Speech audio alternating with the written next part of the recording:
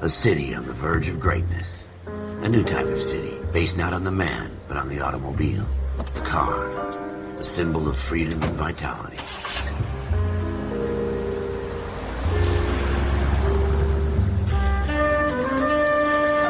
Where every man can own his own home, and have room to breathe, and not be overlooked by his neighbors. A city where a man's home is his castle. A quarter acre of the dream made possible by victory.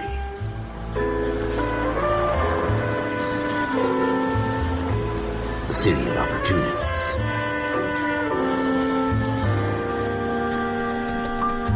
A city of dreams, where Hollywood will shape the thoughts and desires of the entire planet.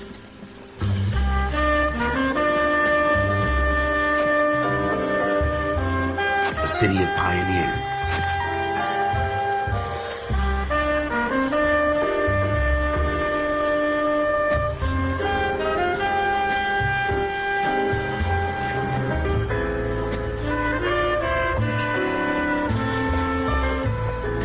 A city of dreamers.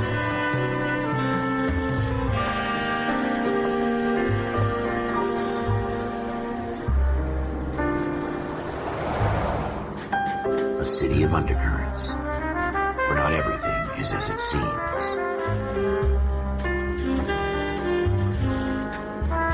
A 20th century city that will become a model for the world.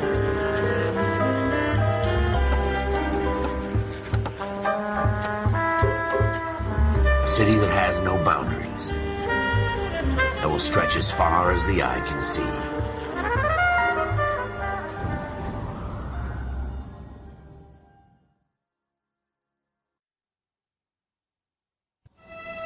In the Marine Corps, you deal with the chain of command. Mistakes get made, but you deal with them. You know what you're fighting for and that you're on the same team. But dealing with corruption is like chasing shadows. You never know whether the guy you're talking to is on the pad, or whether it's your partner, or maybe even the watch commander. So who do you trust, Cole? I made up my mind a long time ago. KGBL calling caller 14 Adam. 14 Adam, come in. Go ahead, KGPL. 14 Adam, see the detective an ambulance shooting at 6th and Industrial Street. Unit 16 William requests uniformed assistance for an evidence search. 14 Adam, code 2. Roger, 14 Adam en route. Here we go again. They don't request uniforms for an evidence search unless there's some kind of catch. Ever the optimist. From the beam of sunshine himself.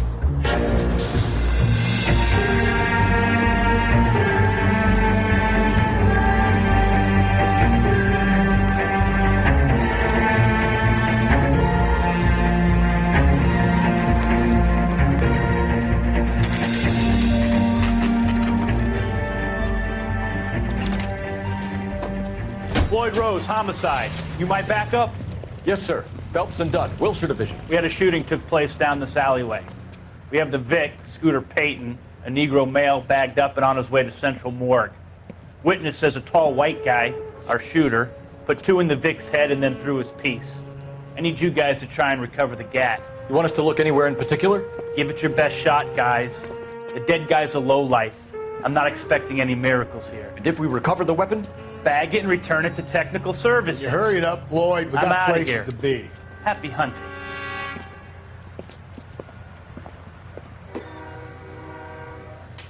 This is a fist hump. Just going through the motions. You're probably right. Let's just get it over and done. All right, have it your way. We'll search right up to the back wall. If you still don't come up with anything, come find me and we'll talk it out. 2 heads are always better than 1.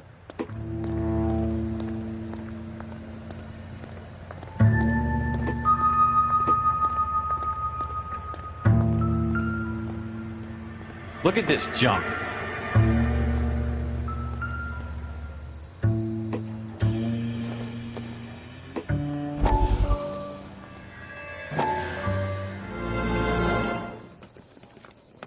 Dr. Fontaine, could I have a word? Of course, young man. I really enjoyed your lecture, Doctor. Psychiatry seems to have a tremendous amount to offer. Why, thank you. I'm always happy to receive acknowledgement for my work. The mind is the last great mystery in medicine. Are you thinking of specializing, Mr. Sheldon. Or Courtney Sheldon. I'm only in second year, Doctor. They fast-tracked me a year because of my experience during the war. Ah. That's what I wanted to talk to you about. Battle fatigue and collapse under duress. Can it be helped? I would say yes, given the right set of circumstances. Trauma forces the mind to close down, retreat in on itself. We try to find ways to unlock the mind again through a combination of therapy and drug treatment. Hypnosis and therapy are powerful tools in the right hands, Sheldon. I've been to visit some of the guys at the VA hospital. A good friend of mine, he's so far away. It's like he's wandering You around. went through a lot together. Yes, Doctor. Give me his details and I'll make a prognosis. I have a number of clinics in Los Angeles, Courtney Sheldon, and your penance, for your friend's help, is to come and work at one of them in your spare time, with what little spare time a medical student has. Is that a deal? Is it ever? I can't thank you enough. I'm not promising a cure, Courtney. I want you to remember that. Every physician has patients that he cannot hope to cure, for whom he can only smooth the path to death.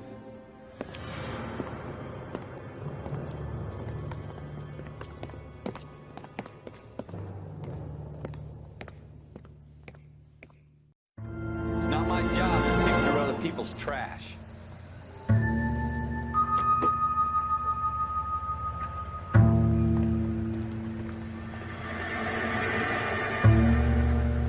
What have you got, Phelps? Anything? Jesus.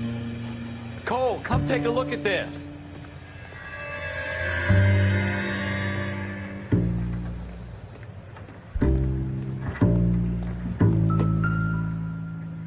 I tell you, I'm jinxed. I always get landed with this crap. Shooter put him up against the wall and blew his brains out. Hell of a way to go. Doesn't really matter how you go once you're gone. Don't get all deep on me, Phelps. We're never gonna find it. It's a waste of time.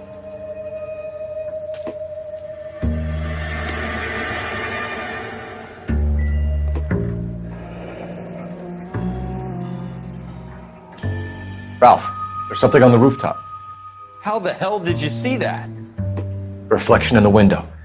Looks like it might be our weapon. I'm gonna see if I can find a way up there. All right, don't hurt yourself.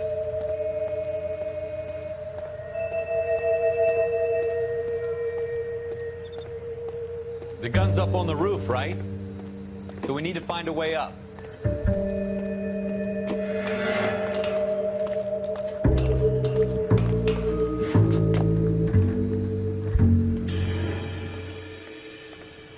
What kind of chumps do these homicide guys think we are? Smith & Wesson, serial S71893.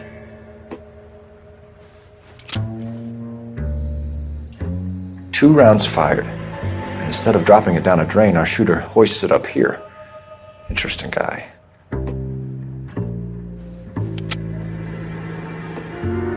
We should follow up on this now, before the perp tries to leave town.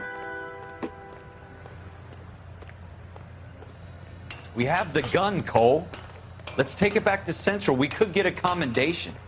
Could show some initiative, Ralph, and see if we can come up with an owner. That's a long shot, Cole. It's a pretty fancy gun. You know a local gun store? Sure. There's a place a couple of blocks from here.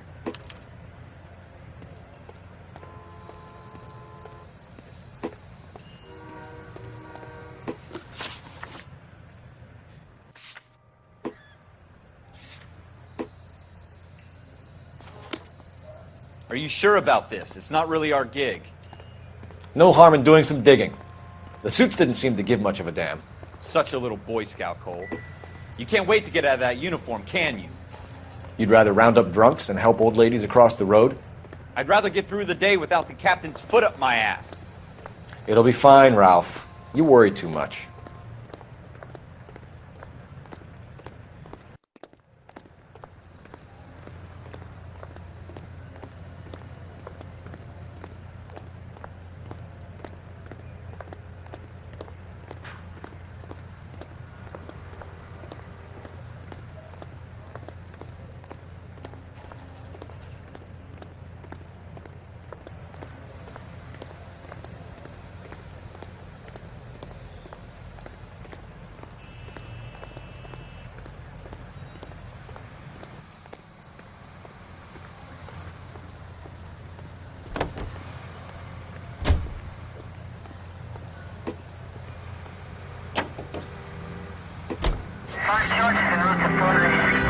take the next right turn.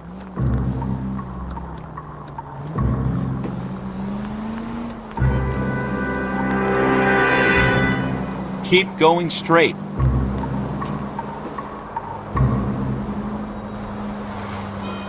Go straight over the intersection.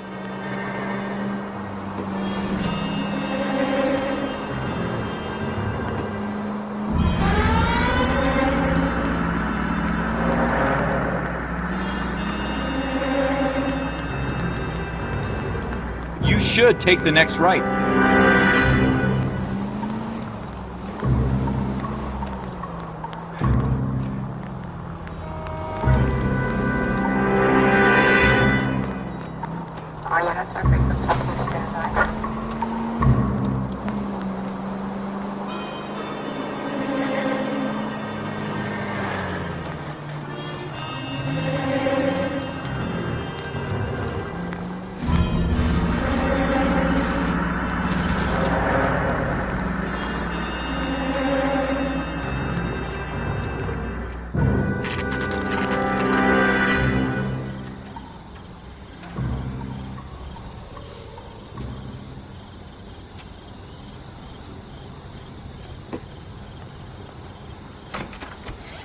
Officers Phelps and Dunn.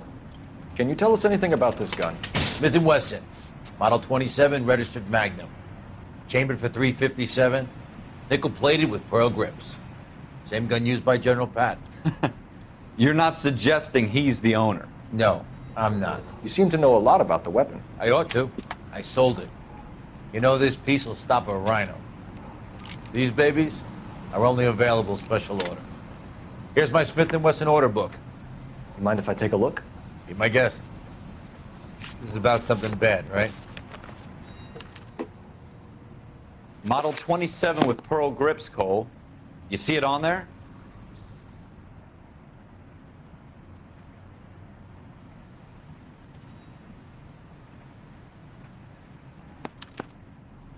We're in luck. Errol Schroeder, 203 South Glass Street. Ordered the gun in February '46.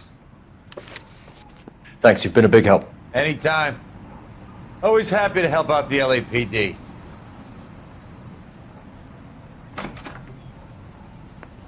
Do we call it in? Let's see if he's at home. Owning the gun doesn't prove he pulled the trigger. Okay. In for a penny, in for a pound. Lead the way, Gunga Din.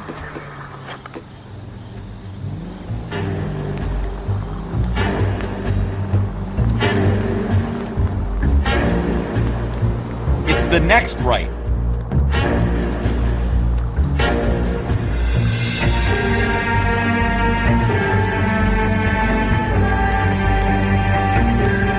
Now that wasn't so hard, was it? Just because we're in uniform doesn't mean we can't use our initiative. I guess so. Seems a little too good to be true. One-of-a-kind murder weapon bought locally using a real name?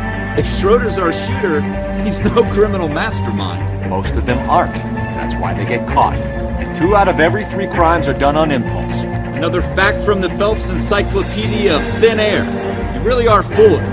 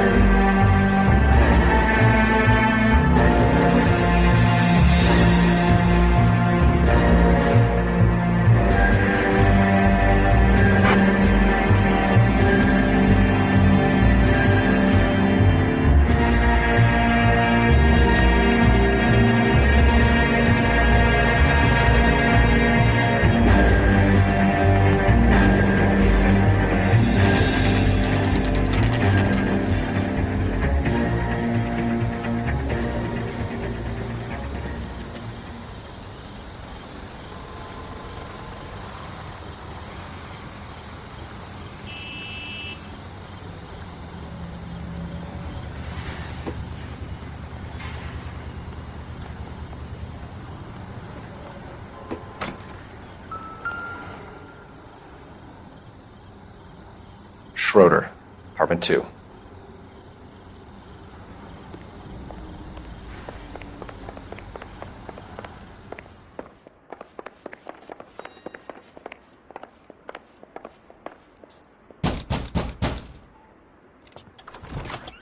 What do you guys want? I'm Officer Cole Phelps. This is Officer Dunn, Wilshire Division.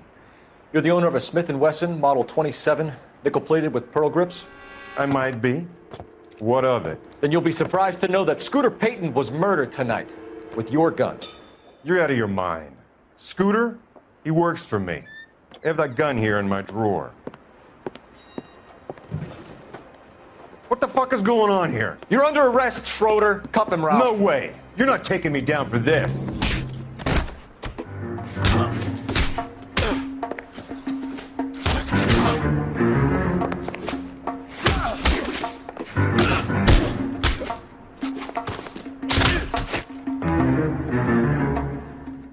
Ralph, you all right? I'm fine. I hardly felt it. He's lucky he caught me off guard. Keep an eye on him, Ralph. I'm gonna take a look around.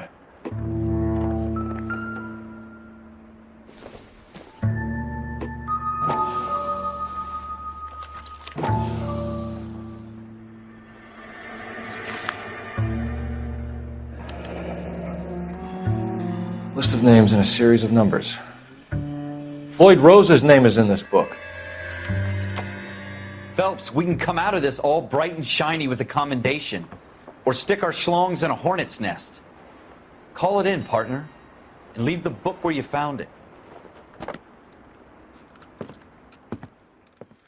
Officer Phelps, badge 1247, requesting.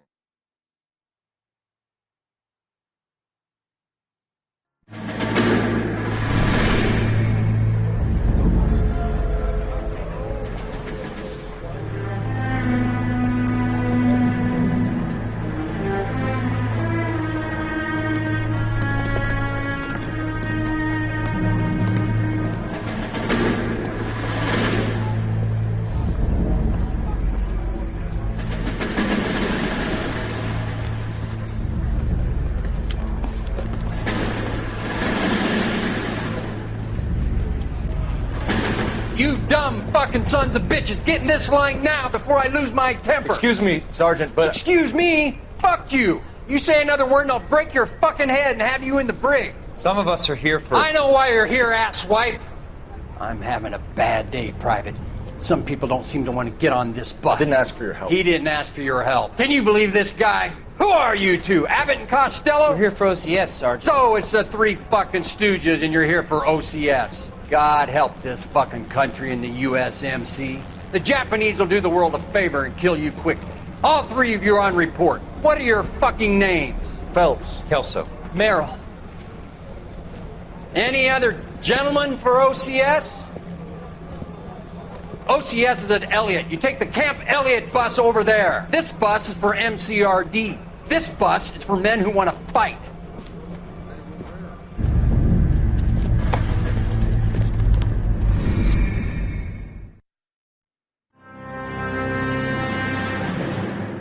Well, you picked the right place, Cole. A city that needed an honest cop like a thirsty man needed water. You'd heard the stories, but you weren't interested. You were here to fight the good fight, solve cases, right wrongs. But the force is like politics. There's no sitting on the fence. You have to choose sides. A brown paper envelope, or a Greyhound ticket to Palookaville. It could only ever end one way. All units to 211 in progress and shots fired at Westlake Savings and Loan, 1415 West 3rd Street. Unit to handle identified, code 3. We'll take that. It's only a couple blocks from here. 14 Adam calling KGPL. We'll handle the 211. Roger that, 14 Adam. Be advised, suspects are armed and dangerous. Roger, KGPL. 14 Adam en route.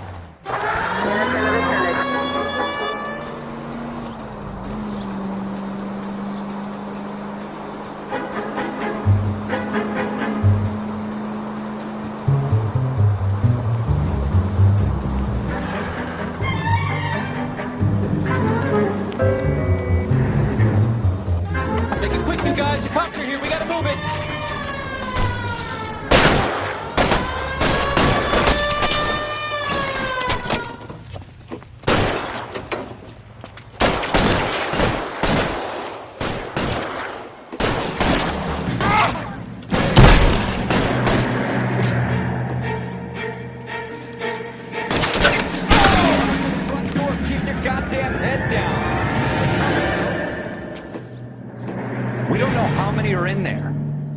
it slow. Backup will be here soon.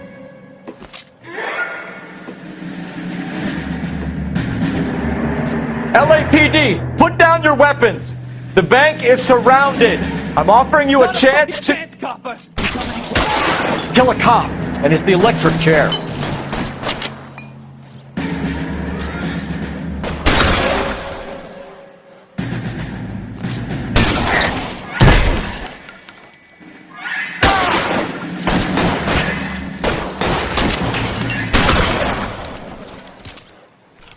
That's it?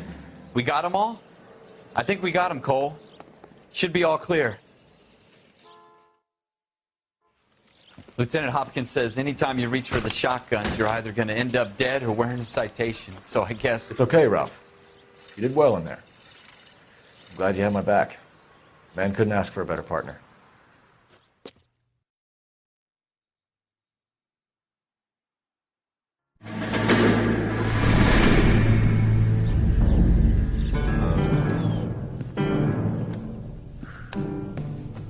This kind of opportunity comes along once in a lifetime, Hank.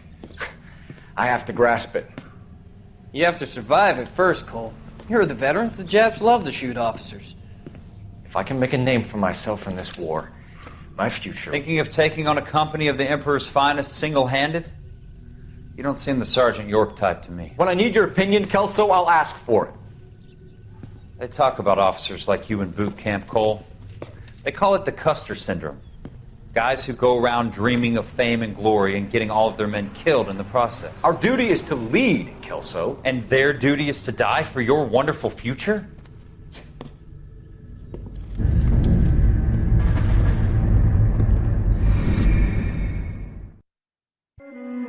Cole Phelps and Jack Kelso.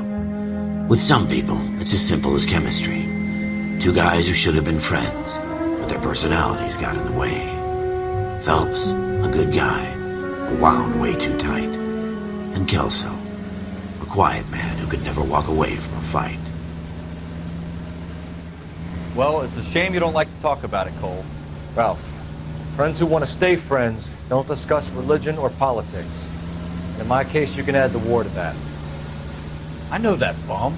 Wendell Bowers. I put him away before he jumped parole. Get after him, Phelps. I'll head him off in the car. Wendell Bowers! Stop! LAPD! Why, you! He's hiding in the alley!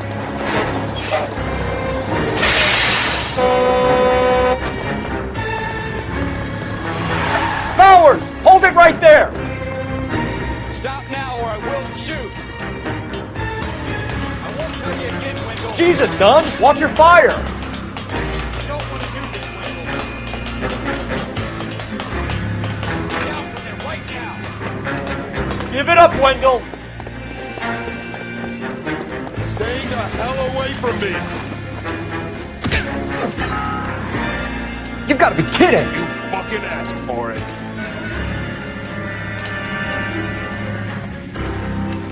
No way I'm going back inside.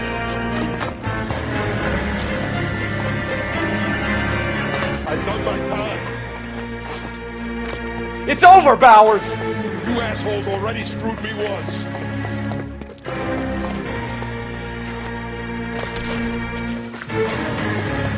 Give it up, Bowers! There's nowhere left to go!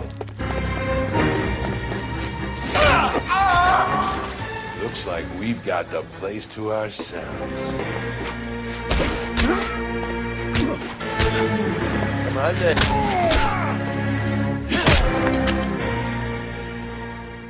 How you doing, Wendell? Your parole officer's feeling lonely. He's got a hole in his life for an asshole like you. You can make it up to him in 10 years' time. Watch your head. This hump will be back in the Iron Hotel by tomorrow night. Nice work, Cole. You run track in high school?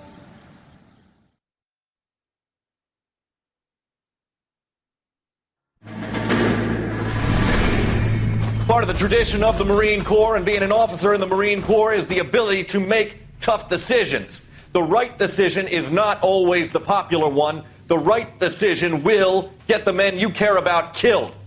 These ratings and your ability to give them frankly and truthfully directly affect your chances of successfully becoming a Marine officer. Candidate Phelps, you have the floor. Esprit de Corps, Merrill, 10. Franklin, 8. Weiss, 8. Donahoe, 6. Kowalski, 6. Hudson, 5. Kelso, 2. Leadership, Donahoe, 8. Franklin, 7. Merrill, 6. Kowalski, 6. Weiss, 5. Hudson, 5. Kelso, 1. Candidate Kelso!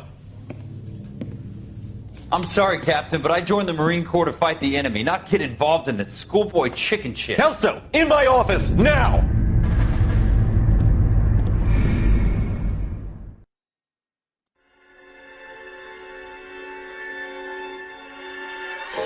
For every cop, there's the case that makes you. Gives you that leg up. Gets you recognized as the shining new star in the squad. The case that you solve that shows that you have the gumption, the gung-ho, the get up and go to make you stand out from your average rank-and-file patrolman. This could be the one, Cole.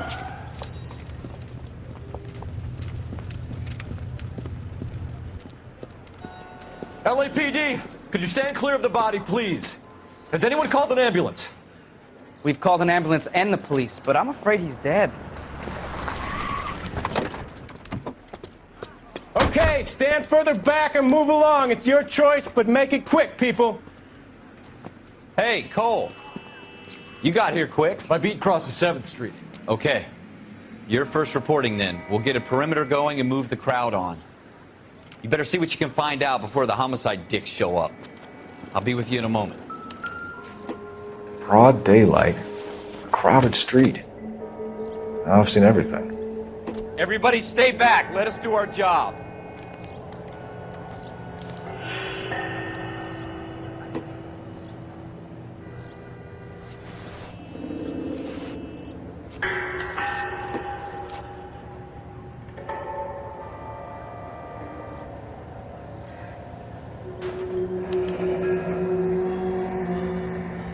C. Galetta. Layaway receipt. Pearl earrings. Made out to Bank of Arcadia.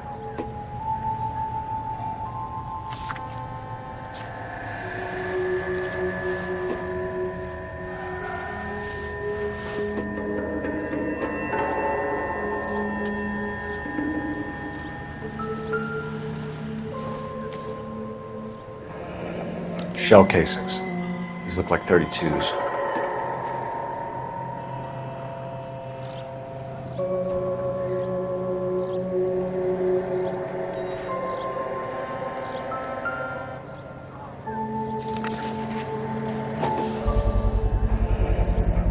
FN Browning, serial number 01138. Might need to run it by a gun store. Eagleson's gun store's a couple blocks from here. This guy in the crowd thinks he saw something, Cole. You better take a statement. All right, yes. Sir, I'm Officer Phelps. What exactly did you see? I heard the shots. I thought it was a car backfiring. I saw a girl run at the shoe store. Will this make it into the paper? Speak to the witness before homicide arrives, Phelps. And if you think she's lying, don't be afraid to get forceful. Verbally, of course. And don't accuse her of anything without proof. Lawyers love that shit. And if you're sure she's straight up, try the general approach. See what you can coax out of her.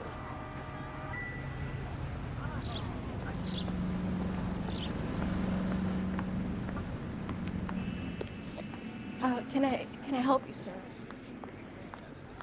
I'm Officer Phelps, miss. I'm here about the shooting. Did you know the victim? He was my boss, Mr. Gage. Mr. Gage's first name. Everett. And you are? Galleta. Clovis Galleta.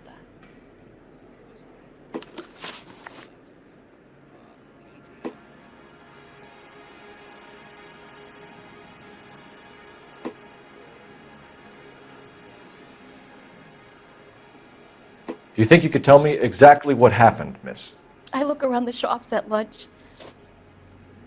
I was in a store when Mr. Gage My boss bursts in yelling that I'm late on my lunch. And? We came back. I was angry. I walked in front.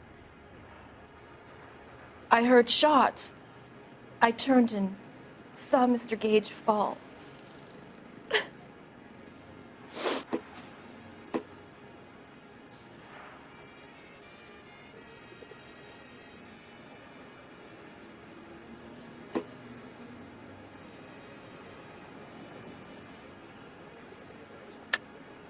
You're lying, Miss Coletta. You know what happened and why. You're going to tell me. There's nothing to tell. I've done nothing wrong. How can you prove different?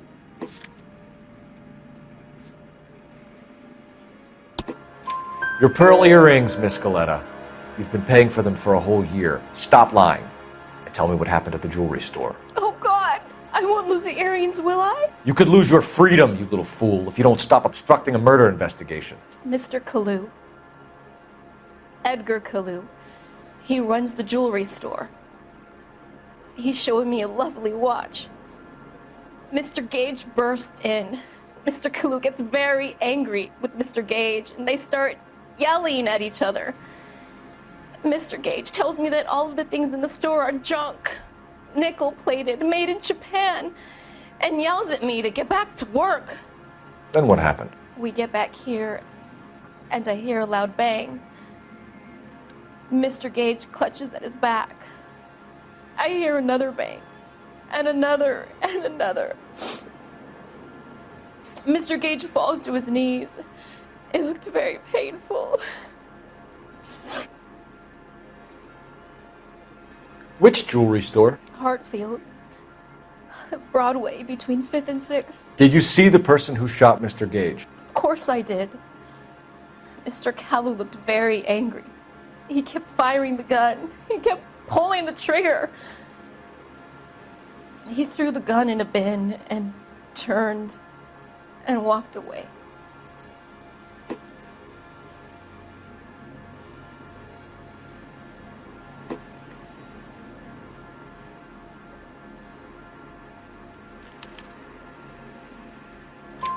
You're making me angry, Miss Coletta. Is that what you want?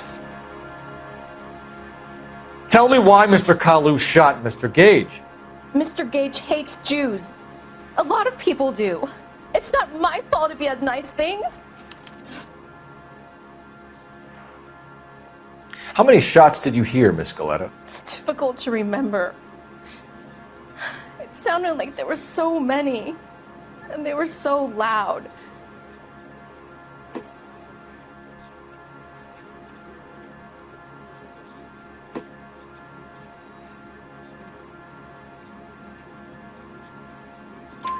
I need you to concentrate, Miss Coletta.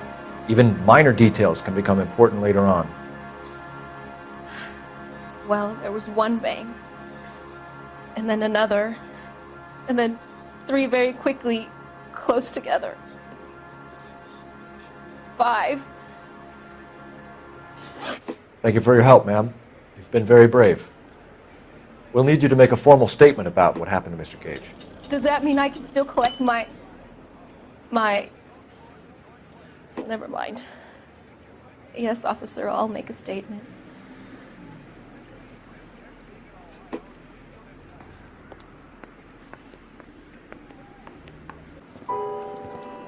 We have the murder weapon. And the murderer. The girl saw it all. Our killer works at a jewelry store called Hartfield's. That's a couple of blocks from here. You thinking what I'm thinking?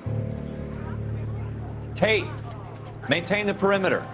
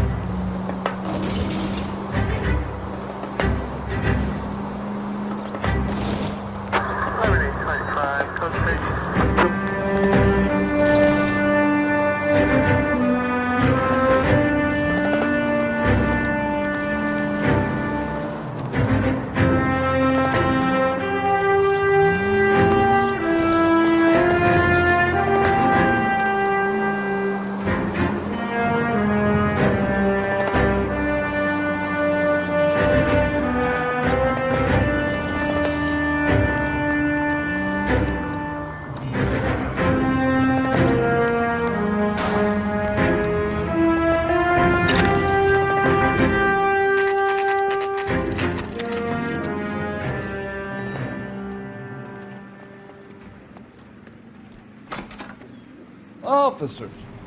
What can I do you for? Officers Phelps and Dunn, sir, Wilshire Division. We need you to trace a serial number. Sure. What's the make and model? FN Browning, model 1922. The serial number is 01138. You don't say. Well, I didn't sell it. Europeans love them, but it's pretty rare you find one over here. Although I did have one in here a couple of weeks back. Remember the owner? Yeah. Kalu. Edgar Kalu was his name. Thing looked like he'd never been fired, but he brought it in here for cleaning anyway. Then he bought a box of cartridges and he left. Do you know where we can find Mr. Kalu? Told me he was on his lunch break. Said he worked at Hartfield's jewelry store just up on Broadway. Thanks for your help.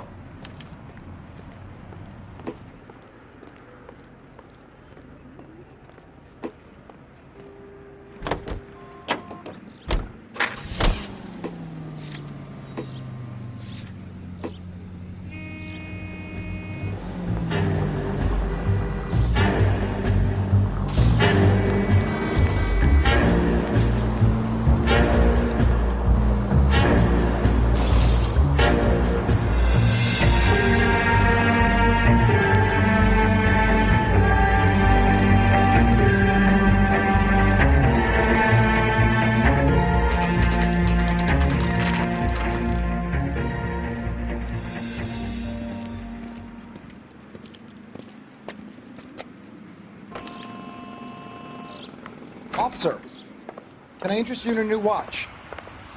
Officer Cole Phelps, are you Edgar Kalu? No. Mr. Kalu is out back. He said he'd lie down. I'll buzz him for you. Son of a bitch! Go, Cole, go!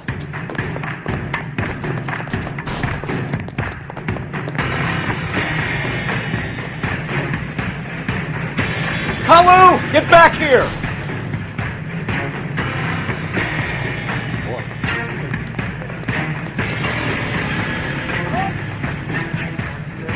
Stop or I will shoot!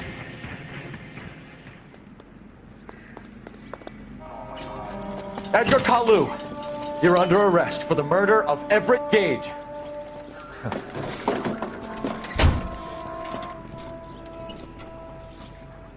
The case that makes you, and the case that breaks you. The one you never solve, the one that keeps you awake at night. The case that gnaws at your guts and ruins your marriage. The case that keeps you propping up a bar as you relive the what-ifs, the might-have-beens, the half-leads, and the half-truths. The case that other cops murmur about whenever you walk past. The case you never, ever discuss. God's mill may grind slowly, but it grinds finely, son. I hear it's you who nabbed our malefactor from the shooting yesterday. Yes, sir. Then tell me, boyo, I hear you're quite the climber, a man of initiative. How would you like a chance at smiting this man with the sword of justice? You're asking me to conduct the interview, sir? I am, young Phelps. You've only been with us a short time and you've assembled yourself a stellar arrest record. Not to mention the fine work you did in the war, sending heathens back to the hell they came from. But I'm curious as to whether you can turn your hand to interrogation. Takes a certain animal cunning, lad. Do you think you might be ready for that? Yes, sir. I think I am. Good man. You need many things for a conviction, young Phelps. A motive, opportunity, hard evidence, and best of all, a confession. If you fail in the former, you can always use a modicum of violence to obtain the latter. How are you feeling, lad? Fine, sir. Very good. The evidence is overwhelming. May the cat eat him and the cat be eaten by the devil. Bring me a confession, young Phelps. This is your chance. Don't fail me.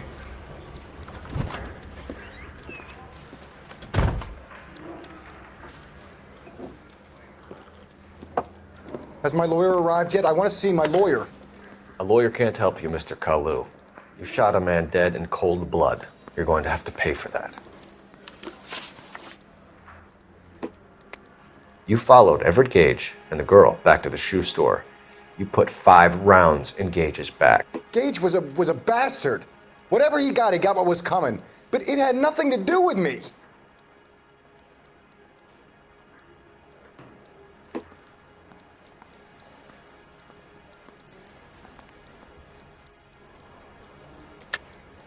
You shot Gage, and we know why. We can put you at the scene. You can't prove anything.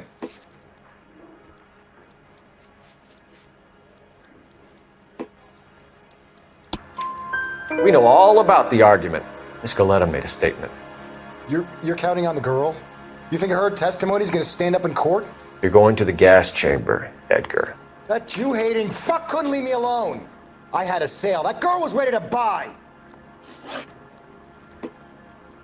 Let's change the subject. You fasting for Yom Kippur, Mr. Kalu? Yeah, let's change the subject, you going motherfucker. How about baseball? You're not denying you're a Jew, Mr. Kalu. This is America. It's not Germany. It's not a crime. Some people don't like Jews, Mr. Kalu. Yeah, and I guess you're one of them. Gage hated Jews, didn't he, Mr. Kalu? I don't know what you're talking about. You left-wing leaning parasite. You expect me to sit here and listen to your drivel? You call me that? You sit there and you call me those names, you goddamn goy butt snatcher? You and that stup Gage! Why did you do it, Mr. Kalu? Gage. He's in the Chamber of Commerce. He's in with all those momsers. He blocked every proposal I ever put forward. Kike this and kike that. He's been trying to ruin my business for years. Edgar Kalu, I'm charging you with the first-degree murder of Everett Gage. I respect your beliefs and your right to hold them. I hope for your sake the jury can commute to murder in the second degree. May God have mercy on you, sir.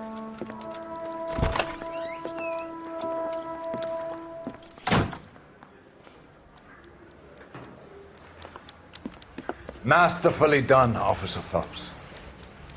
It is just Officer Phelps, isn't it, lad? Yes, sir. Then let me have a word with the Chief of Police, young Phelps. The department needs heroes. A shining, honest face the public can admire. I applaud a man with your talent for unwavering justice. Back to your duties for now, Boyle. But here's a piece of advice. Get yourself 2 suits, get them pressed. You'll be needing them.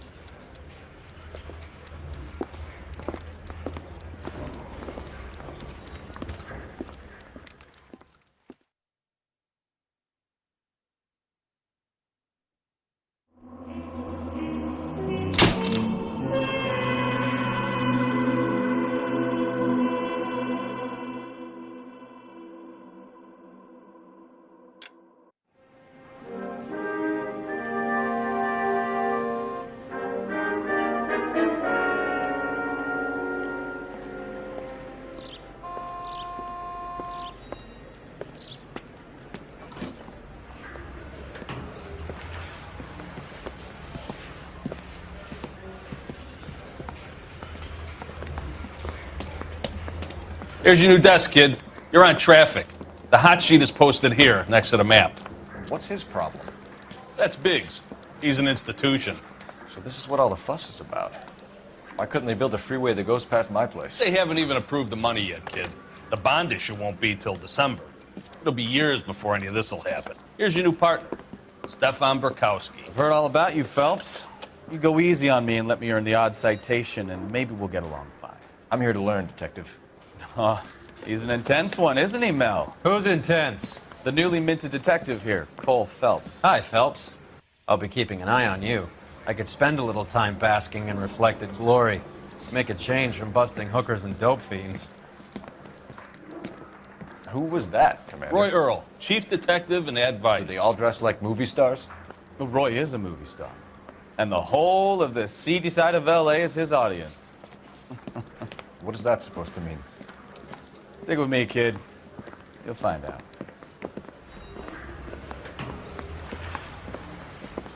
And now some housekeeping. Warm Central Division welcome for Detective Cole Phelps. Some of you guys may know Phelps. He's the cop who broke the jewelry store murder. Stand up and take a bow, Phelps.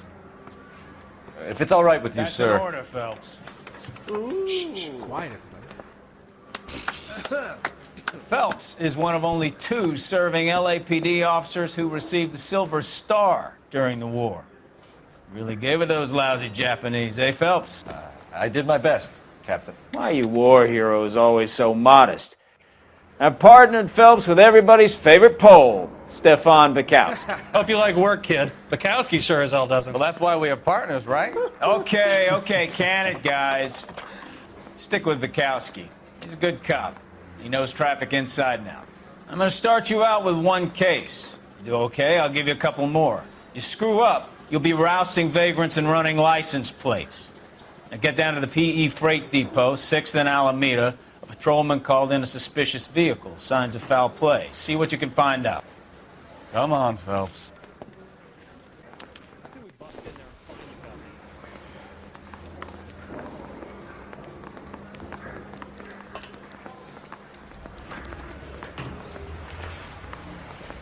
They really pushed you Whatever through quick, kind of didn't look they? you were going for. 6 years on patrol You before I missed. got this desk. You were here in 5 minutes.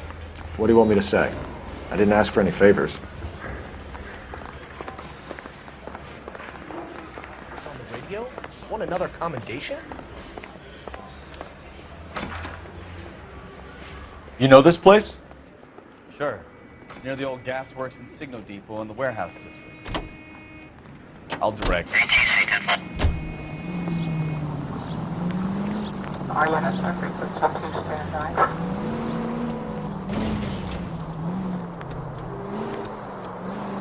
So, tell me a little about yourself, Phelps. Are we friends now, Bukowski?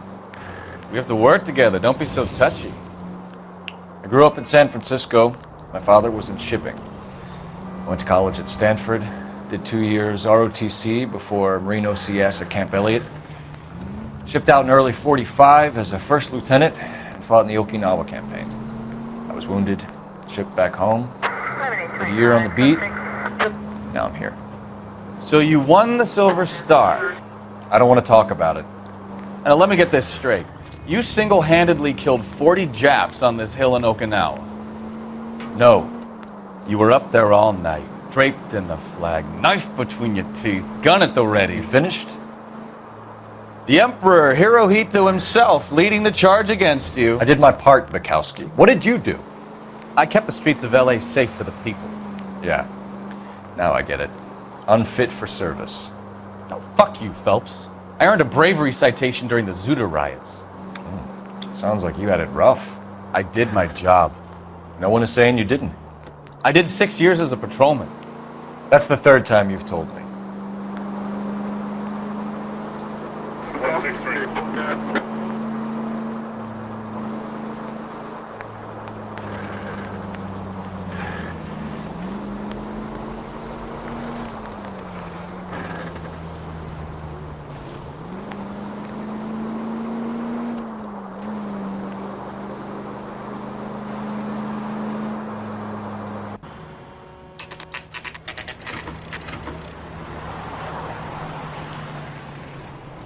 That you, Bukowski? Go on through. Parking lot straight ahead.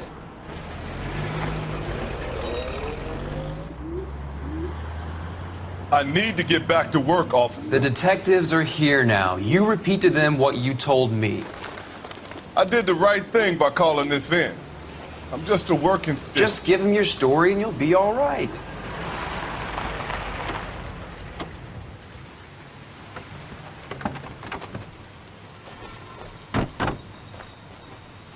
This is your first case, Phelps. It's okay to admit it if you're stumped.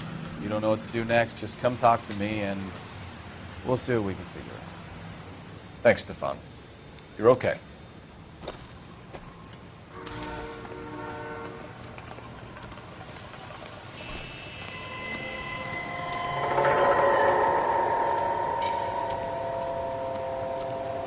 I'm Officer Hart. Phelps, traffic. What have you got? Abandoned car, probably stolen. The solid citizen is Nate Wilkie. He called it in. What gives with the coroner? There's blood all over the interior. Someone's copped the full Broderick, but no stiffs yet. We have an owner for the car? Car is registered to an Adrian Black, just north of Bunker Hill. All right, we'll take a look around. I'll keep Mr. Wilkie talking, but don't make him wait too long. He's the restless type.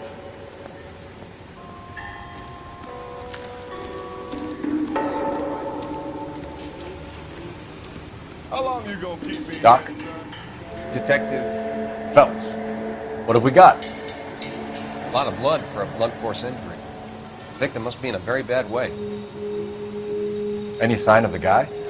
Not unless he's in the trunk of the car.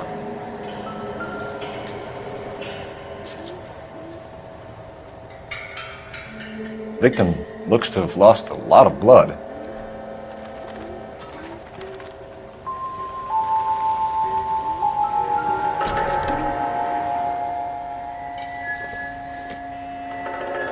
Nothing significant.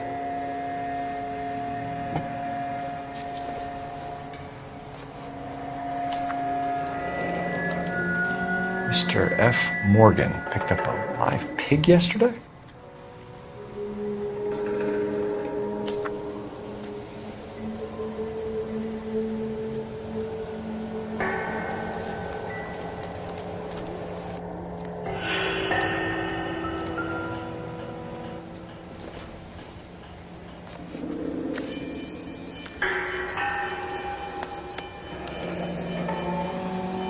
"32 years old, married.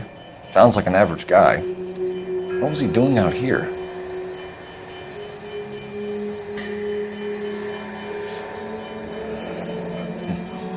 Happier times, I guess.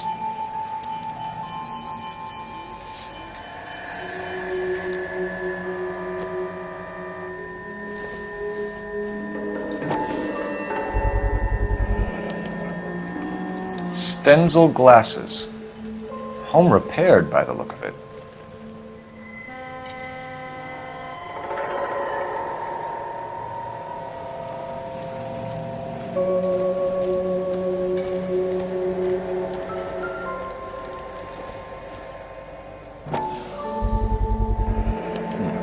The brand name might give us something to go on.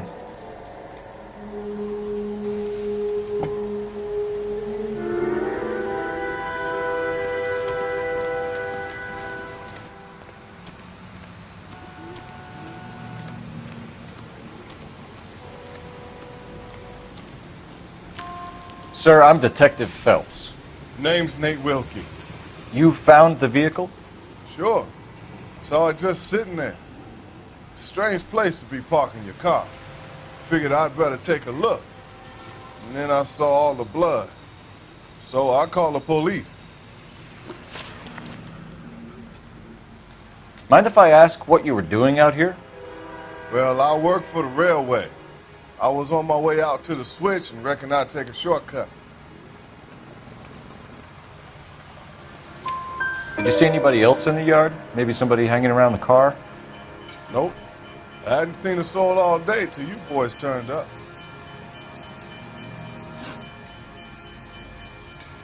Do you know Adrian Black, Mr. Wilkie?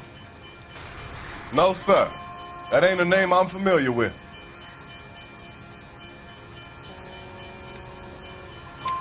You ever seen the car before? Funny enough, I did. A couple of nights ago, it was over there in the parking lot. I know most of the cars are parked here regularly, so it kind of stood out. The wallet by the car. Was there anything in it when you arrived? You accusing me of something, mister?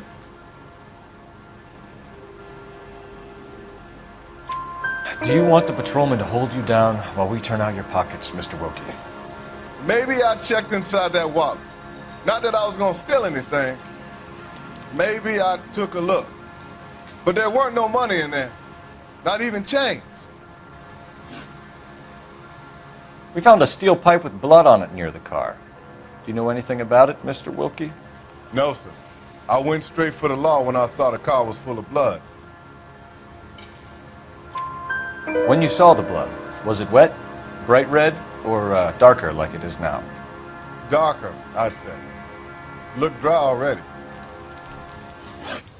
Thank you for your help, Mr. Wilkie. We'll contact your employer if we need anything more from you. If you have to, I guess. I can't really spend no more time over this. Somebody's got to inform the wife, Phelps. If you're done here, we'll head over there now.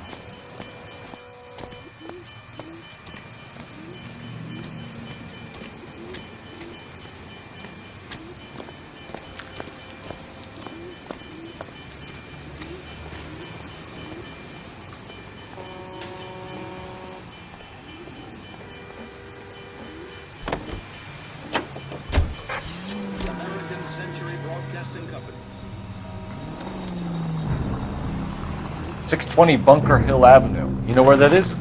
Behind Bunker Hill. A couple blocks north of Central Station. So, what do we tell the wife? Play it by the book. There's no stiff yet, so let's see how it plays out.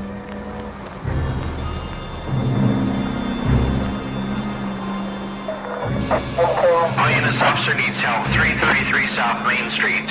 Could be a car theft gone wrong. Make Black drive somewhere lonely, then give him a tap. But why leave the car? Well, obviously someone got a little heavy-handed. It's the wrong way around. Well, how so, genius? Where is Adrian? If you've gone to all the trouble to steal the car and it goes wrong, you leave the body behind, not the car. You got something there, Phelps. Doesn't add up.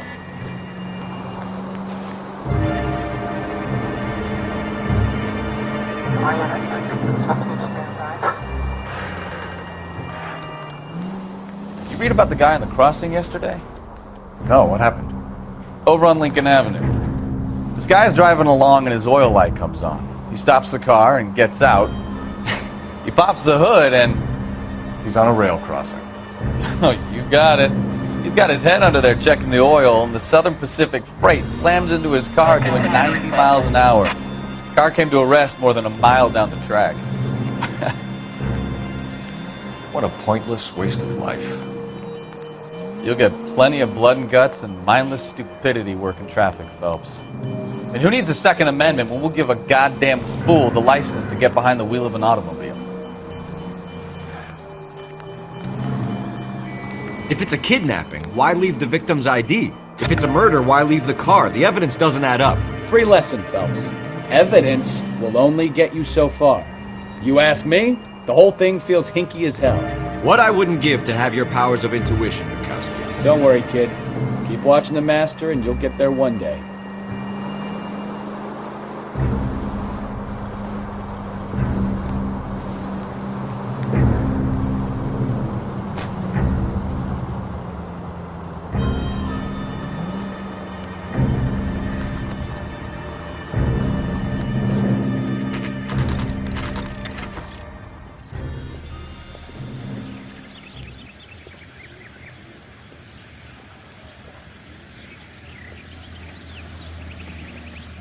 Let's go introduce ourselves.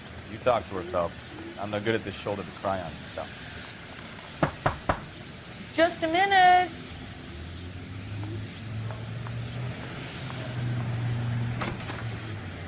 LAPD, Mrs. Black. May we come in? We have some bad news and we'd rather discuss this in private. I'm Margaret Black. We can discuss this in the living room. Please come in.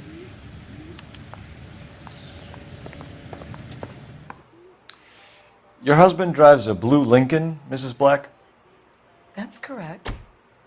The car has been found abandoned, and I'm afraid there are signs of foul play.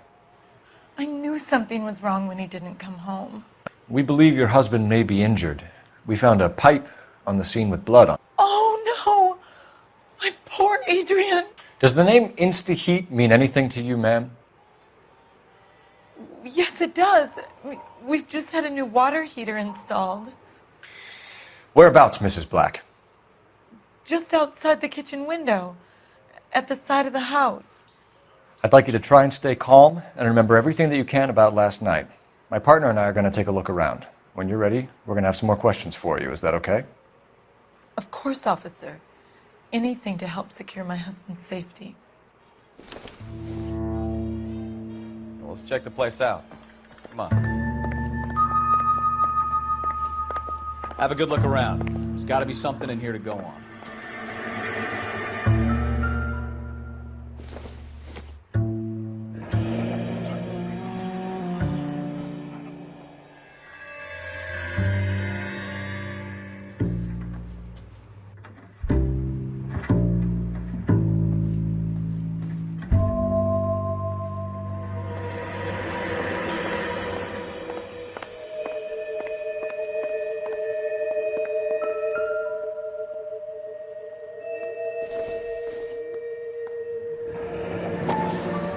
Separate bedrooms, separate pictures. What gives here?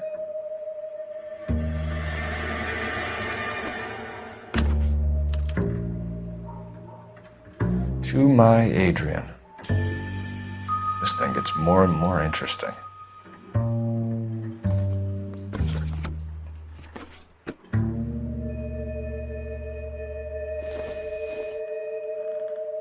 This must be Adrian's.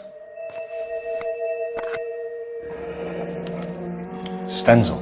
So the glasses are a match.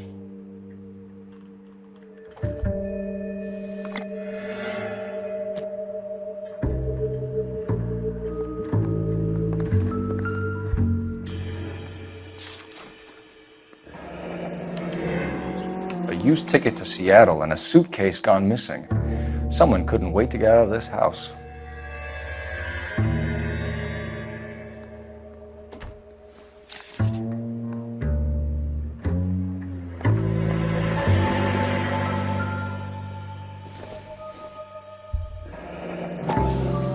Kavanaugh's. So who brought this home?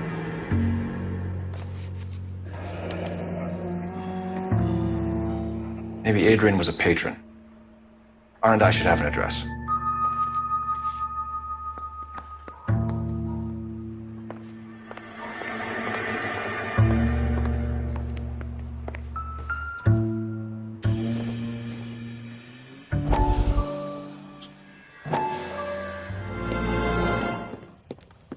Lie down, make yourself comfortable. So, you're a friend of Courtney's? Yes, Doctor. He seems very concerned about you. I have these visions. These blinding visions. I can't get them out of my head. My skull, it feels like it's in a vice. I want to give you something to calm your nerves.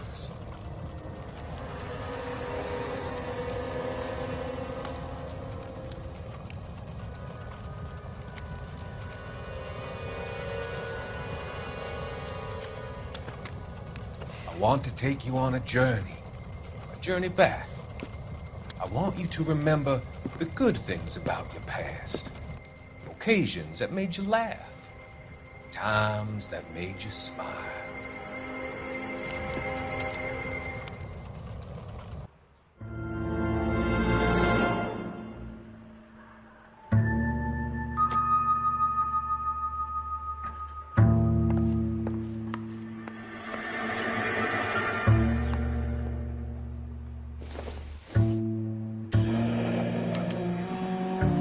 This was only recently installed, not 2 days ago. Maybe it's time we took a look around outside.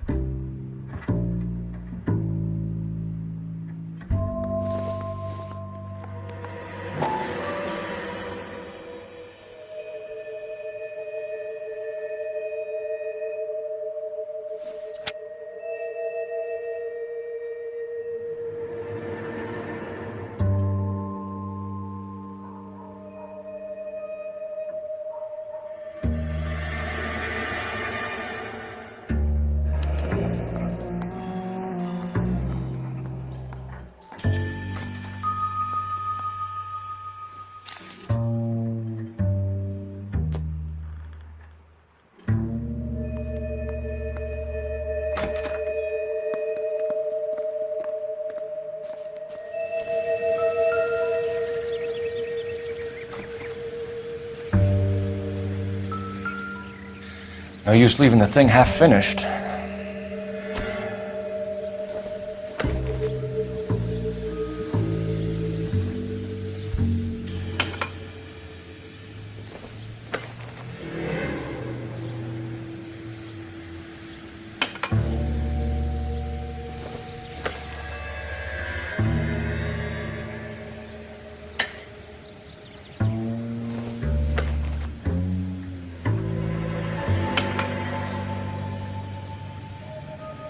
So the pipe missing from Mr. Black's heater is the same one that killed him. Huh. Seems like the assailant is a little closer to home.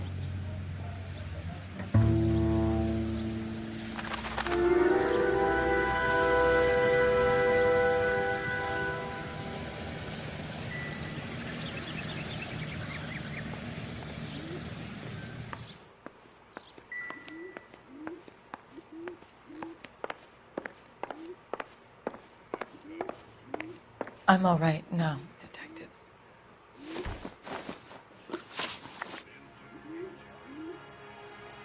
We found a receipt in the trunk of your husband's car for a live pig. This receipt was made out to an F. Morgan. A pig? Adrian runs a tool business. That would be Frank Morgan. God knows what he's up to. What makes you say that about Morgan, ma'am? He's the foreman at my husband's plant. Very shady character. I've told Adrian he needs to keep his distance from the staff. They're always out drinking together. Tell us about the photo of Adrian in the bedroom. What is there to tell? It's from his most recent business trip to Seattle. There's plenty to tell. You just won't tell it. You're lying about the photograph, Mrs. Black. You're incredibly rude and insensitive. But I guess you know that. I've told you what I know about the picture.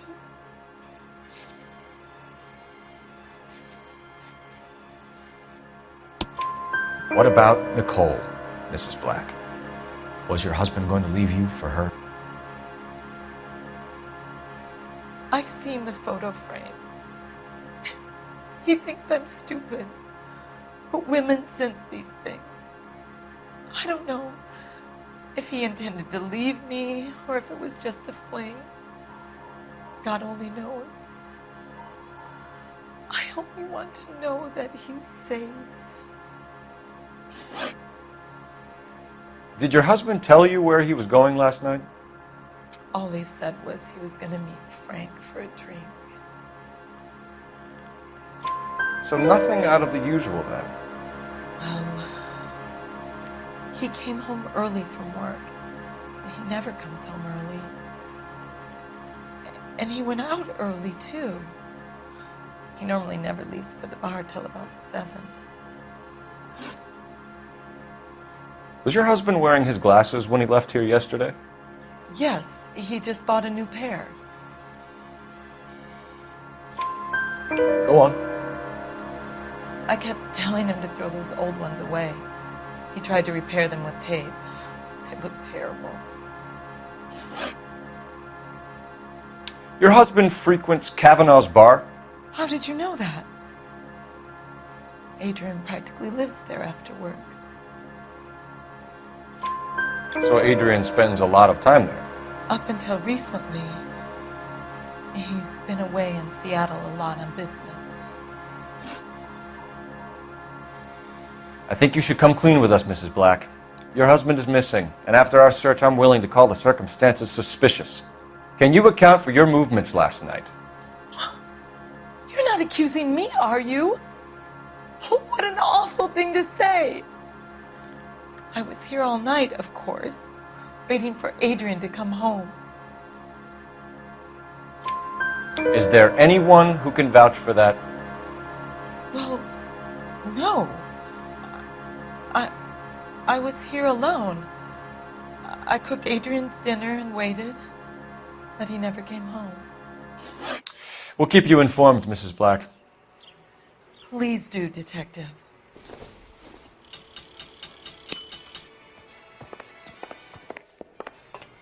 Grab the phone. R&I could run down an address for Kavanaugh's in no time.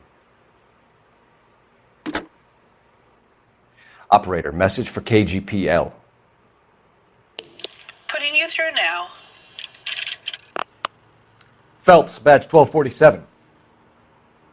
How could I help, Detective? I need an address on a Kavanaugh's bar. Certainly, Detective. One moment. Kavanaugh's Bar, corner of Aliso and Hewitt, south side of Union Station. Thanks, ma'am.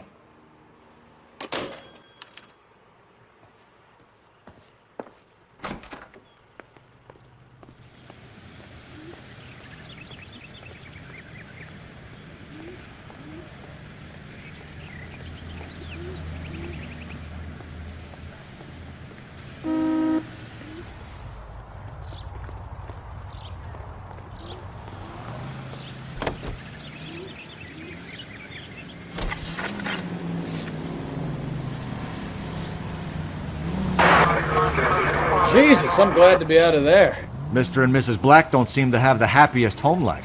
He's too scared to divorce her, and she's too much of a shrinking violet to throw him out. If this hadn't happened, they could have stayed miserable together forever. You think she could have killed him? She sure as hell doesn't seem the type, but stranger things have happened.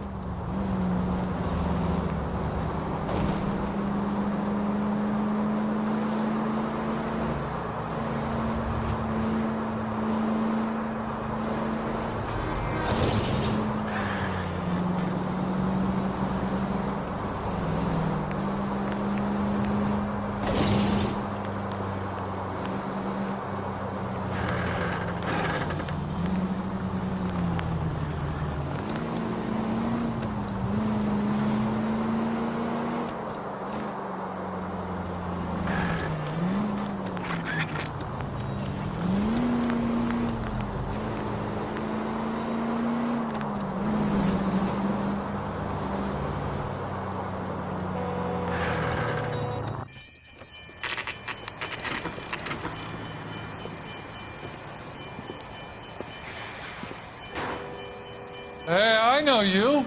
No, you don't. Looking for someone? Get another spoon. You know Frank Morgan? Sure. Frank's your regular.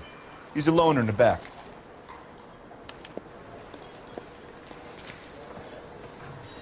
That cherry pie was Frank Morgan? delish.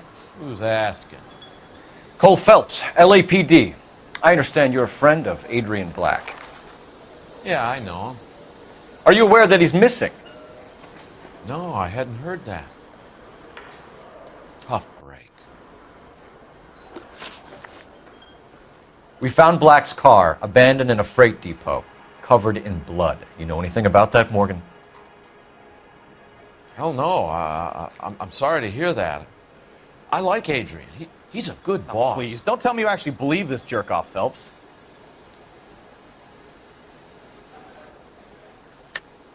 You're lying, Morgan. You were there. And you're talking out your ass, detective. How about you prove I was out at that rail yard?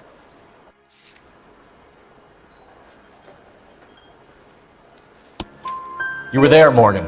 We found a receipt in the trunk of the car. It has your name on it. We can call the slaughter yard and nail you on it. All right already.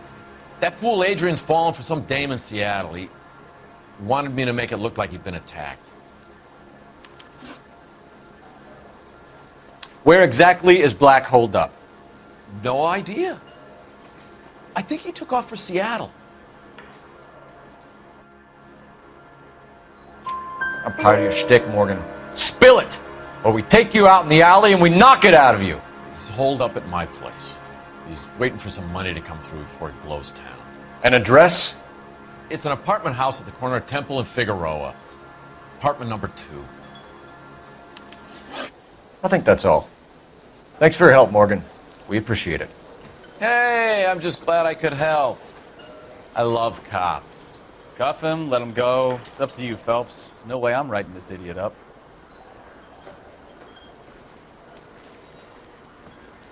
Goddamn Harry thinks he could get fresh Well, if it's all whenever he the same to pleases. you, I'll go back to my drink. This is a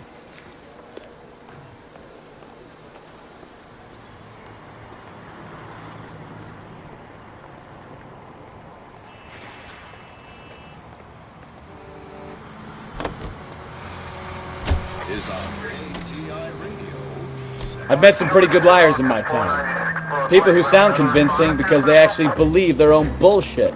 Huh. The type is clever, hard to catch out. Frank Morgan is not one of those people. No, he is not. KGPL calling car 11K. 11K, come in. 11K, go ahead. Message from Technical Services. Blood found in the abandoned Lincoln at the PE Freight Depot is not human. Repeat, not human. Compositional analysis reveals swine as the most likely match. Roger, KGPL. Time to reel this guy in, Phelps.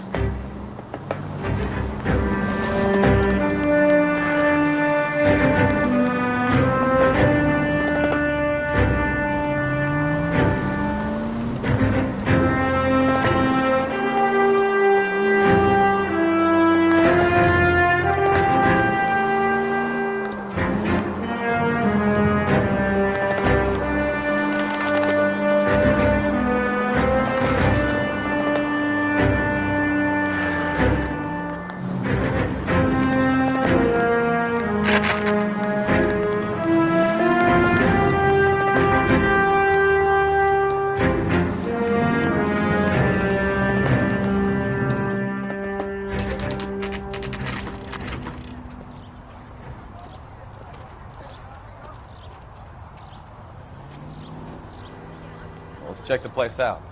Come on.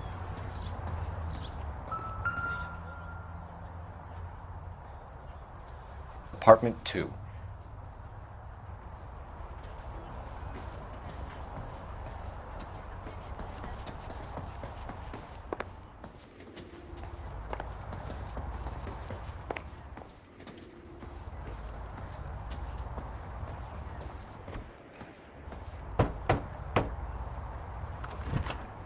Help you, gentlemen? LAPD detectives, Mr. Black. You're under arrest. Look, I'm really sorry about this. I never tried to hurt anyone. I just needed to get away from LA. I won't put up a struggle. Just let me get my things. What are you doing? Phelps, go after him. I'll try and head him off in the car. Remember, the gun is the last resort. There's no point running, Adrian.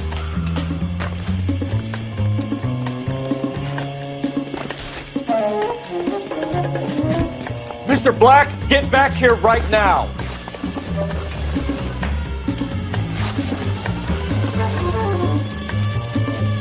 It's over, Adrian. Stop right there, Adrian. Why not just come clean with her, Black? Why the melodrama? I thought it would be easier. No, it just got a whole lot harder. Adrian Black, you're under arrest for conspiracy and fraud. We'll see what the DA has to say about wasting police resources on a wild goose chase like this. You're gonna lose your wife, lose your job, and probably end up in the big house. I hope she was worth it, Adrian.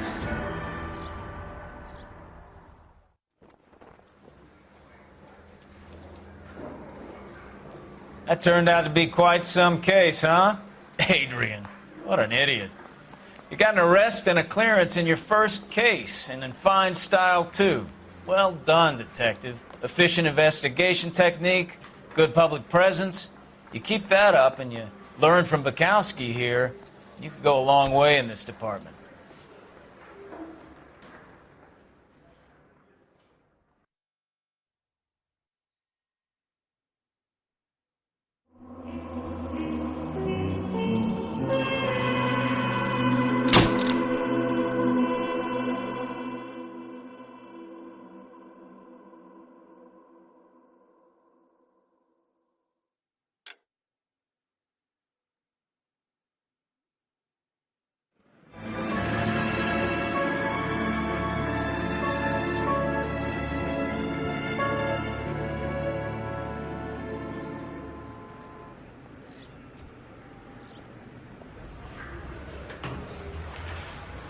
Okay, we're gonna keep this short. I'm already late for the DA. First up, Phelps, Bukowski. We got a report of a brand new Packard abandoned in an empty lot off 2nd Street between Olive and Grand.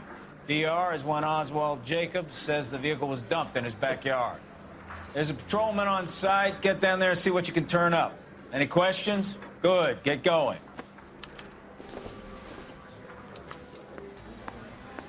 Better go earn our pathetic wages. Rimsky, O'Halloran. Intelligence has information on a stolen car racket. An abandoned vehicle. Catch all the good ones, huh, Phelps? Sounds like there's more to it than that. Nobody dumps a shiny new Packard unless they borrowed it without asking. You don't say. You're on fire today, Einstein. Very funny. Come on, my intense protege. Let's go save the world.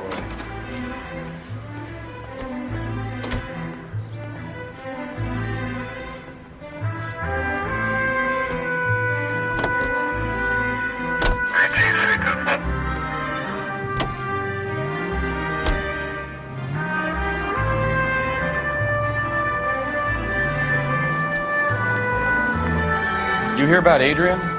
Broad in Seattle threw him out. Wife says she's gonna take him back. Women generally show more compassion. What are you talking about? Adrian dumped on her. He was humping the secretary.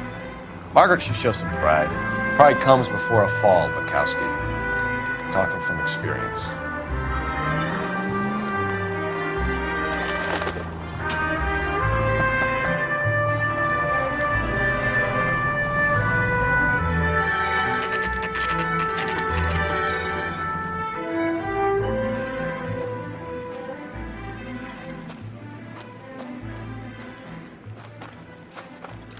Phelps, traffic.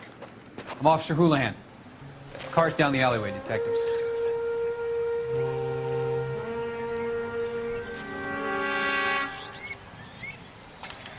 We got a call about an abandoned vehicle. Yes, sir. The car has flags. Might be some kind of diplomatic vehicle. Has anyone touched this vehicle since you arrived? No. And that Jacobs bird over there was on station before I got here. We'll talk with him in a moment. Give us some time to look the place over. Sure, take your time. He's a sore-headed old son of a bitch anyway.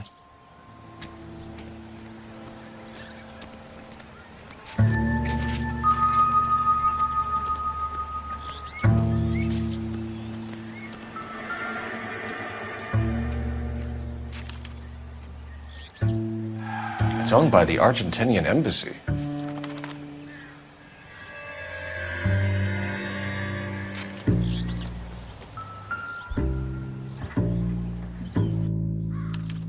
They must have taken the flag as a souvenir. Can't have any street value.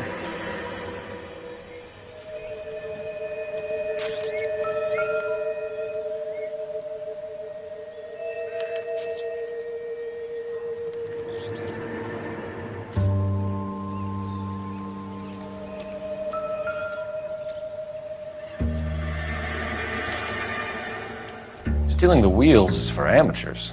A car ring would have stripped it in a warehouse.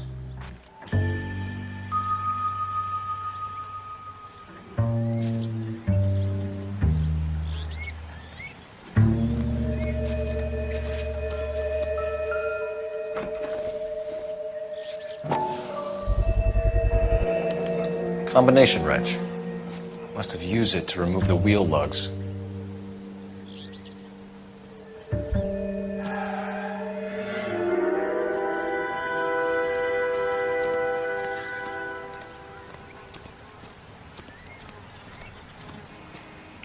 Oswald Jacobs? That's right. What exactly happened here, Mr. Jacobs? Last night, I was looking out of my window. I like to keep an eye on what's going on. I can understand that. You see this empty lot? Damn kids play stickball here. Always breaking my windows. Always asking for their ball back. Can we get back to the car, Mr. Jacobs? Don't be impatient, Sonny. Anyways, last night I see this brand spanking new Packard up on bricks.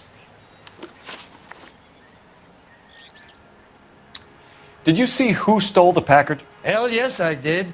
I saw 3 goddamn Mexicans going to work on it. Can you tell us what they were doing? Using the headlights of an old Ford so they could strip the thing.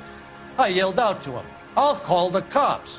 So they loaded up their car and drove off, tooting and hollering and yelling obscenities at me in Mexican. You speak Spanish, sir? No, I do not.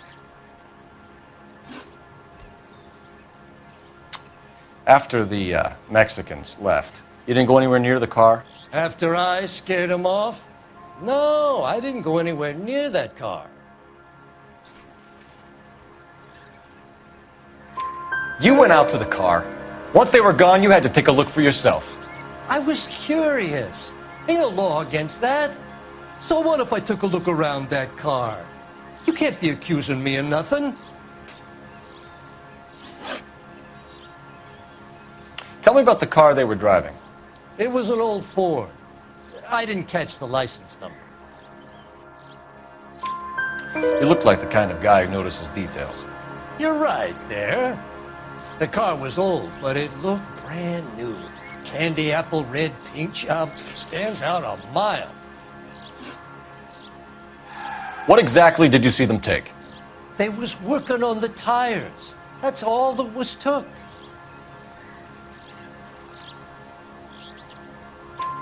Right. So what did you take, Jacobs? Do you want my partner to pat you down? I found a notebook in the glove compartment. I was going to show you. It's on the chair on my porch. Thank you for your help, Mr. Jacobs. You can speak to Officer Thibault about signing a formal statement. When you get the car out of the way, maybe you could come back and do something about those kids.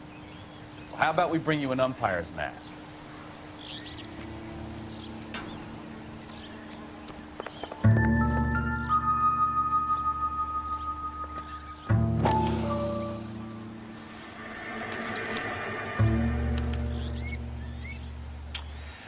Okay, so we have the owner of the vehicle, a degenerate.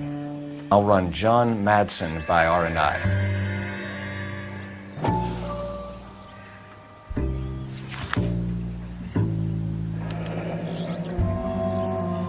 Contact details on a William Dewey. This looks like business rather than pleasure.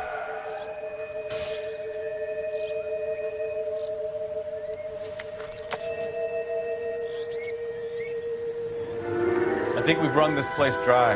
Let's find a game well.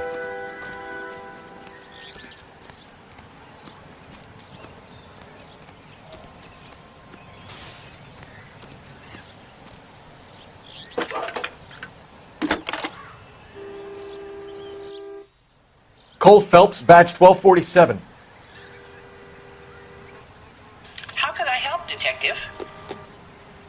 Could you run the name Dewey Brothers? Possibly a dealership or car mechanics workshop. One moment. Dewey Brothers Packard Dealership, 629 Figueroa Street. Got it. Can you put me through to Michigan 2458, please? Connecting you now. Hello, can I help you? LAPD, ma'am. Can I speak to John Madsen, please? He's at school, officer. What's this about? Is he in trouble? How old is your boy, ma'am? Just turned 16. Wrong person, Mrs. Madsen. Sorry to disturb you. Messages, please. There's just one message for you, Detective. A four-door Packard, diplomatic license number Paul Robert 706, was reported missing this morning by Juan Francisco Valdez. Could you have him brought in? He's already here at Central, Detective. He's demanding an audience, as he calls it. Thanks. Can you get a message to Captain Leary? Tell him we'll be in as soon as we can. Thank you.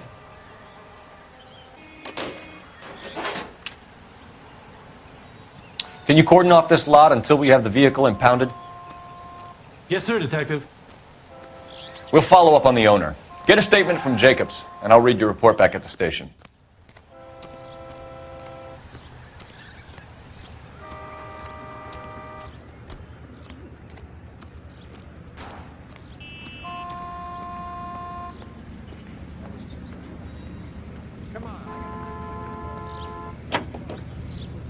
We can visit the Packard dealership or head back to Central and interview this Valdez character. Your call.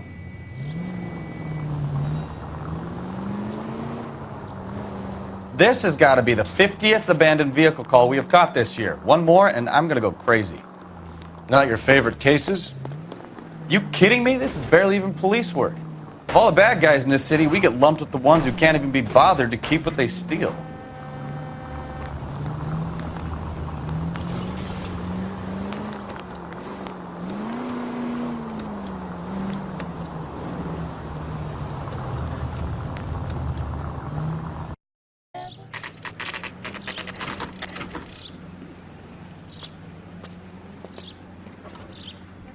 Do we have a Juan Francisco Valdez in for questioning? Sure do, Phelps. Your bird's an interview, too. And get this, he's wearing gloves and doing his best not to touch anything. Can you beat that? Sounds like we don't want to keep this guy waiting. It's this way.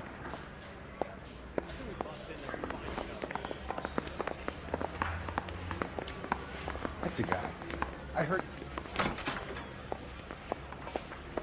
About time. Are you the senior officer I requested? I'm Detective Phelps, and this is Detective Bukowski. Have you any idea how long I've been waiting to speak with you? I am needed back at the consulate, and you keep me here like a common criminal. All right, friend. Let's take a deep breath and start all over again. Mr. Valdez. Consul General. I insist on my full title. Where did you purchase the car? My secretary and driver arranged the purchase. A disreputable place, Dewey Brothers by name. As soon as I can have it arranged, I will have my Hispano Suiza brought up from Buenos Aires. Bought a Packard, Valdes? A snob like you doesn't drive an American car. I want answers or I'll smack you around the teeth. William Dewey offered me a substantial bribe to make a purchase at his establishment. It is not unusual to make this kind of transaction in the civil service. Tell that to the Argentine taxpayers. Consul General, we have located your car. Can you tell us how it was stolen? It must have been stolen from the consular garage. Terribly inconvenient, of course. I want the perpetrator soundly flogged. Unfortunately, we don't do that here, Your Worship. You have a pretty good idea who stole the car, don't you, Consul General? Are you going to tell me, or do I shake it out of you? There's no call for violence. I suspect a disgruntled boy from the car dealership. You have a name for this kid? Gabriel, like the archangel. I have no surname. So tell us about this kid, Gabriel.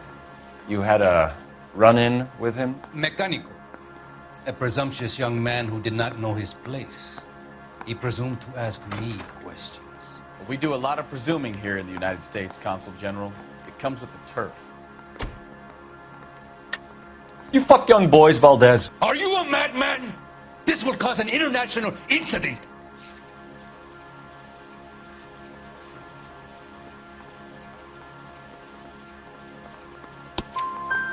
Danny, Ben, Miguel, Tristan, and Teddy.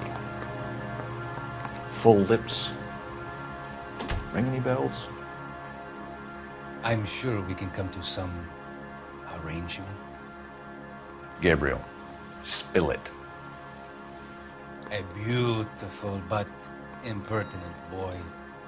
I mentioned rendezvous and the young man went quite insane. I thought he was going to kill me. I was prepared to pay. We'll be in touch, Consul General.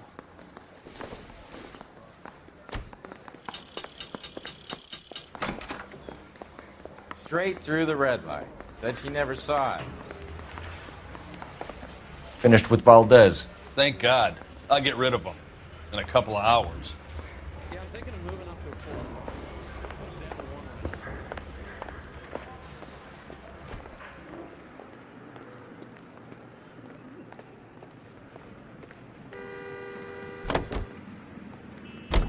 ATI Radio Los Angeles plays the songs you want to hear, the most heard on the air.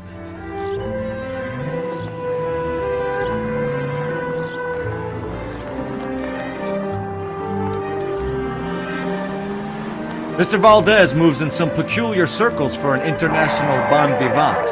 Ah, English, please. See, this is why nobody invites you out for drinks. It's just very industrious of him to be so involved in matters of consular transportation. All right, you're making it worse now. I think what you're trying to say is that lover boy in there is as full of crap as a Christmas goose. That as well.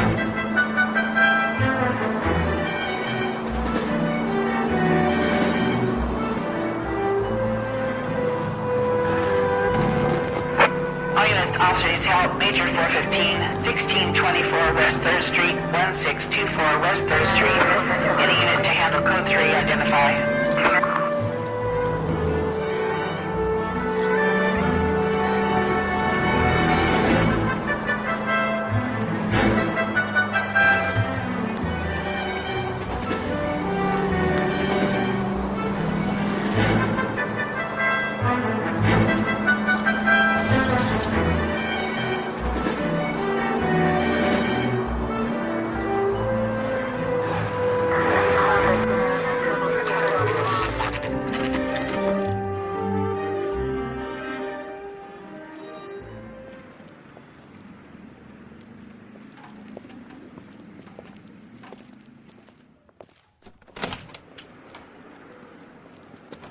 Don't tell me, let me guess.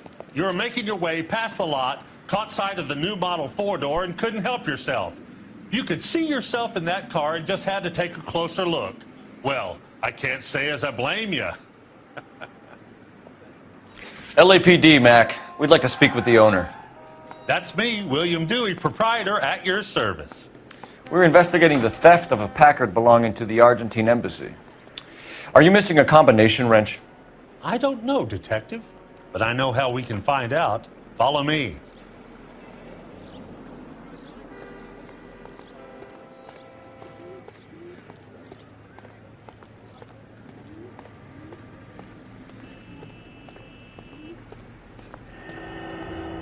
We keep all our tools in here.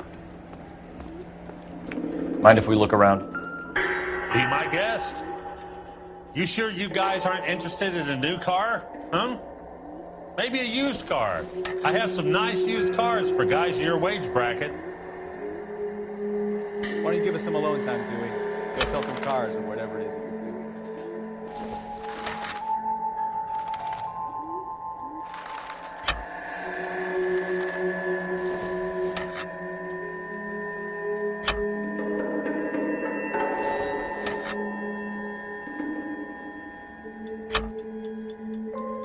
One left. Gabriel Delgado is missing a 3/4.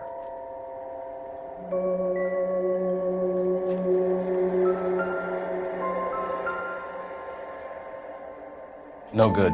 We need diplomatic plates.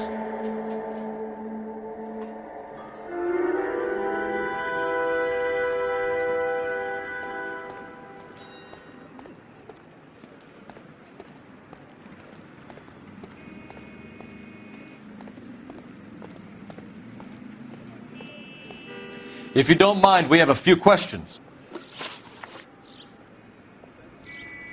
Packards are great cars, but this doesn't look like the kind of place favored by foreign embassies. How do you know Valdez?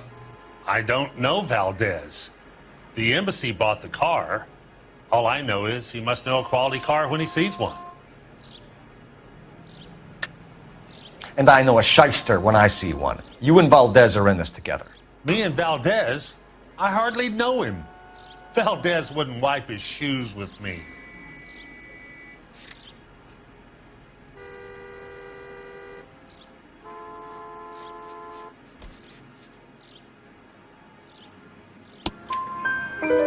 We've talked to Valdez. He was very obliging. He told us all about the arrangement the two of you had, and now quit wasting our time. Okay. So I met Valdez in a bar. We cut a deal and he bought the car through the embassy. I cut him some change on the side. It happens all the time. Where can we find Delgado? I don't know. He sure as hell isn't here. Address, Dewey, or my partner shoves your head in a car door. Okay, all right. Apartment 3, 103 Hill Street. And tell him from me, if he ever shows his face around here again, I'm gonna kick his butt from here to Kingdom Come.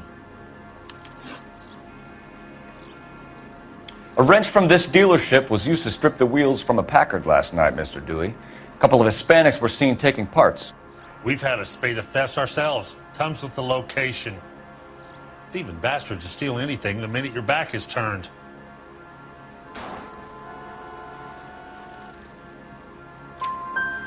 What are you hiding, Dewey? Spill it. You don't want the LAPD getting too interested in this place. So I hire a few illegals. It's cheaper than hiring returning GIs, and they have less attitude. Downside is, they're a little light-fingered. Thank you for your help, Mr. Dewey. No problem. God damn that kid. I'm just an honest car salesman. Seems like you just don't know who you can trust these days. Going to movies, Dewey. You're missing your calling. Time to visit Gabriel Delgado. See how good his excuse is.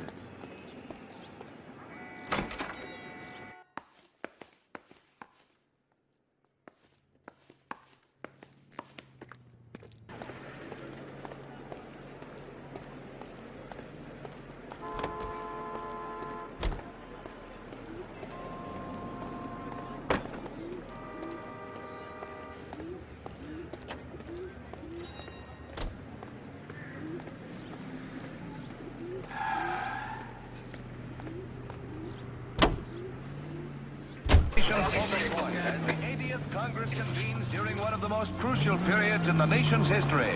Following the Republican landslide of 1946, the GOP now possesses a clear working majority in both branches of Congress. The Capitol awaits the arrival of President Truman to deliver his message. You read this story in the Examiner about the Navy developing three-dimensional movies? What's a dimension? You know, like a graph. Vertical axis is Y and horizontal is X. Well, that's clear as mud. Third dimension would be Z. So things would be popping out of the screen. That's ridiculous. Scare people out of the theater. God's name would want that. I don't know. People scoffed at the idea of talkies in color, and look what we have now. It is up to industry not only to hold the line on existing prices, but to make reductions whenever profits justify such action. It is up to labor to refrain from pressing for unjustified wage increases that will force increases in the price level. This is an age when unforeseen attack could come with unprecedented speed. We must be strong enough to defeat and thus forestall any such attack. For these reasons, we need well-equipped, well-trained armed forces, and we must be able to mobilize rapidly our resources in men and material for our own defense should the need arise. Let us have the will and the patience to do this job together. May the Lord strengthen us in our faith. May He give us wisdom to lead the peoples of the world in His ways of Take the next right. KTI is a member of the American Century Broadcasting Network.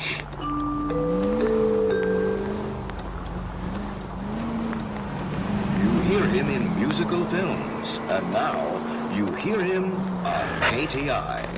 Big Joe Turner.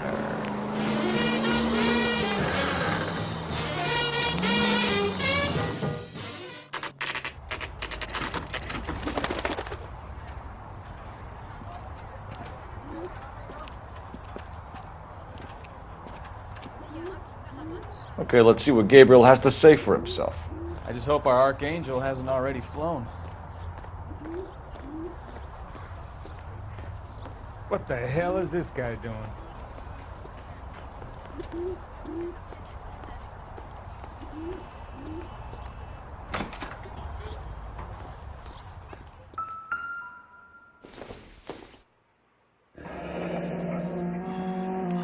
Here he is, apartment 3.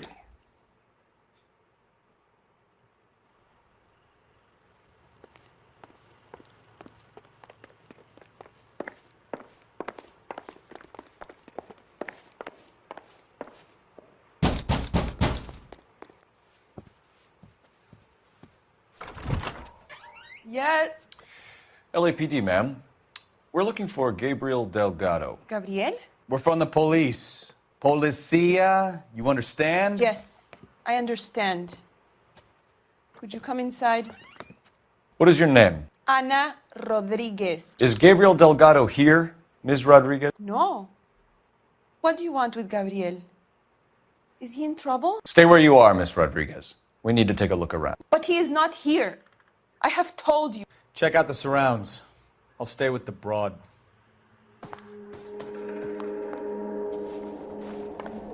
So how far along are you, Anna?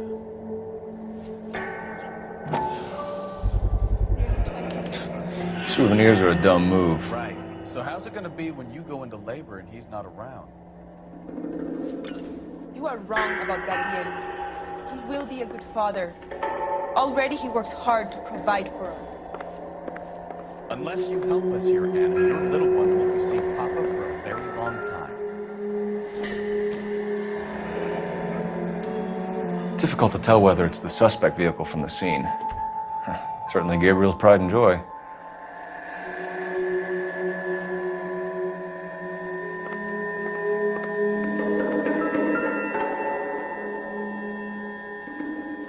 Serving breakfast for 2, Anna? You should have cleared up.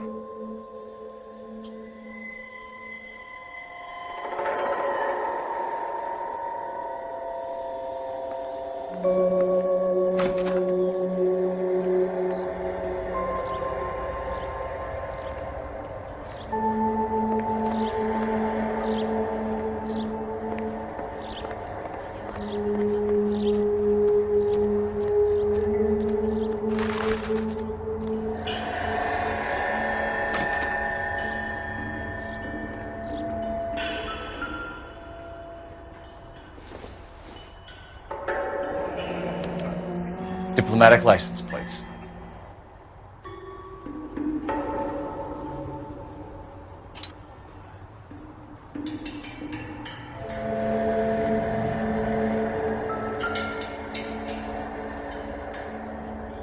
It looks like Valdez gets his wheel back.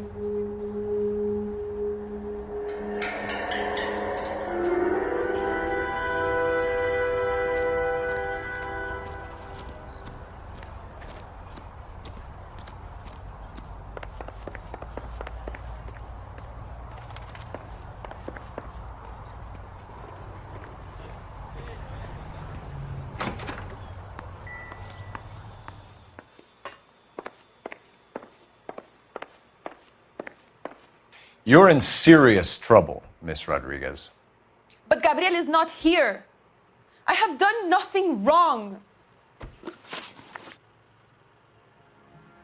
Why did he steal the car, Anna? The customer insulted him. He has his honor, no? His honor, Anna? He said Dewey's friend tried to make a woman out of him. He no longer respects this man, Dewey. He took the car to show this maricon that he is a man. Tell us the truth, Anna. Has Gabriel been here? I haven't seen him for at least 3 nights. You keep lying to me, and I'll send you and your baby to jail. He lives here, but he hasn't come home. I swear it.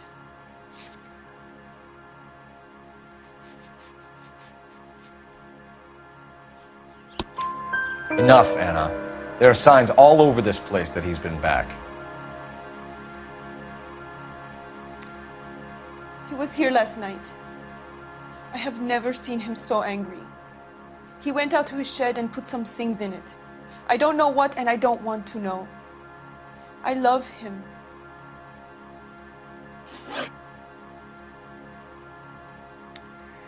We found a license plate matching our stolen vehicle in the shed. Add in the assortment of parts, and we can make Gabriel for a dozen other thefts. It's time to get serious, Anna. You must ask these questions of Gabriel. I know nothing of these car parts. Then tell us where he is! If your baby is born in prison, Anna, the corrections officers will take it from you. You will see your son or daughter through a metal grate for half an hour a week. The start line is on 1st and Santa Fe. There is a spillway under the bridge that leads to the river. Many policia have wrecked trying to follow him. We will put in a good word for you, Anna. As far as we're concerned, this sits with Gabriel. Start line? That sounds like a street race to me. It's gotten out of hand this last year. No wonder Delgado has such an eye for fine automobiles. We know where the kid is. Let's go stop these clowns and get them off the streets.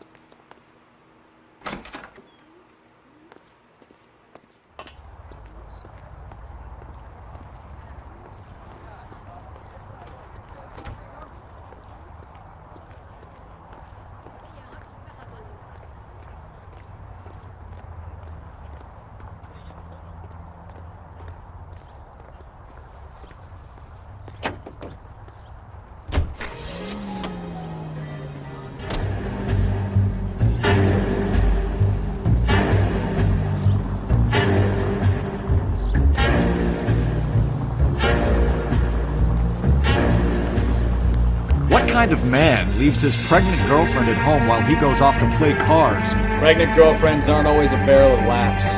Everyone needs to let off a little steam. Some guys wouldn't come back home at all. Are you talking from experience? Quick as we shut one of these races down, another one springs up somewhere else. Kids used to steal cars to sell them. Now they just want to wrap them around a lamppost. The next 16-year-old I have to peel off the sidewalk, you're calling the money. I've had enough of those to last me a lifetime. Units, officers have Major 415, 1624 West 3rd Street, 1624 West 3rd Street. Any unit to handle code 3, identify.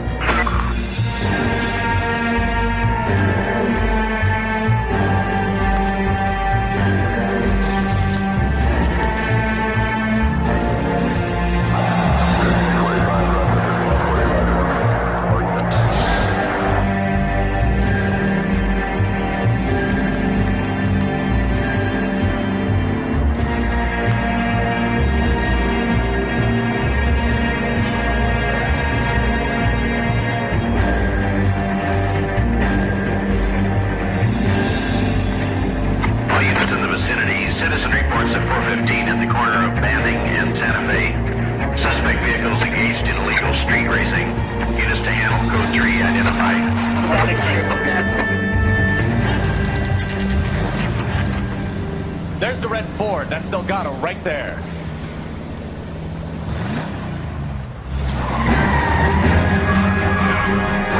Quick! They're getting away! Phelps, 1247. Requesting assistance at 1st and Santa Fe. Reports of an illegal street race. Stay on Delgado. He's getting away. Gonna lose him.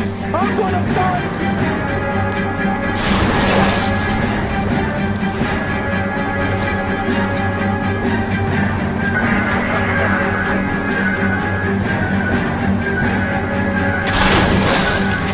Delgado is our boy. Forget the others.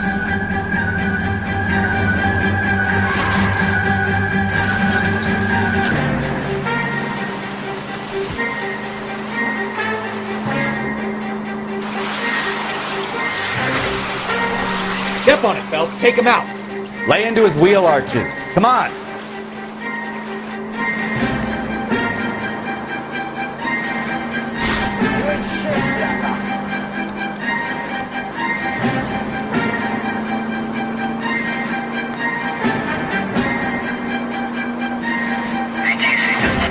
Enough games, Phelps. Take this guy out.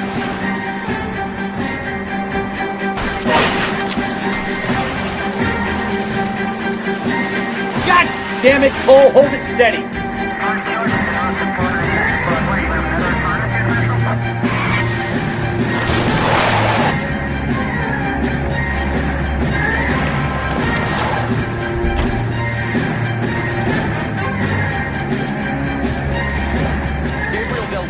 You're under arrest for Grand Theft Auto.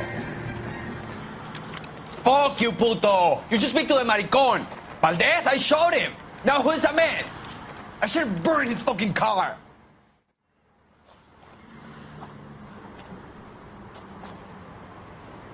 You got a foreign dignitary outed as a fruit and a kitty raper, a car dealer we're gonna let slide for the kickbacks, and a street punk car thief who sure as hell won't be taking liberties with other people's autos again anytime soon.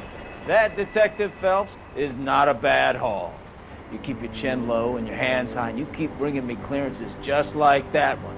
That's textbook policing, and we need more of it in this department.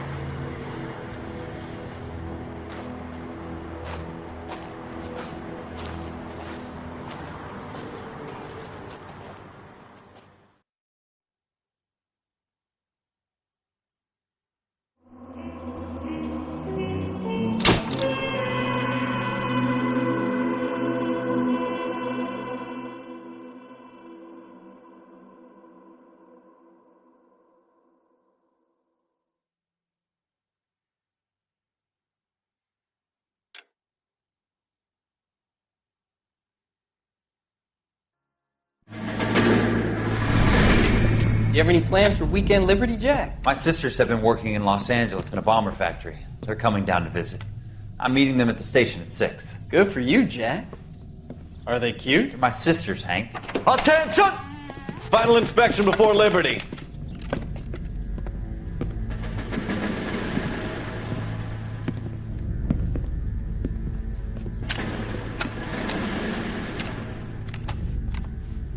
Good job, Kelso.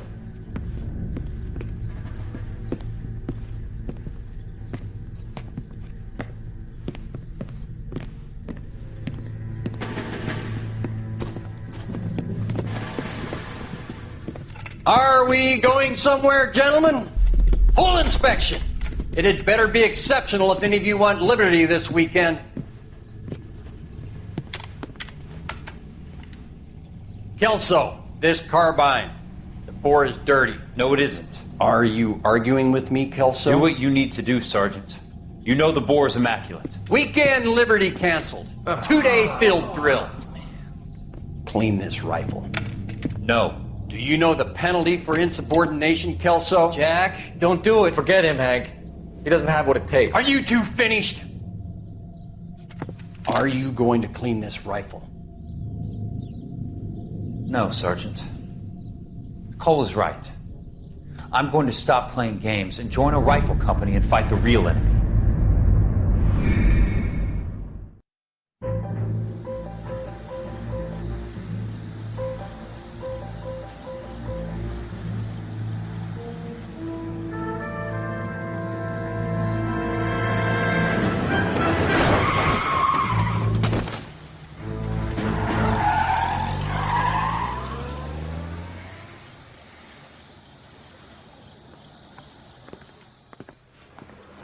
All right, gentlemen, I just got this handed to me. A hit-and-run felony at Ray's Cafe, 208 North Los Angeles.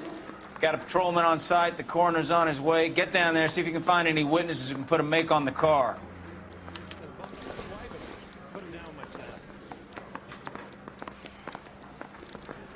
Mouthpiece torch strips off me at the grand jury. Straight through the red light. Bet you never saw it.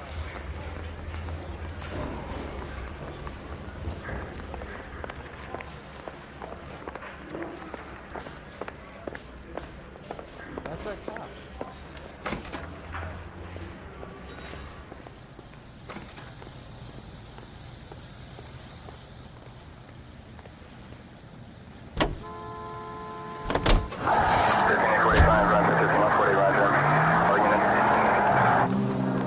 Looks like the DA is going to press charges.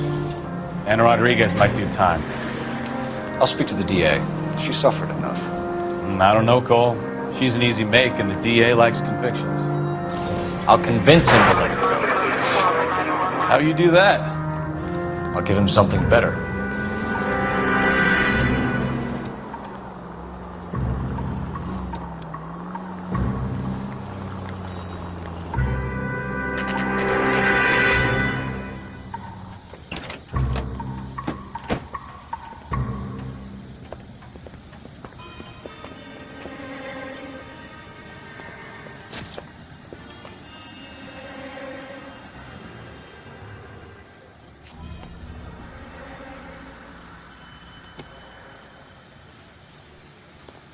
Detectives, over here. Cole Phelps, traffic. What have we got?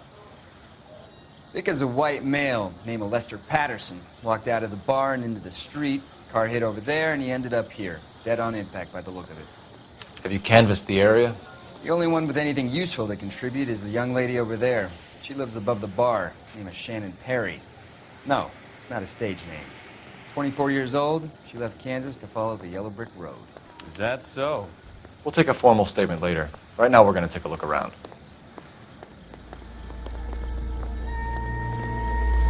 Phelps, you should take a look at the body. Poor guy didn't stand a chance. I landed on his face and ended up here. Car must have struck him from behind.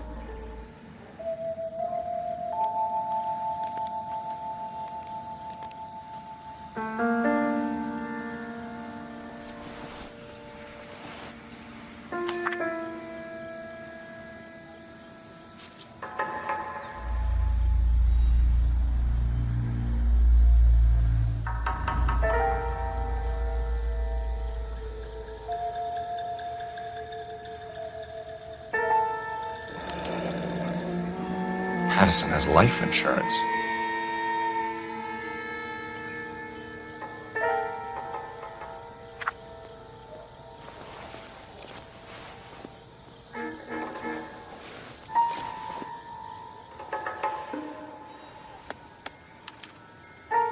We can notify next of kin.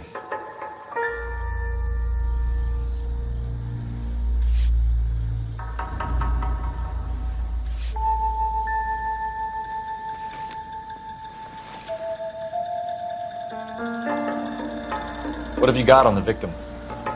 From all reports, he was intoxicated at the time of the accident. I'll know how intoxicated once I've done the autopsy. Looking him over now, I'd say he died on impact. What about the chest wound? Isn't that inconsistent? Very common in auto injuries. Look for a car with a prominent hood ornament. Those things are killers.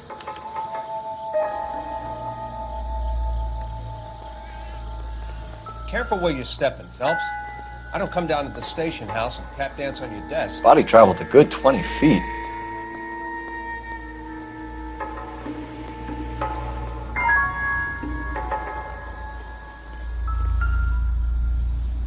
This blood is a long way from the body. The car must have been going like a bat out of hell.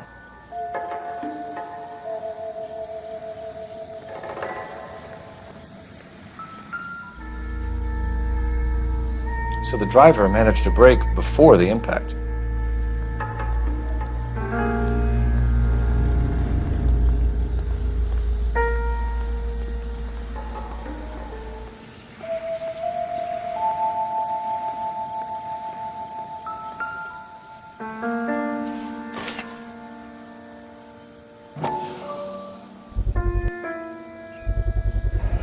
knife covered in blood. Could be a steak knife. This is a hit-and-run case, Phelps. Anyone could have thrown away a kitchen knife.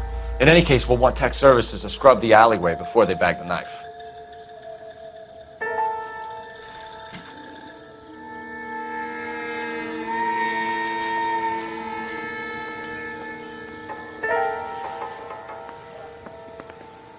I'll take the bartender.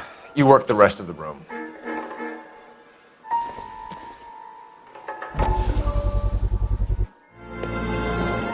Courtney, come in. Have a seat. Thanks, Doctor. How are you finding working at the clinic? It's, fine. Are you sure? Can I be honest with you, Doctor?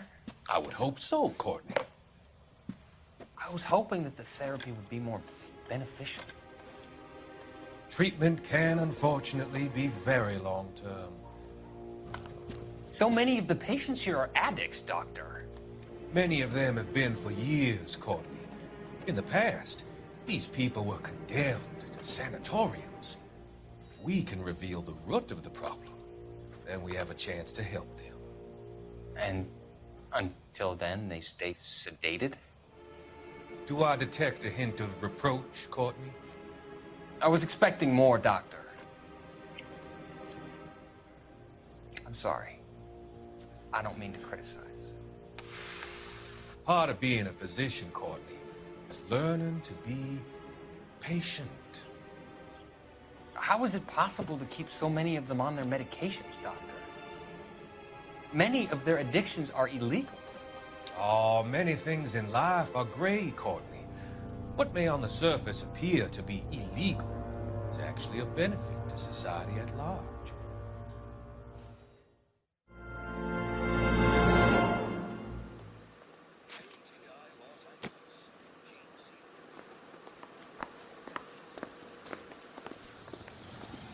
She's all yours, Detective.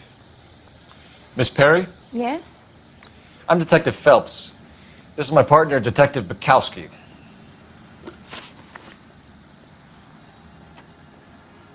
Can you tell us what happened? Well, I came to the window because I heard people arguing downstairs.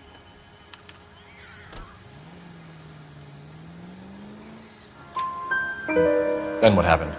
I saw a car hit that poor man and knock him down the street.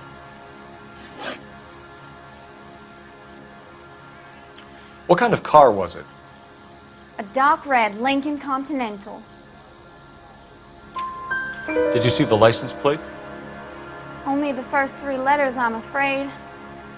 3C8. Tell me more about the argument you heard. Well, there were two voices. A man and a woman, that's all. Why are you holding out on us, Miss Perry? I'm sorry. I was hoping to tell my story to the newspapers. I'd like to get my picture in the paper. Trying to find work as an actress, and things look pretty difficult. Cough it up, sister. We don't have all night. People arguing? They were husband and wife. I could tell by what she was yelling. Intimate things. Very embarrassing for the man. Thank you, Miss Perry. Your information has been very helpful. You can go now. You really think so? I hope you find that driver and put him away. You certainly got away with the dames, Phelps. Give it a rest, Bukowski. Let's see what the patrons have to say.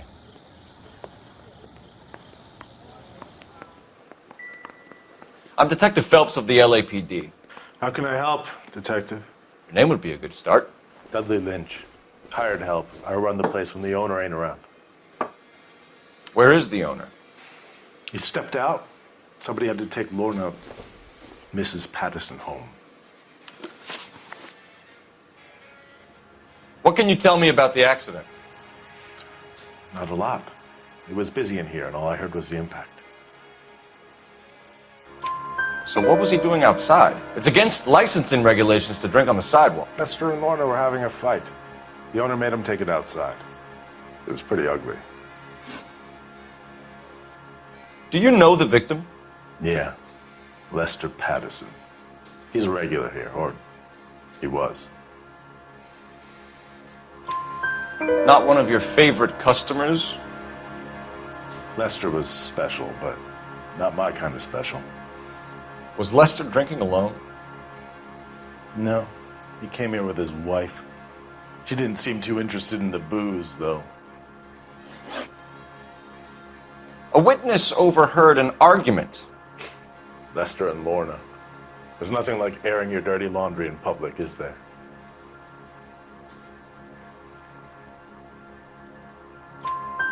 Why was Lorna Patterson in such a hurry to leave? What is going on here? Lorna was pretty upset, so Leroy took her home. Lorna and Leroy are close. They've been talking about opening a new bar. Leroy? Leroy Sabo, the owner. How long have Lorna and Leroy been talking about this new bar? Who knows? I just served the drinks. Bartenders hear all sorts of things. Are you going to tell me, or do we have to start playing rough? When Lester was drinking, he treated Lorna like dirt. He gambled away all their money. Lorna pitched Leroy about the bar. I don't know how interested he is. Is Leroy doing well? Hell no. The only thing keeping this place afloat are the poker games. Thanks for your help, Lynch. I'm going to need you to sign a statement with the patrolman. Sure, no problem. You get anything out of the regulars? They weren't giving too much away. They liked watching Lester and Lorna go a few rounds every other day. And Lester was a fan of the love tap.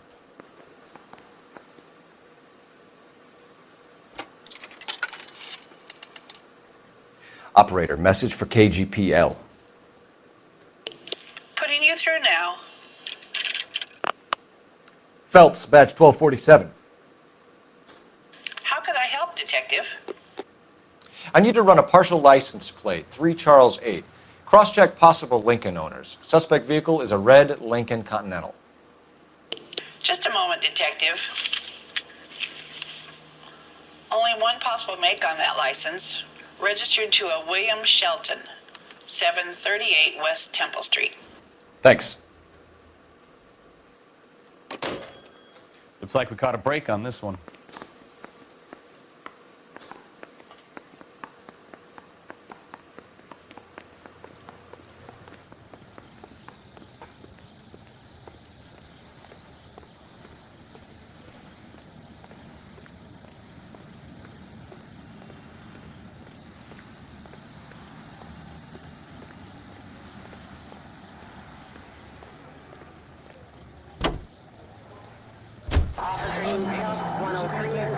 Brought to you by...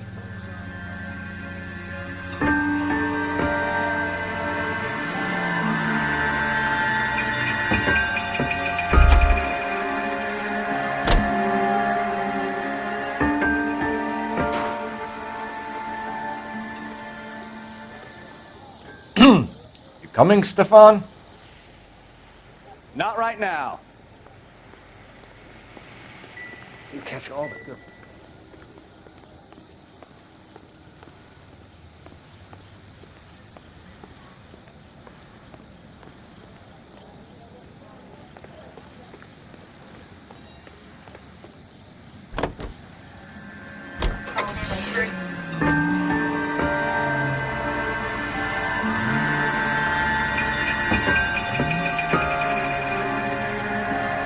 Come on, Bukowski, move it. Keep your shirt on. Don't dumb.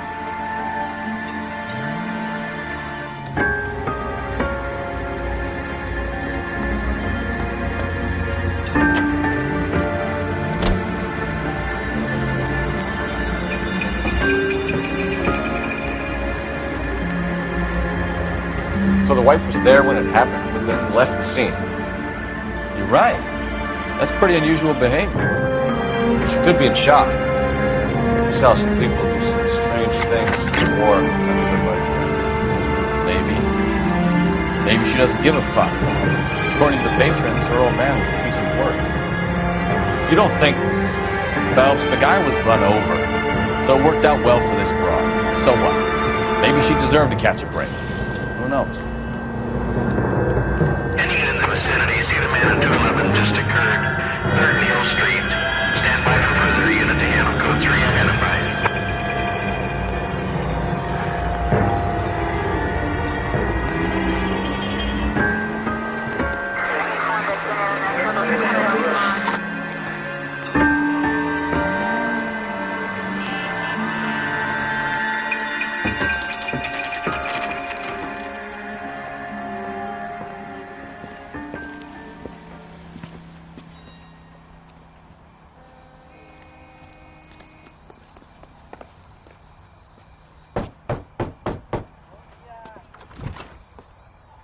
Yes? Hello? Mrs. Patterson. Is this about my husband? We're investigating the incident, ma'am. I see. Come in, won't you?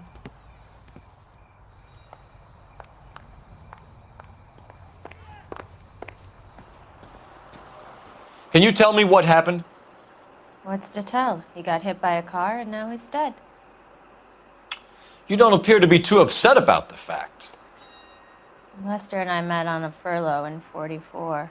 We got married that weekend. People don't understand it now, but that happened a lot back then. I see. So you probably did well to stick it out this long. What's that supposed to mean, mister? I think it's about time you left. I have someone here, I and beg your pardon? You're gonna have to run that one by us again, sister. It's okay, Lorna. I'm Leroy Sabo. Well, well. Nice to see you're comforting the grieving widow, Mr. Sabo. All right, wise guy. Do you have any intelligent questions you would like me to answer? You can confirm Mrs. Patterson's story. Lester lost at cards. He was kind of hard to control when he lost his temper. He turned without looking and walked right out in front of the car. It wasn't good. What's your relationship with Mrs. Patterson, Mr. Sabo? We're friends. Good friends. You expect me to believe that? Look, I was filing for divorce. Mental cruelty. Lester could be a mean son of a bitch. And Lester knew about that? No, I hadn't told him. Well, hasn't this worked out well for the two of you? I feel almost bad for busting in on this little rendezvous. How did the car come to hit Lester? He walked straight into the path of an oncoming car. You expect me to believe that, Lorna? It's all very convenient. Gambling for Lester was like the needle for a hophead. He was yelling at me. He was yelling at the whole world. I kind of felt sorry for the driver. Poor guy had no chance. You were arguing in the bar and on the sidewalk? We were always arguing. So what? Admit it, you were baiting him, pushing his buttons. We can easily get the full story from the regulars in the bar. All right. Lester was playing cards out back. He lost, of course, and wanted back in. He suggested I earn the money on my back to get a mistake. That was the proposition he was putting to his so-called buddies. So maybe I was a little angrier than usual. Let's just say I took exception to his idea. The bartender said that you and Leroy were planning to go into business together. Can you explain how you'll get the money to do that? I have a little money saved away. You're being economical with the truth, Lorna. You want to back that up, little man? You increased the premium on Lester's life insurance. GI insurance policies have a $10,000 payout. It was Leroy's idea. Lester lived on the edge. He was always getting into fights, crap games, pinochle, you name it. Turns out it was good advice. It speaks to motive and premeditation, Lorna.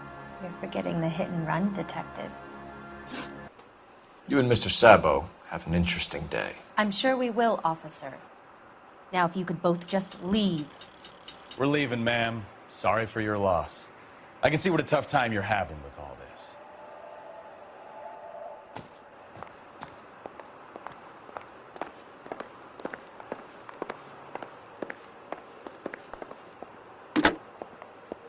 Operator, give me R&I. Putting you through now.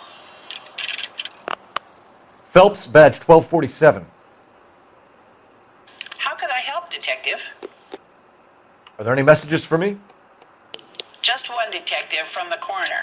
Message reads, Phelps, see me at Central Morgue immediately. Results of the Pattison autopsy.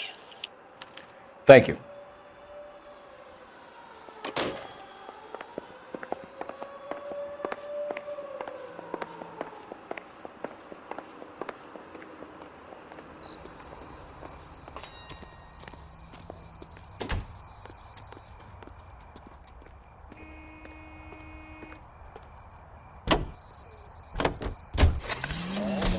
From Indianapolis, let's hear a song from the Ink Spots.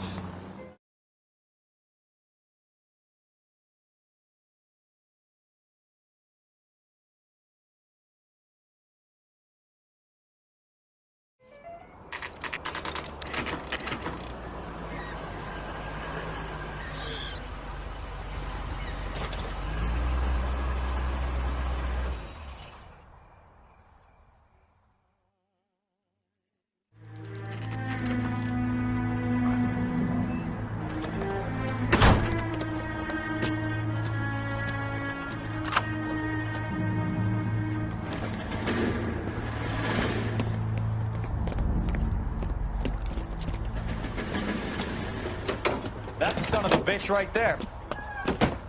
William Shelton? Yes? It doesn't look good, Shelton. You packing your bags and making a run for it? You know why we're here. Yes. The accident.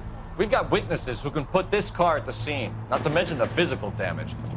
This is open and shut, Shelton.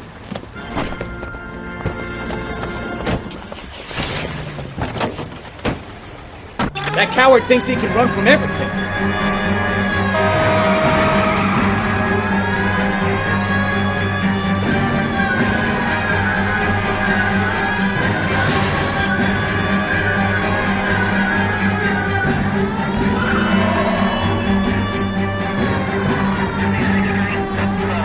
Lay into his wheel arches. Come on.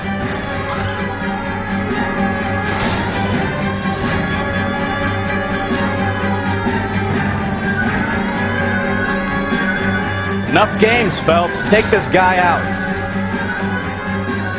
No wonder he killed someone, driving like this. Don't let that asshole get away.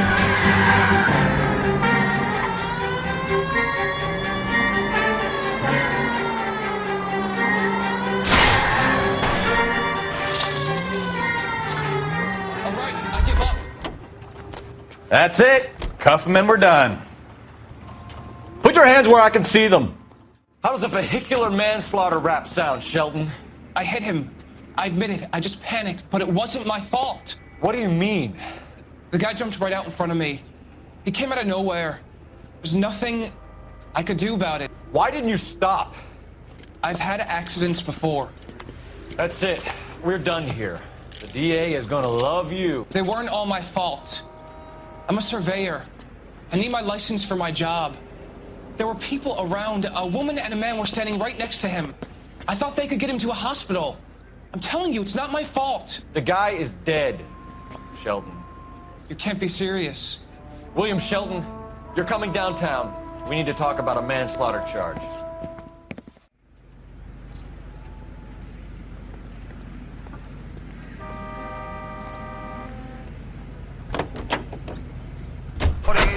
And the District of Columbia taking part in the drive. The keys to the city from Mayor O'Dwyer go to Nancy.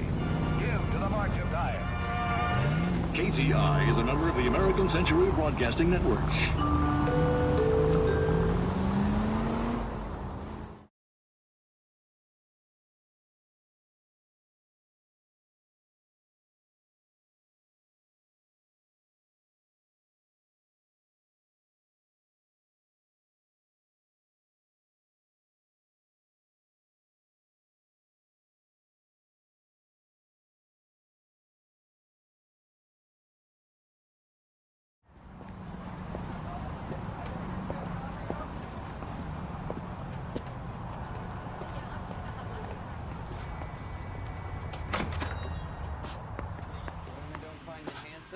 They should at least...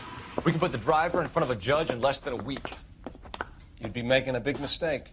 Run that by me again? The victim was dead before the car hit him. 2 puncture wounds to the right side of the thorax. Second puncture reached his heart. You're kidding me. Been doing this job 23 years, son. No one's ever laughed at one of my jokes. He was stabbed to death? Long, sharp knife. Length of a bayonet. We found a knife in the alleyway. Where is it now? Was it bagged? By Patrolman Kaplan. Perfect. I'll get you a definite match. Jesus, we got him. Murder 1. We were right there and they tried to stare us down. Now they'll both get the gas chamber. We have the knife, we have the coroner's report, and I bet we could roll Sabo as a witness. Let's bring her in.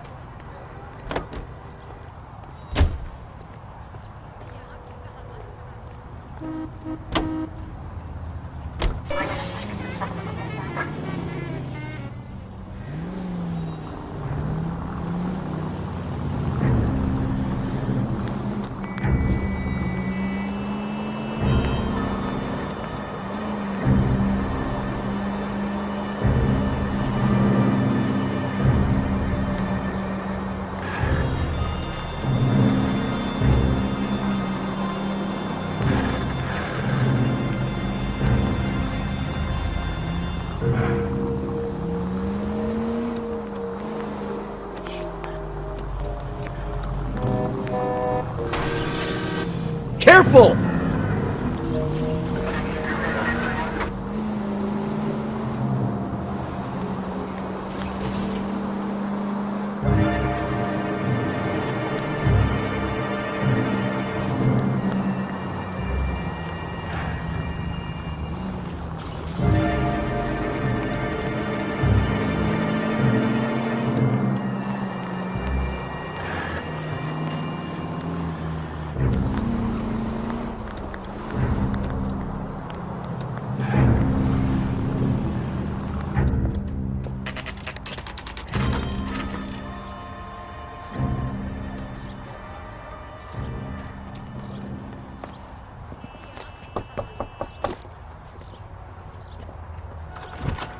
Spoken to the coroner, Mrs. Patterson. He confirmed your husband's cause of death. We'd like you to come downtown and answer some questions. It wasn't me. It was Leroy's idea. Leroy stabbed him. I had nothing to do with it. Where is Leroy now? He's in the bedroom. You're very good, Lorna. Put the gun down, Leroy. If you do something stupid now, you don't stand a chance in front of the grand Nice of jury. you to give me up, sweetheart. All that whispering in my ear telling me how we had to get rid of him, how good it could be, all the money we could claim, all that planning, how to get him into the street, how to make it look like an accident. For God's sake, you had Leroy, all shut the up! bases covered, baby. I had nothing to do You with it. think I'm gonna fry for you, He's a Lorna? crazy man. Shoot him. Shoot him, for God's sake! It's too late, Sabo.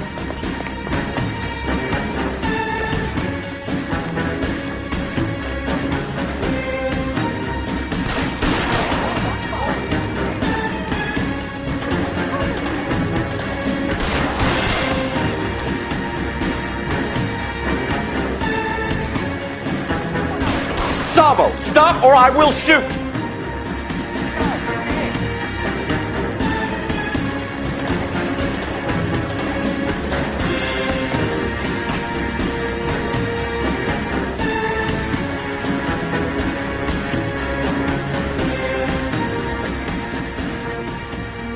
Are we gonna make a bargain or what?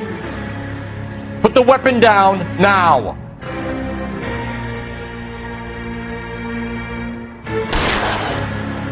Help me!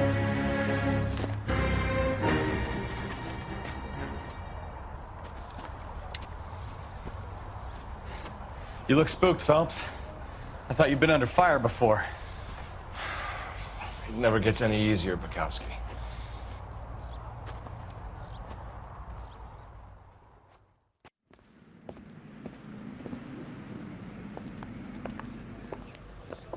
So, I give you a hit and run, you bring me back fraud, conspiracy, and first-degree murder. This is how a good detective operates, Phelps. You take nothing at face value. You keep digging and asking questions until you get to the truth. You got some sharp elbows on you, Detective. I like that. Keep up the good work.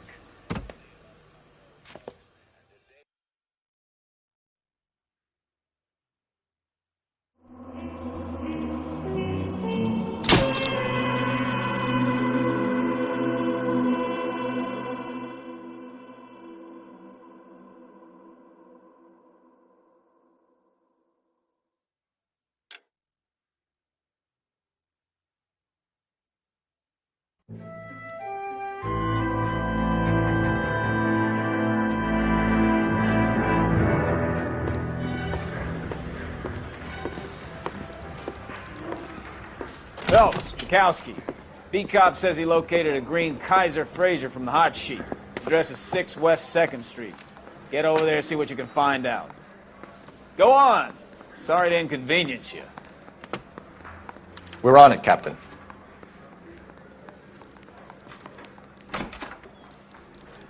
I swear the more bent cars we bring in, the longer the hot sheet gets. It pays the rent, though. Keeps Mrs. Phelps in the manner to which she's accustomed. I'm not sure she'd agree with you. A passionate, romantic type like you, Cole? I don't believe it. Guy gave his wife a tag.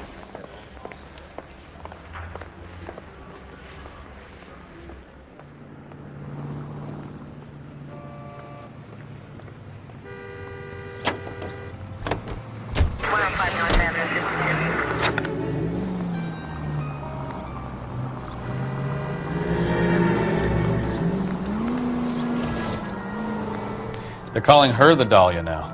Wonder what Veronica Lake makes of that one. What a case. You hear whether they're making any progress? Captain Donnelly seems to think they have it all wrapped up. Brown and Green are sweating this Manley character. I heard it'll be in front of a grand jury by next week. Poor thing. Terrible enough being murdered like that without having to get strewn all over the front pages.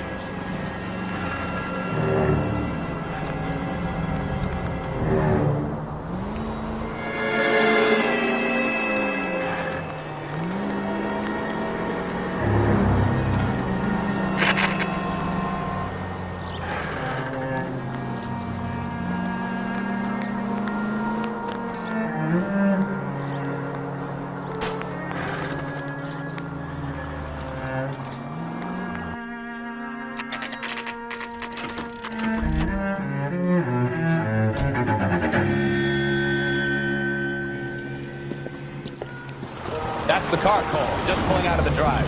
Get it. Remember, we need him healthy enough to answer questions. 1247, Detective Phelps, requesting immediate backup in pursuit of a stolen green Kaiser Fraser from 6 West 2nd Street.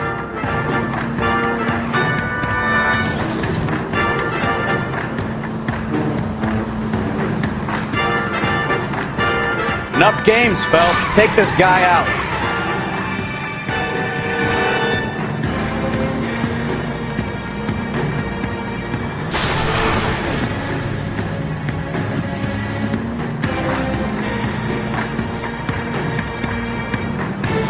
Lay into his wheel arches. Come on.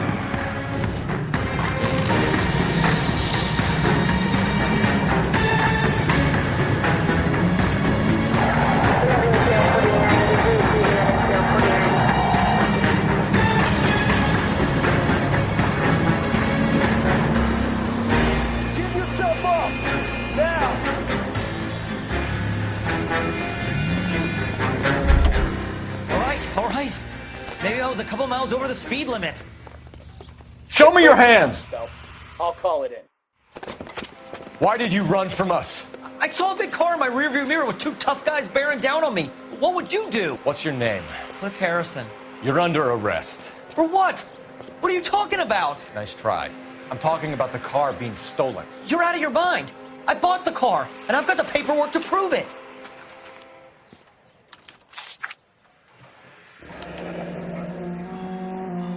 Looks like we'll have some questions for the people at Coombs Automotive.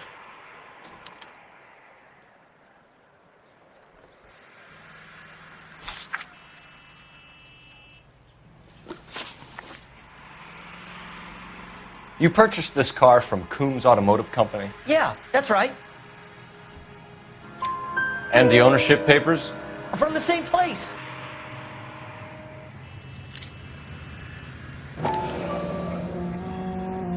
If this is a forgery, it's top-notch. This will need to be traced.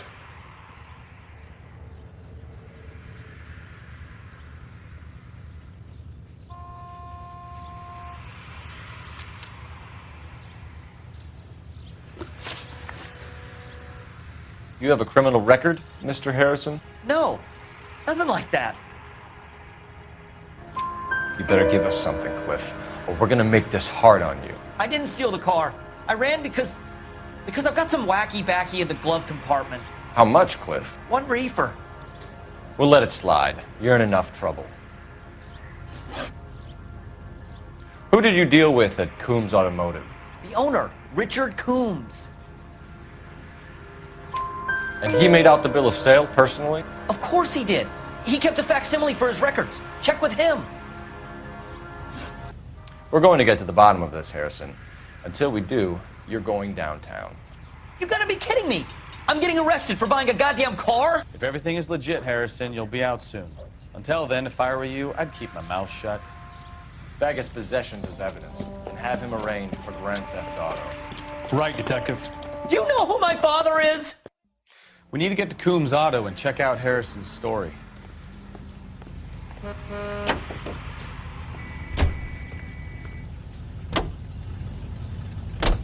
know what? I think he's telling the truth. Turn over your side. Some of the most convincing people you will ever listen to are born liars. Usually they're called politicians. I know I'm whistling. It's the only way I can stop you from snoring. No, it's just your imagination. I never snore. Goes. The paperwork all looked above board, and he seemed like a clean-cut kid. Uh-huh. Well, I get it now. You see some kid who's basically you 5 years ago and assume he's got to be innocent. I'm more than happy to be proved wrong. Hey, if he'd been black or Hispanic, you'd be singing a different tune.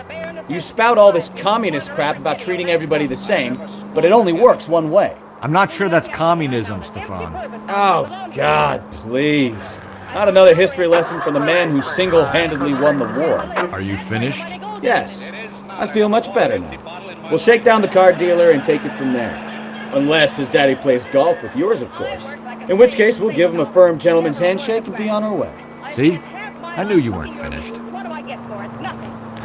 You're lucky. I get indigestion. That's right. Complain about my cooking. Oh, I eat everything you give me. You didn't touch the rhubarb pie I made.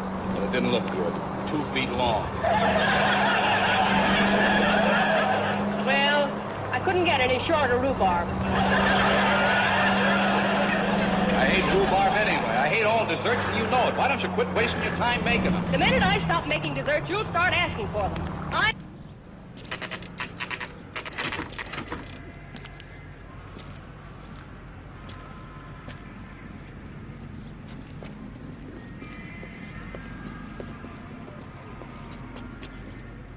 Not another step. I have got a Buick Century sedan that would be absolutely perfect for you.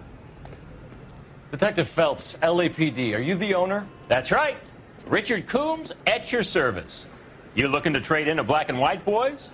Mr. Coombs, we're investigating an auto theft. A man by the name of Cliff Harrison claims he bought the car here. Well, some people would say that my cars are a steal. That's a joke, son. Very amusing, Mr. Coombs. I remember Harrison. It was a green two-tone Kaiser Frazer, if I remember rightly. Do you have the bill of sale? It's in my office. Walk this way.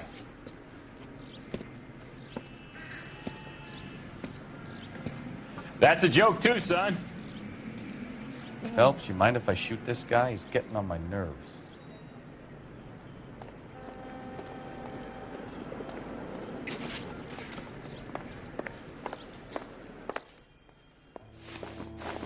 Here it is. Got the original pink slip there, too.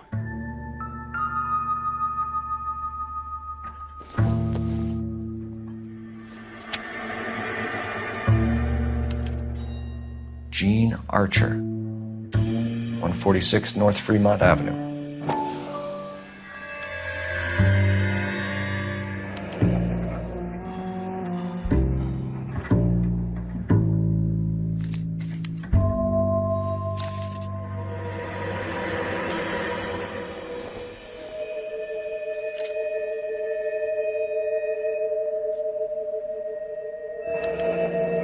Harrison's purchase receipt was legit, at least.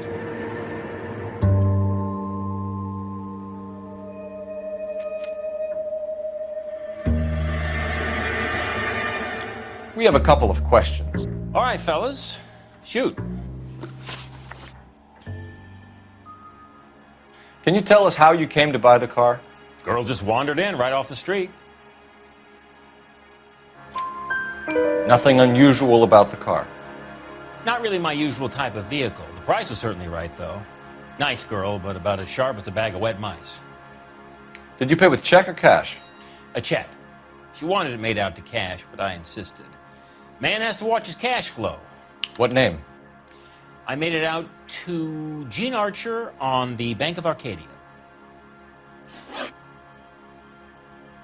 Can you describe this Gene Archer? Brunette, maybe 25, 26. Little on the plump side, but not bone ugly. What was your impression of her? Kind of harried and harassed. In a hurry to go somewhere, but no place to go. You get to know the type. Do you know anything about the company that prints these pink slips? Nope. Should I? It isn't exactly my business. It says Marquee Printing. You've never heard of them? Marquee. Sure. They do all the government red tape. You'll find the place down on Aliso Street near San Pedro. When exactly did you hand over the check, Mr. Combs? Close of play on Friday.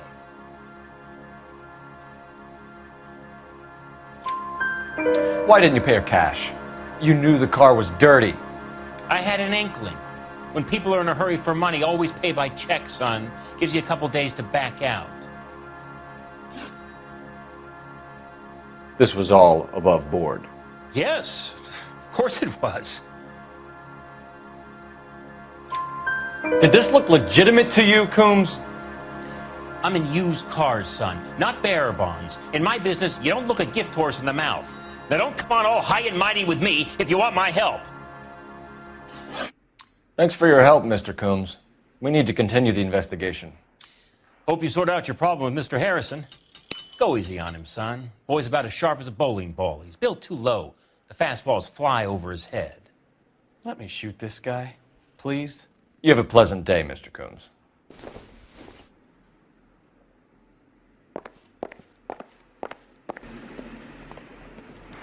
Well, Harrison might be off the hook, but we can still run an APB on Gene Archer. Get on the horn and call it in.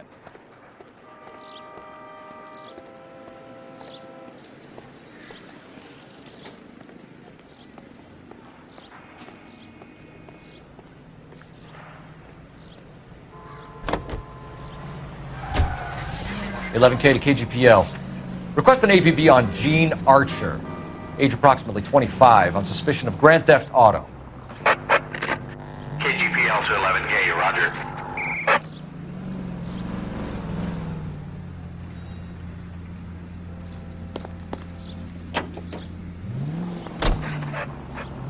Continue to respond. 11K, go ahead.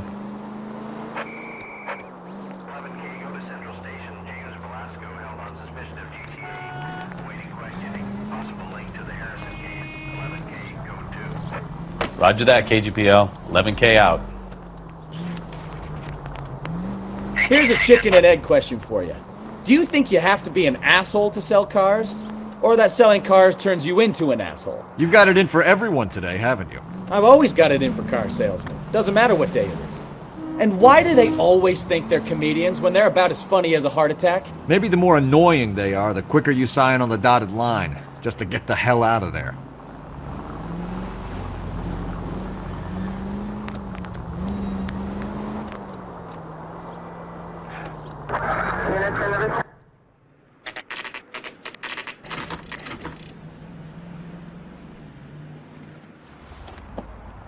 Empty. Should have known that Archer broad would have given us a false address. We should go to the station, see what this Belasco guy has to say.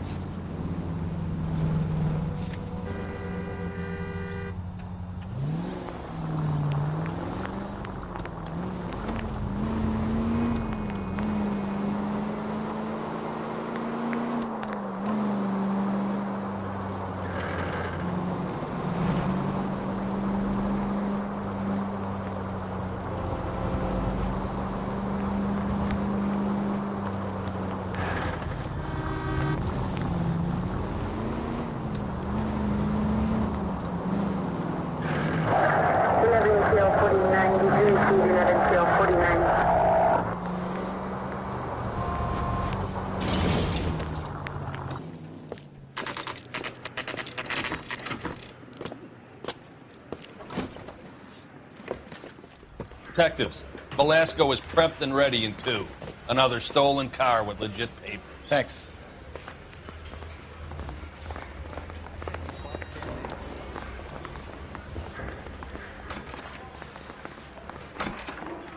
Crummy bastard. James Velasco? I want a lawyer. It's my car and I got the proof right here. Take a look for yourself.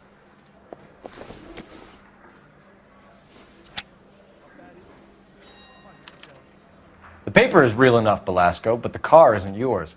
This pink slip is a forgery.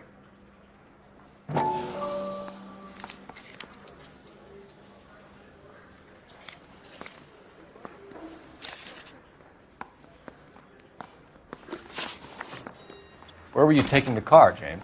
Blow it off, greenhorn. You'll get nothing from me. You're a two-time loser. If you don't give me something, I'm gonna ask the DA for the maximum. You're looking at 10 years, Velasco. Kiss your youth goodbye. I want a deal. Keep talking and we'll see what sort of deal you're worth. My job is to drive the cars out of state. Nevada, Arizona, sometimes New Mexico. With the paperwork they provide, it's normally a breeze. Does the name Jean Archer mean anything to you? Nope. Never heard of her. You're a liar, James. Say that again. I'm telling the truth. I don't know the broad.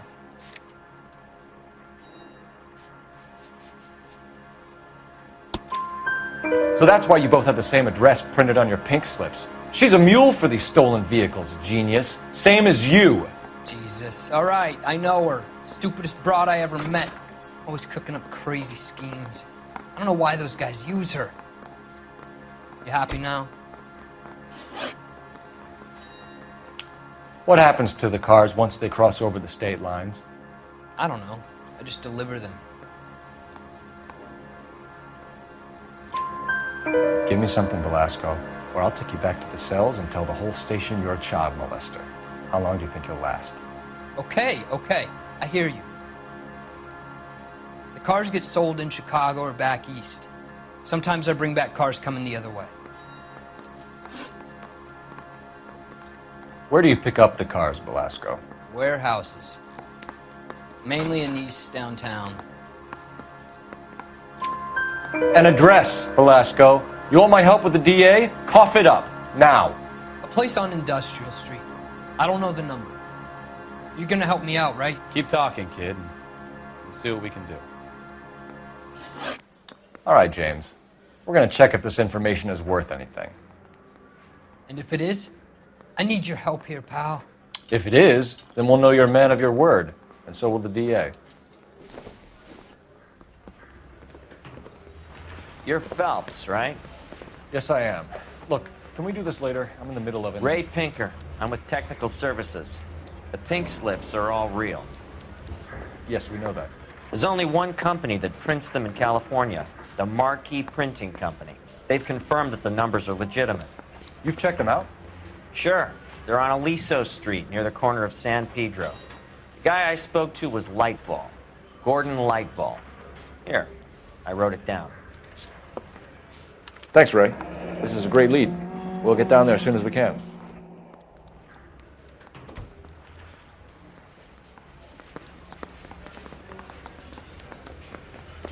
Phelps, your GTA suspect, Jean Archer, spotted by a patrolman. Western Union office, 253 South Hill. Less than a minute away down the street if you run. Go! She won't hang around.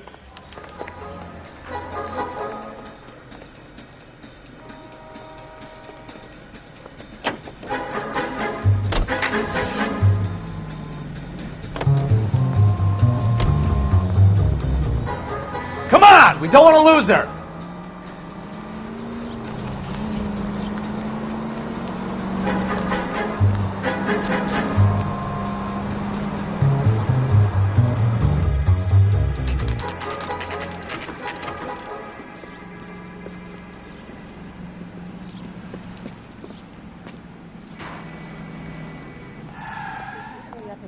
LAPD. We'll take it from here. God damn it. Everyone's against me. Look, just let me get my money and get out of here, okay? You look sweet. How about giving a girl a break? I could be very nice. I'm afraid I can't do that, Miss Archer. Stefan, call for black and white. Just my luck to get the only hair sure cop in the LAPD. The car you sold to Coombs was stolen, Miss Archer. There won't be any money.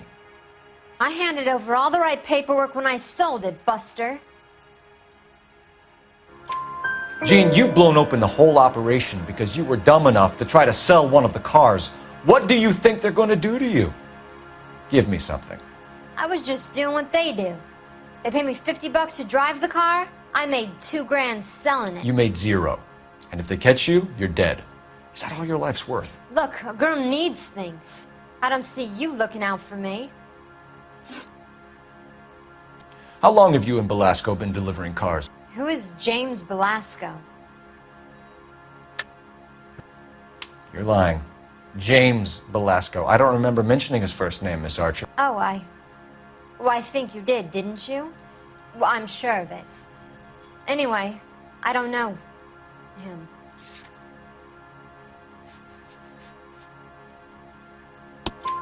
You aren't sharp enough to lie to me, Jean.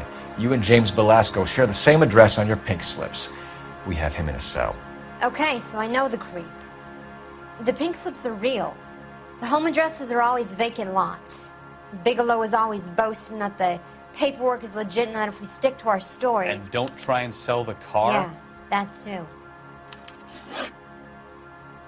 Tell me where you picked up the car, Miss Archer. Look, I can't remember. Let me go, will you? Please. What have I got to do? Trying my patience here, Jean.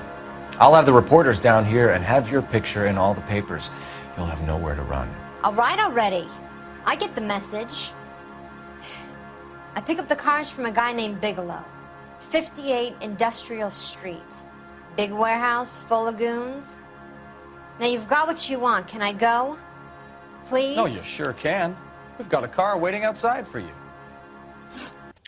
Some career advice, Jean. Get out of crime. Marry someone boring who has money and will find you captivating. Is this guy for real? He takes a little getting used to, but yeah, he generally means what he says.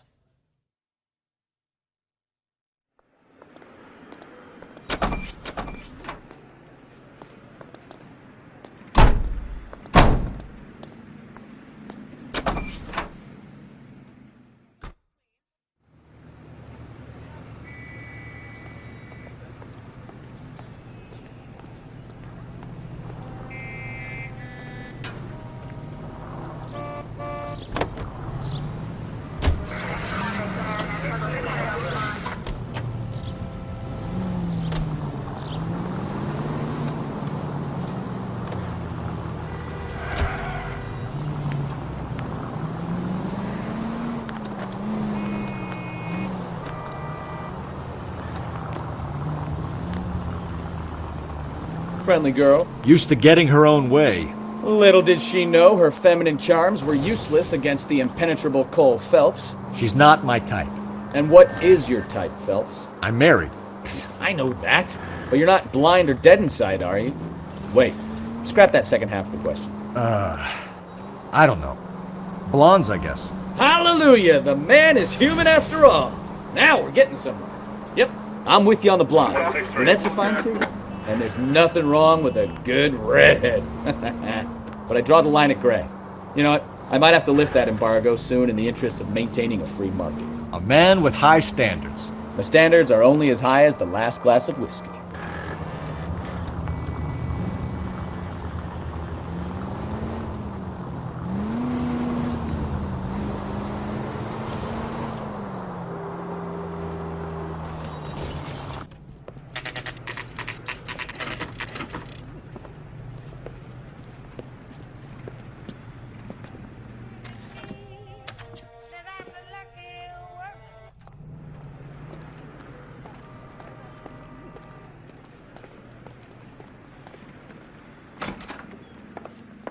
And what can I do for you, gentlemen? I'm a traffic detective from Central Division. Who's in charge here? I am, Gordon Lightfall. What's this about? We understand that your company prints California vehicle titles. Yes, I have the government contract to print pink slips. Have done for some years. Have you had any goods or equipment stolen recently? We're running up against stolen cars with seemingly legitimate paperwork. Not recently. Have you ruled out forgery? There's no shortage of talented artists in this town. We'll keep it in mind. We have some questions for you, Mr. Lightval. Mr. Lightval, we're currently working 2 auto theft cases. Do you know anything about a car theft ring? Certainly not. Why would I get mixed up in a thing like that? We have suspects with legitimate pink slips that were printed here, Lightval. You better give me something before I bring the whole department down here. Don't be hysterical, Detective. As a matter of fact, we had a similar problem a couple of years ago. A number of used car lots were selling blank documents to a criminal organization. Do the names Cliff Harrison and James Belasco mean anything to you? No, they do not. Harrison bought his car from Coombs. The pink slip looks good, and that points the finger here. Do you have any employee trouble? No, I don't. They've all been carefully screened. Look, now that I think about it, the name Coombs sounds familiar. I think they may have been involved in stolen documents in the past. Do you have a delivery ledger, Mr. Lightval? We would like to cross-check against the Coombs Automotive Emporium. It's a little out of the ordinary, Detective. I'm not sure I can share those sorts of records. Hand it over, Lightval. You don't want us having bad thoughts about you, do you? Very well, but this really is irregular. Over here.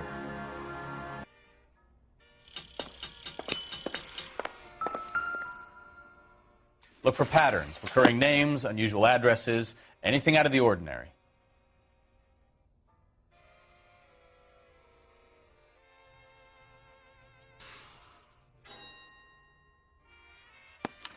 You certainly encourage repeat business, Lightval. This Mr. Bigelow is a good customer. Sorry to bother you, sir. We'll let you know if there are any developments.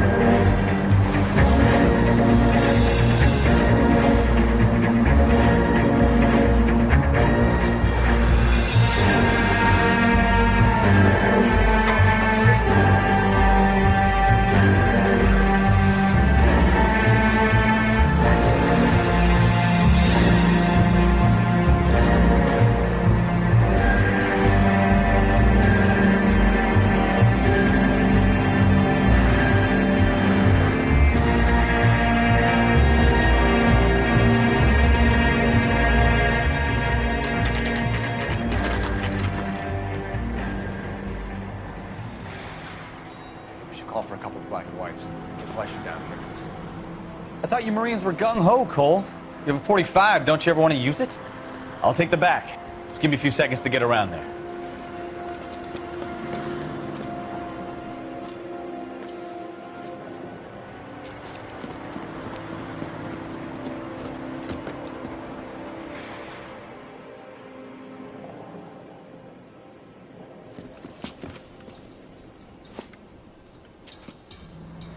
Cole Phelps, LAPD. All of you are coming downtown with me.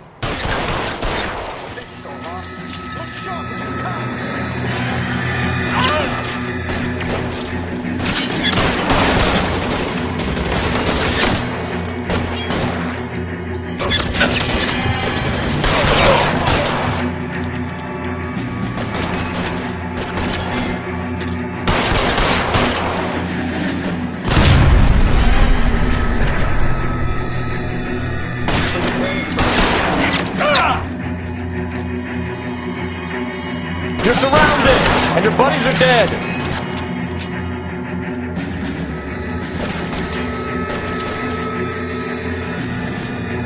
Let's move forward.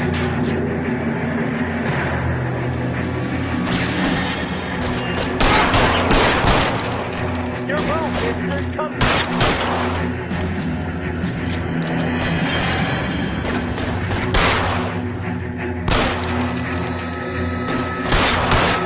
I need cover!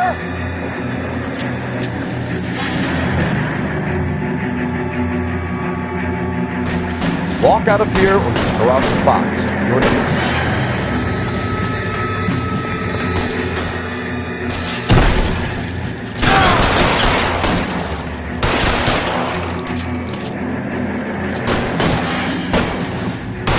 Stay down. Try the door at the end. I heard something.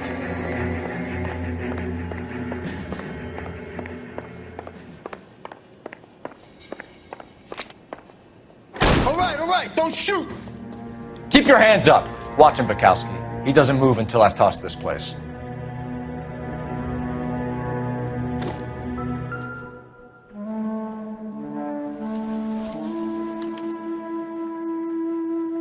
Marquee Printing Company. There's nothing like going direct to the source.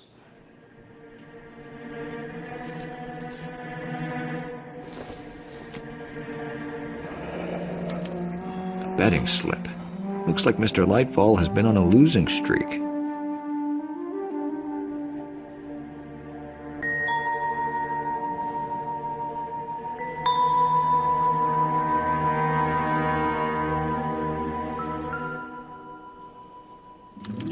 There are enough slips here to keep them stealing cars till Christmas. We've got a trail of pink slips and stolen cars that leads right to your door, Bigelow. You're in this up to your neck. But I don't think you're the man in charge. Make it easier on yourself. Give him up. I do work on cars for customers. You charge in here shooting up the place like it's the Ballad of Bulge. I can't give you anything. We know about marquee printing. You can make this easier on yourself by giving us your man on the inside. I sometimes repair cars and put them back on the road. I need a pink slip to resell them. There's no problem there. There are at least 4 dead men in this warehouse. A couple more. Punks won't make for that much extra paperwork. We'd be doing the legal system a favor. Okay, tough guy. I get the message. Lightfall. The guy who runs Marquee. He's the big shot. He likes to spend big at the track. He owes people. Lightfall. The guy with no luck at the track. Tell me about him. It's one of the guys lying over there. You're right. He has no luck. That's the best lie you can come up with, Bigelow? Hey, would I lie to you, detective? I'm not exactly in a good position here now, am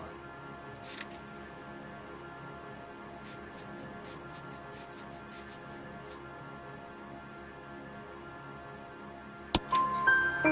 Gordon Lightball owns Marquee Printing, a government print shop. He's losing big at the track. He has these big government contracts. He's in hock over 20 grand. If the feds find out, contracts will be all over. Lightfall plays ball. All right, Bigelow. The heat is off you. Play your cards right and you'll be able to count your time in Quentin on one hand.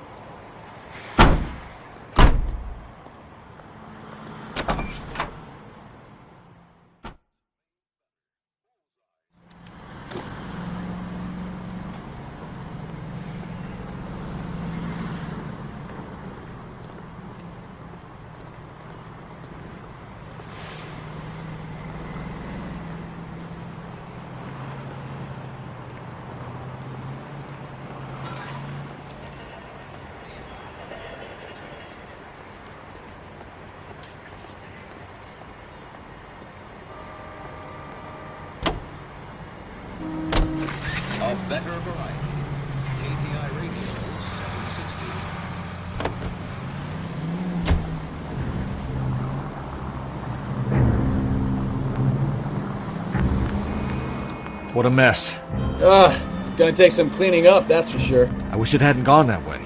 Well, they shouldn't bring guns to work with them. We didn't have a lot of choice. You have to admire the barefaced cheek of someone who tries to blow your brains out one minute, then pleads innocence the next. Yeah, especially when he's surrounded by evidence.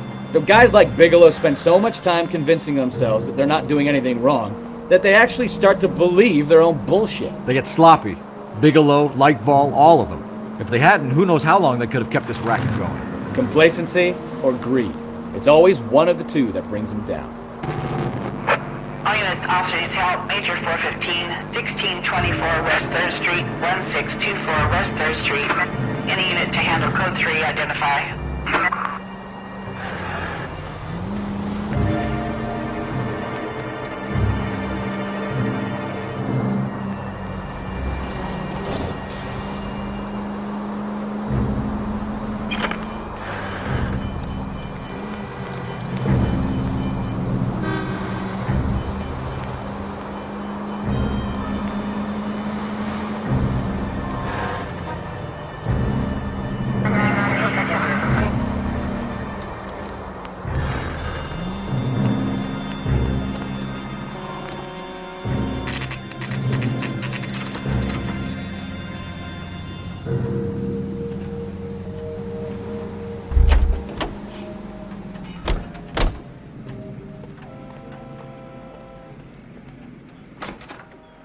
You're under arrest. You again? This harassment is starting to wear thin. We found a box of pink slips in a warehouse full of hot cars. You signed for them, Lightval. I signed for all the orders and deliveries. You'll need something better than that, cowboy.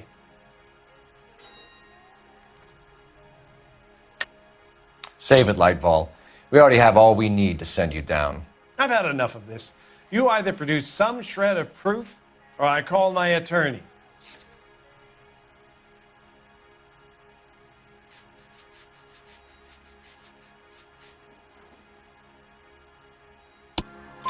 You're in the hole with the organization. We know about the debts, Lightval. I agree, I have a small problem. I'm prepared to help you in any way I can, Detective. I'll name names. I need you to keep this out of the paper. You need to shut up now, Lightval. Gordon Lightval, I'm charging you with conspiracy and fraud. Hands behind your back. The LAPD Central Traffic Division has today smashed a nationwide auto theft ring, writes crime correspondent, blah, blah, blah. Oh, here it is.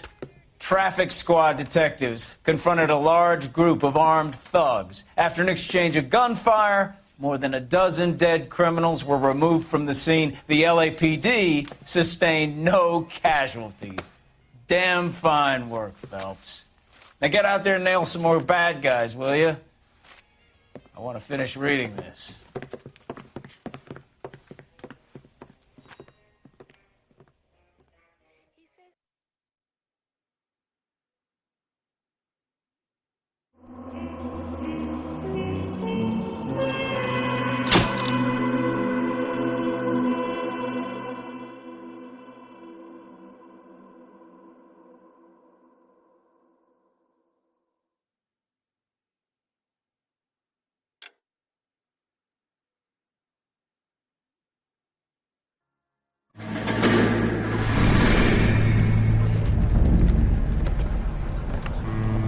My family runs a shipping business in San Francisco. We used to have 2 ships a week to Tokyo. We've been in shipping for 2 generations, Hank. I've never been on a voyage anywhere. I feel like Odysseus in the beginning of his journey. The Odyssey took 10 years, Cole. This is the American century. America can rule the world after we win this war. We need to stay alive, Cole. These men are counting on us. Have you heard what the veterans are saying to each other? No. Golden Gate and 48. That's 4 more hard years of fighting.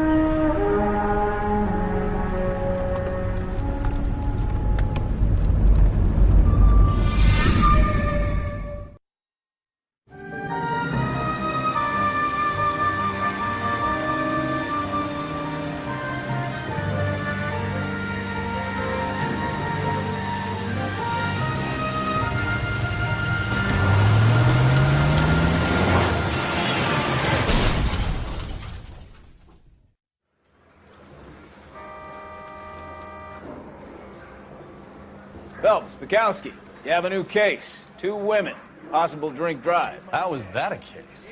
The broad says she was doped and that somebody tried to kill her. Where did this take place? That's the bit you're gonna love. Right across the street. What? A Chevy Styline took a nosedive off the escarpment, fetched up underneath a Cola King billboard. Up to it, boys. We got bad guys to catch. The thing was, he was a really nice guy. I felt lousy tolerating him. See you later, fellers. Try not to work too hard. Jew bantering with the boys. Tear to my eye watching that. I'm just trying to fit in. Educated, hardworking, straight as an arrow. I hate to break it to you, Cole, but you'll never fit in this country. It's like that. Papers. What's all that mean?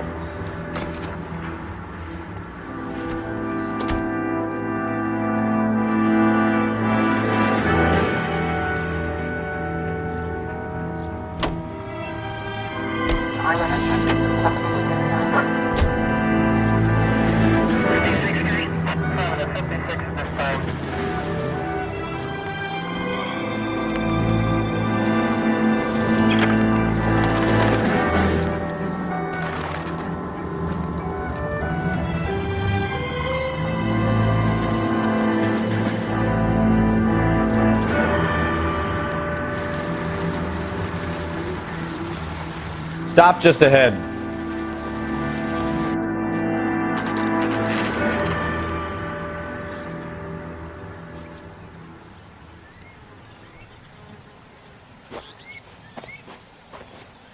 Her face looks familiar. Well, that's June Ballard, Tarzan's sister, beast of the Amazon. She's married to Guy McAfee. The captain has moved to Vegas now, but the 2 of them still have juice. Phelps, traffic. Detective Phelps.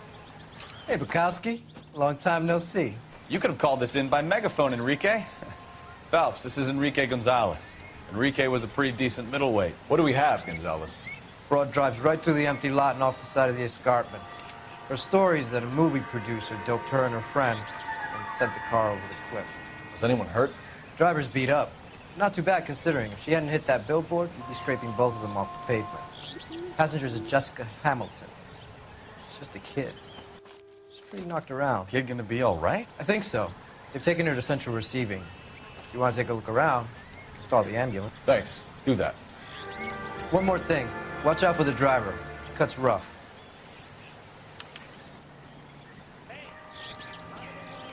If you're looking for the coroner, he's down by the crash site.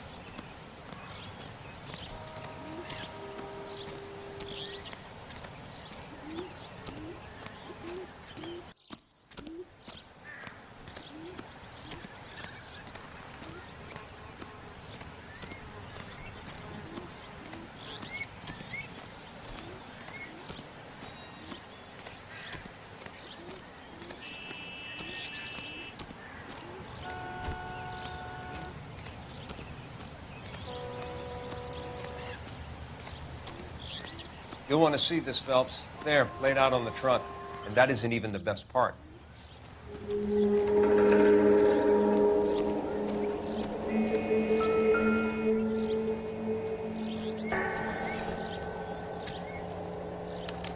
They've been torn off.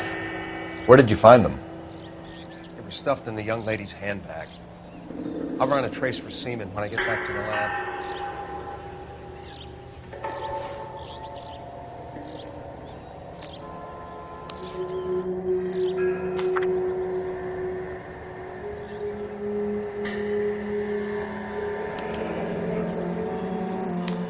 She's a long way from home.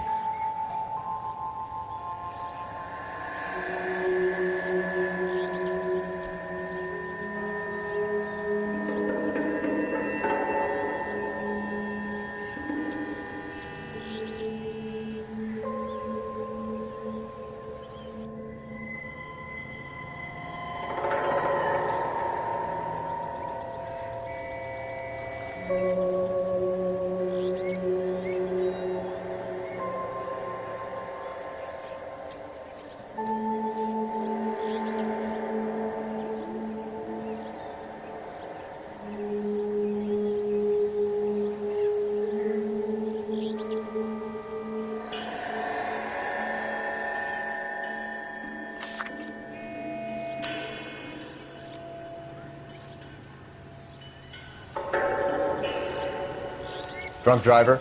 Maybe not. How so? Well, the head I found without a body piqued my interest. See what you think. Alas, poor Yorick. I knew him, Horatio. Is it real? No. I think it's supposed to be a replica of an Indian shrunken head. It's some kind of curio or movie prop. See the casting mark? What's it made from? Plaster of Paris would be my first guess, then painted. So we can rule out the murder angle? No, you can rule that in. That thing was wedging the accelerator to the floor. Whoever did it wanted these women dead.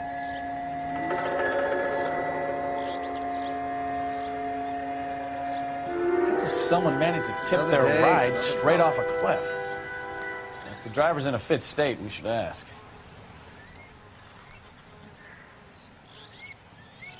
Looks like they're lucky they weren't more badly injured. Must have been unconscious. Being relaxed tends to lessen the soft tissue damage.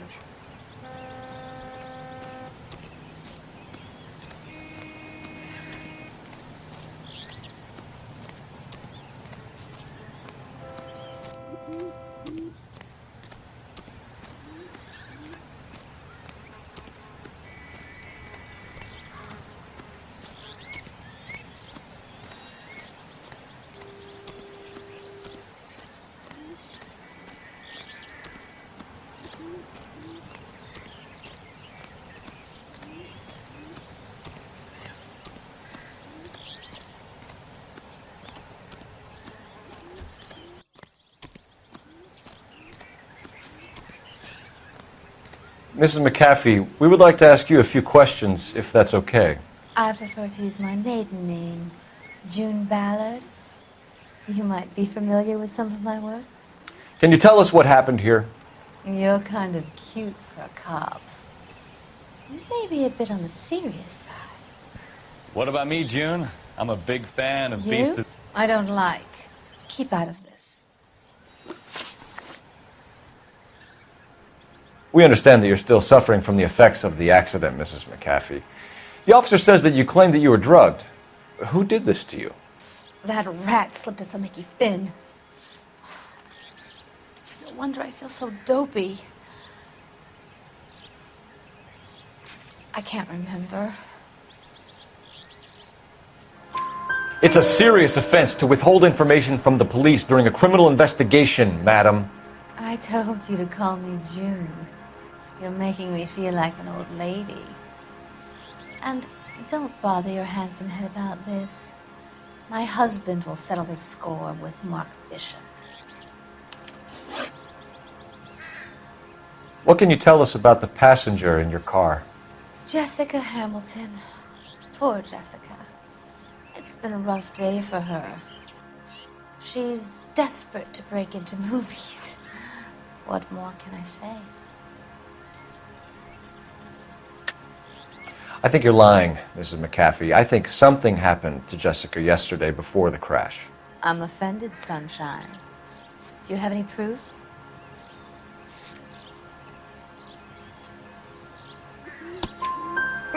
Miss Hamilton's underwear were physically torn from her body. She wanted to go to a casting. I took her to a casting. Whatever happened after that is between her and Mark Bishop.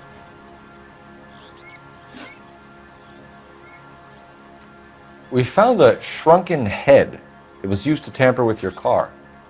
You see, I normally don't drive off cliffs. The last thing I remember is getting behind the wheel. It's obviously some kind of movie prop. You must know where it came from. In case you hadn't noticed, I am the talent. And the talent doesn't deal with props or sets or any of that kind of stuff. Why don't you ask Mark Bishop which prop house he uses? You mentioned a Mark Bishop. You think he might have had something to do with this? He is a movie producer. As for his involvement, you just leave it to me and my husband to worry about.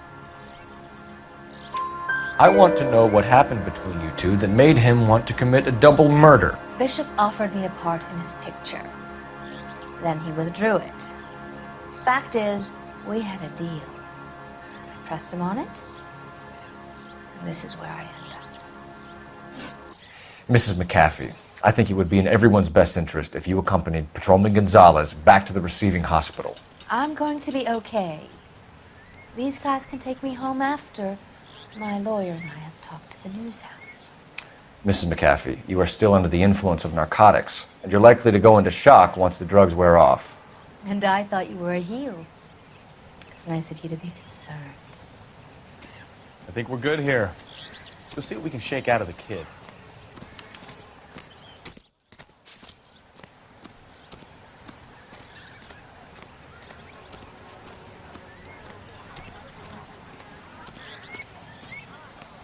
This is awful. Just awful.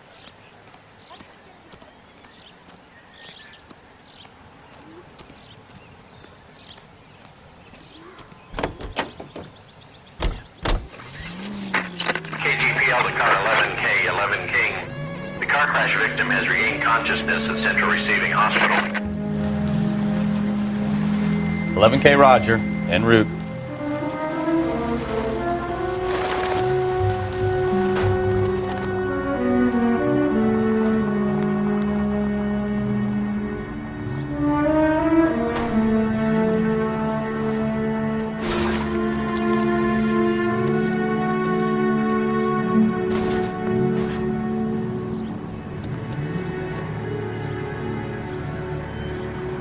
Every man for himself!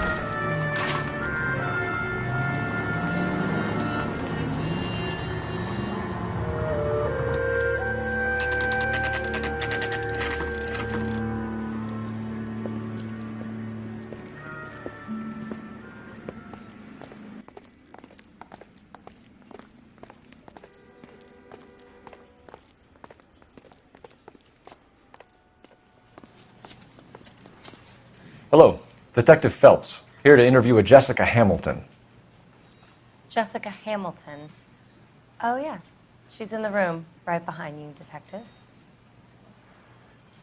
You can't hold me here. No, I don't need to be manhandled by a doctor. I need my lawyer. Hey, where is the telephone? Do you know who I am? Feeling better since this morning, Jessica? A little. My head still feels sweaty.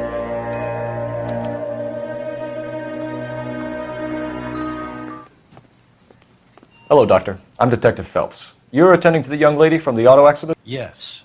She's conscious now, but I doubt she'll remember much. She's still feeling some of the after effects. Jessica was drugged? She certainly was. Chloral hydrate would be my guess, and there's clear evidence of abuse. She's still a minor, Detective. Someone planned a double murder to cover up a statutory rape? Swap 7 years for life and gets Guy McAfee on their case? Doesn't make much sense to me.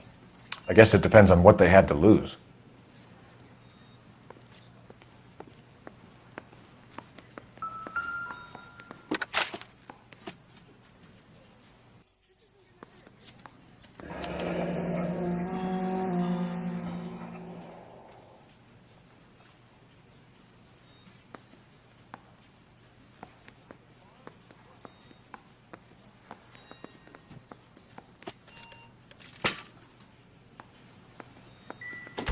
Hello, Jessica.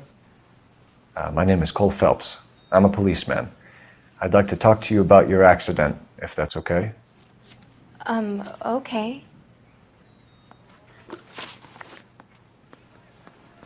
Can you tell me what you remember about the crash? It's all kind of fuzzy. I remember waking up here. Nothing happened yesterday. Tell the truth, Jessica. Why the big cover-up? I'm not lying to you.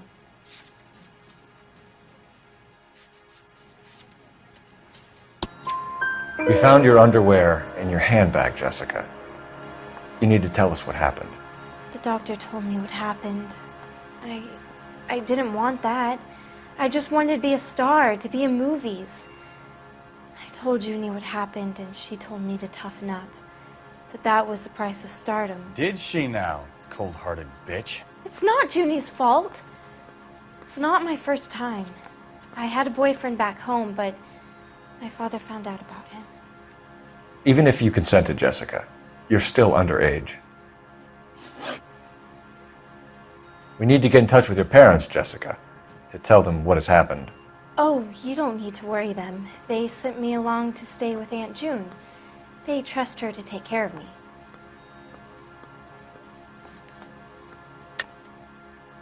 You're lying, Jessica. How are we going to make this right if you lie to us? Please, Detective, why would I lie to you?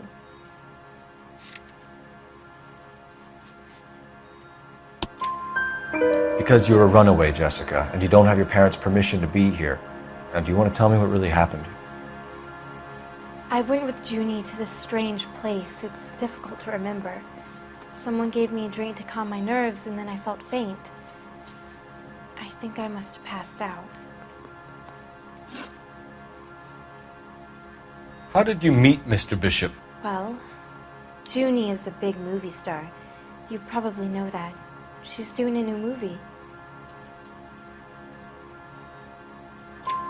What's the story with Bishop and Mrs. McAfee? Why does he want the two of you dead? That can't be true. Mr. Bishop seemed very happy today. I mean, yesterday. And that's why he wedged a shrunken head against the accelerator pedal and punted the two of you over an escarpment? I overheard Junie speaking to him on the phone a couple of times. Screaming, really. She can be very hard sometimes, Junie.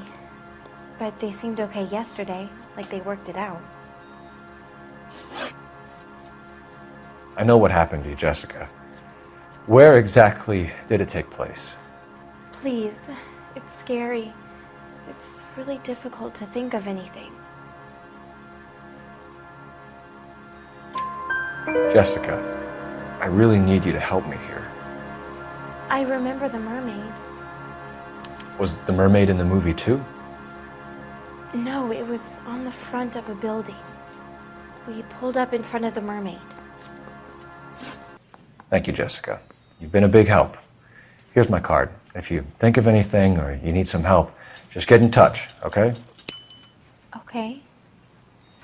I think it might be a good idea if you went back home till you felt better, Jessica. I couldn't do that, officer. What if I got the part and I wasn't there?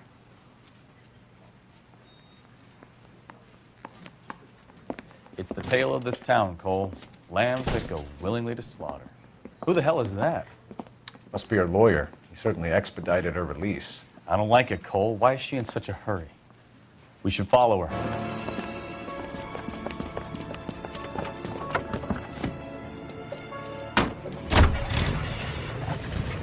There she goes. Come on.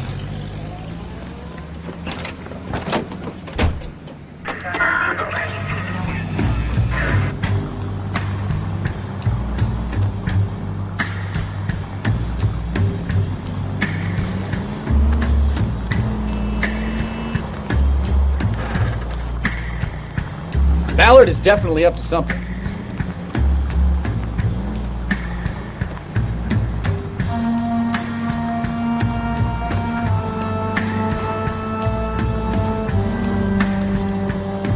She seems to have made a remarkably speedy recovery.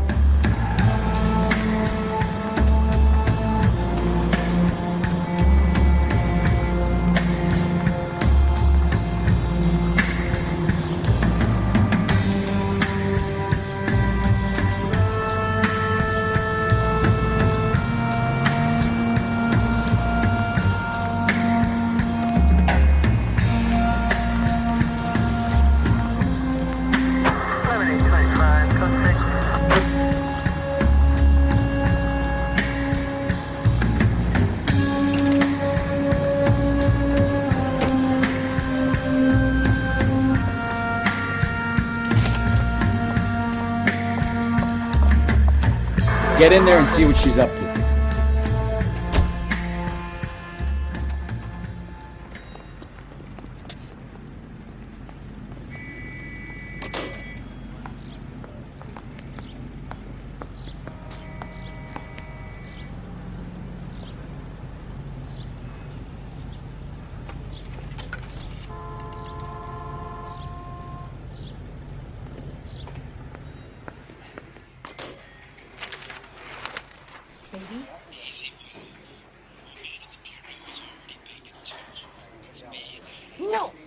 don't want him taught a lesson. You know what I want.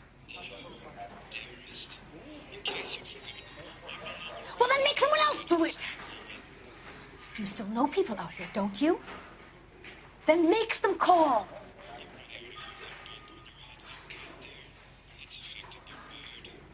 I'm going to be very clear about this. You get this done, or I'm... Wilson's Hotel. Mr. Mark Bishop, that son of a bitch, lives in apartment 803. Sure, I got the film.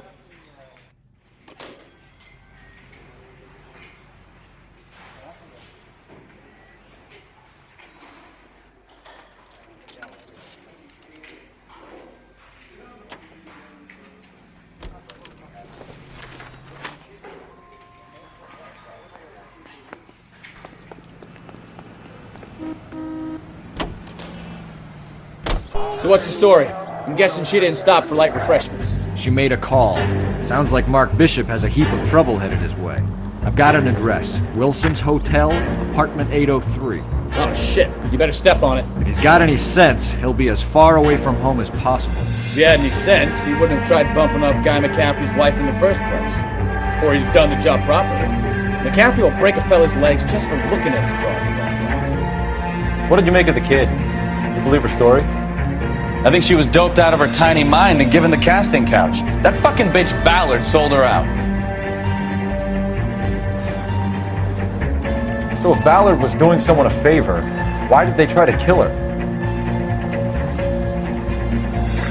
Any Century Unit 415, possible window case. And 7th and Flower Unit, they have room 3 identified. All units in the vicinity in car 11K, 11 King, a 415 in progress at apartment 803, Wilson's Apartment Hotel, 1220 West 7th Street, Westlake Park. 11K code 3, all other units code 2. KGPL clear. Gun it! Let's get to the apartment before someone gets hurt.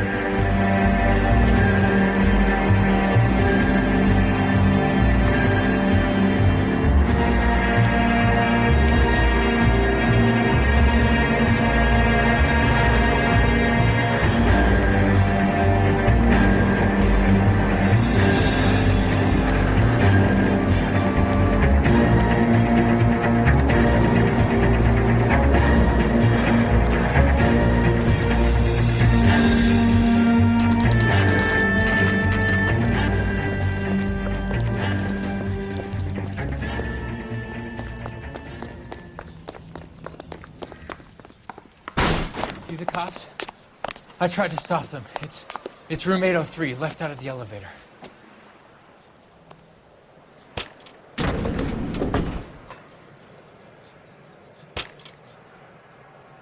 Sounds like we're about to make it a hat trick of hysterical female witnesses.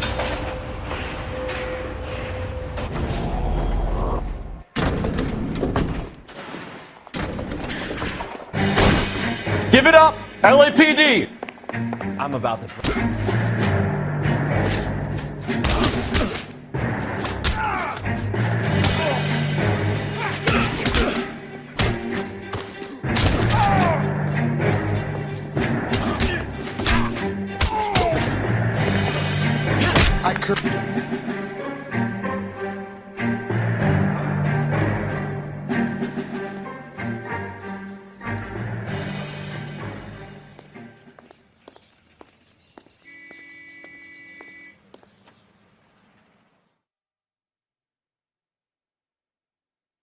Are you injured, Mrs. Bishop? I'm all right now. Those horrible, awful men. Perhaps you should sit down, ma'am. Yes, yes. Forgive me, officers. I'm very flushed. I'll just sit down for a moment. That's perfectly normal, ma'am. Take a moment while we look around. Yes, thank you. Just look at this mess.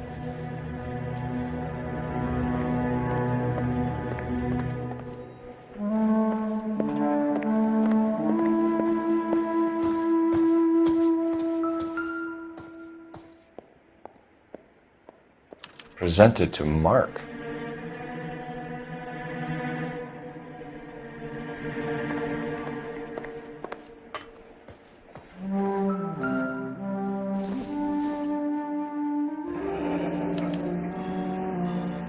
have to do to earn $20,000?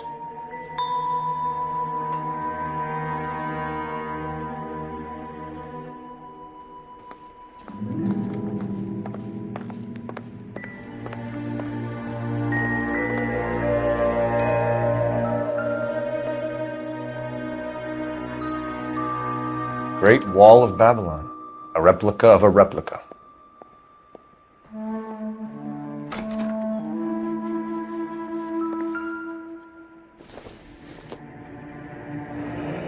Looks like the old movie set downtown.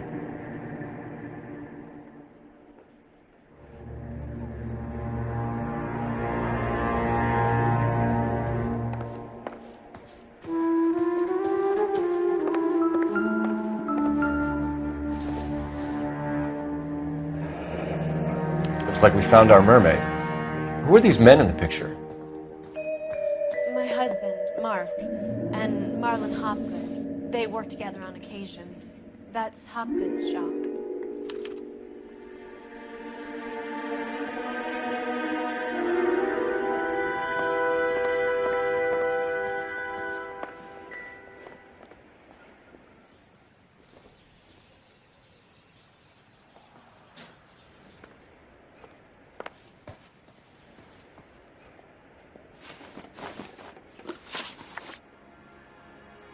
Those men, I think they work for Guy McAfee. Do you know the name? No. Why should I? June Ballard is married to Guy McAfee. Have you heard of her? That slut. She's been badgering my husband for days. Mrs. McAfee alleges that your husband tried to kill her and her friend last night. I think you should tell us what you know. My husband's a movie producer. This has something to do with his new picture. He doesn't include me in his business. June Ballard said she had a deal to be in his new picture. Mark repeatedly told her no. He had Joan Leslie lined up for the role. That's how he got the finance. June made all kinds of threats. She was very rude to me. You know June Ballard? We were both on the same picture a few years back. That's how I met my husband. Where can we find your husband, ma'am? He told me he would be on set. That's all I know. Either we find him or McAfee's people do, Mrs. Bishop. If you care for him, you should make sure that we find him first. I do care for him. But I don't really know where he'd go if he were in trouble. Hopgood might know. Why is your husband paying Lorna Hopgood $20,000? Lorna? Marlon's ex-wife? Are you sure? You're lying, Mrs. Bishop. It's some kind of payoff. You know exactly what the money is for and who it's getting paid to. Do I? Would you like to prove that, detective?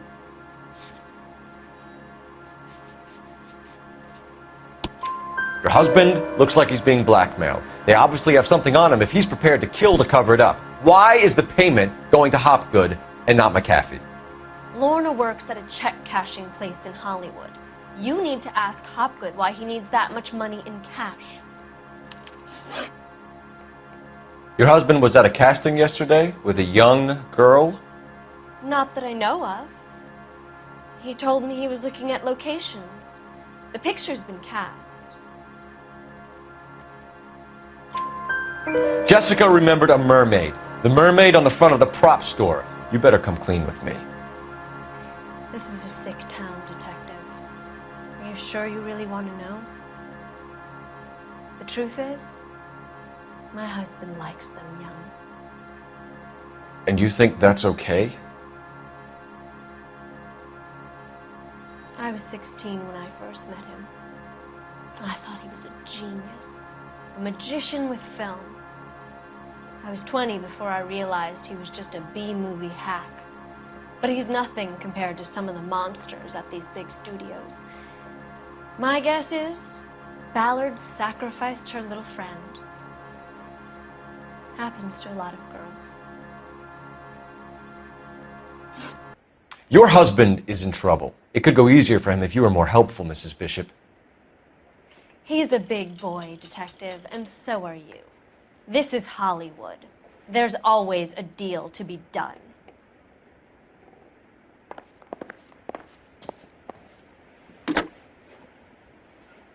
Operator, give me dispatch. Putting you through now. Phelps, badge 1247. How could I help, Detective? I need a location on a silver screen prop store. Just a moment. Silver Screen Props, corner 3rd and Figueroa. Thank you.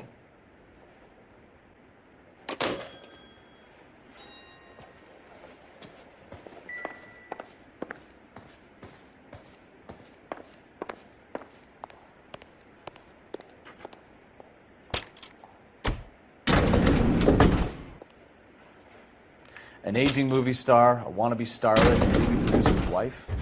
They're finally rubbing shoulders with the almost famous. And from the stories they've given us, clearly none of them can act.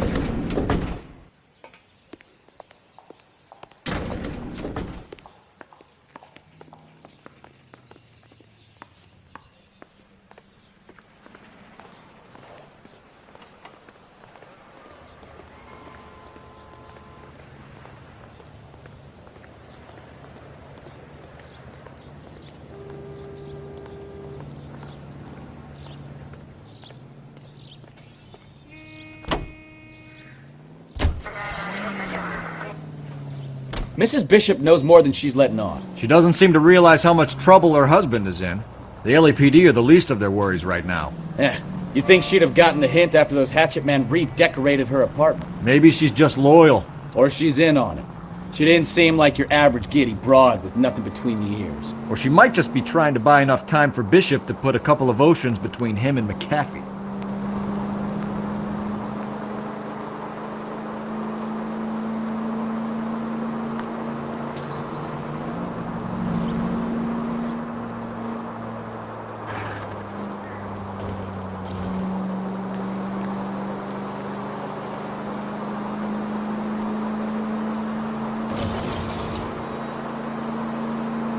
Officer needs help, 103 and east.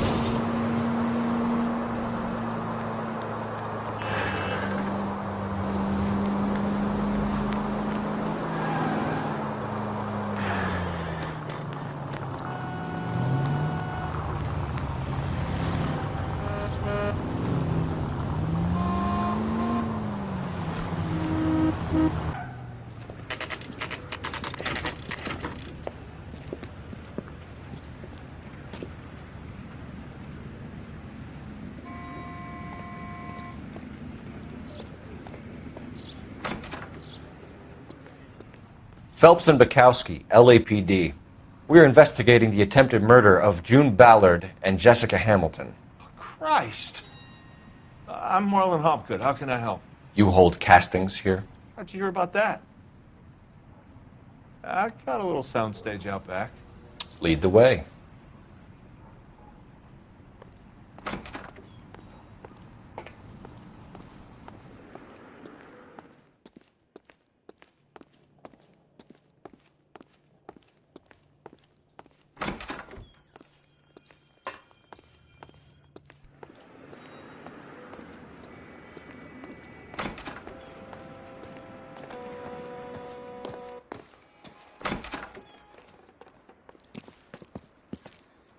Keep him here, Stefan.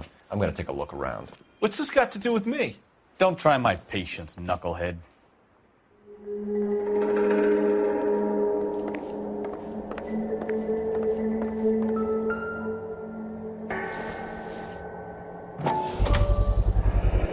Doping a 15-year-old kid and abusing her in a screen test. What is wrong with these people?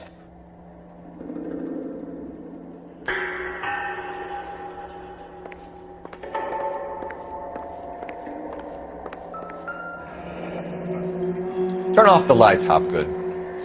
Why would I want to do that? Humor him. One-way mirrors. There's a room on the other side.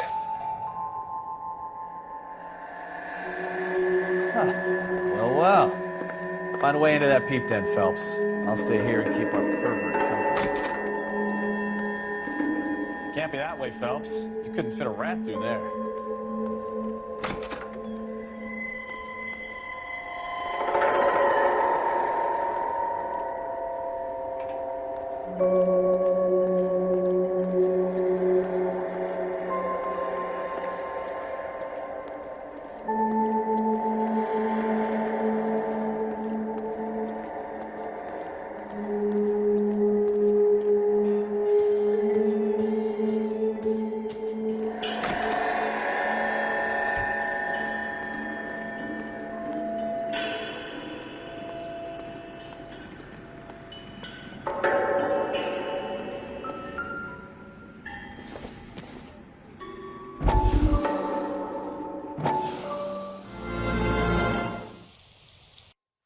Listen, I have to call you back. I got some business here. Sit down, Courtney. This is Mickey. Mickey, this is Courtney Sheldon. What would you like to drink? Scotch. Straight up. I hear you're back at school learning to be a doctor, kid. Yes. That's right, Mr. Cohen. So you want to be a doctor and a dope peddler. Interesting combination, huh? Do we have a problem, Mr. Cohen? We might have, yeah. Selling your dope to my boy Lenny looked like a good move, but Lenny has been supplying, wholesale, so to speak. The Bindle boys in this town aren't used to the juice without a little of the middleman taking his cut. Lenny promised that wouldn't happen, Mr. Cohen. And Lenny works for you. What can I say about Lenny? Let me think. Oh yeah, he's a putz. And he's lazy, and he's greedy, but he's my wife's brother. How can you make a cake with those ingredients, huh? So how is that my problem, Mr. Cohen? Well, kid, the only way we're going to be able to make this work is to do some repackaging. We need to get the dope out of those dinky little cardboard boxes and... Syrettes. Yeah, syrettes. Right. We can put it into a big vat so we can water it down a little bit. I won't bore you with the chemistry, but it doesn't work that way. You're likely to kill even more people. Okay, listen. We want to buy you out, kid. I'll offer you 50 grand. Hey. Hey! You don't like my offer?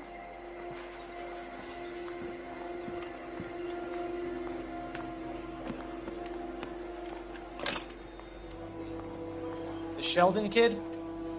I think I want him dead.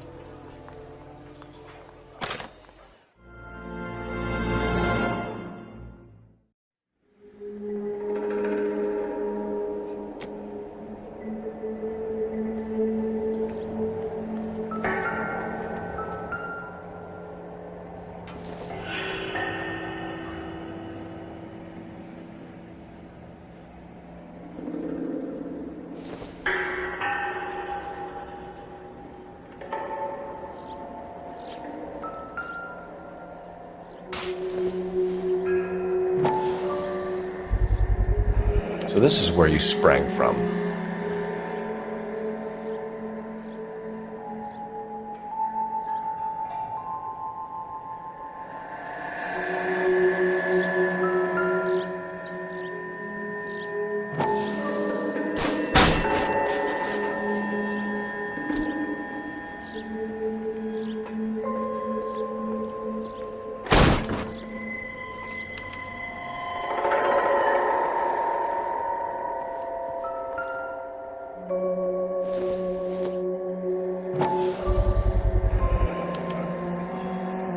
Jungle Drums, 8th and Francisco. Attention, Mark Bishop.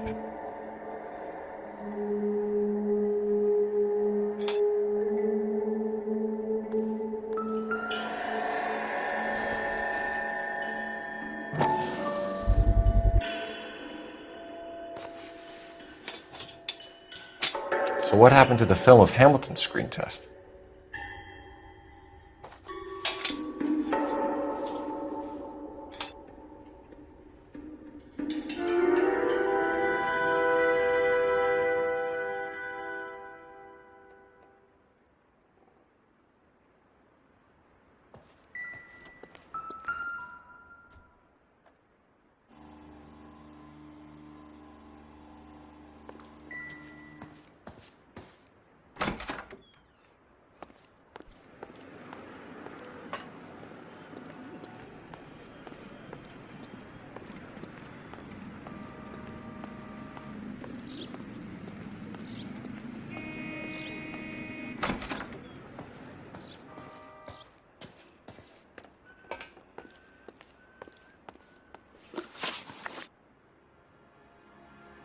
You ever do any work for Mark Bishop?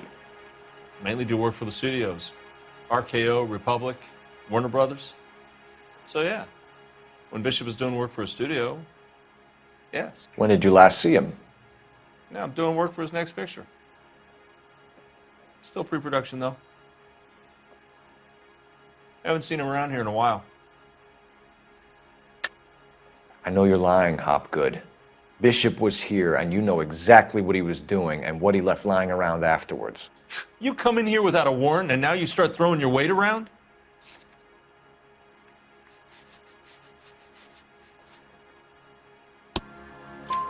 A 15-year-old girl told me how she was drugged and molested at a casting house. I found the chloral hydrate in your drinks cabinet. You give me something or I will break your fucking jaw, Hopgood. Bishop was here with June Ballard and the girl. A lot of producers and directors use this place. I'm not responsible for what goes on here. McAfee's men are looking for Bishop. We need to find him first. Any idea where he might have gone to ground? If he really tried to kill McAfee's wife, my advice to him would be to leave town. You're delivering props to Jungle Drums on 8th Street? Bishop is using that old rundown wreck of a set. That place is dangerous. But it might be a good spot to hide. What's the deal with you and June Ballard? Look, buddy, I make props. I hardly ever meet the talent unless it's something tailor-made for them, like a sword or something. You and Ballard are blackmailing Bishop. That's why he cracked. You got nothing on me. My hands are clean on this.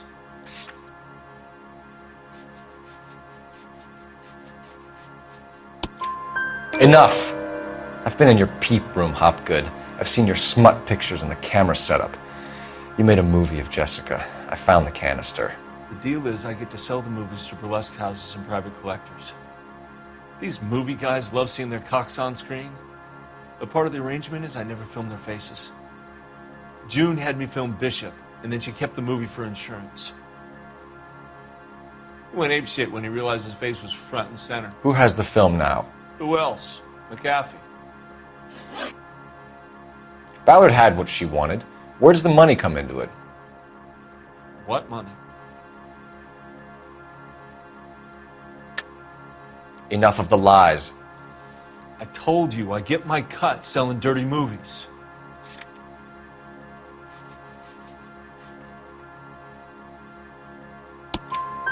Your ex was getting 20 large from Bishop. If I wanted to skim 20 from Bishop, we'd do it through the movie budget.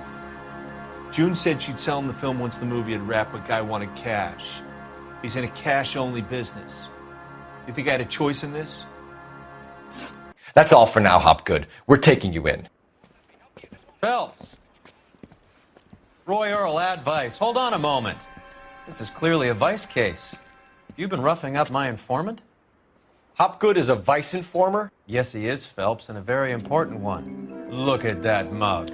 Have you been upsetting these two officers, Marlon? So we just drop it? You do if you know what's good for you. You need to catch the movie producer before an angry husband does, from what I'm hearing. I'll be making a full report to the captain, Detective.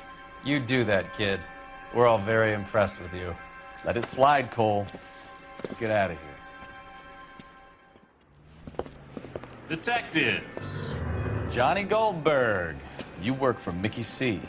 That's right, detectives. You wouldn't happen to know the guys who roughed up Mrs. Bishop earlier today by any chance? No, not us. We don't do that kind of thing. It's the husband we'd like to talk to. This is a police matter. You don't want to be taken in for obstruction of justice, do you, boys? You could try the obstruction rap, but it won't stick. We could beat that. You've had your 10 cents worth, gentlemen. Bishop knows how the world works. Mrs. McAfee hits him up for a movie part. Happens every day. But Bishop takes it a step too far and tries to rub out Mrs. McAfee. Naturally, Guy is going to get upset. What made you think Bishop would be here? We figure he might be planning a little accident for Hopgood, too. Those two guys have got some unfinished business. You let us know if you find Bishop. Guy McAfee can be a very generous man. I'm only going to warn you once, gentlemen. Stay out of this. This is a police matter. we will be bringing Mark Bishop into custody. At least he's polite. Kinda dumb, but polite. But I'm a lot less polite, you smug son of a bitch. So let me put it in ruder terms that even a pair of blockheads like you might understand. The only reason that you don't have bars on your windows already is because you're small fry. And we don't waste our time on small fry.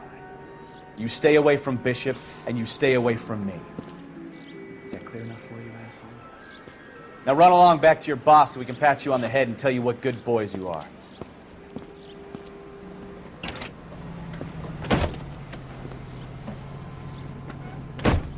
I don't think they like your little pep talk, Bukowski. Oh, shit! Get us out of here!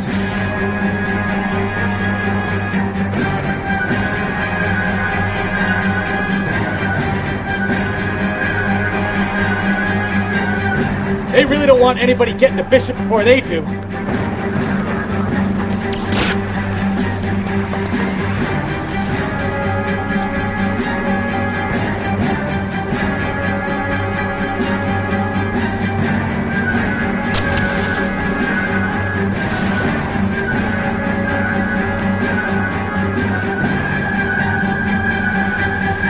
We need to lose those fools, Phelps.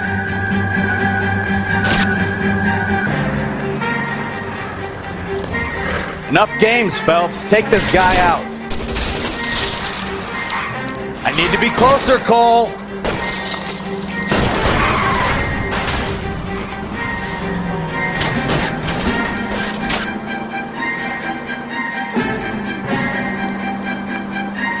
Make a move! We're sitting ducks here!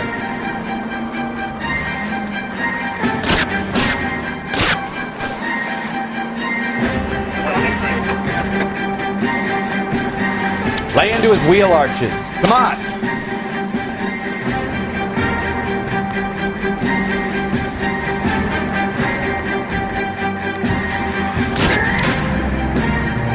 Enough games, Phelps. Take this guy out. Either give me a good shot or get us the hell out of here!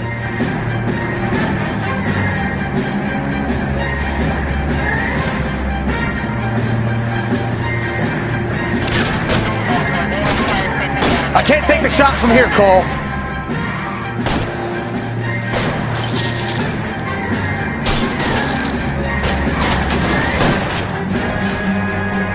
Jesus, Bishop started a goddamn war!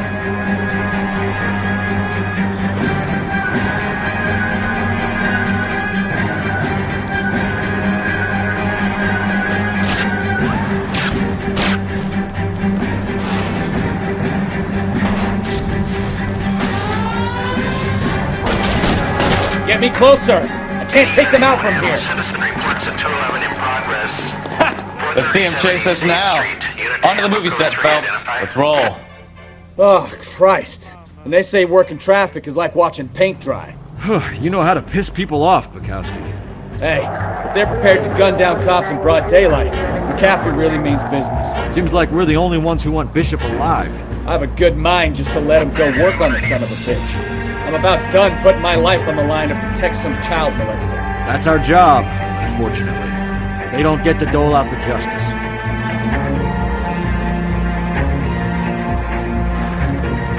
You need to take the next left.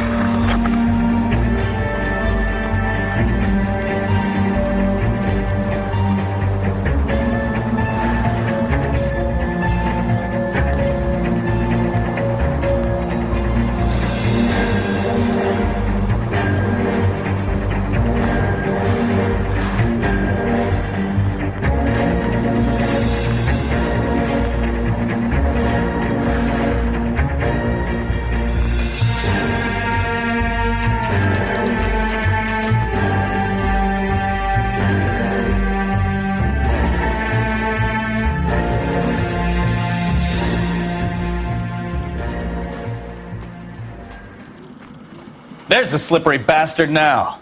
No. God damn it! Mark Bishop, stop! LAPD!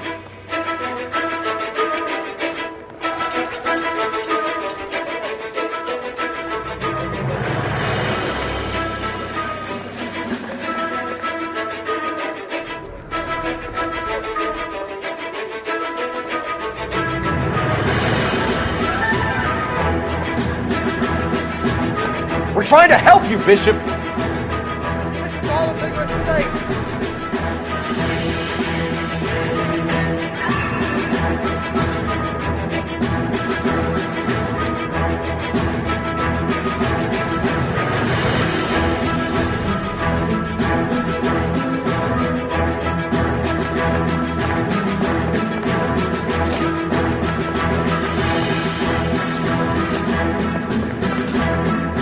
It's us or McAfee's boys. Your choice.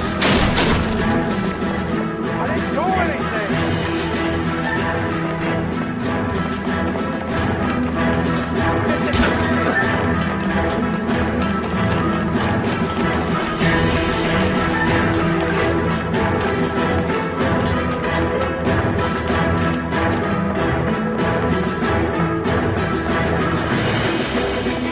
Bishop, that's enough.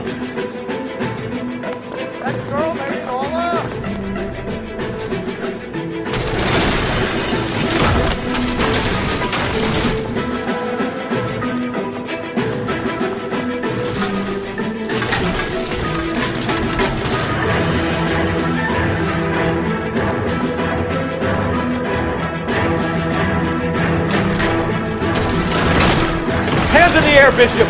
Move another inch and you're dead! Don't make the... Mark Bishop, you're under arrest for the attempted murder of June Ballard and the rape and attempted murder of Jessica Hamilton. All right, I'll come quietly. Just don't kill me. If you found me, then McAfee's goons will too. Oh, we need to get out of here. All right, but you stay close. Any tricks, and I'll save McAfee's boys the trouble. Follow me. I know another way out of this place.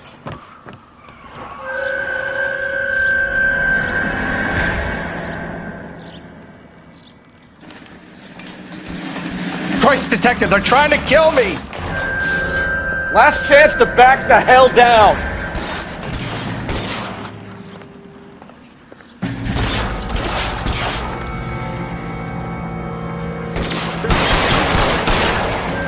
It's this way. McAfee doesn't make the rules. You hear me?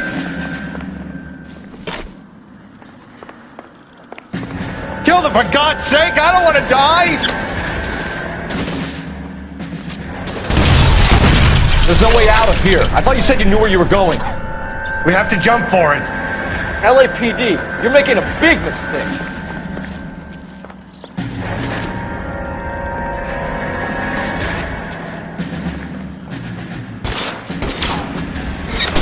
Is this really the best McAfee's got?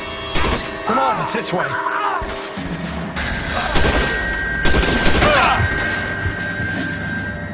Shit, it really hurts. Oh my God, they're everywhere.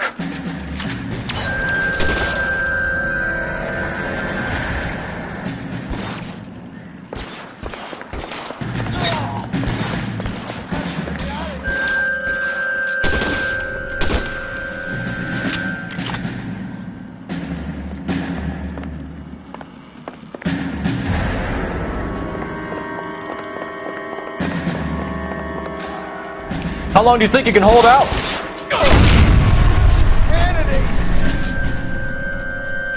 The statue there. There's a ladder leading to the ground.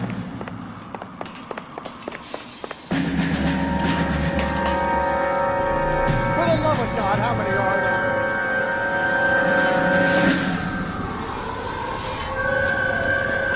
Get him over here, I'll cover you! Come on, the cavalry's here!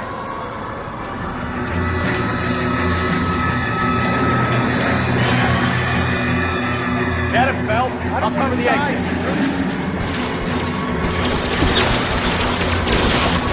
Those barrels at the base of the elephant column. They're full of gasoline. Shoot them! Quickly!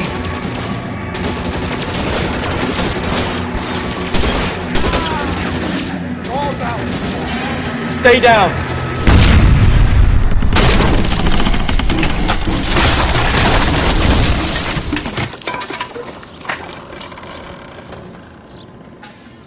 Follow me. We need to get him to the car.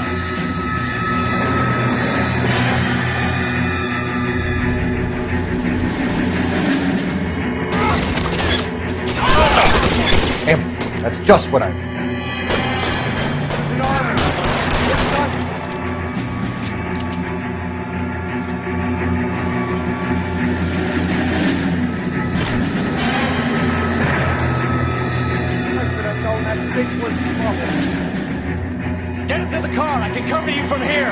You're almost there!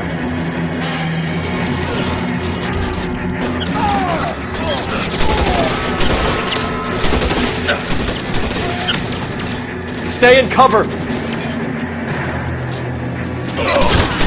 right, let's kill these rat bastards.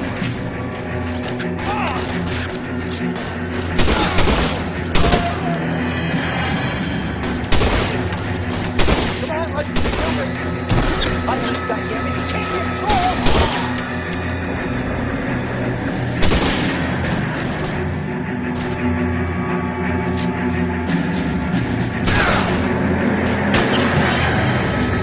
Let's go! Stay with me! Now, this is what I call a result. Mark Bishop, erstwhile film producer and all-around piece of shit, catches a fast ticket to Quentin for stitch rape and attempted murder, so he gets to spend the next 15 years playing sissy instead of sticking it to little girls. That is justice with a capital J, Detective Phelps. Developed such a reputation, I'm not going to be able to hold on to you any longer. You're getting promoted. Go on, get your new assignment. It was good working with you, son.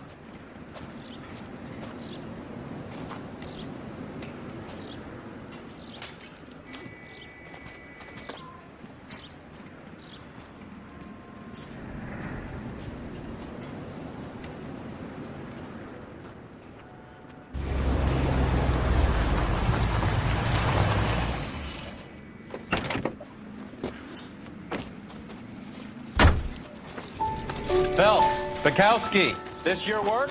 Can I help you, Detective? Sorry, Cap. Didn't see you there. Yeah, I'll bet you did. This is a traffic case. You need something? I'm here to buy a drink for the 2 LAPD traffic cops who broke the back of Guy McAfee's private army. You don't have a problem with that, do you, Captain? Go right ahead. Get in. I'm buying.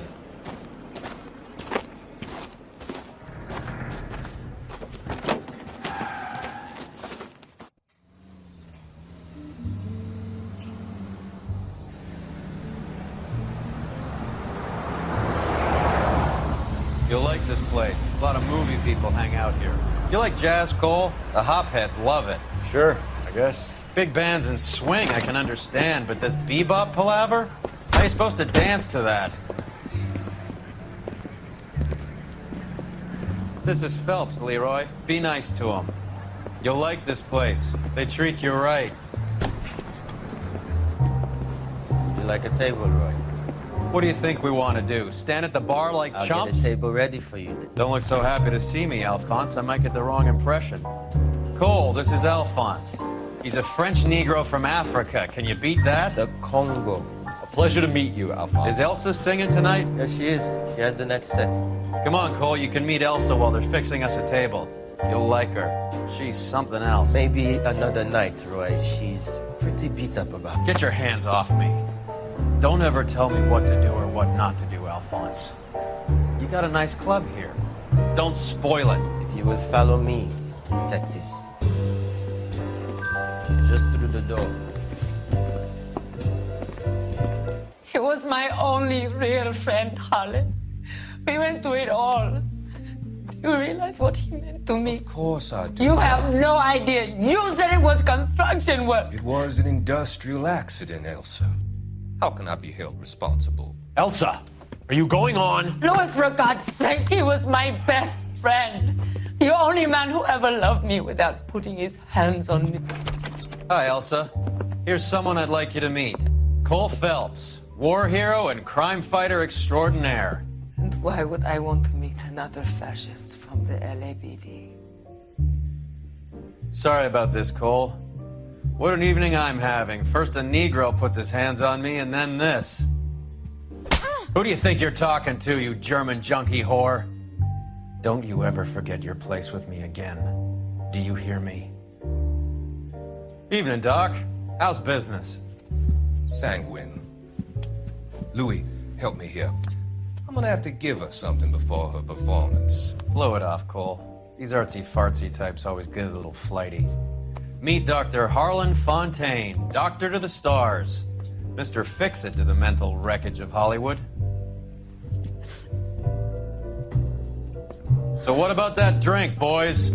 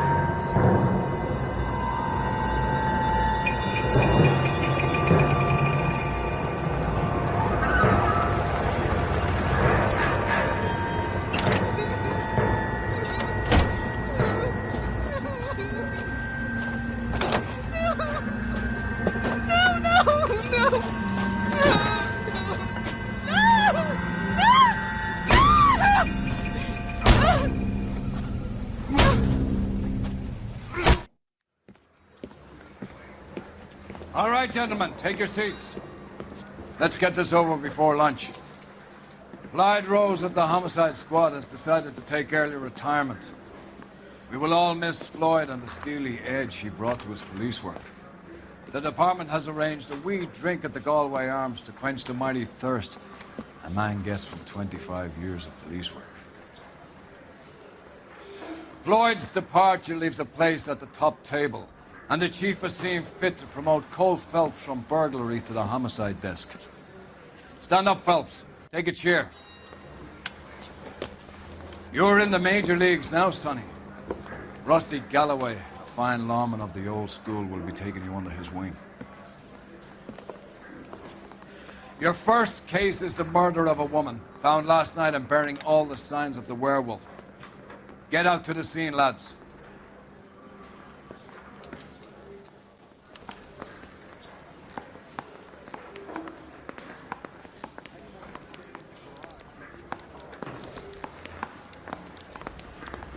Do you have the address? It's been all over KGPL. It's off Temple Street, between Belmont and Glendale. Goddamn Harry thinks he can get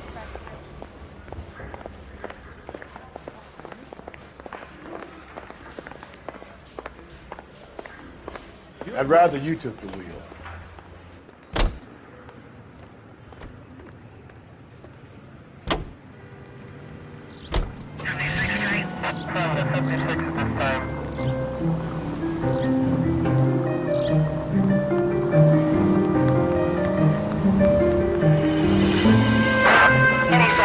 What happened to Rose? Parker wants the chief's job. Word is it's either going to be him or Thad Green. So they're both clearing the decks. So where does that leave you, Galloway? Leaves me saddled with a chump like you, Phelps. I didn't ask for you and I don't want you, so keep it to yourself. See if you can learn something about seeing how a real cop operates. What did he mean by the werewolf? Medallion. The Daily News came out calling him the werewolf killer. The Examiner came up with the Black Dahlia. Any closer to catching him? Not a chance. 6 months and hundreds of guys running down leads and we got nothing. You don't think this has anything to do with it? No, I don't. 90% of murders are domestic, Phelps. Some guy gets into a beef with his wife, he takes it too far. This will be the same. But cutting someone in half and leaving them off the sidewalk, that's a one-off. Why so many women this year? Because of the war. You should know that. Guy gets to kill people every day in combat. Comes home, he's expected to take lip from his wife. What do you think's gonna happen? It's that simple. Like I said, most of the time it is.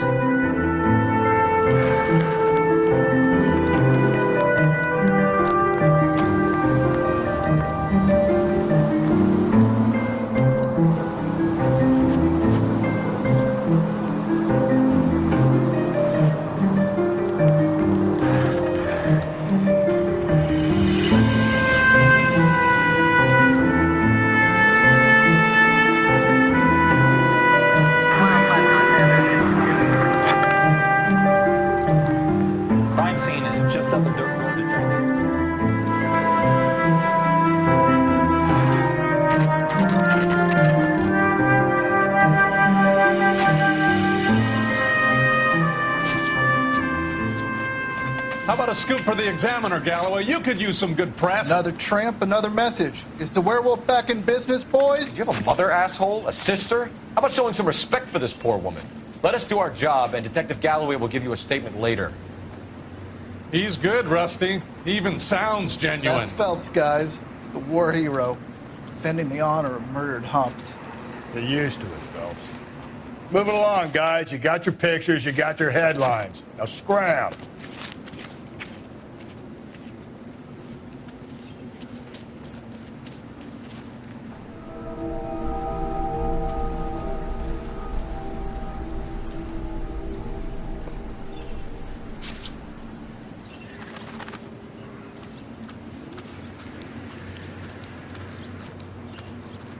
Patrolman, this your beat? Yes, sir. Well, part of it. Kids park here, they use it like a lover's lane. It's a working neighborhood. Some trouble, but nothing like this. It's known locally as the Moors. You were first on the scene? Yes, Detective. No one's disturbed the body? No, sir. We cleared out them vulture reporters so Pinker and the coroner could work. They're waiting to talk to you. Go house to house and see what you come up with.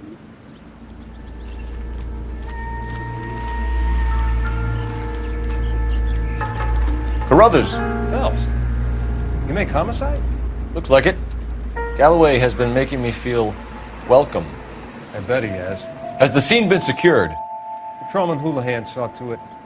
The victim's personal effects are still where they fell. Cause of death? Could be the head injuries. She has been badly stomped. The cuts look superficial. I'll know for sure in an hour. What caused the blunt force injury to the face? Could be anything from a baseball bat to a lug wrench. I'll have more details after the autopsy.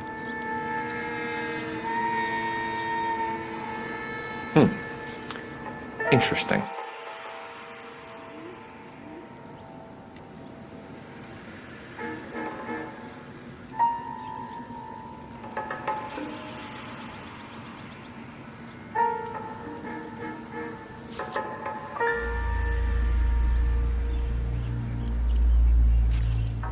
What about this wound on the finger?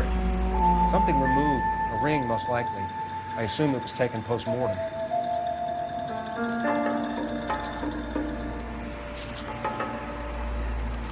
What does the writing on the victim mean? BD. Black Dahlia? Tex? Your guess is as good as mine. Could be something to it, or it could be the killer's trying to throw you off the scent. Either way, I'll run tests from the lipstick. Any idea of the time of death? On the temperature, I'd say after midnight. I'll confirm with you later.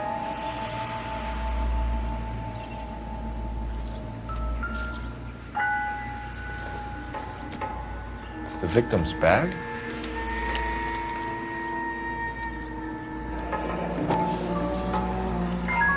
Looks brand new.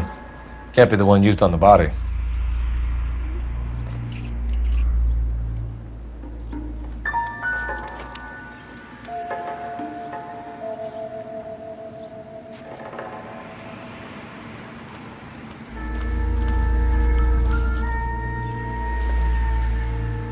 Looks like some kind of puzzle or parlor game.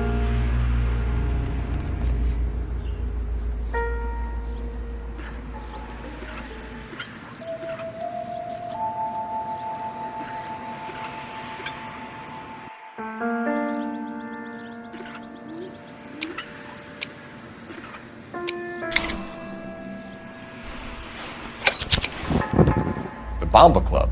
Why steal a table lighter?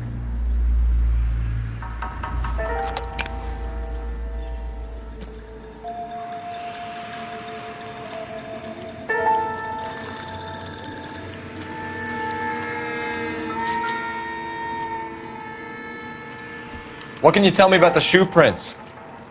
Men's size 8s. Pinker lifted impressions for me to compare back at the lab. When we get to the Bomba, a man could die of thirst in a case like this.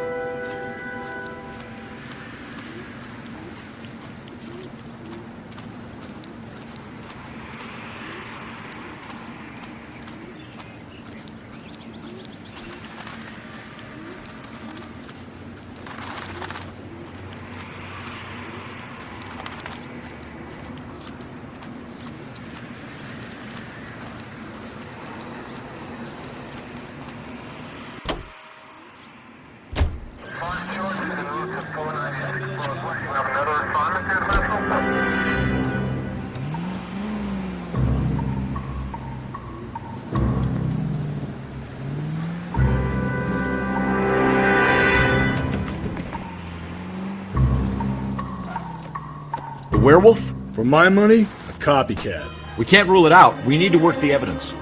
You'd love that, wouldn't you? A big head to hang on your wall. The caller of the decade. I've been working evidence on BD case for 6 months and got nits. There's a difference, Rusty. Oh, yeah? I just started working it today. Okay, Oddshot. What's more likely? The werewolf comes back around, leaving us a note on the corpse? He clearly has a thing for power. Power over women. Why not power over the police department as well? Let me finish, Phelps.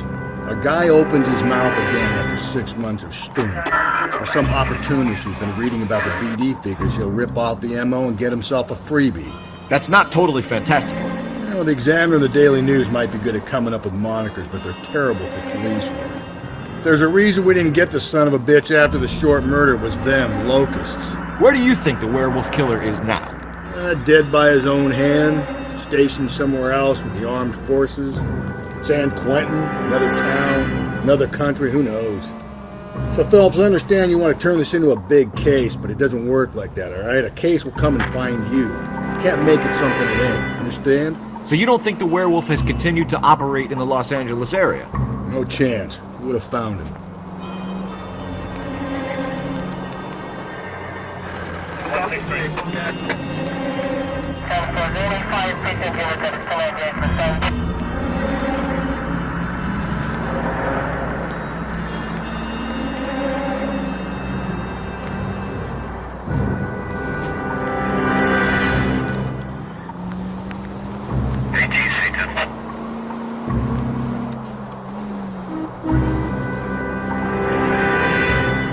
Go right through here.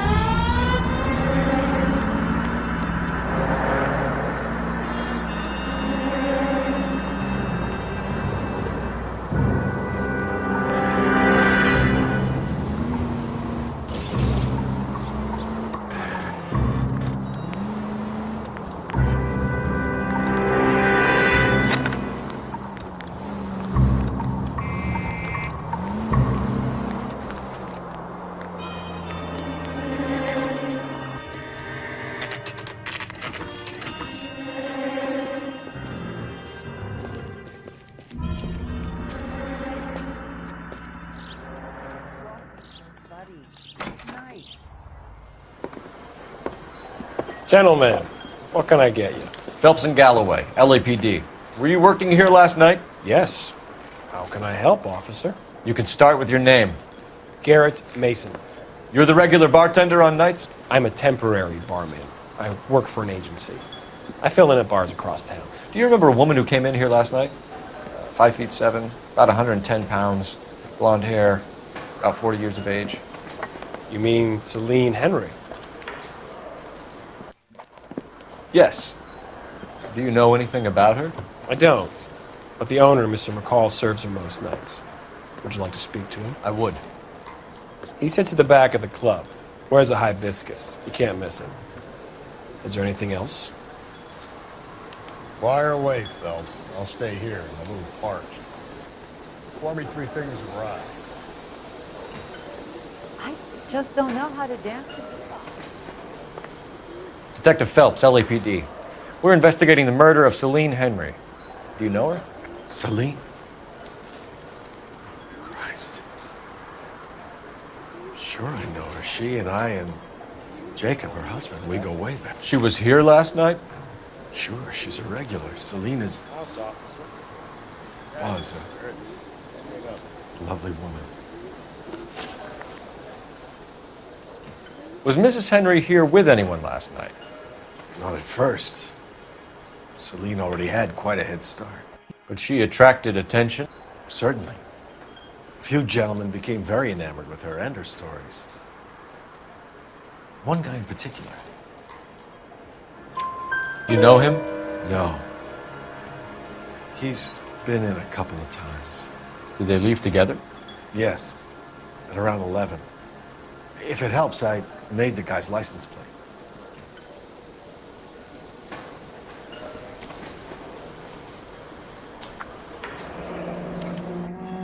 I think this could be a great help, sir. Thank you.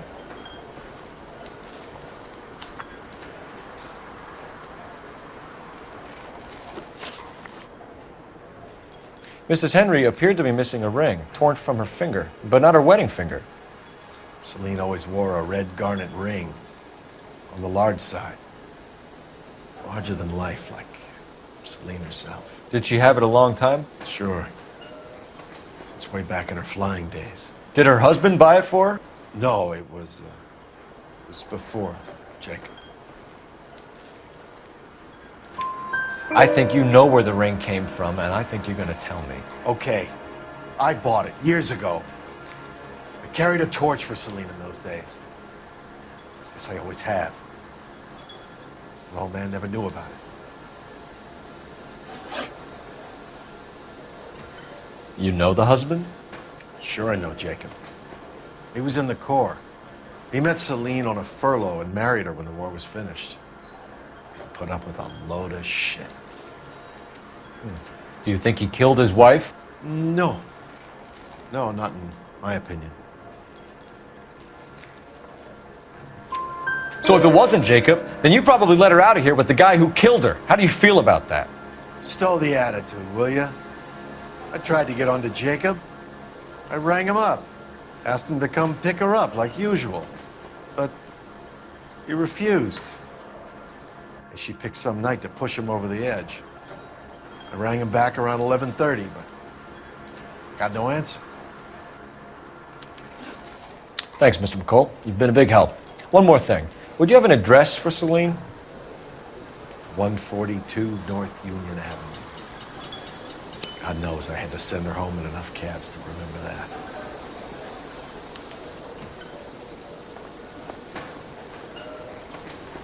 A waitress, can I have another spoon?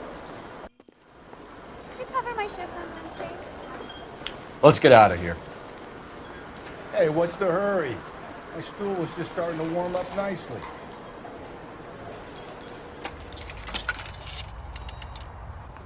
Operator, message for KGPL. Putting you through now. Cole Phelps, badge 1247. How could I help, Detective? I need a registered owner on a license plate, 2boy8899. Yes, Detective. I'll need to contact the DMV. Shall I relay the details via KGPL? Please. Thanks, ma'am.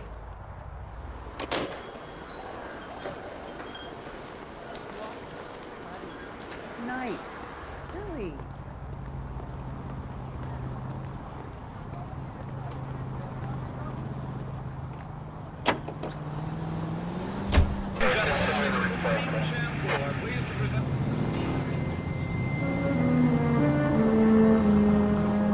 You find the booze helps you get through a working day? Sharpens my investigatory instincts, Phelps. A smart lawyer might use that to throw out anything you collect today.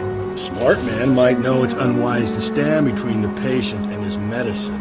As long as you're not falling over, Rusty, I'll let it slide. That's mighty kind of you, Phelps. You know, you picked the wrong job if a healthy thirst offends you, Cole. We owe it to this city to do the best we can in this position. As homicide detectives, that responsibility is all the more serious. Always the politician. It's not political, it's practical.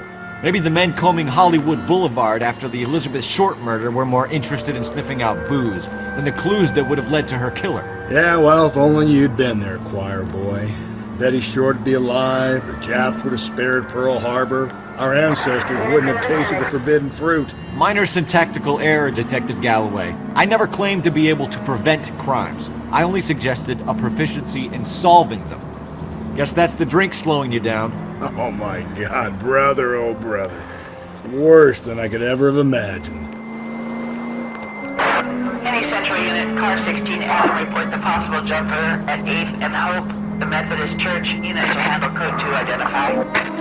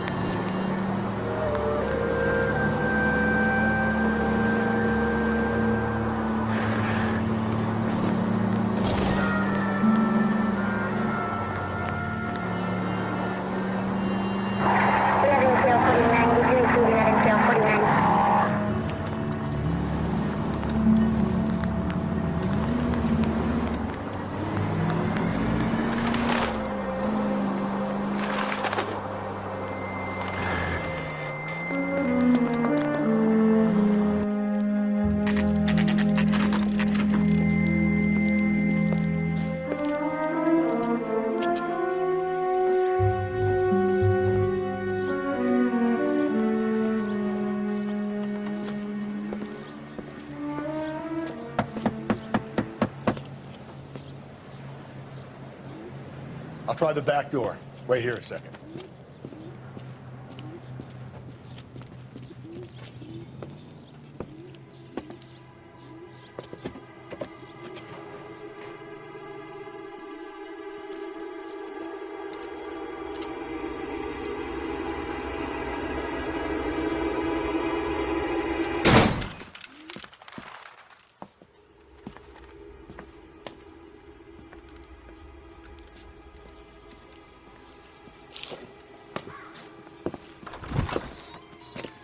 Side window's been jimmied. Looks like somebody's creeped the joint.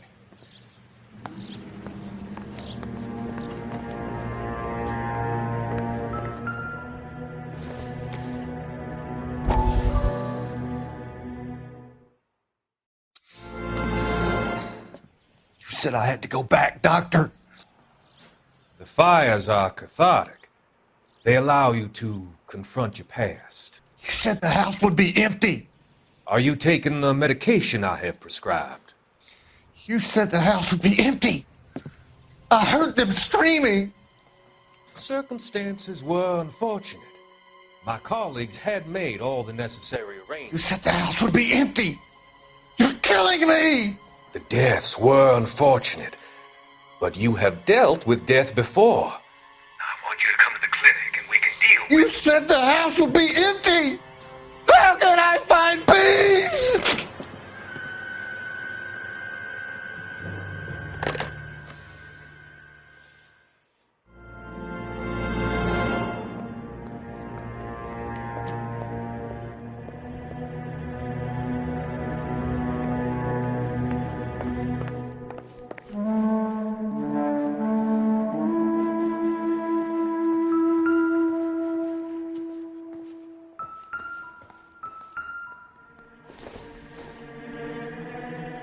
Nope.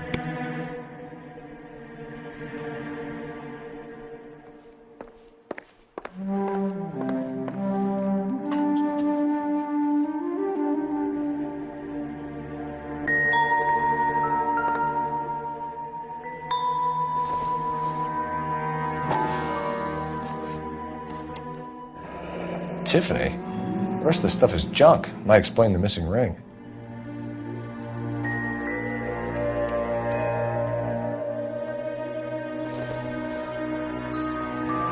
A regular Amelia Earhart in her day. The ring looks distinctive.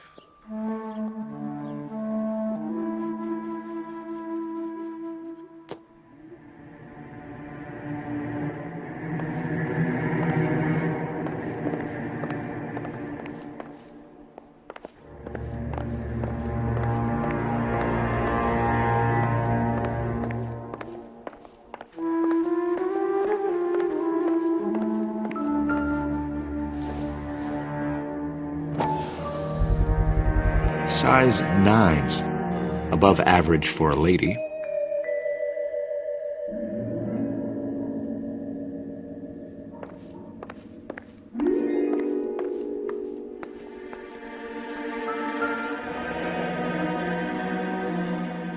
Burglar used the pry bar. Why did you kick the door in? You think I'm gonna climb through a broken window in a $30 suit? You got another thing coming, Buster.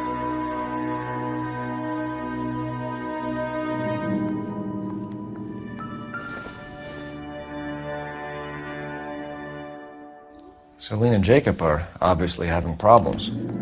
It speaks to motive. Crime scene evidence still weighs against it being the husband, but Jacob could give us something to go on. One of my exes drank like this, you'd be feeling the back of my hand. Call in burglary and get technical services out here. I'll talk to the neighbors. Don't take all day about it, Phelps. I'll get nasty when I'm thirsty.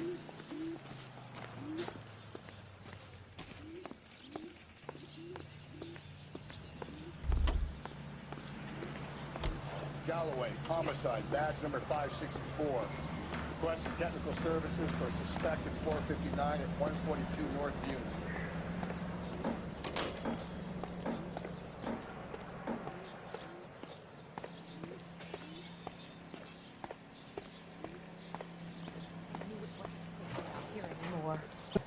LAPD. Are you acquainted with Celine Henry, Miss? Horgan! Jennifer Horgan. I've known Celine for more than 10 years. Our children grew up together. What's going on, officer? Did you see Mrs. Henry go out last night? Well, I'm no busybody, you understand, but Celine had been drinking. And she and poor, long-suffering Jacob had a terrible row. I think Jacob may have given her a black eye. He stormed out and she went back inside. Did he come back? No. Celine was listening to music and shouting until she left around 10 p.m. She was very drunk to have been driving. But she is not the sort of person you can stop from doing something when her dander is up. What is this about, officer? Is Celine all right? I'm afraid Mrs. Henry has been murdered, ma'am. Murdered? Oh my God. I'm afraid I need to go and sit down.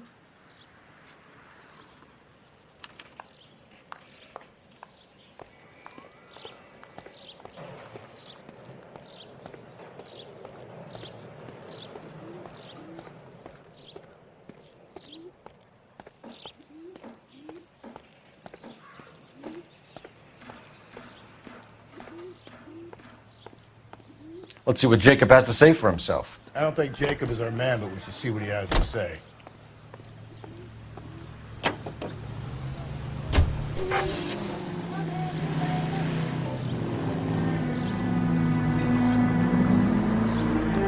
Jacob Henry had a violent argument with his wife last night. He's looking more and more likely. For my money, the broad keeps the house looking like that, so he probably deserved it. The skipper says bring him in. Keep the hacks off their backs for a while. Fine by me. So it ain't the werewolf killer after all. Good to see you come to your senses, Cole. I always said work the evidence. I only stipulated a connection to the BD killer as an avenue of investigation we should leave open. And as far as I'm concerned, it still is. All units, officer needs help. 211 and shots fired. 391 Broadway, Mallory's Cafe. 391 Broadway. Unit to handle code 3, identify.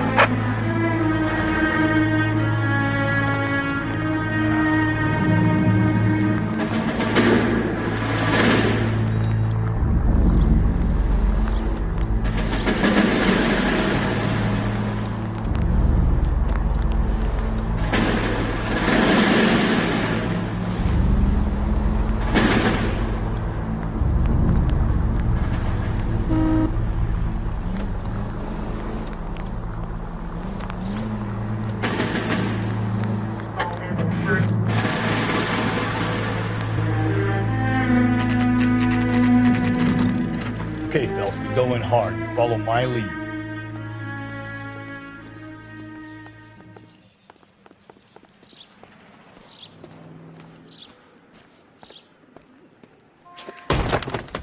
You Jacob Henry? Yeah. Who's asking? LAPD. You're under arrest for the murder of your wife, Celine Henry. Murder? Celine? Save the dramatics Oh, my for God. RKO, pal. You got bigger problems. What the hell are you talking about? You come in here, you tell me that Celine is... Take a seat, Mr. Henry. she's- We're gonna have a look around, then we'll talk. Jesus, I'm sorry.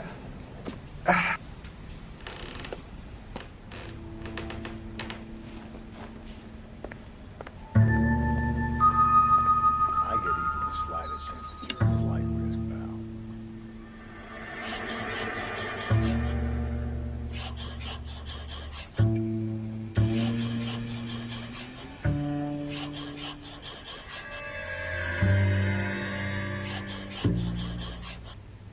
You think the atmosphere's good in here?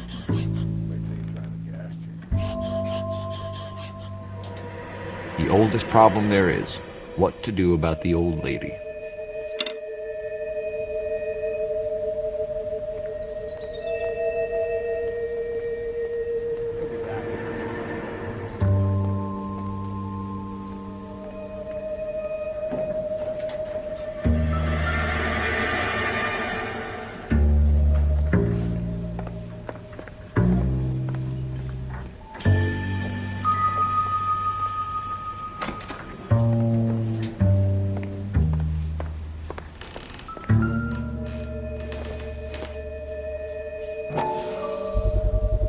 Size 11s.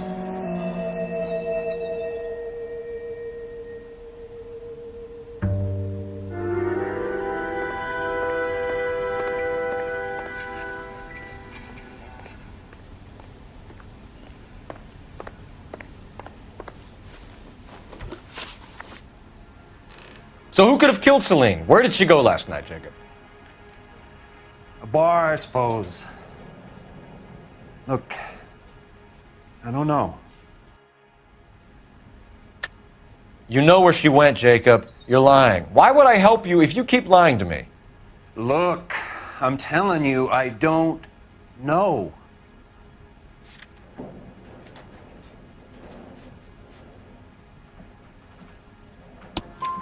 We know she went to the Bomba Club. The bartender there. He calls me if things are getting out of hand, and I go and I bring her home. He called me last night. I said no. Phone rang a couple more times after that. I ignored it. I'm gonna have to live with that.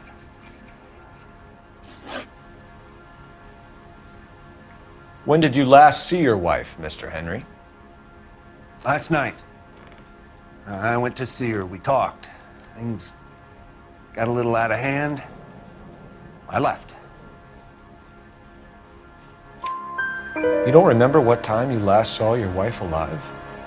Look, I'm sorry. I left. Maybe 9 p.m. Might have been a little later, but right around 9. Why did you kill her, Jacob? Things will go better if you come clean about it. That's a lousy thing to say. I never gave up on my wife. I don't believe you, Jacob. I think you didn't have the guts to do it yourself, so you had someone else do it. You want to back that up with something, Big Mouth? Huh?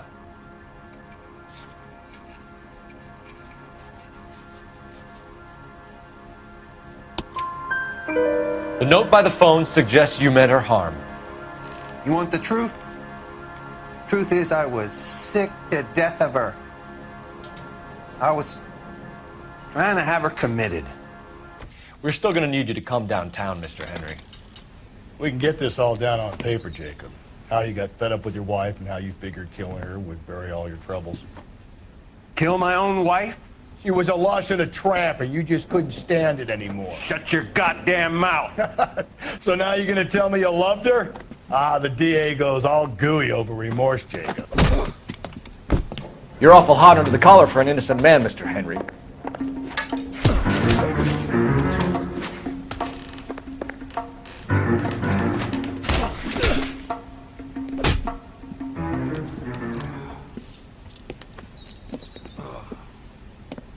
Call it in and get a squad car dispatched.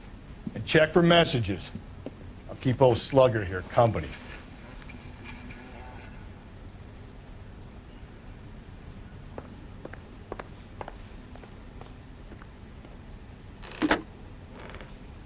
Operator, give me dispatch. Putting you through now. Phelps, 1247. How could I help, Detective? I need a patrol unit to transport a suspect back to Central. Certainly, Detective. You have a message from the coroner. Do you wish to be put through? Yes, ma'am. Carruthers, It's Phelps. I've completed the autopsy. Several wounds to the head from a blunt metal instrument. Closest match would be a socket wrench handle. So the cause of death was the blunt. No, the blows to the head surprisingly were not fatal. Death was from hemorrhage and shock from the fractured ribs and multiple injuries caused by the stomping. Anything else? He's some kind of sex fiend. The tissues of the anus were bruised about 1/8 of an inch, but no trace of semen in the anus, vagina, or stomach. Thanks, Doc. Operator, give me R&I.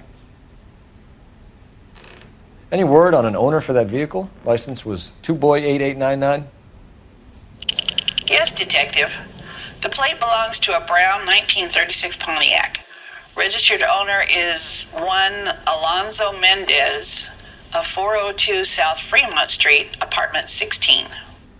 Thanks. Any other messages? One, Detective. From Captain Donnelly. He wants any and all suspects returned to Central.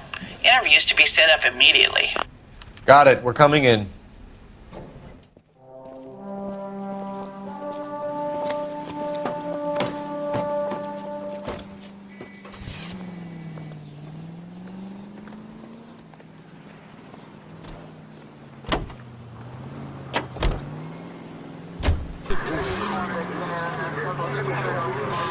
Operated by a member of your community. He's always ready to serve you with first-rate automotive gas and oil products. Carruthers said she took a real pounding. Maybe if he had been a little firmer in the beginning, he wouldn't be in this situation now. I imagine that Neanderthal routine is a big hit with the ladies, Galloway. Women love me, Phelps. I have no complexity. They know exactly what they're going to get. Alico brand gasoline and Alico brand automotive oil. At your local Alico service station.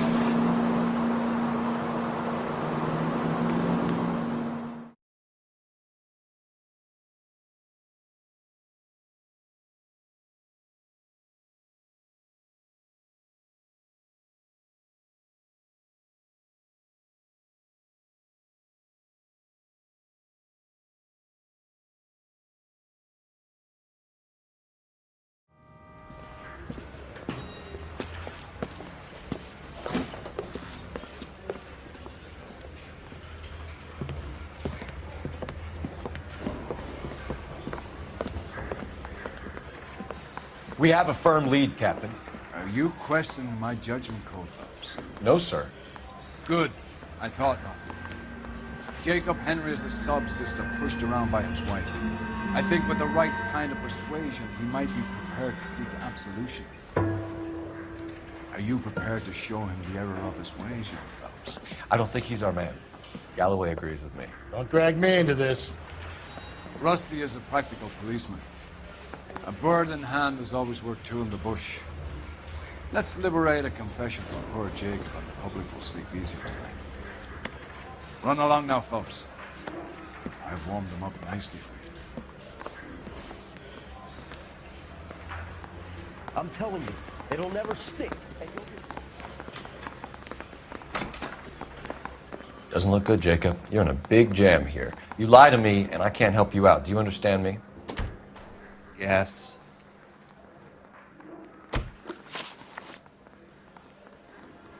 What do you do for work, Jacob? I'm a mechanic.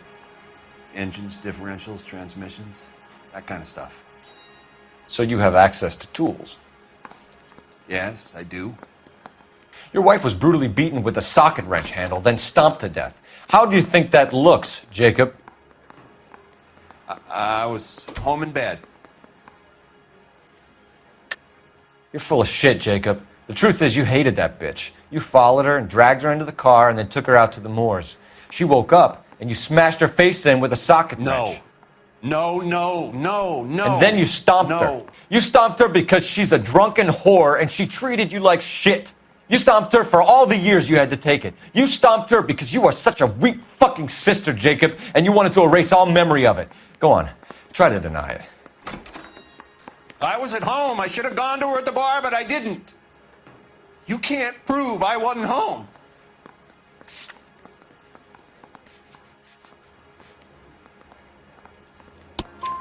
I can. The bar owner, McCall, gave you up. He called your house right at the time that someone was smashing Celine's skull in and got no answer. If we find that socket wrench, you're gonna fry. Get it off your chest. Tell me you killed her. I killed her, all right. I killed her dreams. She was an aviator, famous in her day, flying around up there like a bird. But she never wanted to come back down. You know, my pop was a sod farmer, dirt poor. I joined the Corps, trained to be a mechanic. I did better than my father did. I worked hard for it. That's all you can ask of a man. But Celine, she never wanted to come down from the clouds. She wanted everything I couldn't give her. All I had was security. That was never going to be enough. You did it. Everything points to you. What does Tex mean, Jacob? I don't know what you're talking about. I need a reason to believe you, Jacob. You want a confession? That's what you want? That's exactly what we want. Seems to me there are two types of marriages. First, where the couple love each other equally and everything's roses. And then there's the other, where one person loves the other more than life itself and always puts them first. Chumps like me, who love them no matter what, no matter how badly they behave. That's it. That's my confession. I love my wife. And I'll take any test you got to prove it. Your marriage was over. You took her in and she threw it back in your face. You didn't go over there to hurt her. It just got out of hand. It's not how it was. You're lying, Jacob. It was falling apart and things got violent. I'm not lying. I'm telling you how it was.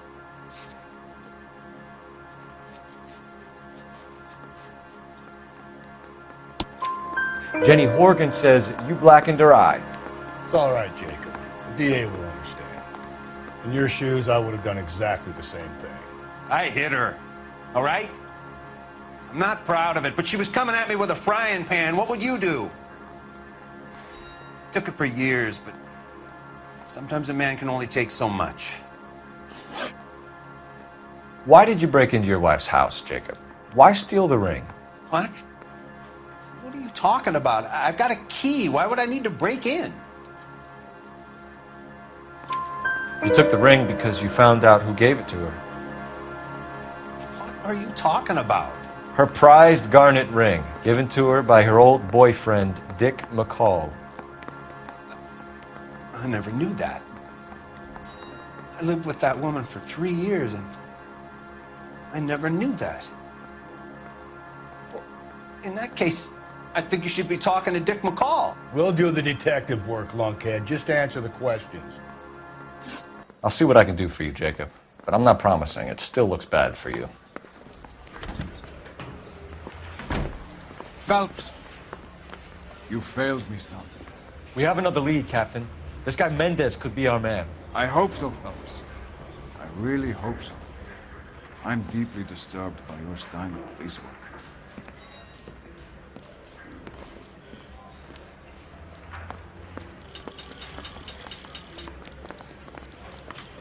We can still pull down a conviction for the skipper if we chase down this Mendez guy.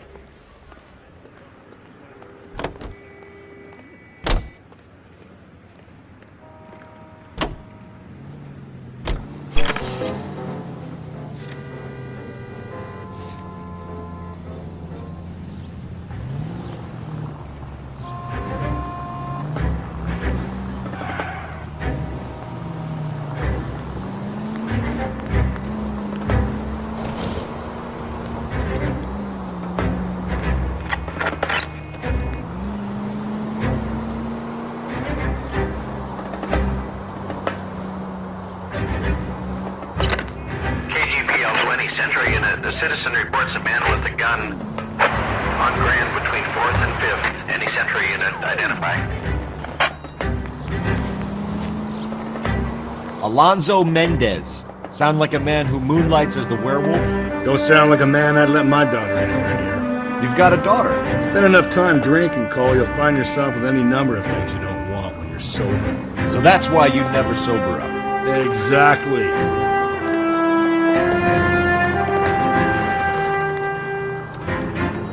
I don't know about you, but I feel more comfortable with the siren on. What do you think?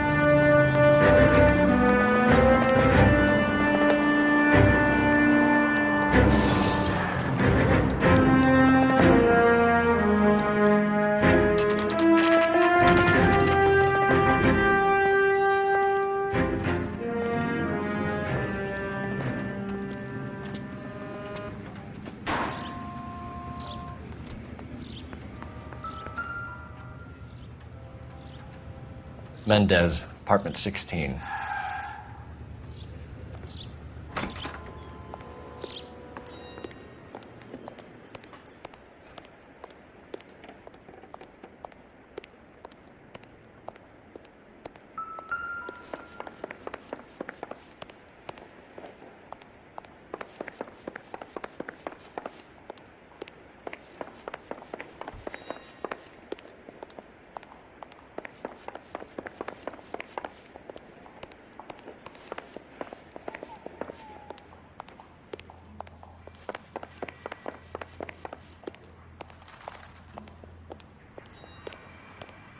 Don't bother knocking, just kick the door in.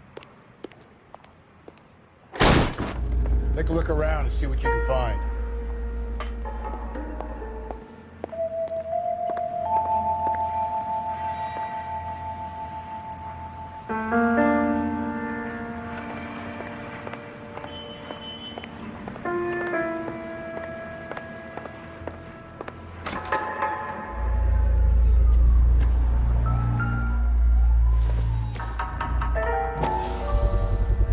Gotta get these to Ray. Size 8s could help place Mendez at the scene.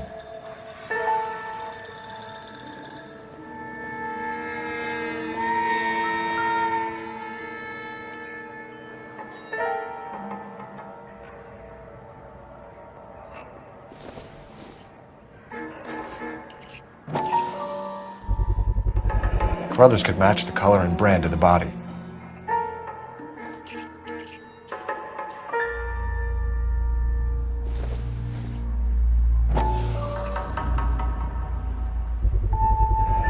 Consistent with Celine's injuries, and the blood can be typed.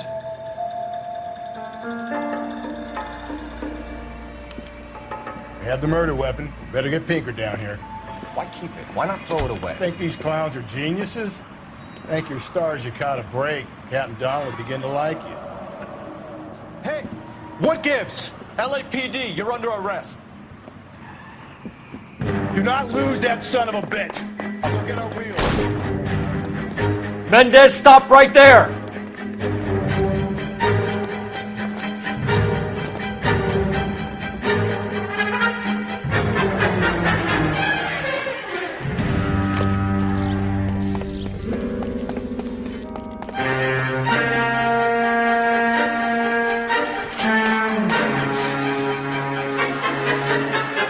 You don't need to do this, Alonzo!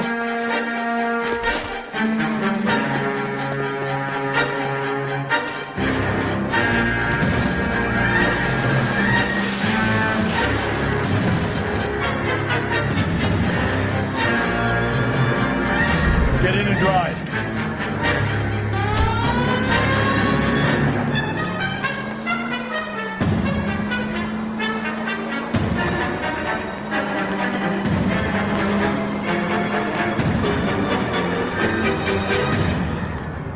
Hit him! Clean this asshole off the road.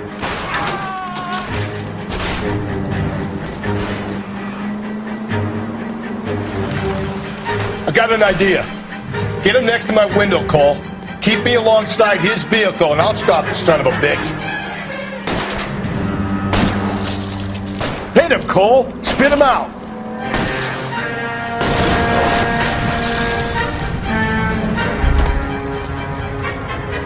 You're under arrest for the murder of Celine Henry.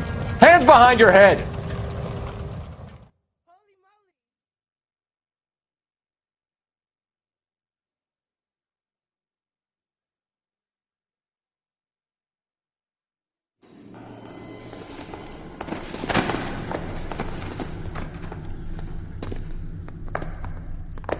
I ain't saying a goddamn thing.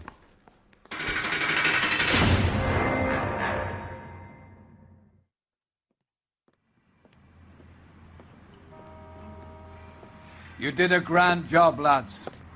Phelps, that's quite a way to acquit yourself in your first outing as a homicide investigator. It seems the city has a new and vengeful guardian. Considering the evidence against your suspect, and the thoroughness with which a report was compiled, I foresee a safe passage through the courts, and the DA agrees with me. Brutality on a scale such as this deserves retribution. The people and the press of this city demand it.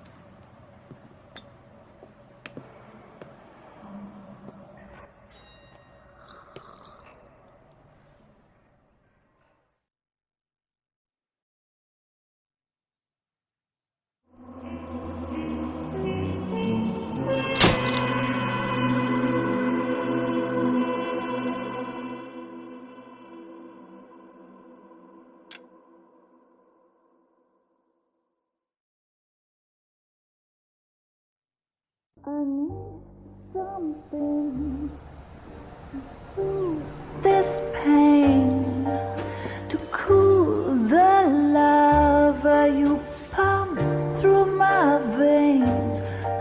I'm burning.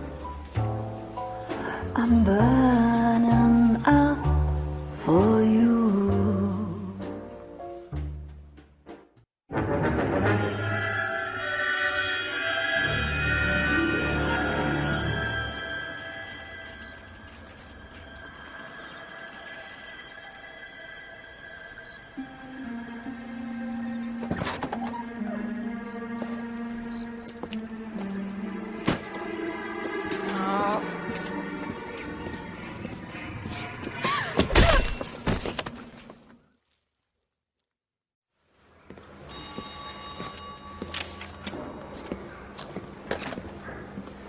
Galloway.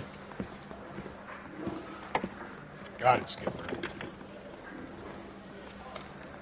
Yeah, I'll bring him. He's my partner, after all. What have we got? New case. White female dumped in plain sight in the grass at the end of Hill Street. Hacks are all over it. Captain's trying to fend them off. That sounds awfully similar. The first rule of police work is make no assumptions until you've seen the evidence. Skipper wants you to have your newspaper face on, college boy. I think I know the place where they found the lady. It overlooks Sunset Boulevard. Let's go. I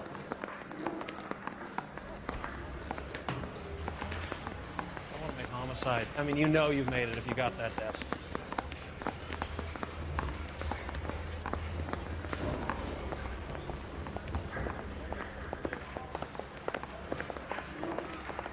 I think his name is Phelps. I read about him in the paper.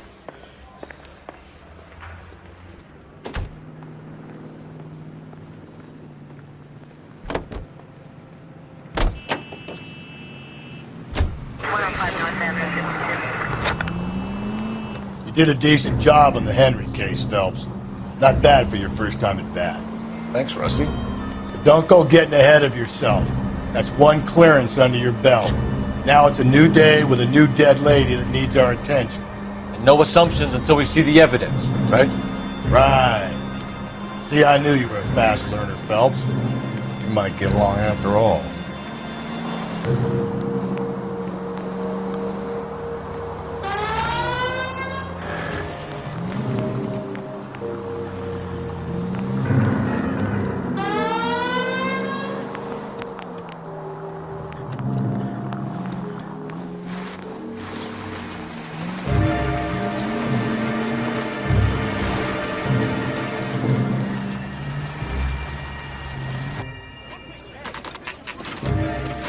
Now, boys, you know as much as I do. I'll be holding a press conference once the autopsy's been completed. I have two of my finest investigators on the case, fresh from bringing down the sword of justice on the crazed sex Captain, Alonzo aren't there Mendes. similarities between this murder and the murder of Celine Henry? And of Elizabeth Short, for that So you don't matter? believe there's a crazed sex killer at large preying on women? Boys, be sensible. We have the greatest police force in all the world with the greatest scientific investigators at our disposal. How can any killer continue to beat that? Be advised. We keep the gas chamber at San Quentin primed for the sons of Cain who continue to believe they can take a life in the city of angels. Yeah, right. Any new leads in the Dahlia case? Run along, boys, and let these officers get to work. We have God's work to do here, and it can't be delayed. What do we have, Captain? Another woman sacrificed. Speak to Carruthers. I want daily reports, gentlemen.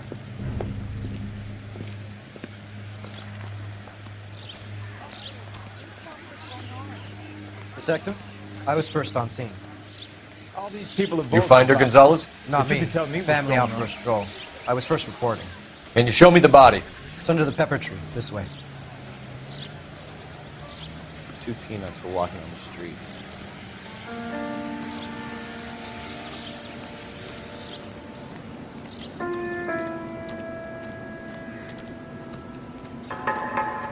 Can't be much help to you, Phelps.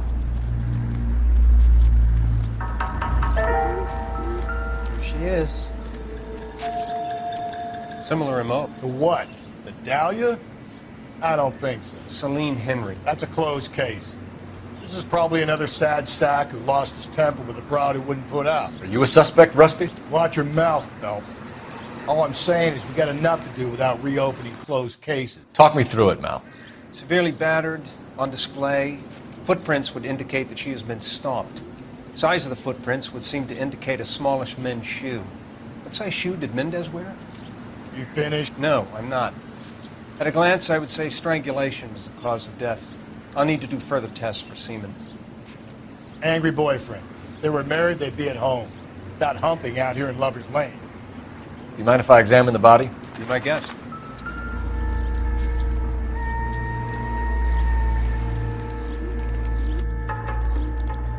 Look at your mark. It's very distinctive. I'll do some comparisons back at the lab and get back to you.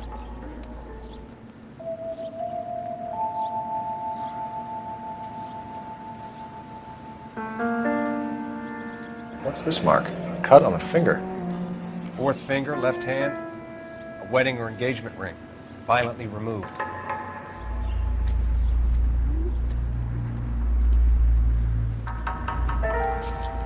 The stomping angle in the Henry case. Was it reported in the press? Sure was. Every detail a copycat would want was there in the story.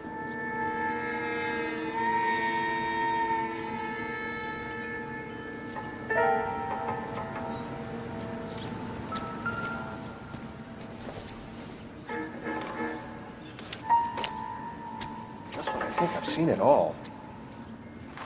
Well, we have a name. Can you run Deirdre Muller by RNI? Back in a second.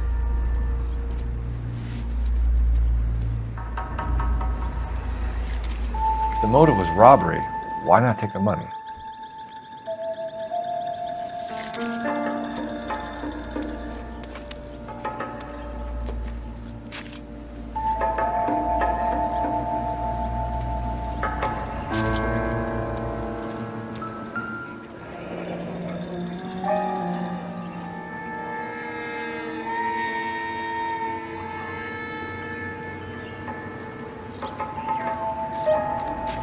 I think I've seen it all.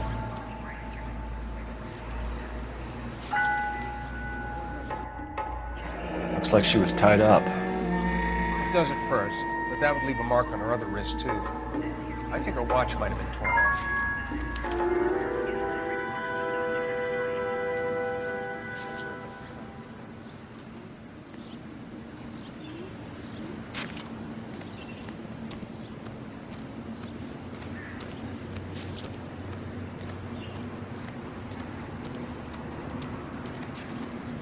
Detectives, RNI says that Deirdre Mahler of 130 North Bonnie Bray was reported missing this morning by her husband, Hugo Mahler. What'd I tell you? Let's grab the husband, take him downtown, and work him over. Could have this wrapped up by lunchtime. What about not making assumptions and going on the evidence? So, All these people what's are going on vultures, over officer. there? But you can tell me what's going on.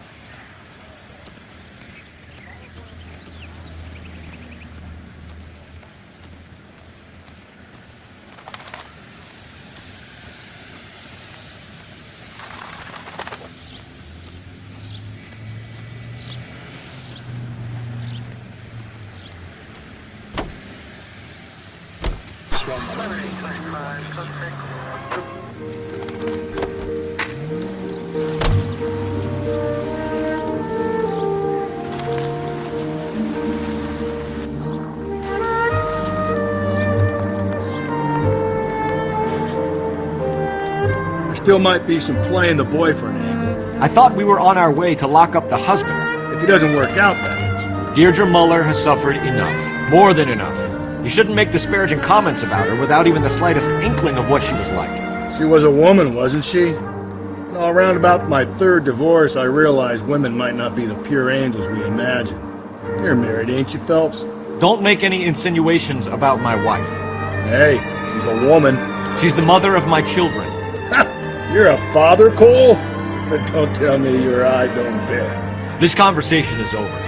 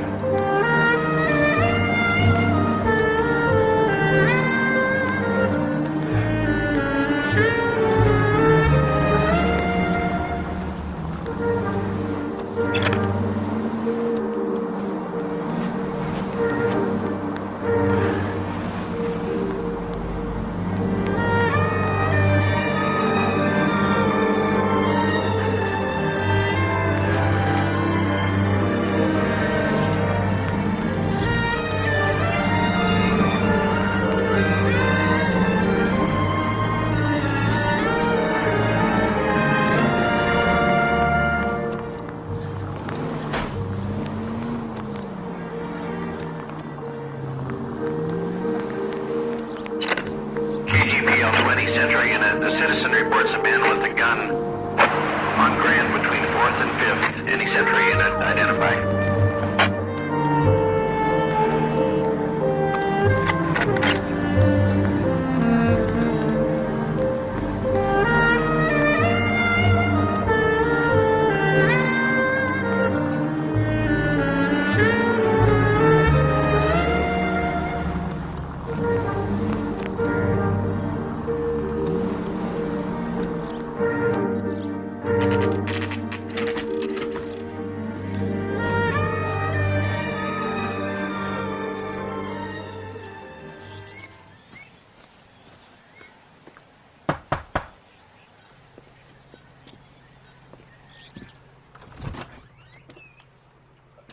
Phelps and Galloway, LAPD. Is your father home? He'll be home soon. He's been out looking for Mommy. What's your name, miss? Michelle Eloise Mahler? Can we come in? I suppose so. Thank you. Could you have a seat for me, Michelle?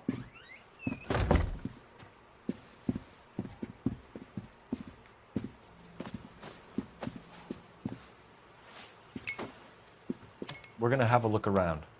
We'll be back in a moment. Just sit tight.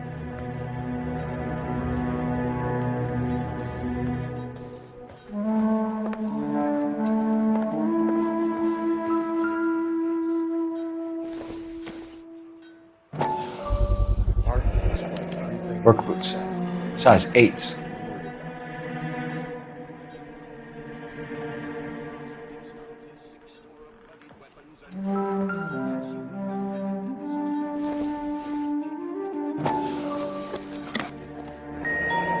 Elgin wristwatch, probably the same one snatched from her body.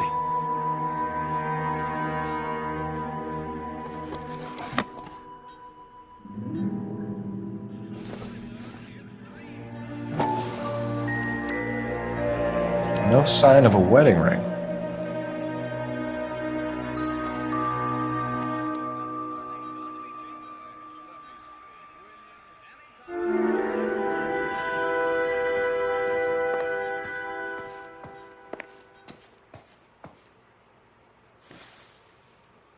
Is this about Mommy? Daddy is trying to find her. Please tell me she's okay. I'm sorry to have to tell you this, Michelle, but your mother is dead.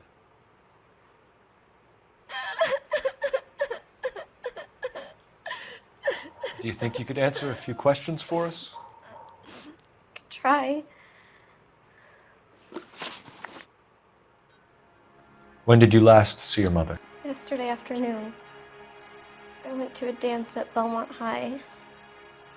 Mommy was supposed to pick me up, but she didn't show. So what did you do then? I was upset. Daddy came instead. So you were hanging around the school for quite a while. What happened with your father? I don't know.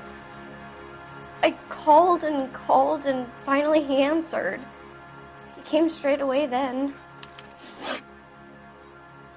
Some of your mother's jewelry was missing. Can you describe her things? A ring, a watch. I never paid much attention to that stuff.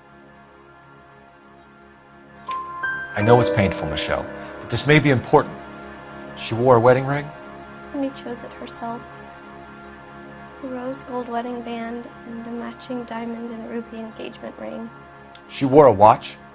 Yes, a yellow gold Elgin watch. Daddy bought it for her birthday.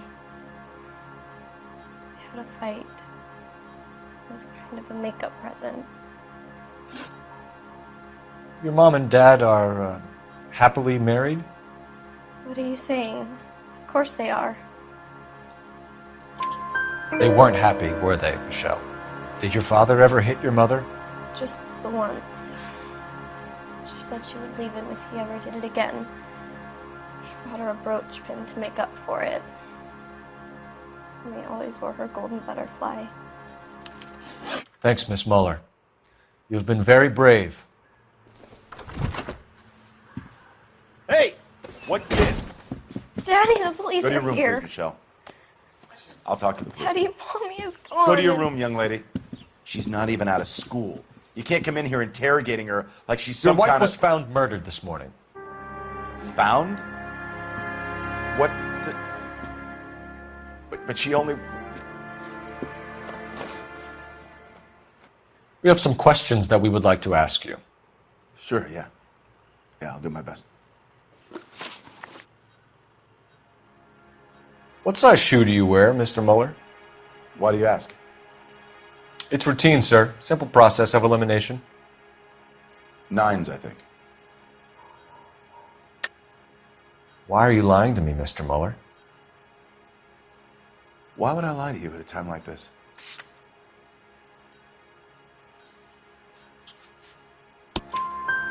That's funny. The work boots we found here are size 8s. Why lie about it if you've got nothing to hide?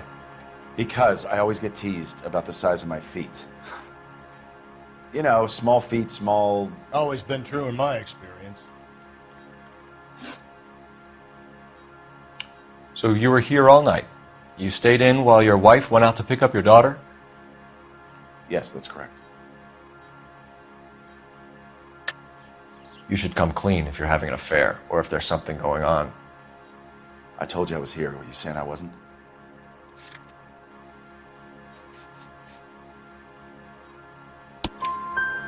So why did you take so long to answer the phone when your daughter called? Okay, I went out for a while. I was driving around. It's my way of relaxing. You phoned in a missing persons report this morning? Yeah, that's right. My wife didn't come home last night. She left around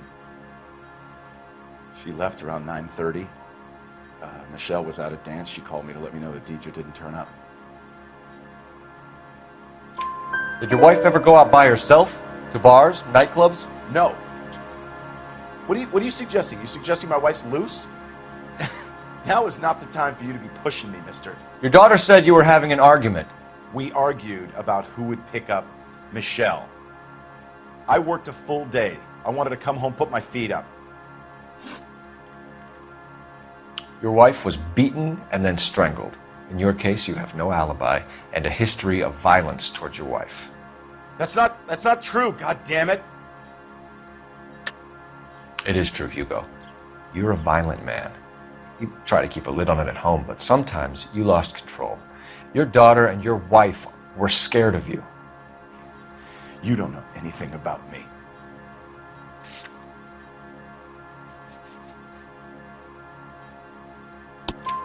I know about the golden butterfly, Hugo, and how you bought your wife off the last time you heard her.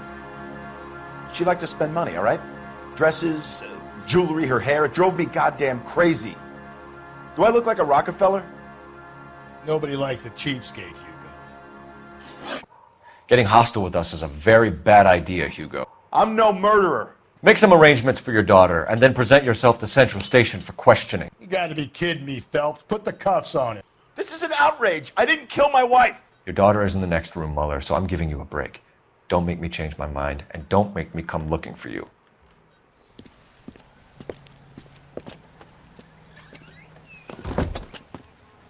We should go back in there and bust his ass. 1, we need to break his alibi, check phone records, canvass the neighbors. 2, we have motive of domestic violence, which probably goes for half the men in LA. 3, we have no evidence tying him to the crime scene.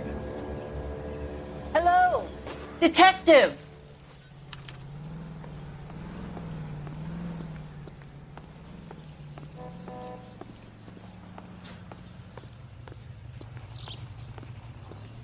Yes, ma'am. I heard the terrible news over the radio. And you can help us with our inquiries? Yes, sir. They had a row last night. I heard Mrs. Mueller screaming. Did you see Mrs. Mueller come home late last night at all? No, not at all. I did see Mr. Mueller put something in the incinerator earlier this morning, though. I told you he was our guy. Now let's get this bum downtown and into a cell. Look, there he is now.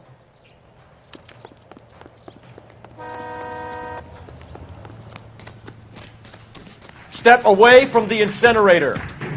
Don't let him get away. Okay, but no shooting. We need this guy to make the case.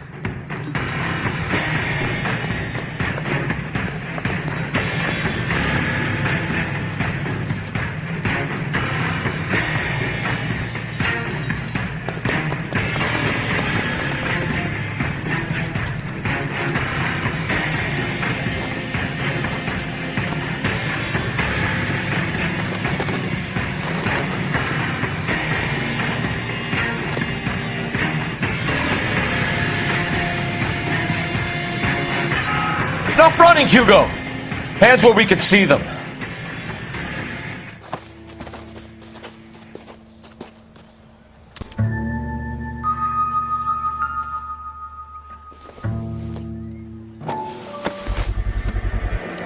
This doesn't look good, Hugo. I can explain the blood. Get him booked in at Central, officer. Then put him in an interview room. We'll be speaking with him later. And inform the cat. Yes, sir, Detective. Is there someone you can call, miss?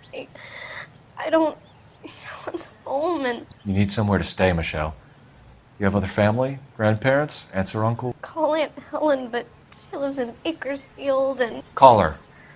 We're gonna get someone down here from Juvenile Hall to talk to you in the meantime. We ought to get some uniforms down here, clean up, take care of the kid.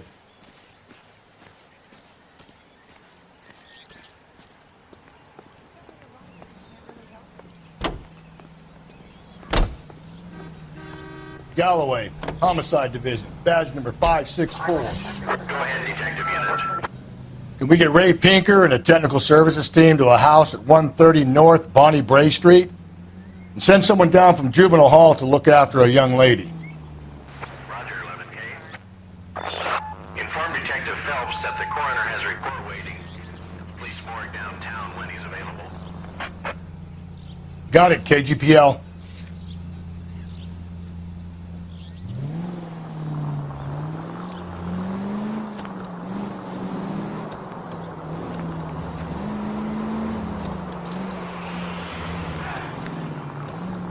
I'm surprised, you know. I didn't make the husband for it. Always make the husband, Phelps. 9 times out of 10, it's the closest person to the Vic who does the deed. God knows I've wanted to kill some wives in my day. Lex parsimoniae. What? The law of parsimony. Occam's razor. The simplest explanation is most likely the correct one.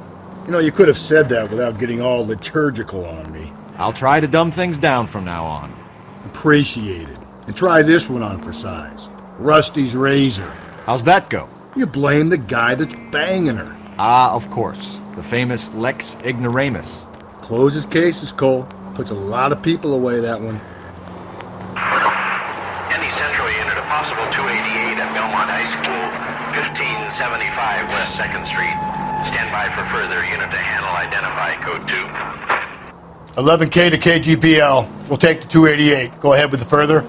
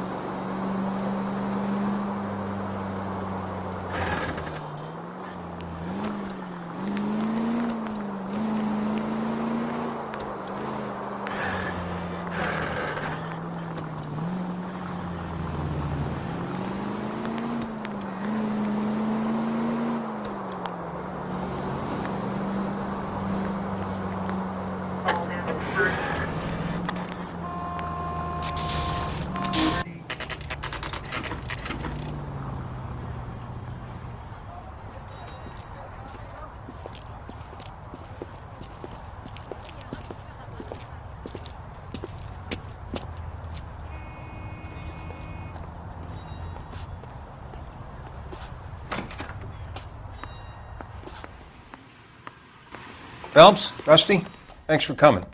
Can you blood type the shoes that we bagged and see if they're a match? Sure. It'll all be in the report, but I'm assuming you want the details now? Please.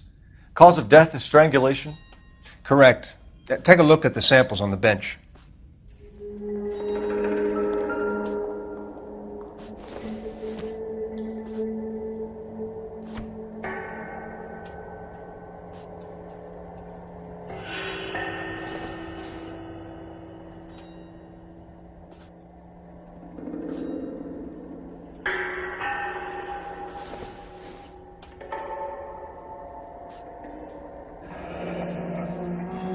What are the normal uses for that kind of rope? On boats, mooring lines. Correct. Although Ray says that they're sometimes used as bell ropes in churches. So are we looking for a sailor or a minister? Well, in my experience, sailors seem to have the greater libido. Was Mrs. Muller criminally attacked? No external or internal traces of semen. Thanks, Mal. Anything else comes up, you let us know.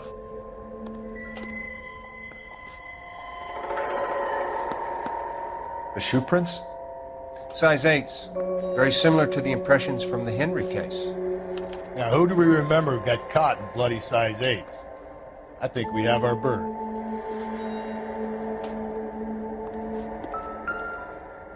We've got to nail this guy. Okay, if you're finished jawing, we need to get moving.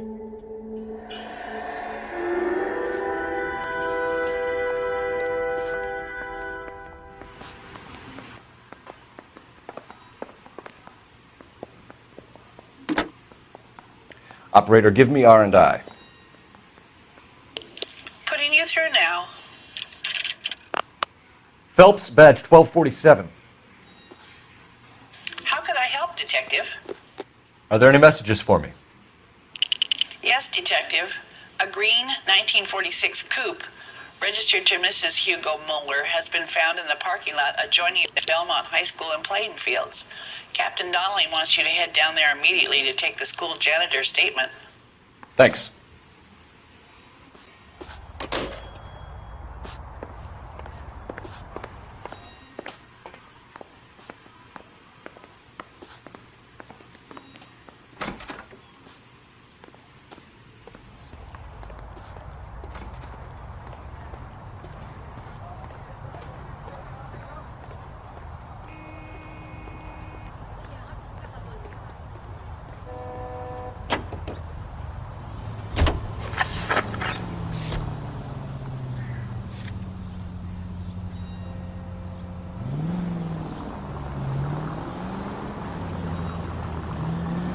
Not exactly the happiest of places, the coroner's office. Carruthers is a good man, professional, diligent.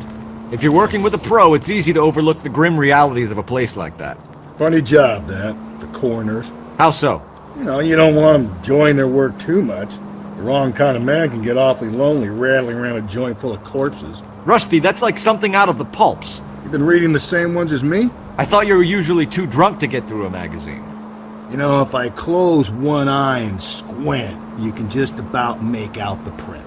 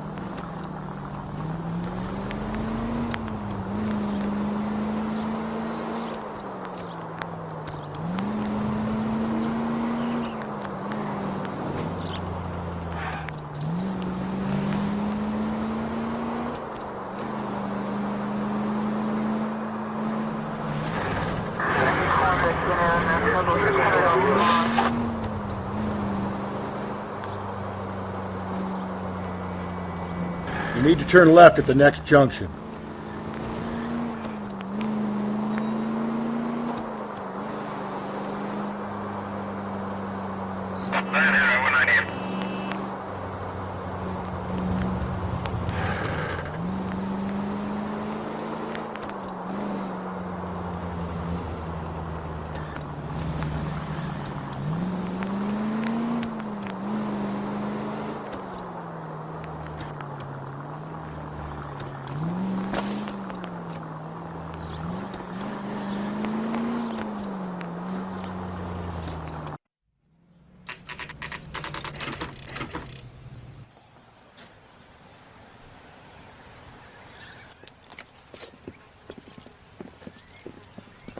This is the car? Yes, sir, Detective. Have you looked it over? Superficially. I was told to wait for you guys. Thanks. We'll take it from here. What time did you see the person park the car? Late last night, after school social, maybe 1 a.m. I've been keeping a good eye out lately. We've had problems with the child molester. And this was the same man? I don't know, sir. I mean, I'd like to say yes, but truth is, it was pretty dark. All right. Tell me about this man you've been having trouble with. He hangs near the playground, tries to befriend the children. He was around here last night before the dance. Is he violent? Yes, sir, I would say so, yes. There's the son of a bitch now! Hey, you! Go, Phelps. I'll take the car and see if I can cut him off.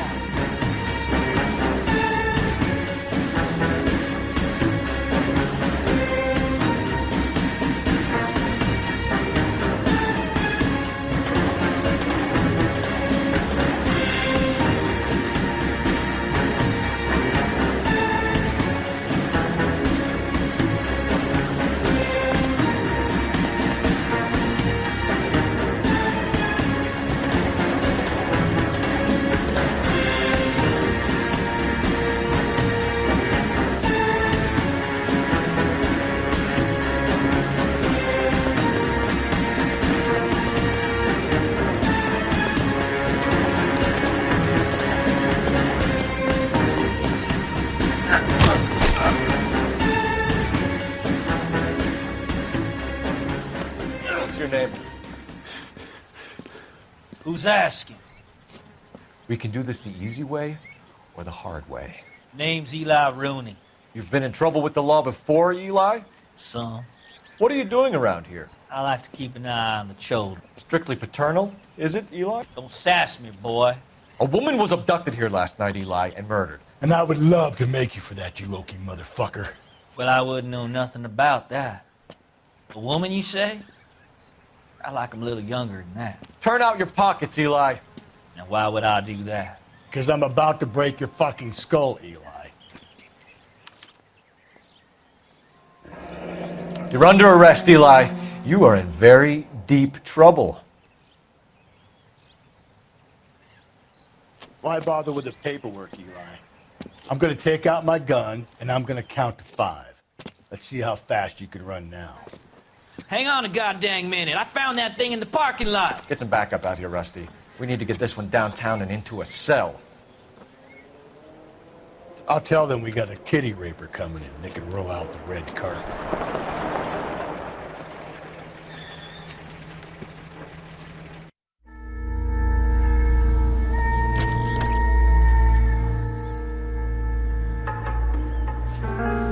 Blood and skin samples. We better get Ray Pinker out here.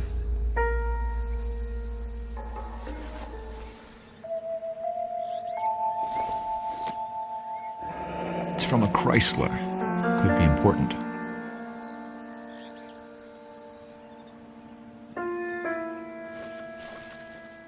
The overalls are stenciled HM.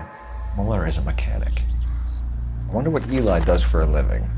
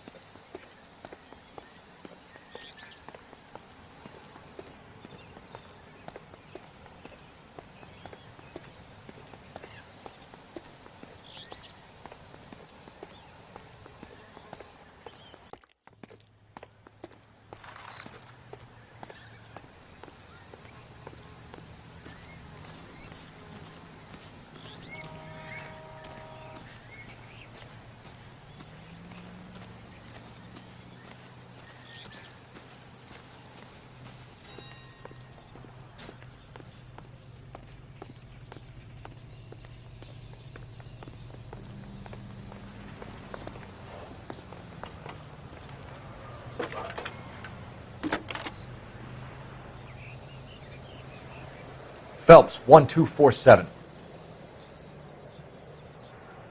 How could I help, Detective? I need interrogation set up at Central for both suspects being held in the Mahler homicide case. Certainly, Detective. I'll get in touch with the watch commander. Thanks for your help.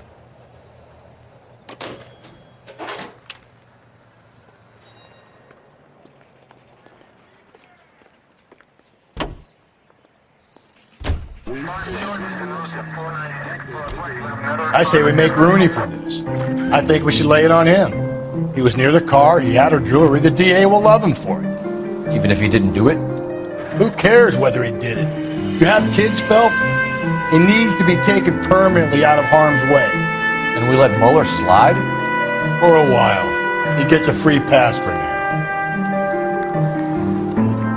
I don't know about this. My gut says Mueller. We caught him trying to destroy evidence in his backyard, and that was his car with the bloody tools in it. I never said it wasn't Mueller. Hell, he probably killed his wife, deprived that poor kid of a mother. But he's not an immediate danger to anyone else. Rooney's a threat to every kid at Belmont. He's a peeper, Rusty. We could pick him up for something else. You really want to run that risk? All units in the vicinity in any Century unit. The 211 is shots fired, 410 South Flower Street. Units that can handle code 3 identified.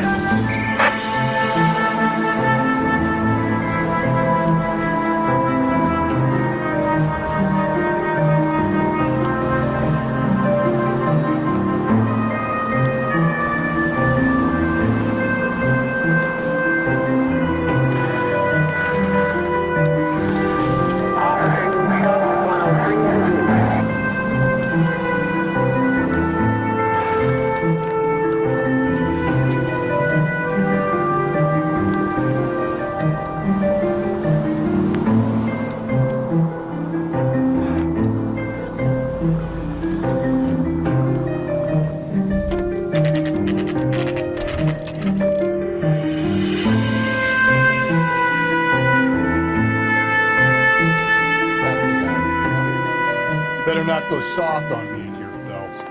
We'll work the evidence, Rusty. Let him do the rest. Are they ready? Bowler's in 2 and the pervert's in 1. Get in there and get a conviction.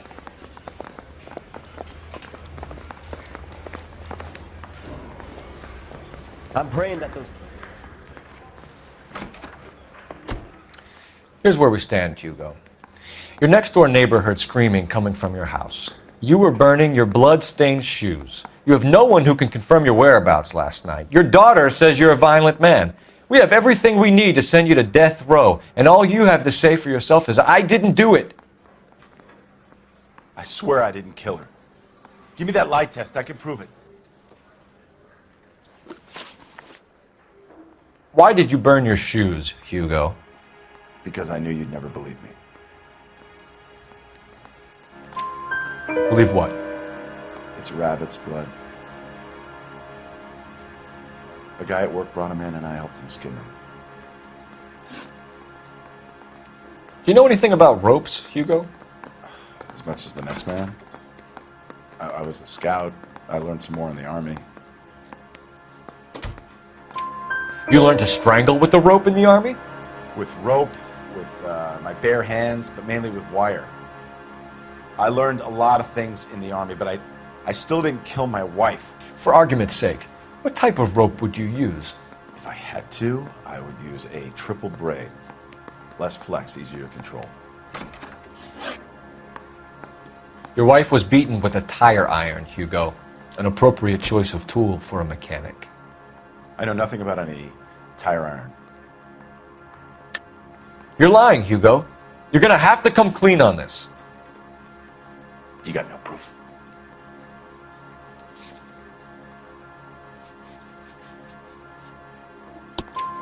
Your wife drove a Chevrolet, Hugo. What make of car do you drive? A Chrysler Airflow. So I guess that explains why the tire iron that killed your wife came from a Chrysler. We found your wife's car. Someone parked it at the school late last night. Do you have anything to say about that? It wasn't me. Where do you keep your work clothes? I keep them at work in my locker.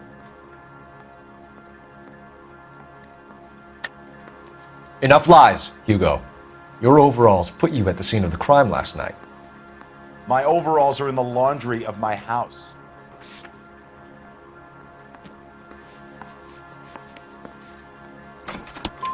Green overalls, bloodstained, with the initials HM found in the trunk of your wife's car. They can't be mine. Why, Hugo? Because if they were yours, they'd be in the incinerator too?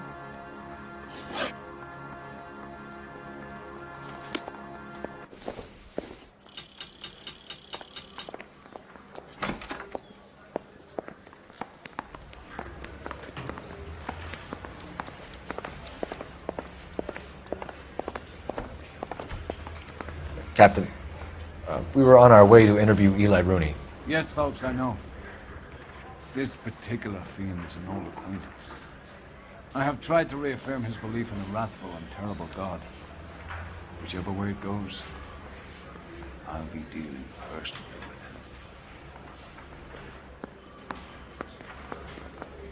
with him. You look like you've had it rough. See me asking for your sympathy, boy? What size boot do you wear, Eli? Kind of like anything I can get my hands on. I'm wearing 11s. You're maybe 5'5", 5'6" tops. And you wear size 11s? I don't think so, Eli. That might be on the large side. Maybe 10s. Maybe 8s. Now that I come to think of it. Why punish children with your iniquity, Eli? You think I was never punished? You must know what you're doing is evil. Well, son, nobody's perfect. You down on your luck, Eli? I had worse. My family ate roadkill during the Dust Bowl. But you have a job. A parolee has to have a job, correct? I had me a job down in San Pedro. I'm looking for something new. This place you worked have a name? Hennessy Marine. You can't miss the place. Big yellow letters, HM out front. They give you any workwear, Eli? Sure. Green coverall. Dang thing was hot. Felt like I was back in the pen wearing it. You ever tie up any of your victims, Eli? It's not a nice thing to go calling them. What would you call them? I can't say. I learned a long time ago not to go talking about the things I like. Talking about it just seems to get people's dander up. Answer the goddamn question, Rooney, before I brain you. See what I mean?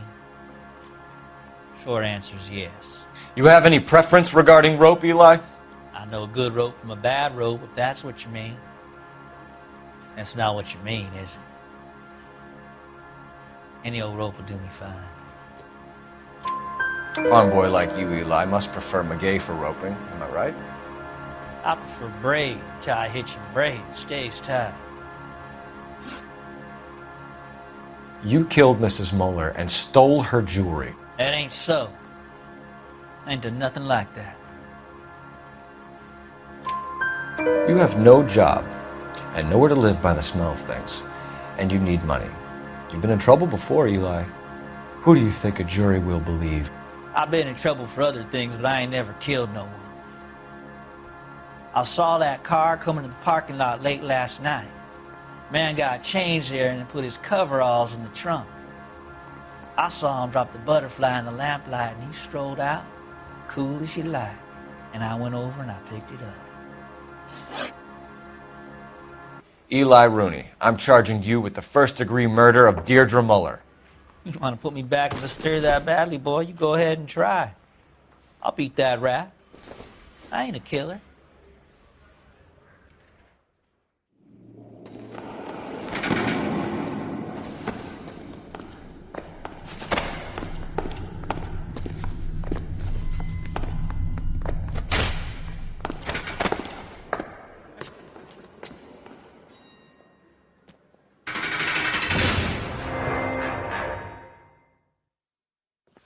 Ah, Phelps, Galloway.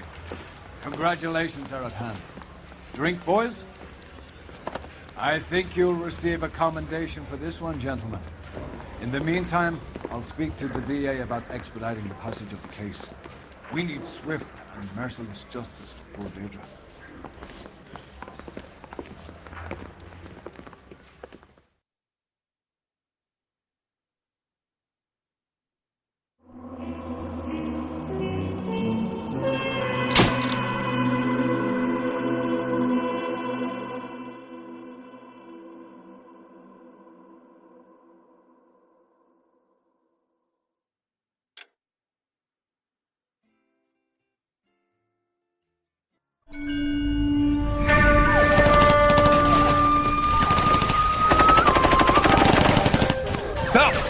We captured 2 regular armies. Lieutenant! Phelps, we've been over this. That sniper barely missed you back on the beach. Until the mission is over, there'll be no more saluting or signs of rank. I'm in charge here, Medier!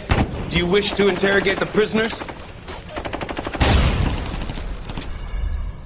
No, they're beat. Why they look so sullen?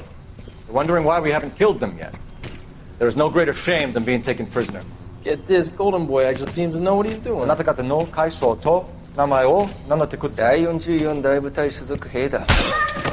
貴様、何様だと思ってるんだ。 See that, boys? He slapped that Jap right upside the head. It was merely to remind him of his place. His shame was the tone of voice that he used with a superior. I respect the Japanese, Corporal. Respect, we're here to kill the sons of bitches.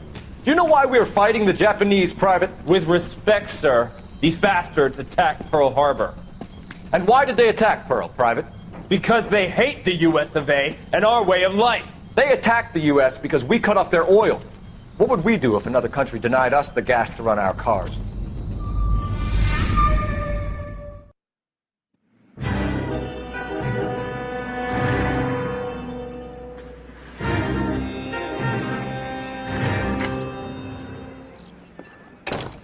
Ah, Phelps. I was just discussing with Finbar here how well you were doing. Have a seat. Yeah, my real name. And you can just forget all about it. You boys have a new case. A poor Hispanic woman murdered near City Hall and left lying naked in an alleyway. Another naked woman, sir? Yes. We seem to have had quite a run of them since the Dahlia fiend first struck. Phelps is politely trying to hint that he thinks the Mendez case is hokey. Well, young Phelps, you win some and you lose some in police work. You're happy with the Mueller case, sir? Over the moon, boys! The DA couldn't be more pleased with the evidence, the witness, and the lack of an alibi. Now, get out there and catch me another sinner.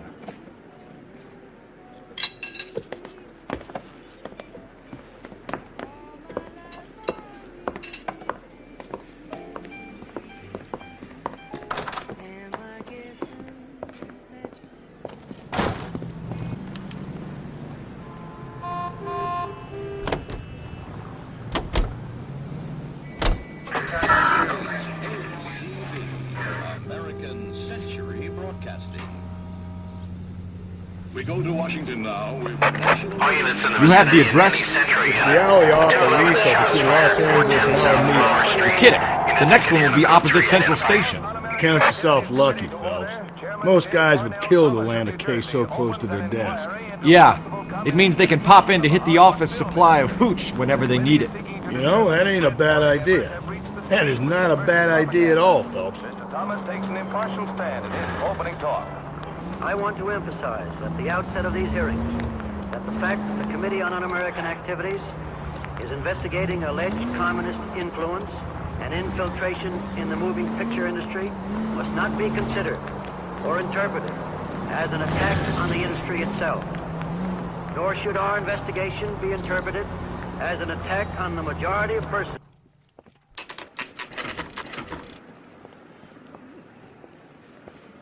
Detectives, they're ready to start the show.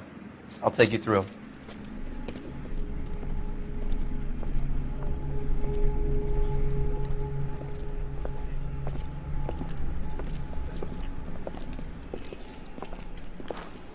Oh, for Christ's sake. Carruthers, Pinker. Cause of death is pretty apparent. We thought we'd best wait for you when you're ready.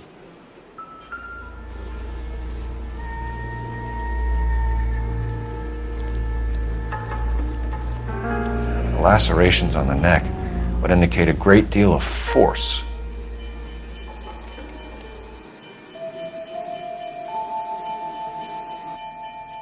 Kiss the blood, BD.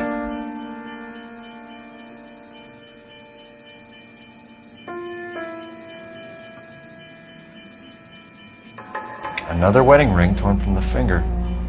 No skin under the fingernails.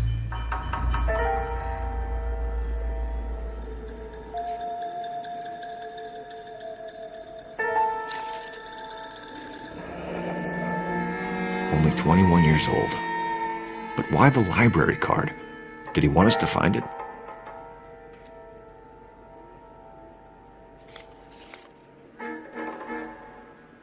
The evidence in the Mueller case was solid. I'm not convinced about Mendez. The best way to get away with murder is to pin it on somebody else. I'll bet a month's salary this is a copycat. Strangled, battered, Yeah, we know the M.O. So does every jerk who kills his wife and girlfriend looking for a way out. I've spoken to Brown. He still believes the Dahlia perp has medical experience. 4 women, all murdered, all put on display, all with messages. Mueller had no message. Look, Phelps, this is getting us nowhere. Anything for us to go on, Mal? Head injuries from contact with road, bruising from a small man's shoe, further blunt force trauma to the occipital region at the base of the skull. Could have been fatal, but clear signs of strangulation would seem to rule it out. Lipstick appears to be a similar color to the other cases. I'll see if I can nail down a brand.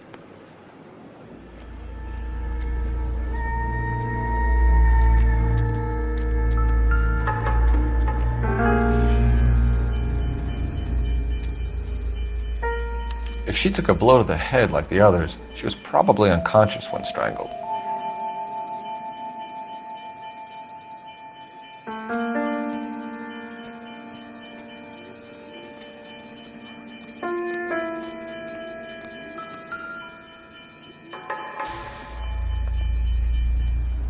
May as well follow the trail.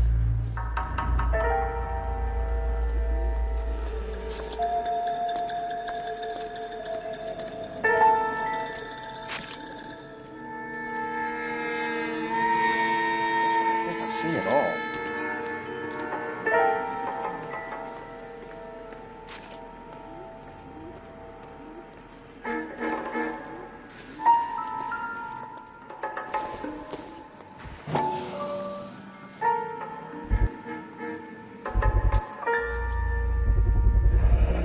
Antonia. Huh. Same as the library card.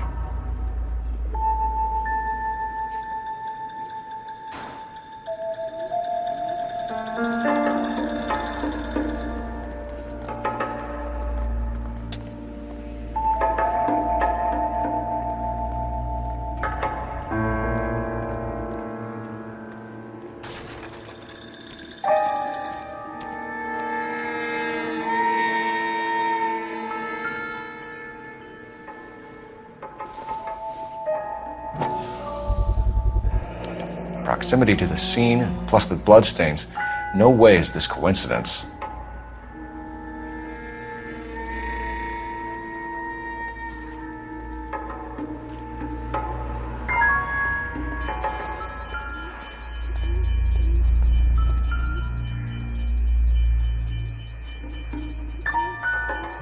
On it goes.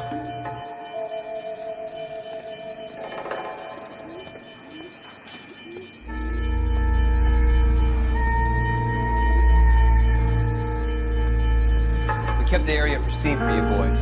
Let's check it out.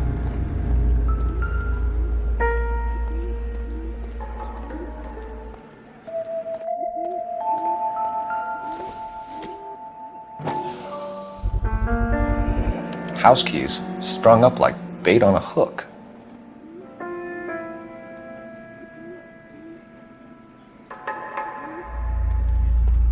You think he's trying to lead us somewhere? Probably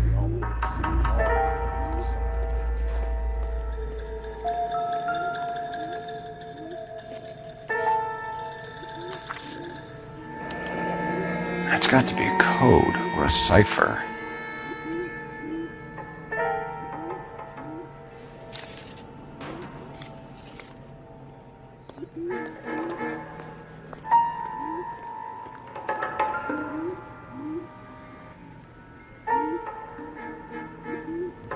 Where are you taking us?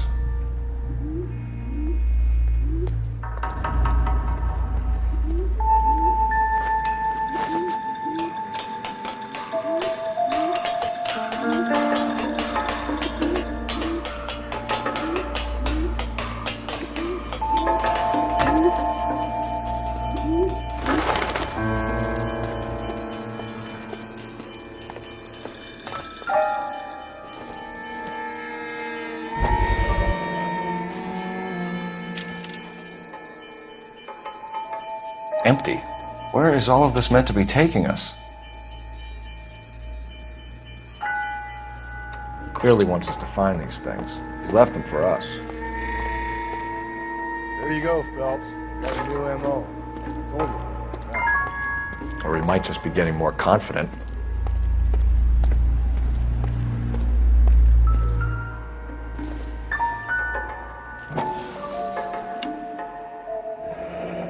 Enameled and gold-plated. This was precious to her.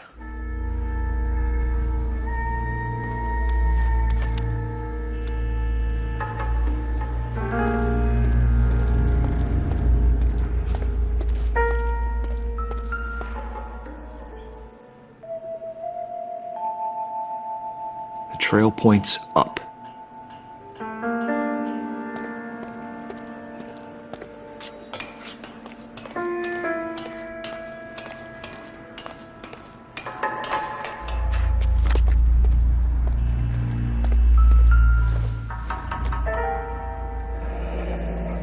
Pulled from the finger and hung up here.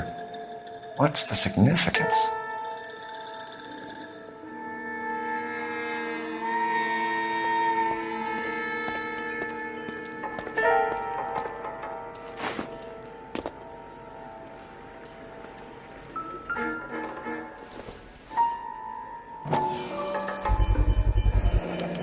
Looks as though the killer was decorating with this.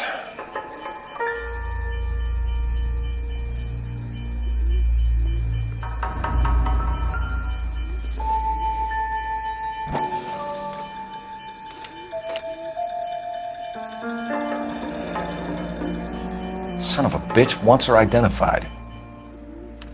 Mrs. Antonia Maldonado, 712 North Hill Street, downtown.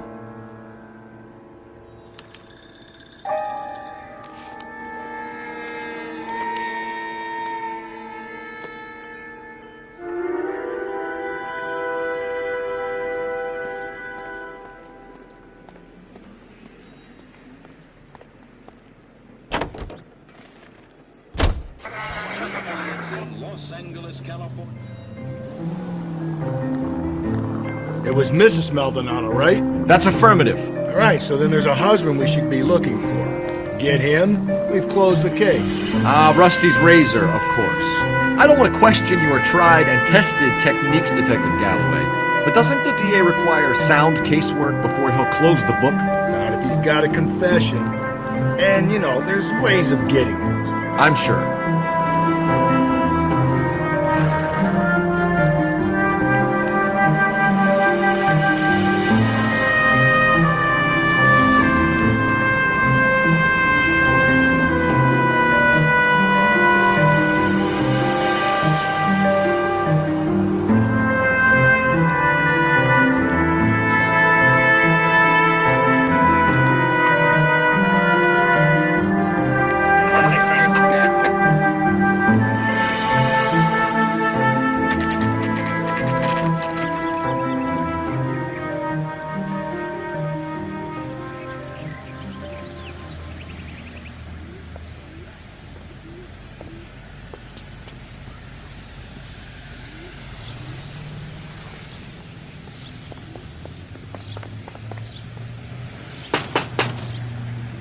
Just a moment.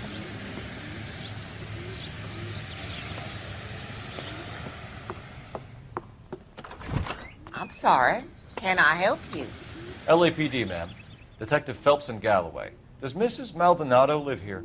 Yes, she does. I'm Mrs. Barbara LaPenta, the owner of this boarding house.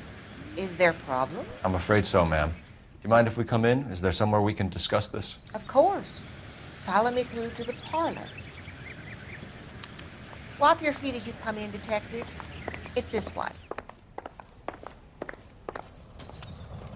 Mrs. Maldonado was found dead this morning. Dead? Oh, no. She can't be. I'm afraid she was murdered, ma'am. We need to take a look at her things. I can't believe it. A person seems so alive, and then they're gone.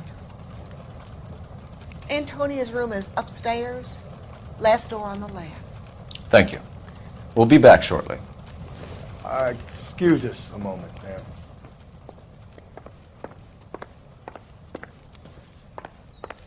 What are we waiting for?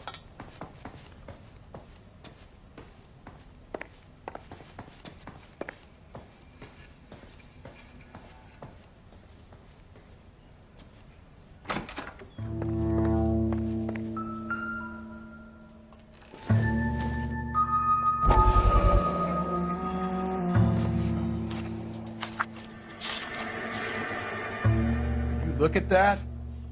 Someone's turned the place over.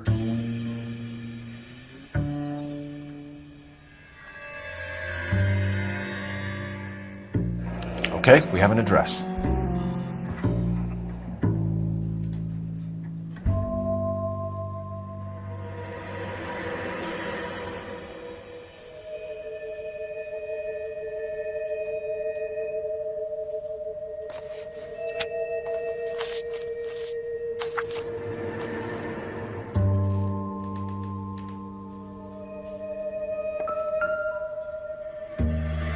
The smashed window explains why the place looks tossed.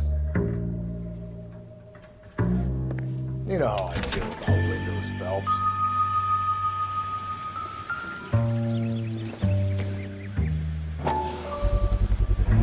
So someone broke in using this thing instead of a crowbar. Wonder where it was taken from.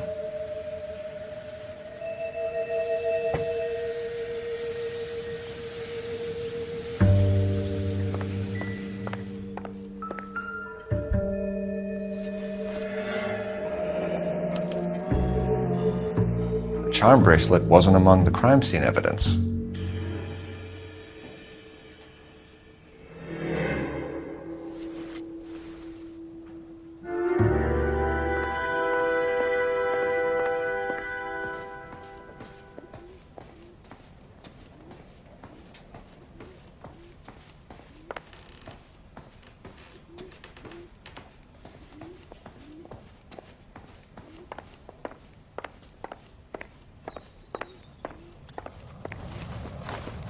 We have some questions, ma'am, if you're up to it. Yes, Detective. I'll do my best. Do you have any idea who might have wanted to hurt Mrs. Maldonado? That rat of her husband, Angel. She was serving him divorce papers. If I killed every wife to serve me papers, I'd be a mass murderer. Are you being flippant, young man? No, ma'am. What can you tell us about Angel Maldonado? She married him when she was 17. He was cruel to her, very cruel. She was a good girl, little on the religious side, but a good girl. What time did Antonia go out yesterday? She left around 9. Do you know where she went? No, I've no idea. She was a good girl, but she didn't confide in me. A nosy old hag like you knows everything about the people who live under her roof. Where did she go? I think she went to a bar. She's been drinking quite a lot lately. This bar have a name? El Dorado Bar. It's a Latino place on North Los Angeles Street. That's only a couple of blocks from where we found the body. You've had a break-in? No! That can't be true. You're being economical with the truth, Mrs. Lepenti. What do you have to hide? I have no idea what you are talking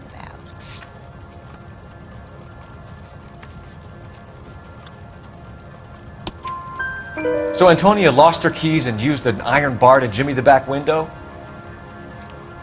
I heard a noise in the early hours of the morning. I thought it might be a raccoon at the milk bottles. It'd be very bad for business if this news got out. I have a reputation to protect. Antonia and her husband were estranged? Yes. She moved here after she separated from her husband 2 months ago. But Antonia still wore a wedding ring? She wore the wedding ring and a necklace. She always wore a religious necklace. That's about all of her jewelry. What about her bracelet? I don't know anything about a bracelet.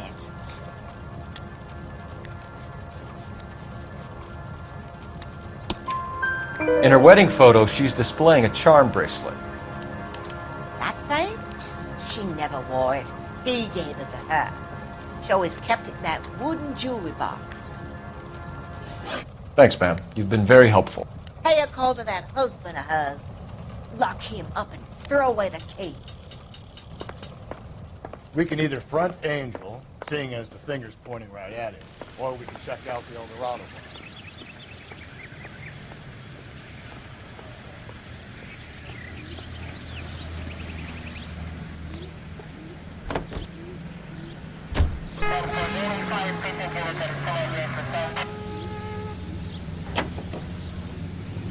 A nosy old hag? Ah! And I thought I was coming on strong with the ex-wives line. Sometimes you have to be firm to get the information you need. God damn it, ain't that the truth? How about we drop in on the husband instead? See if your gut is right. I'll take a bar over a husband every day of the week. Think there's anything to the divorce angle? I've been through 3, Phil. No big deal. After a while, you just numb yourself to the experience. But Angel, he's a young Latino man. It would hurt his sense of who he is. He'd see himself as a failure, a woman taking control over his life. Then she fronts him and he snaps. Works for me. That makes Angel a killer as well as a piece of shit.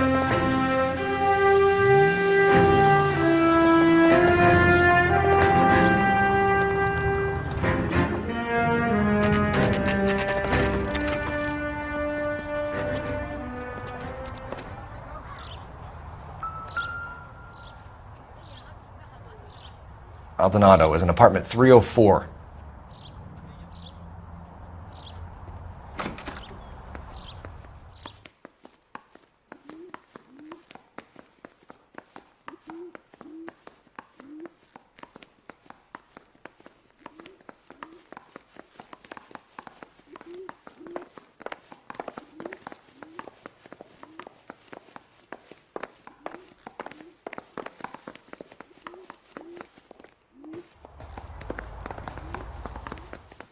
Phelps, this could turn ugly. Forget about knocking. Let's take our boy by surprise.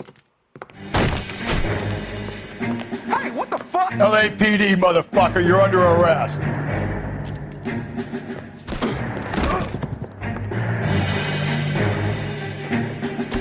I got 100.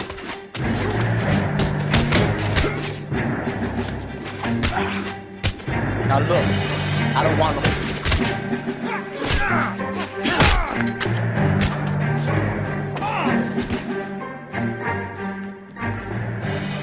Damn, they got some decent shots in there. Cuff these sons of bitches, Phelps. LAPD, you two are under arrest.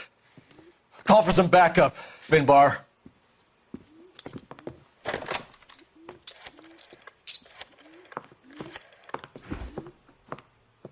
Galloway, badge number 564. I need a prowl car at the apartment building 330 North Hill Street. 2 suspects need transporting to Central. Your wife has been murdered, Angel. Antonia? Oh, God, no! Where were you last night, Angel? I was here with my brother the whole night, God damn it! You think I'd kill my own wife?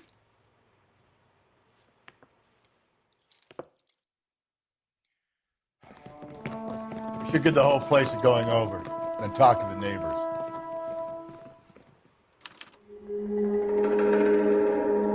And Phelps, I don't care that you just got smacked in the head.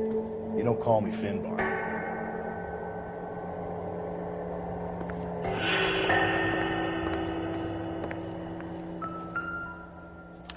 Just picked fruit market. I wonder if Angel gets all his groceries from this place.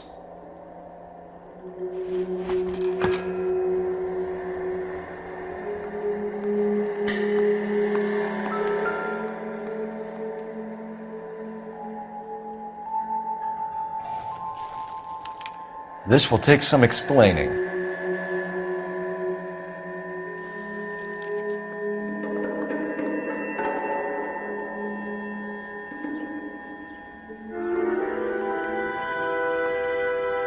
Maybe one of the neighbors took notice of Angel's movements. He's got no alibi. He's toast. The El Dorado must be a family favorite.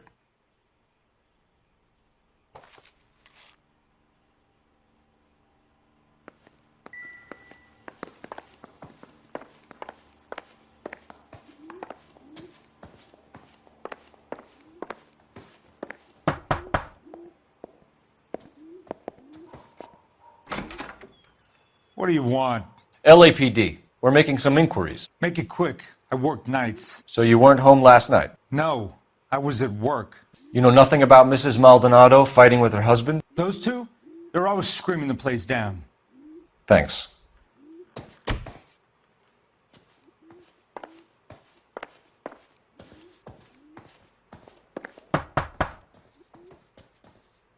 No good. Nobody here.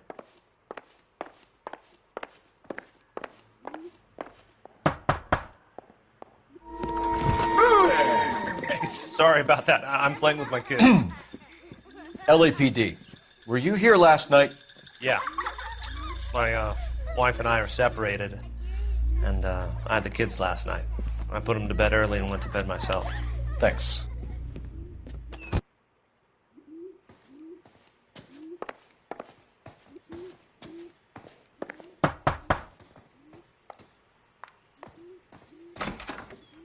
Hello. LAPD, ma'am. Did you hear a disturbance last night? Yes. Yes, I did. Mrs. Maldonado lit out of here and her husband ran out after her. You saw this, Miss? Aranda. I had the door open a crack. Did you see Mr. Maldonado come back inside after he ran out? No. I didn't. Thanks. We'll be in touch. I kept thinking you were going to call that one a nosy old hag too, Phelps. Well-executed restraint. I'm executing restraint right now, Finbar. The hired help at the El Dorado might have seen the broad the night she died. Maybe the regulars too. We should check it out.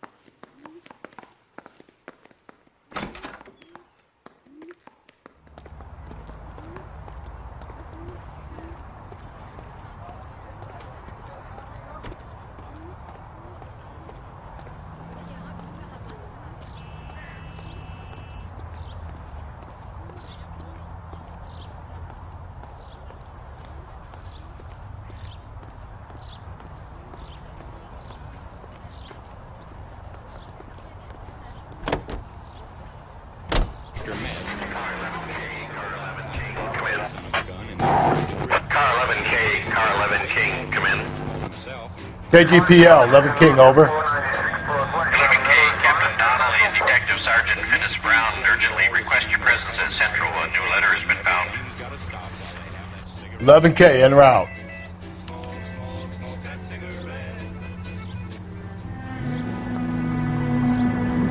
Another letter? I thought the letter was from a nut. These letters, Brown and Hanson believe they are genuine. From him. Now we sent another. You know, I really hate this fuck. This Black Dahlia guy. You seen the body? Fucking case just gnaws away at your guts. Every prom queen from every fucking hick town in America turns up here. Where do they end up? Gutted on the fucking sidewalk.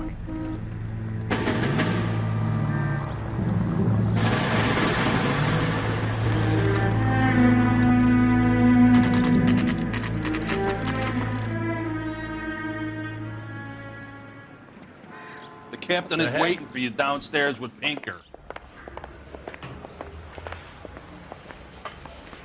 Bust in there and find the goddamn evidence. You'll say something intelligent. Has that just been paid? Look about it.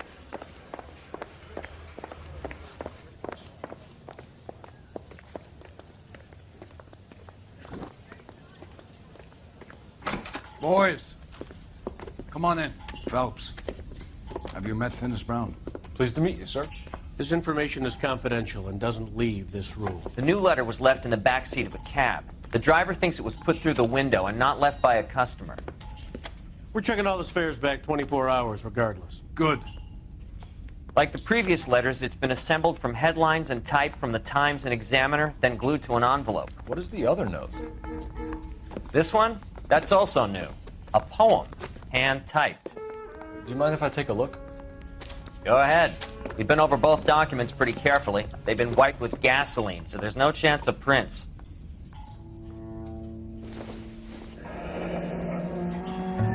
That's the message from the Celine Henry case.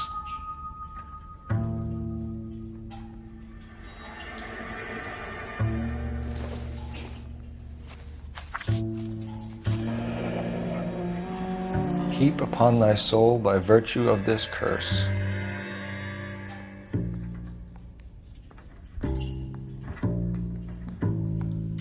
That's why we called you in.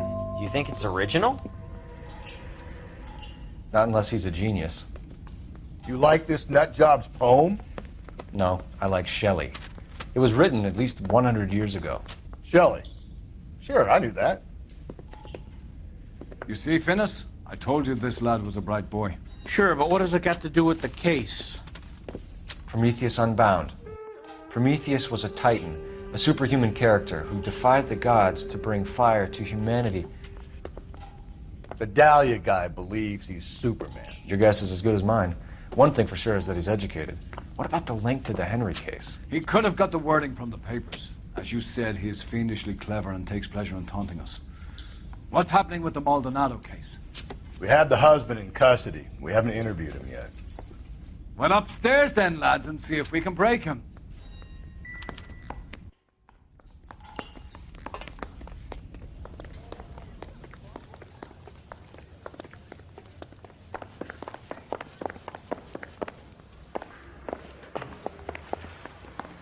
This town's dangerous.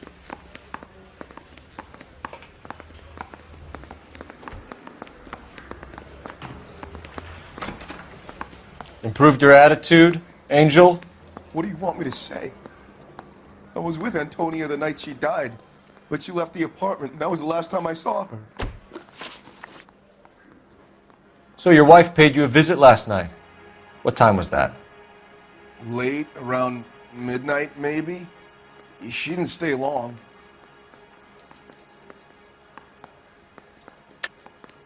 You're lying, Angel. You went after her. I think you killed her. You're out of your mind. My brother will tell you I was at home.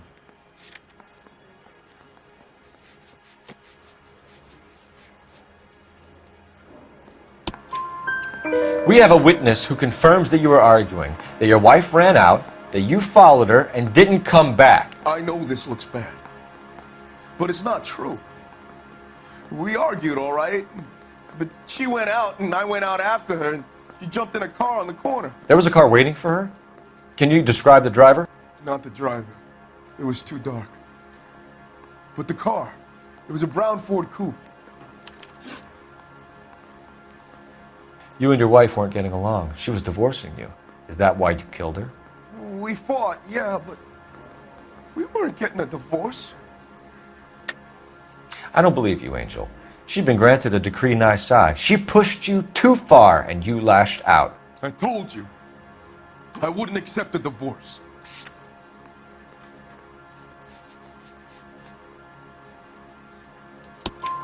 The judge had set a date. You were going to be paraded in front of the whole city for your cruelty to her, Angel.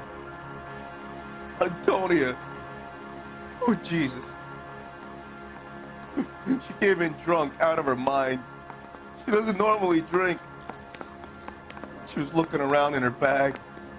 Said she wanted to serve me papers. Me, her own husband. So I slapped her down. She ran out. That's the truth. What size shoe do you wear, Angel? Size 8. What difference does that make? When we found your wife, her jewelry had been removed. Was she wearing her religious medallion last night? Sure. She always wore that. What about the charm bracelet? Was she wearing that? You know about that? She never wore it.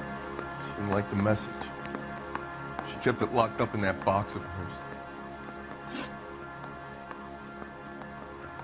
Your wife has been brutally murdered. So how do you explain your shirt being covered in blood? You found that? I cut myself shaving. Angel, I'm not going to waste any more time on this. Give me something or I'm going to have you charged.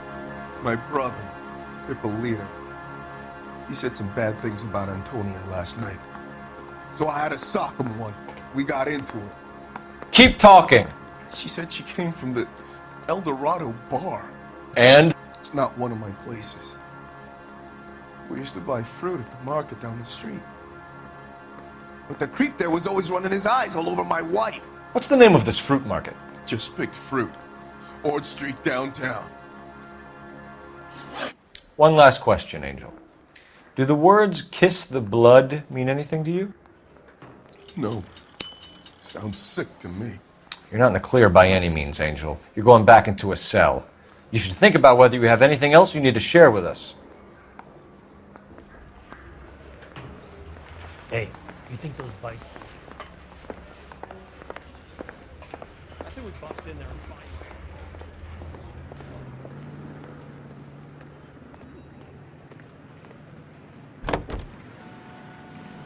The finest in radio entertainment is on. You don't think it's strange that all these murders are happening to girls who've been out drinking? No.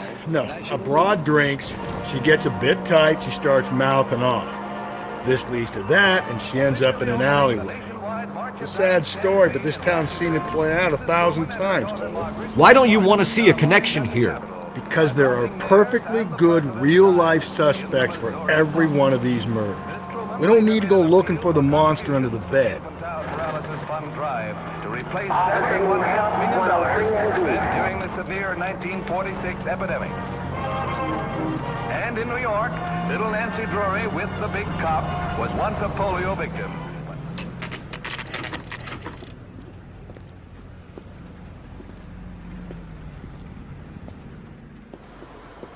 What can I get you? LAPD.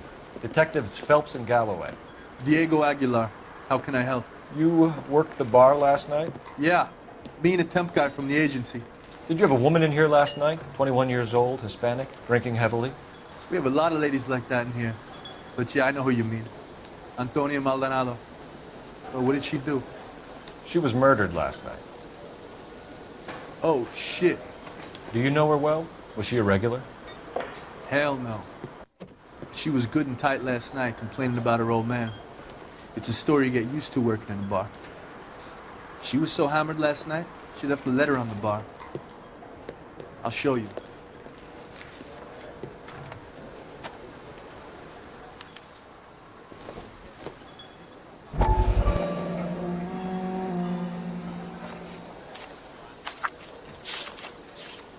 Sam has taken me to Palm Springs for the weekend. Divorce papers? Did you open them? No need to. She was shouting about it and waving the letter around. Said she was going to show him.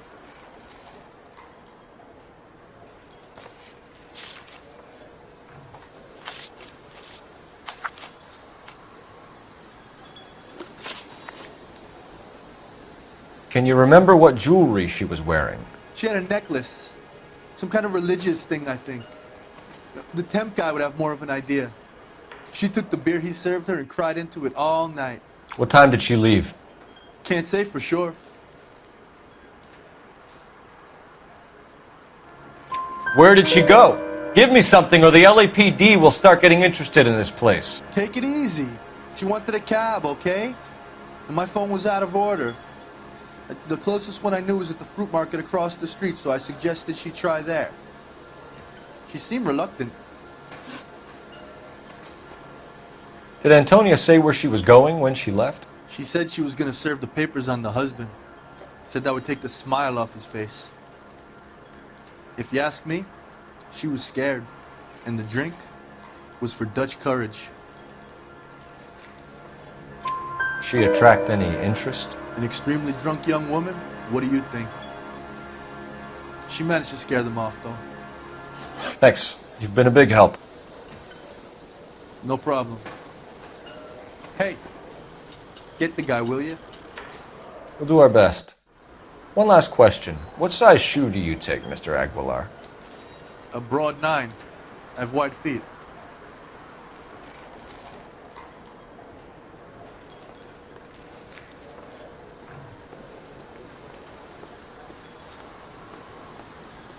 Say, honey, what time do you get off wooden table?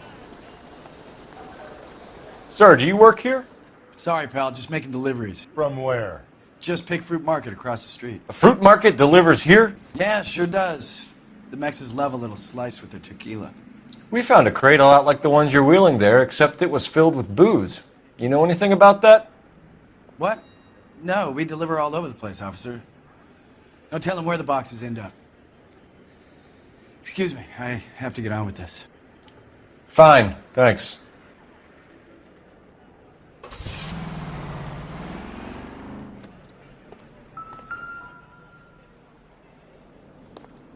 Just picked Fruit Market. That's where Antonia went to call for a cab last night.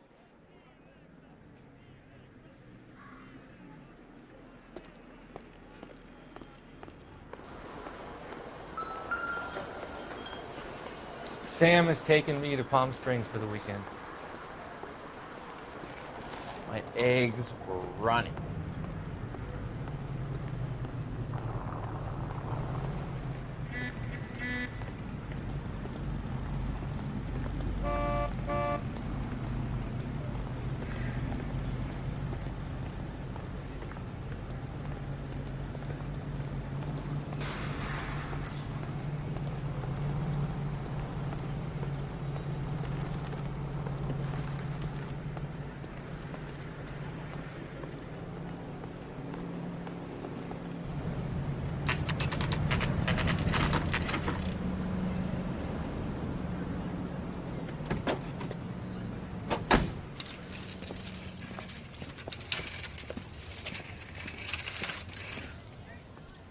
Handbag was left just up there, overlooking the market.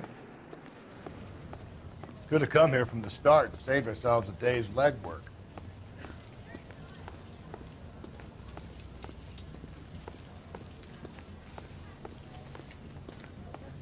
Sir, Wait, you look familiar.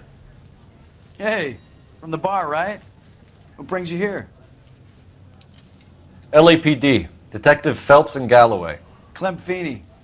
What can I do for you? Did you happen to see a young woman last night? 21 years old, Hispanic? Sure, she came by last night. Why do you ask? She was wearing a necklace? I didn't notice. You weren't paying attention, Feeney? Hey, you're getting the wrong idea. Exactly how much fruit do you sell here after midnight, Clem?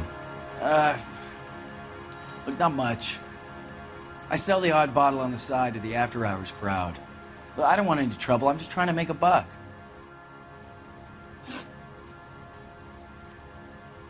The young lady arrived around midnight? Yeah, something like that. Used the phone for a cab and then left. You already knew Mrs. Maldonado, didn't you, Clem? Sure, I met her before. She seemed like a nice lady. Her husband went apeshit one day when he caught me talking to her. She hadn't been back until last night. Where did she go from here? She wanted a cab, but I couldn't get her one. I was about to offer to drive her, but a car pulled up and she got into that. Can you describe the car? Brown Ford Coupe, I think. She seemed to know the guy. Do you mind if we look around? Why would you want to do that? Because we say so. I guess you can. Hey, don't you have to get a court order or something? I have rights. Clem? Shh.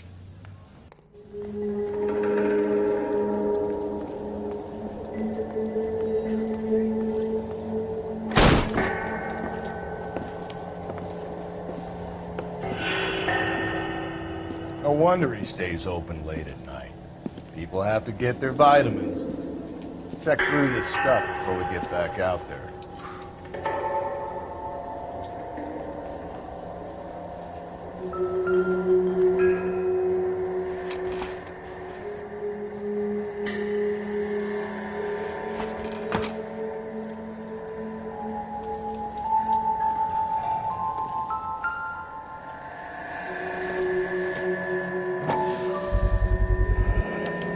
cut someone who was already dead? It's a typical power thing. Once the stiff is dead, the creep usually feels they can do whatever they like. Must have seen it during the war.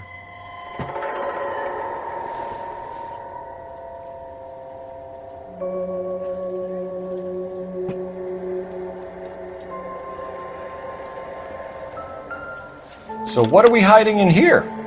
This thing needs a combination.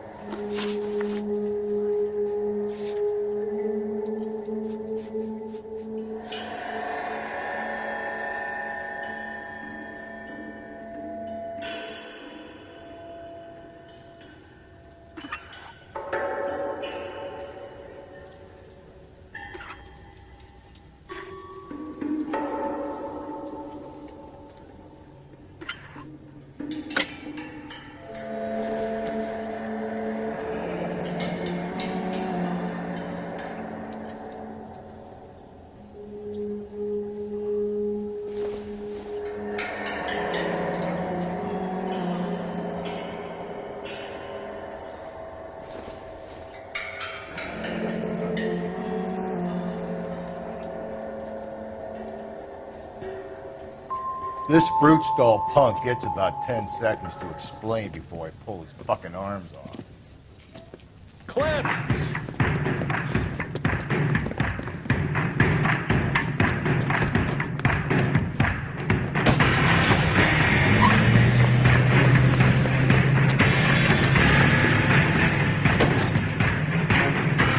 God damn it, get after him, Cole! I'll try to shoot out his tires. Wish me luck.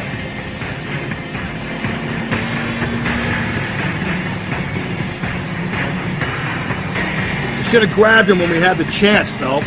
When we had the chance, we didn't know he was our guy. Phelps, you gotta get me closer. Strange that he'd leave a trail of blood right back to his own market. Maybe he wanted to be caught. A lot of them do.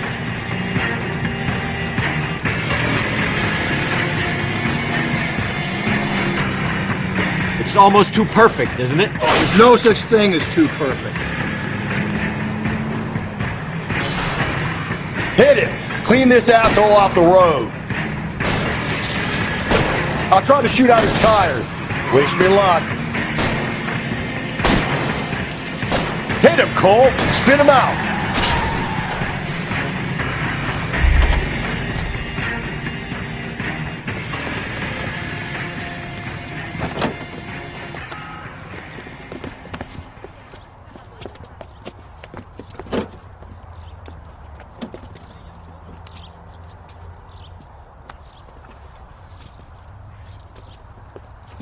You're a sick man, Clem. You need help.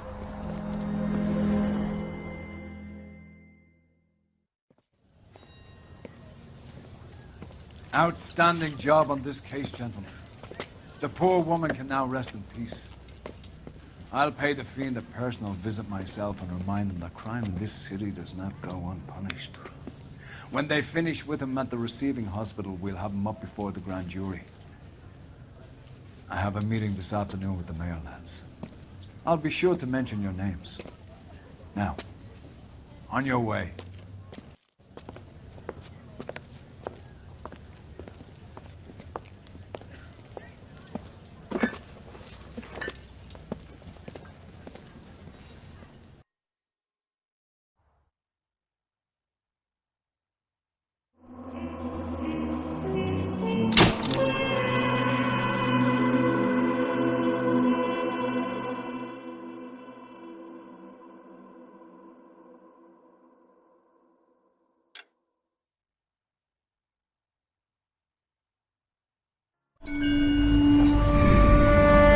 Sarge, why are the guys giving it to the doggies? They're riding in trucks, numbskull, while you're marching. They look pretty badly beat up. Yeah, they do at that. Scuttlebutt says it's pretty hard going down south. Yeah, we'll find out soon enough. Recon always leads. How can we fail? Skip with the Shadow leading the show. Who the fuck is a Shadow? Lieutenant Phelps, the Shadow of Death. What the fuck are you talking about? He's a quiet fucker, Sarge. Never hear the bastard coming. He's sitting there, field stripping a cigarette, and suddenly he's there looking down on you. Why do you think we keep saluting that Jap-loving son of a bitch? He's bad juju. That's enough out of you three. Bad juju? Where were you dragged up? A swamp?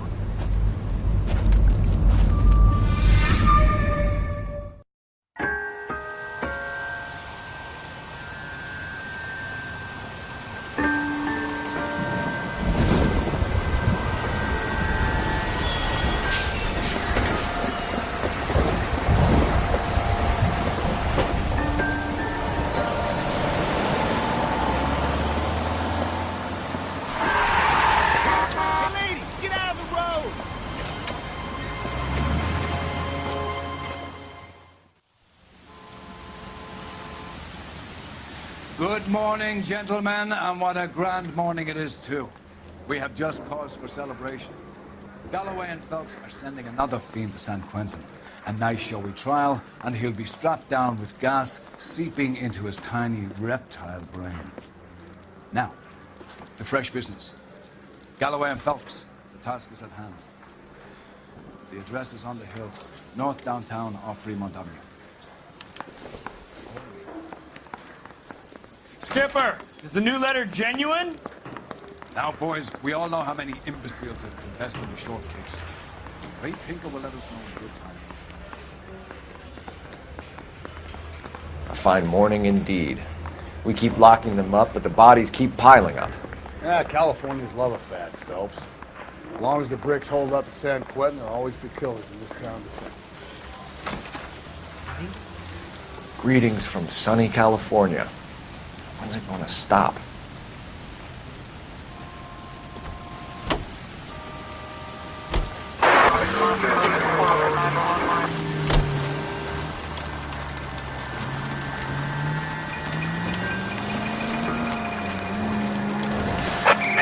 First the letter, and now another body. Come on, you can't keep on telling me there's not a killer still out there. You know, Phelps, all these arrests on your record are giving you a reputation. You don't want them turning into unsolved. Getting a vicious killer off the streets is more important than my reputation. Really? And besides, landing a big fat marlin is more impressive than an ocean full of minnows. The minnows maketh the man, Phelps. You can't always hit home runs. Sometimes you just gotta make first base.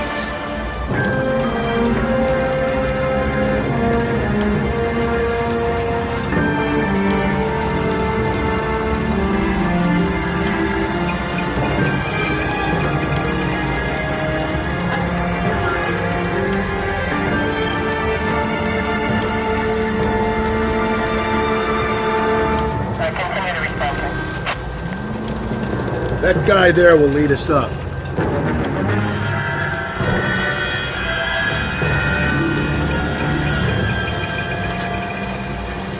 I'm steeling myself for what I'm about to see. That'll just be another dead body, partner. We're used to seeing them. They're the gig when you work in homicide, Phelps.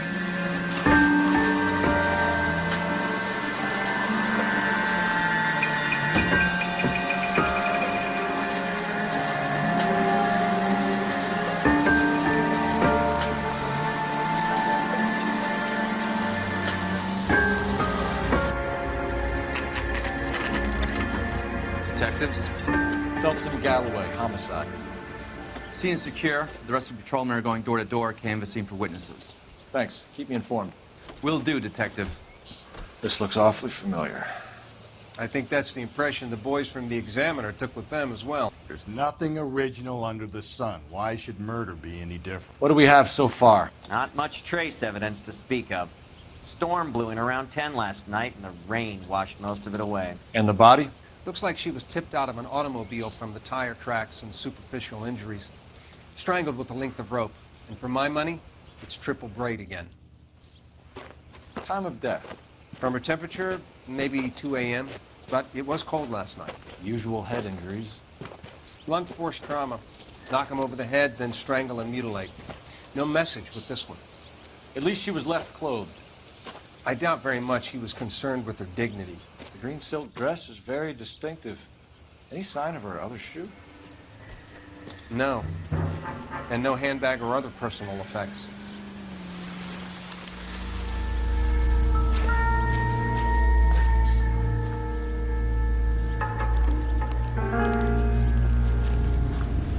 There appears to be a dry cleaning label. Superior Laundry Services, F1363.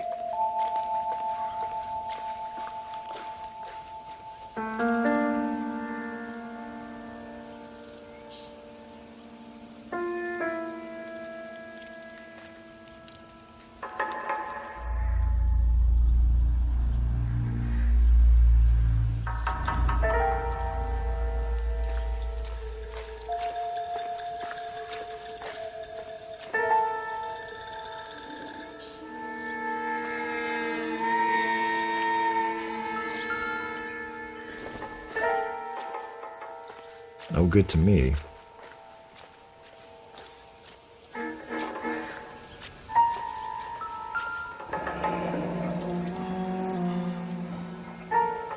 No drag marks. The killer was moving around, surveying the scene.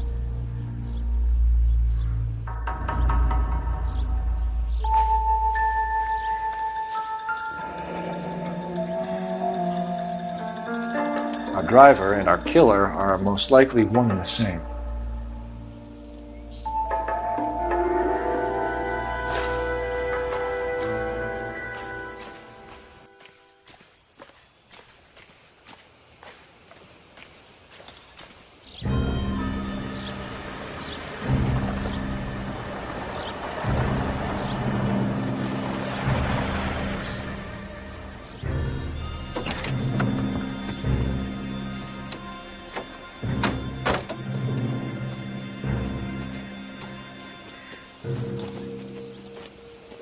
Detectives, I've been working the houses across the street and up the block.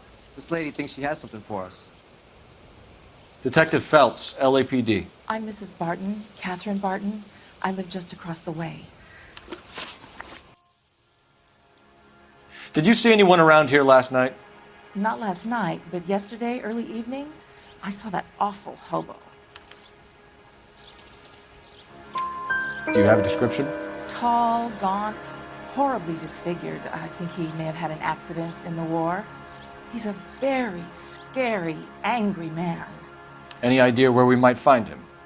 One of the hobo camps around here. He's some kind of hobo leader. They all follow him around. Thank you, ma'am. You've been a big help. Of course. Anything I can do to help. I'd hate to think that something so ghastly could happen right here and nothing be done about it.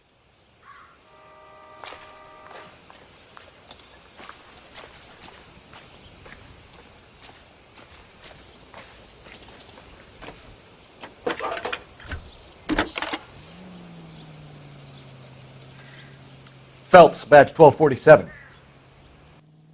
How could I help, Detective? I need an address on Superior Laundry Services. Just a moment. Superior Laundry Services, 1260 West 1st Street. Can you track down reports of hobo camps in the vicinity of Signal Hill?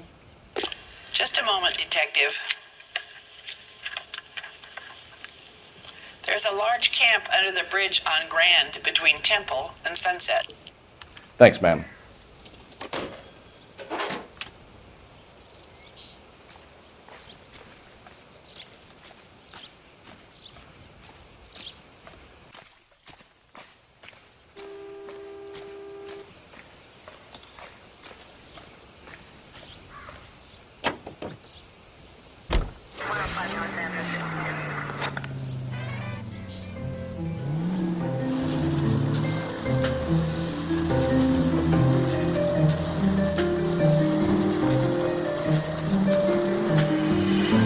No message.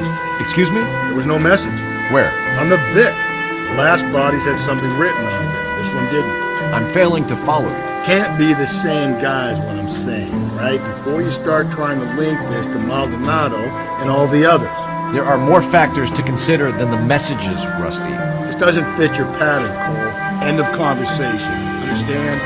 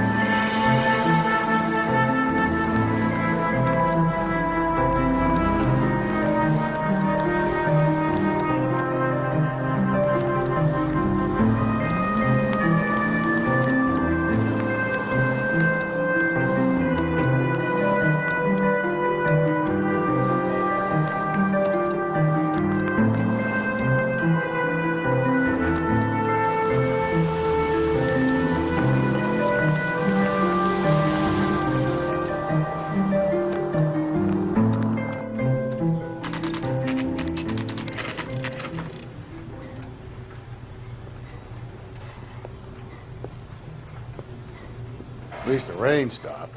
You can change back into those white bucks now.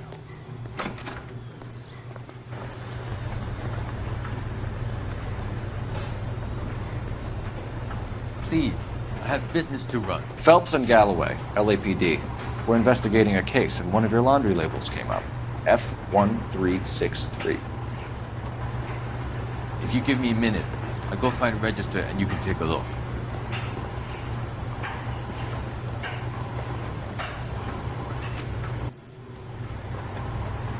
You take a look for yourself. I've got clothes that need pressing. You wrote the number down on that dress, is it there?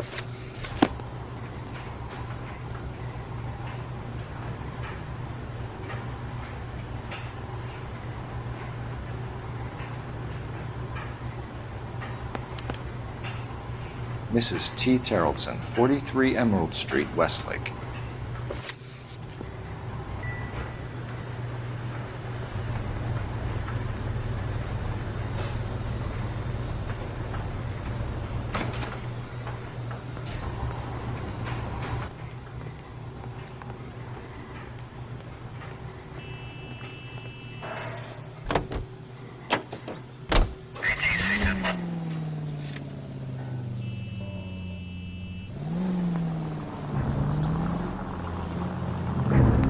I've got a feeling we're about to meet another wife killer. You've always got that feeling, Rusty. Yeah, and it's usually correct. Please, please, for once, can you not let your assumptions color your detective work? Just you wait. Nordic types show a particular disposition for this stuff.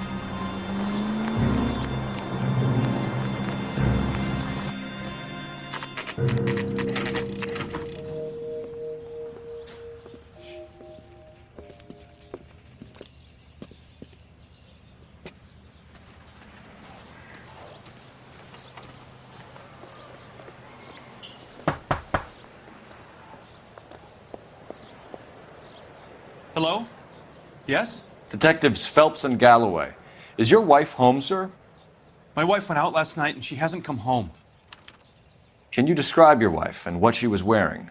We were out at a friend's place, Bobby Ross's, for a party.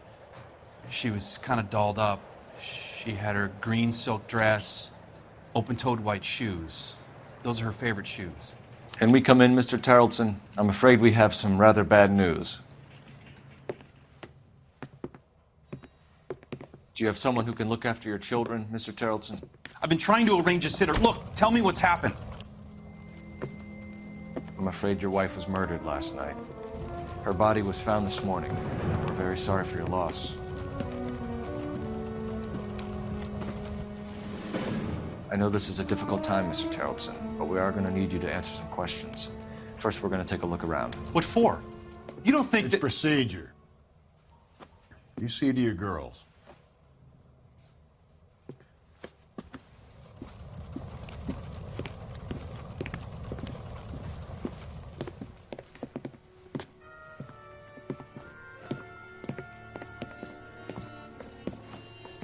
Stay here till Daddy's finished talking to these men. Where's Mommy? Everything's gonna be all right, sweetheart.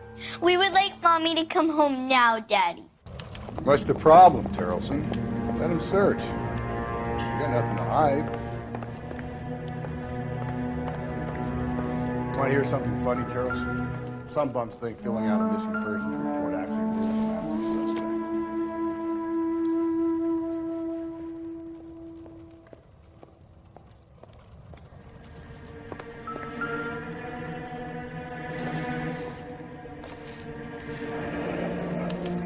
To check if she was a regular.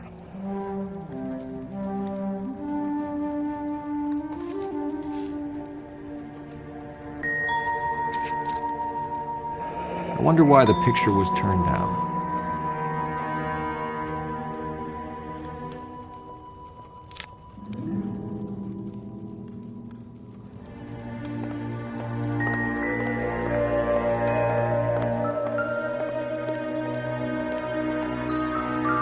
If you'd excuse me, ladies. Seems irrelevant.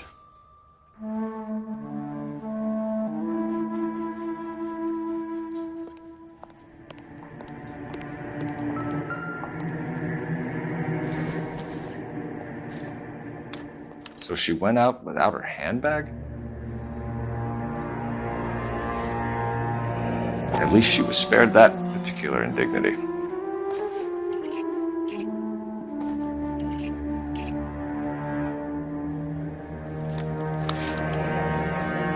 She'd have to be in quite a state to leave this behind.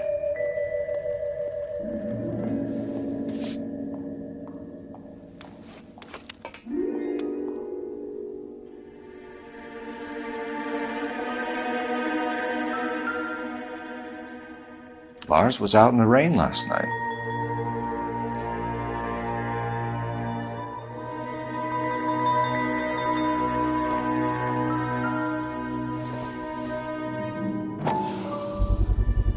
You could see if Pinker can match the impression to the crime scene.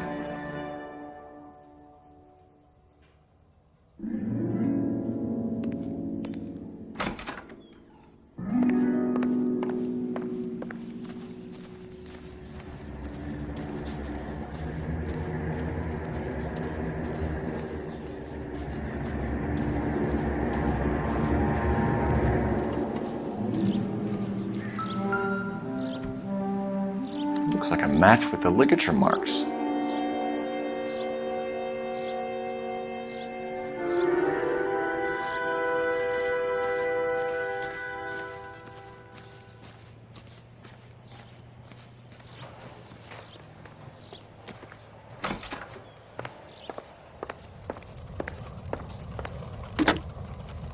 Operator, give me R&I. Putting you through now. Phelps, 1247.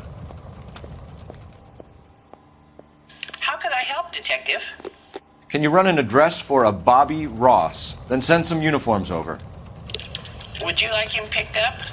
No. Suspect says he was with Ross last night. We need to confirm the alibi. I'll get a prowl car dispatched. Thanks.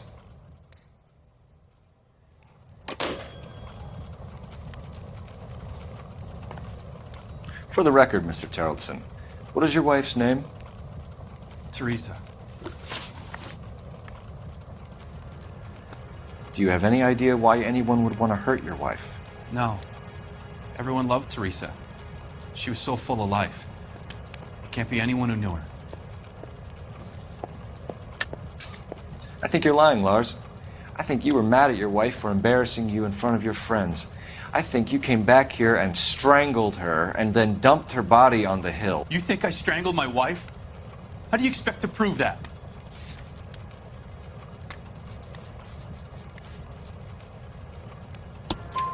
Your wife was strangled with triple braid rope. The bow line from your boat is a perfect match. Look, I know this looks bad. I'm gonna have to come to terms with the fact that I let her go. You said you went to a party at Bobby Ross's place? That's right, Bobby had a bunch of people over. We were having a good time. She said she was bored and decided to leave.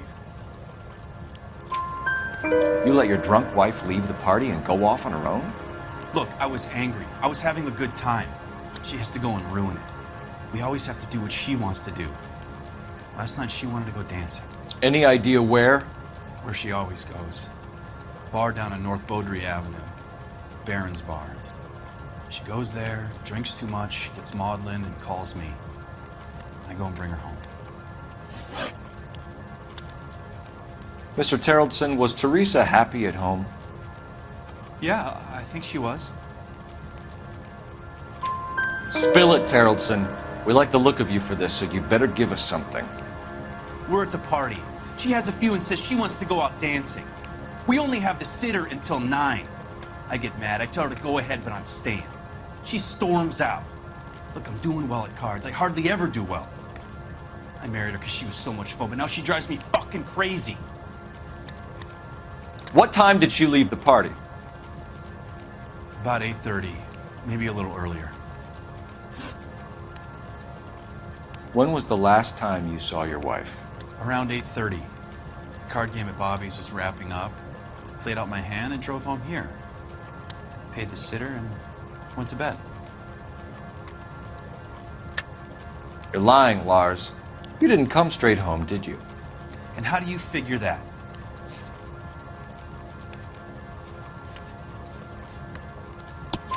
You were out in the rain.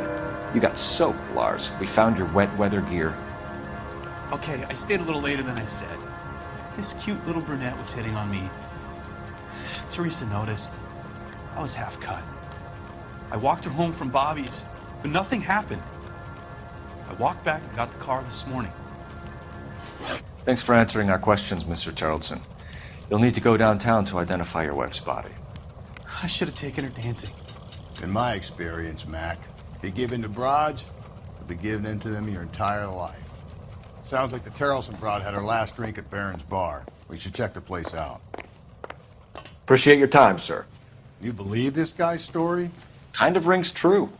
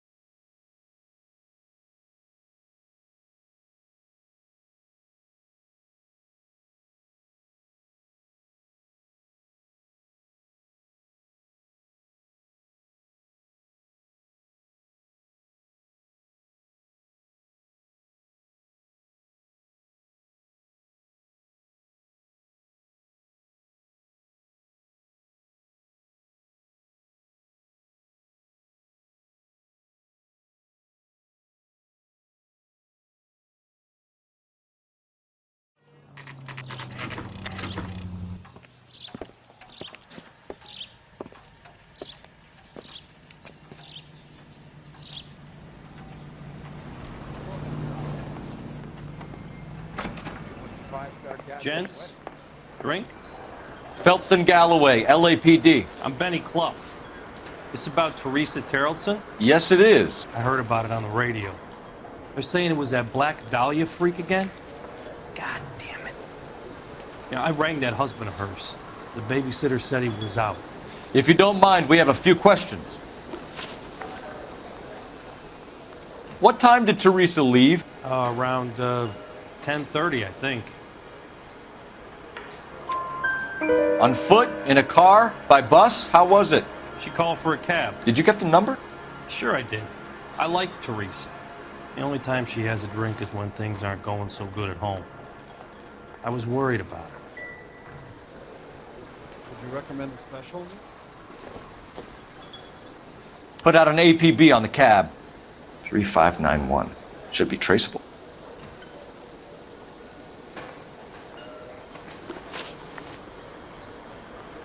Who was she with? We've had reports about a tall, gaunt-looking hobo. He wasn't here last night? I get plenty of bums in here, but nothing to fit that description. The likelihood is that whoever she left here with killed her. Give it up, Benny. All right, two creeps were all over her, promising to take her dancing.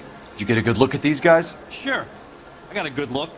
One of them was a sailor in uniform. His cap said, USS Indiana. And the other man? The other guy is Richard Bates. He's sitting in the back right now. Red polo shirt. Any idea where she was headed? Nope. I didn't get that. The husband said she wanted to go dancing. Yeah, she always wants to dance when she's been drinking. She was trying to talk some guys into taking her to one of the dance halls. Thank you for your help, Mr. Clough. We'll take it from here. Hey, no problem. This is Bates. That's him. LAPD, don't make me chase you, shitbird. Can't let the son of a bitch get away. Bates! We just want to talk! Got a ride. Get in and drive.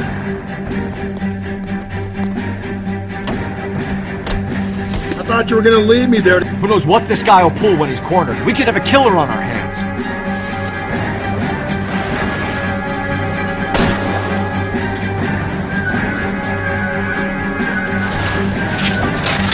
I don't think the killer would be kicking back in the bar where he met the big end. Listen, a creature of habit is your killer. For some reason, they're sticklers for routine.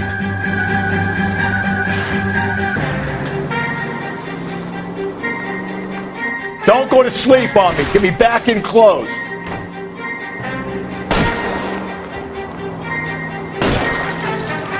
Hit him.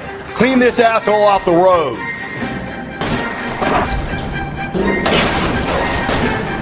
Keep it steady and I'll try to bust his tires.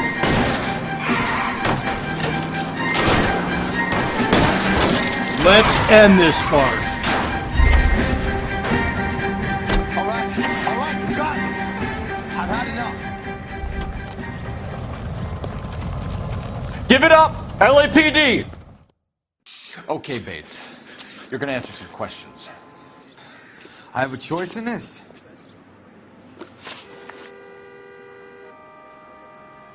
Last night, you went drinking with a lady in the bar.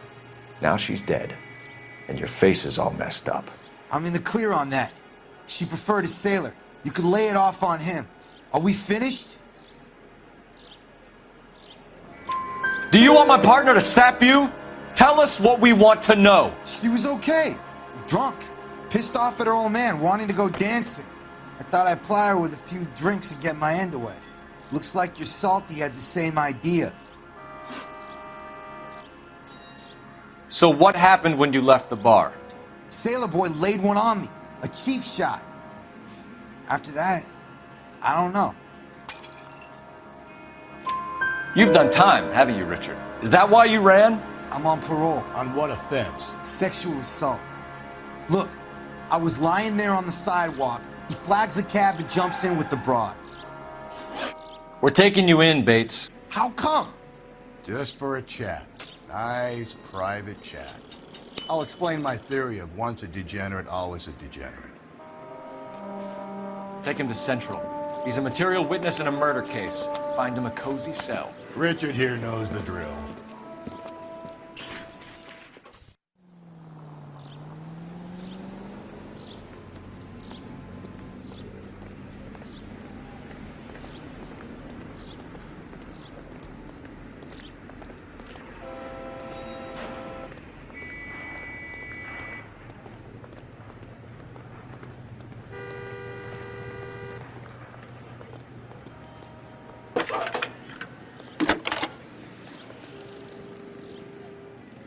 Phelps, badge 1247.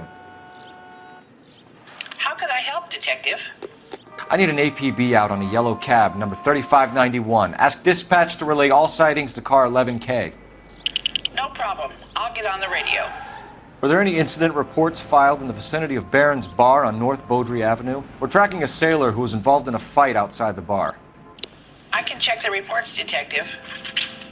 I have a message for you from Captain Donnelly. Message reads, James Jessup, U.S. Navy able seaman, has information relevant to your case. Jessup is currently being detained at Central Station. Could be our man. Thanks for your help.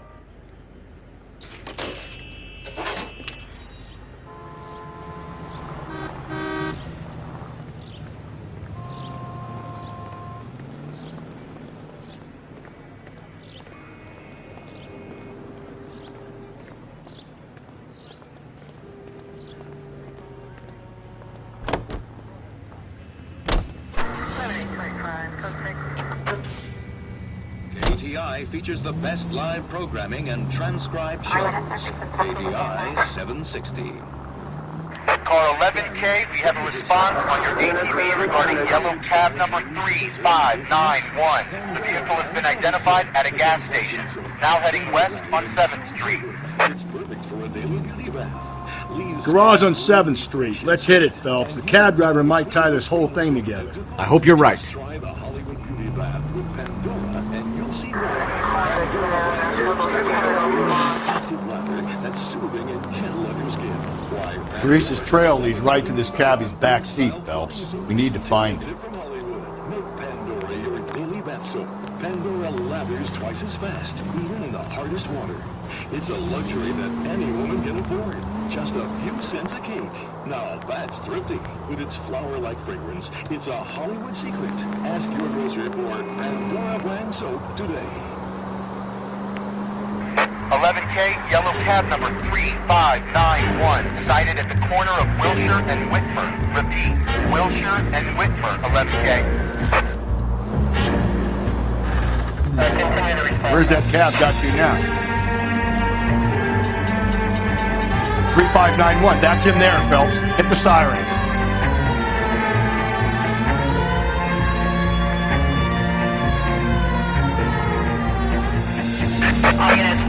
LAPD, we're investigating a murder. What's that got to do with me? The ferry you picked up from Barron's bar last night. What was the woman wearing?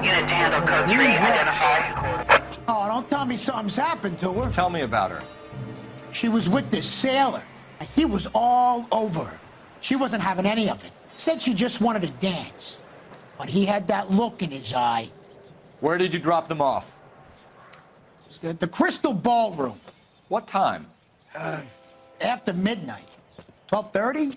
Something like that. Thanks. You've been a big help. Well, that's gone and ruined my day.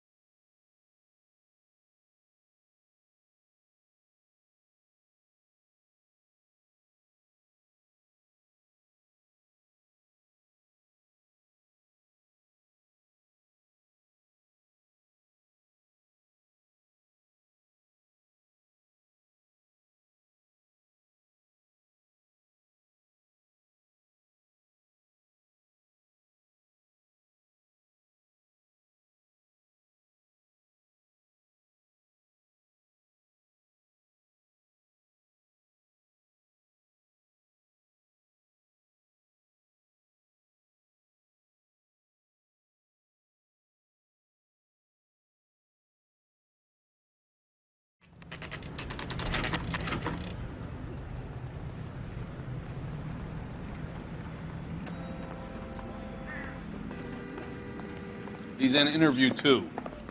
Thanks. What do you make of him? Sailor on furlough who looks like he's in trouble and knows it.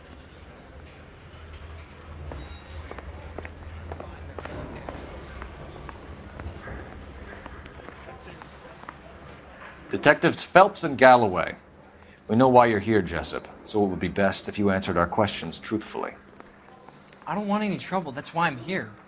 I heard on the radio about this lady getting killed. I got leave from my CO to come down straight away. So why did you kill her? I didn't kill anyone.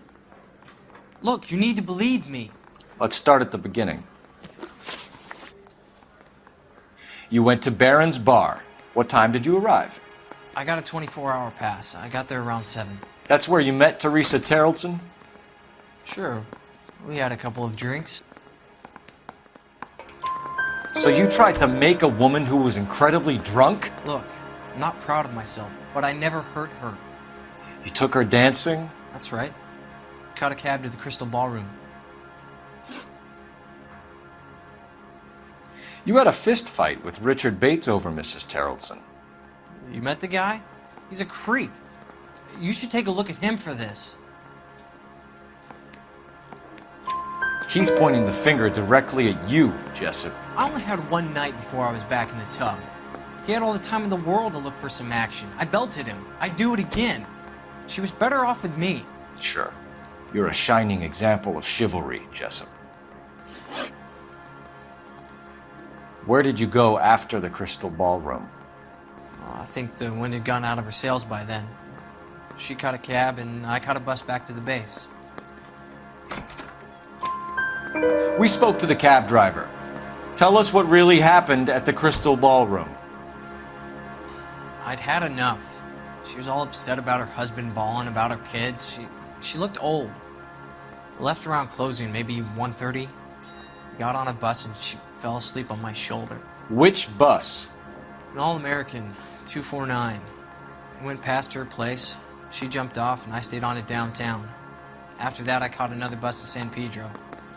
The Indiana's down there. She's being scrapped. And that was the last you saw of Teresa. Yeah, that's right. We didn't say much. I think she was kind of embarrassed.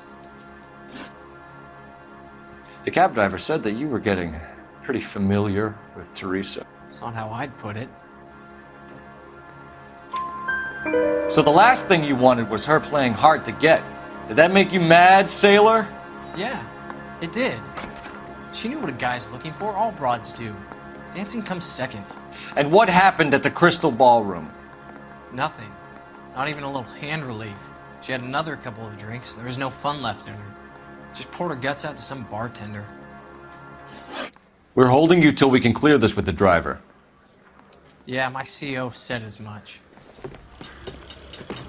Can you put the guy in 2 in a cell and inform the commander? Sure, Detective. Got a message for you. Sighting of your disfigured hobo on Grand between Temple and Sunset. And it looks like the beau has a record, too. He's wanted in connection with 2 female assaults. Thanks. What now? Drive all the way to San Pedro and check his locker? Let's see if the bus story checks out. There's a depot at 1660 Beverly Boulevard.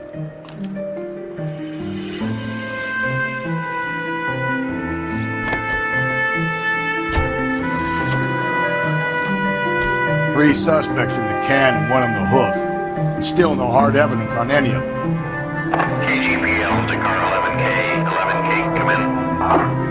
11K, go ahead. Patrolman reporting that Bobby Ross's car game is breaking up at midnight. 11K, roger that. Plenty of time to get downtown, Cole. It's possible. Have them bring him in. KGPL, we have Lars Terrelson picked up. 11K, roger. All units also needs help. 415 shots fired. 313 Bunker Hill Avenue. 313 Bunker Hill Avenue. Unit to handle code 3 identified.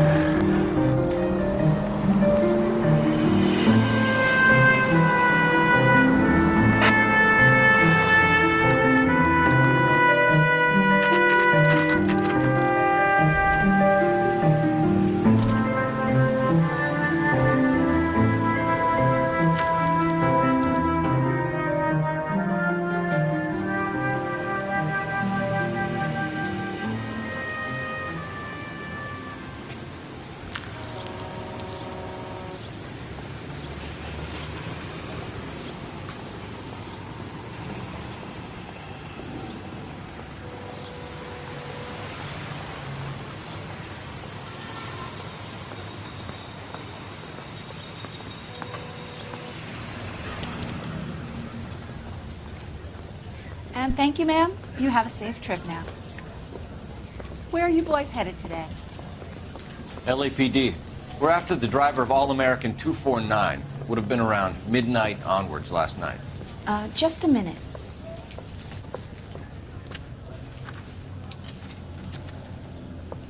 Frank Zeffirelli. He's your man. Where can we find him? Frank is out on the 7-4. Can you tell us the route?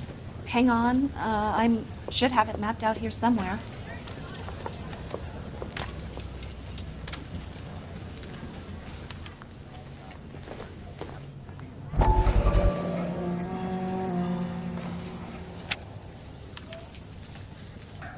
I'll need to run the loop.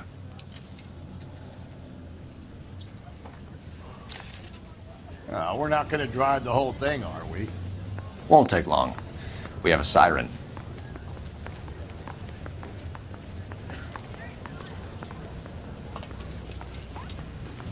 All-American 7-4, let's go get him.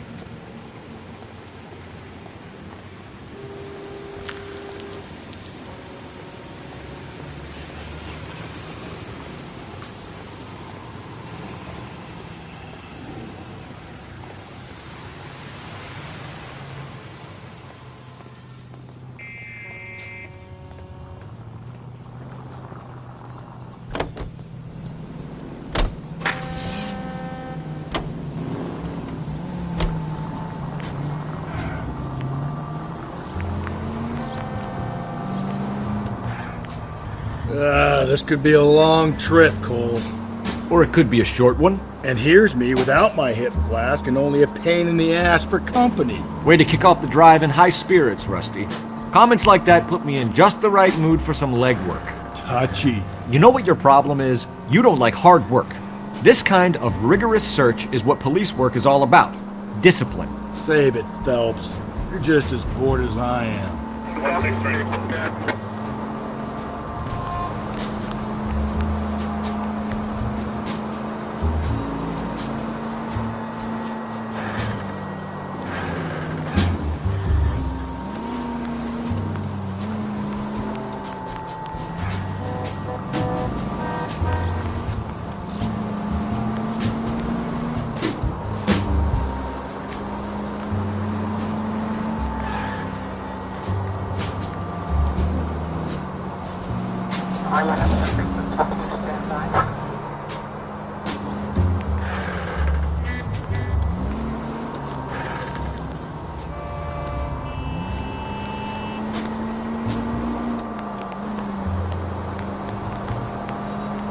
Nope, still no sign of him.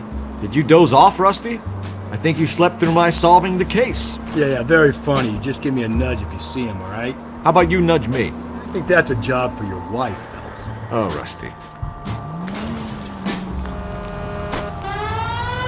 There's the bus, Cole. Turn on the siren and pull her over. That's the bus we're looking for. Ease in behind her and get her to the side of the road. There's some kind of problem, buddy? LAPD, we're investigating a murder. You had a sailor and a woman in a green dress on your bus late last night? That's correct. And the woman got off first, around 2 a.m.? Yeah, that's right.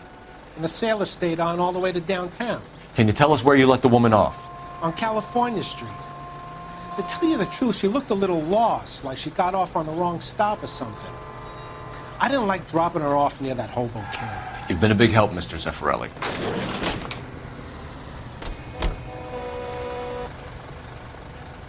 So Sailor Boy escaped by the seat of his bell-bottom trouser, left her brought alive. Left her by the hobo camp. Which means he's as good as killed her. We can't eliminate any of them, but the disfigured man should be our starting point. I'm gonna call for some backup. These bows hate cops. I think we ought to investigate the hobo lead. Well, if you think we ought to, then I guess we ought.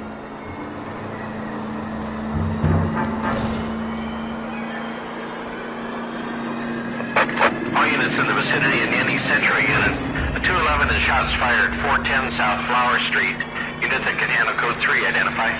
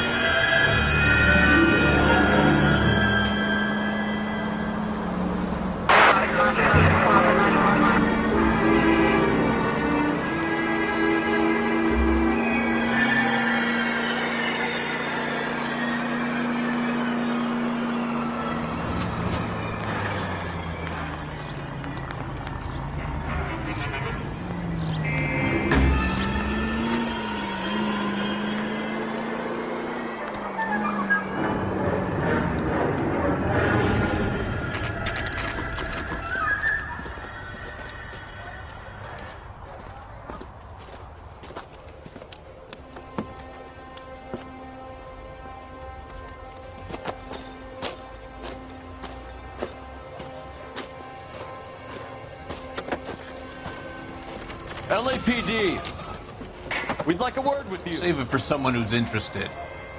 They're fascists. Come to move us on and steal what little we have left. 6 rounds won't get us far. I need you to stay copacetic, Phelps. We need to hold out in the cavalry battle. How do we do that? Like this. Buck that will keep you down, Phelps. You want your Your right disciples know what you did last night?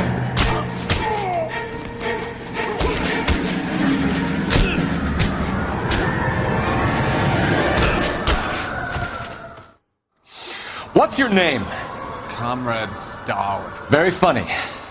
We'll find out from your personal effects. Stuart Ackerman. You're under suspicion for murder, Ackerman. We're taking you downtown. You can't do anything more to me than what the Japanese have already done.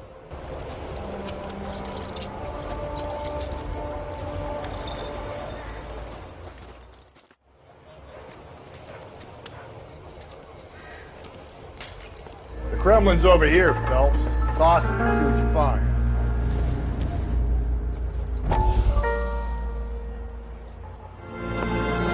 Still working, Jack.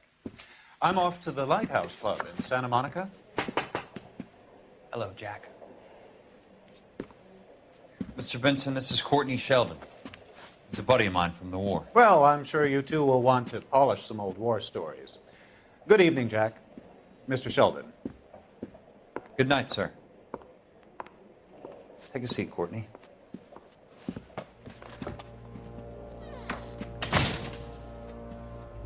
We need your help, Jack. I told you I would have nothing to do with that. I'm fine too, Jack. Medical school's going well. I got a part-time job. Do dope peddlers need part-time jobs? We made a mistake and we're in trouble, Jack. A local gangster, Mickey Cohen, is putting on the squeeze. So hand it over, walk away. What's stopping you? We had a deal with them that they would dole it out slowly.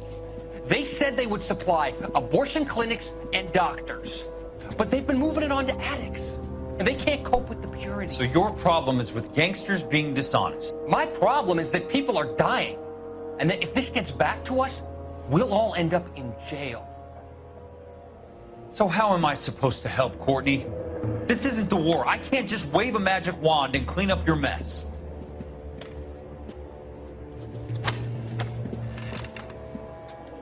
We want you to negotiate, Jack. The only thing these guys understand is force, Sheldon. They got to the top back east by proving to be more vicious than the English, the Irish, and the Dutch. They make their own laws. That's the nature of a secret society. God's sake, Courtney, you want to be a doctor. How can you fight with that? We are better trained, Jack. I didn't make it through the war to come back to this kind of shit, Sheldon.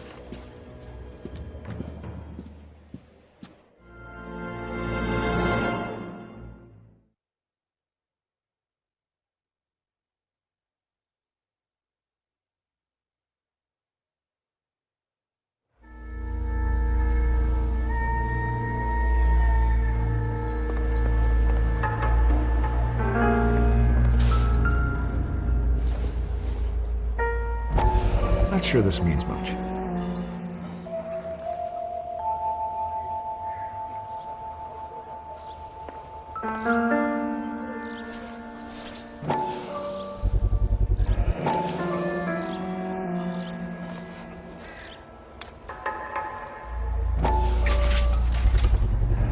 Ackerman doesn't look like much of a dancer.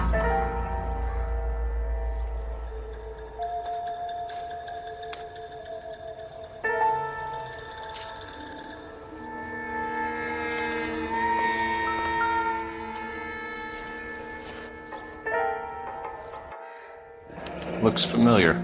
Safe bet it'll match the mark under Teresa Terreldson's chin.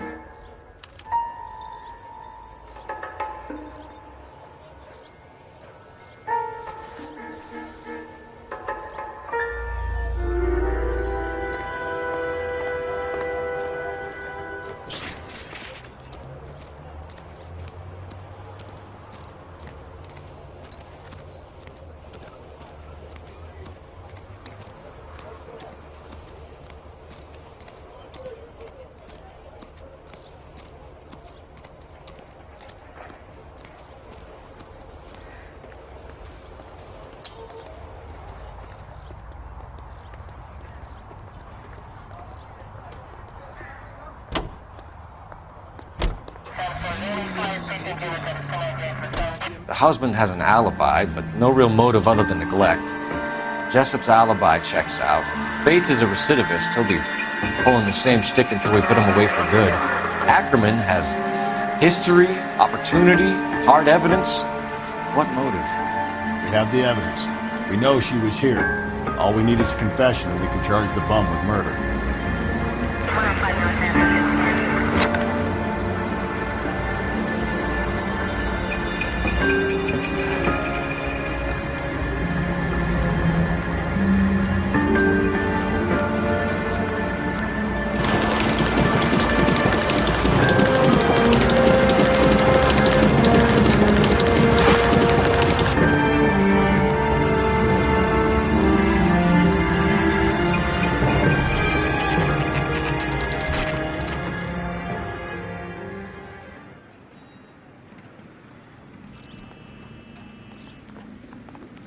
We're going this way.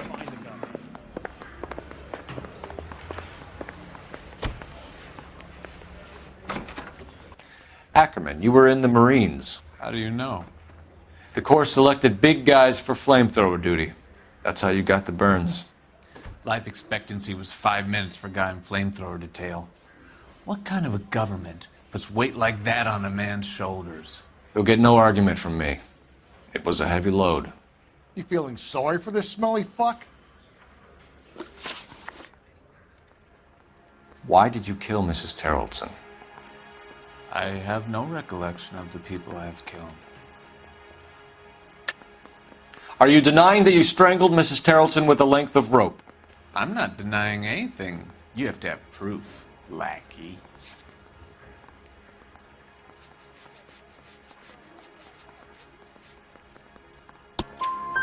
We found a matching piece of rope in your lean-to. I think we'll find the blood will match too. I own no property. How could it belong to me? A bus driver dropped Mrs. Terrellson near your camp around 2 a.m. Why did you take her up to the hill? Which hill? I have many places. I go where I please. You are clearly insane, Ackerman. The state of California does not execute mental patients. I don't know the names of the women I've killed, but I've killed many of them. Their necks are so fragile. Where were you around 2 a.m. last night? At the camp. You were up on the hill. You were seen during the day. We have a witness. We have evidence. Come clean with me, Ackerman, and I'll see what I can do for you. I despise your pity. You have nothing that links me to this woman.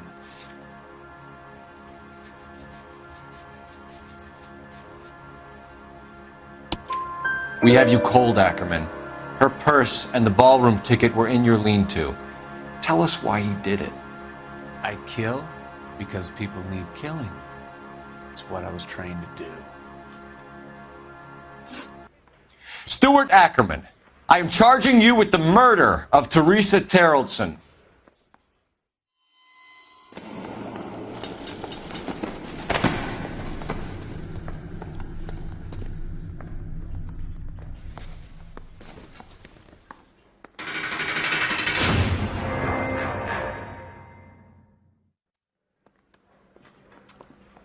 A man down on his luck I can abide. But a filthy red who chooses to live outside the rules of society, I cannot stomach. Maybe poor Teresa Terrellson will provide the catalyst we need. I've spoken to the chief and the mayor, and I think it's time we send some men in to remove the godless and send them on their way over the county line. A grand day that will be, gentlemen. And a grand result you have brought me. You two are fast becoming my finest crusaders.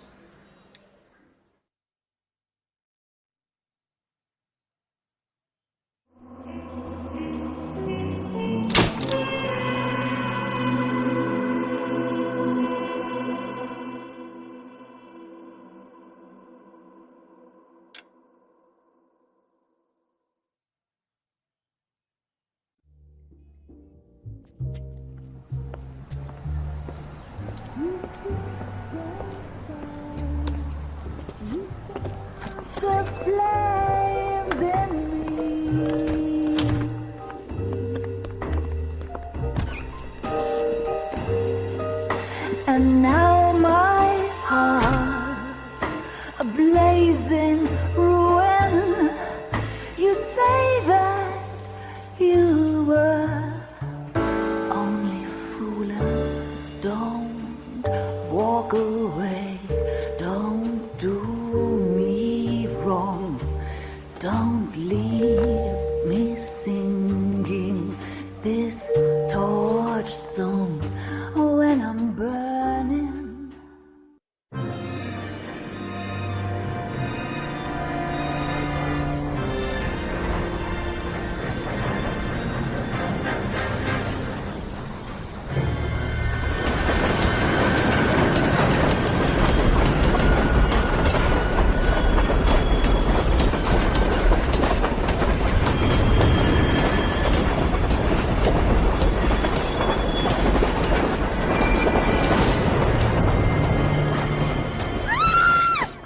Of course we will look into it. Yes, I'm aware that it's an election year. Keep a hold of your hat, Council. Now is not the time to lose your nerve. It would appear that someone has hocked a rose gold wedding ring and matching engagement ring. Sound familiar? Deirdre Muller. Press the pawnbroker and see what you can find out. The address is 348 South Main Street. The Muller case goes before the grand jury next week, and the DA does not want any egg on his face. Then get out to the railroad depot on Santa Fe Avenue. We have another poor unfortunate found this morning beside a railroad line. 40-year-old. Right, Skipper.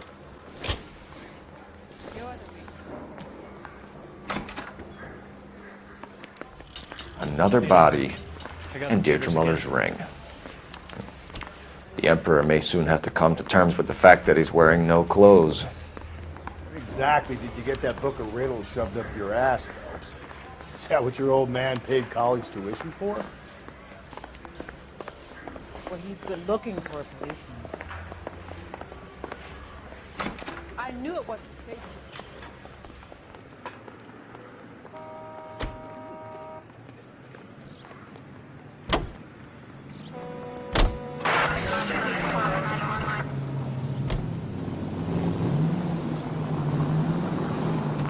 You've got to admit, this is looking odd. Anyone could pawn a ring.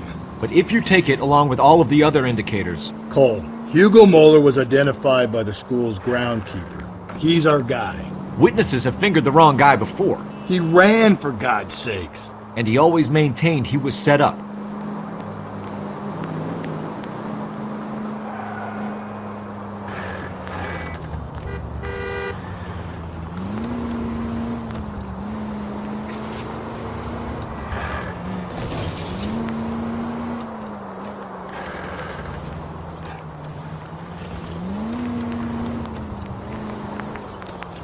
Continue the response time.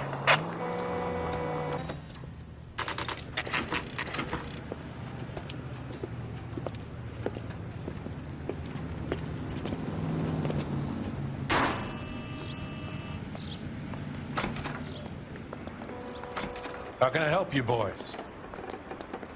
Advice? Detectives Phelps and Galloway, LAPD. You have a rose gold wedding and engagement ring? David Bremner. Am I gonna get something for this pledge? Gave that bum money, now you guys are gonna leave me short. How much did you give it? 50 bucks? Try another number. 20? Try 10. Feel lucky you're getting it. I have the rings right here.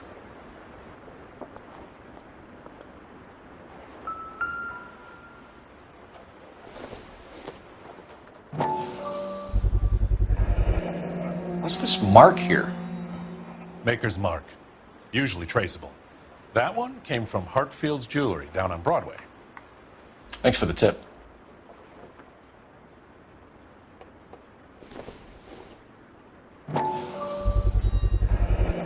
Does this mark mean anything? Hallmark. Gives you an idea of the quality.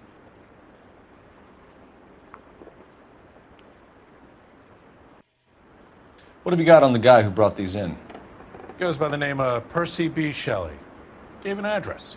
15 Poland Street, London, Tulare County. Can you give us a description of the man who pawned these rings? Not sure. Medium height, medium build. Dark hair, I think. Sorry. He just had one of those forgettable faces. We'll be in touch, Mr. Bremner.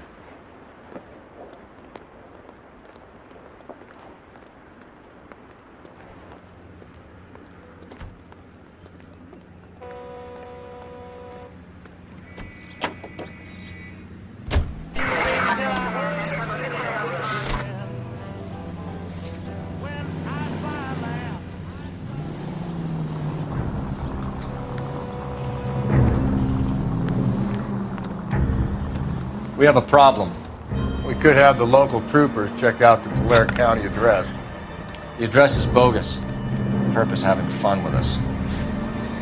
The guy who's been sending the Dahlia letters is also the guy who pawned these rings. How do you figure that one? Percy Bysshe Shelley wrote the poem that came with the Dahlia letter. If the Dahlia letters are genuine, then the man who killed Elizabeth Short may have also killed Deirdre Muller. And how do we prove that, Phelps? Skipper ain't gonna like this one bit. We're gonna have to rely on this guy tripping up on his own vanity. All units, officer needs help.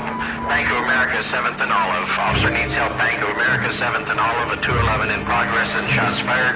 Unit to handle code 3, identify.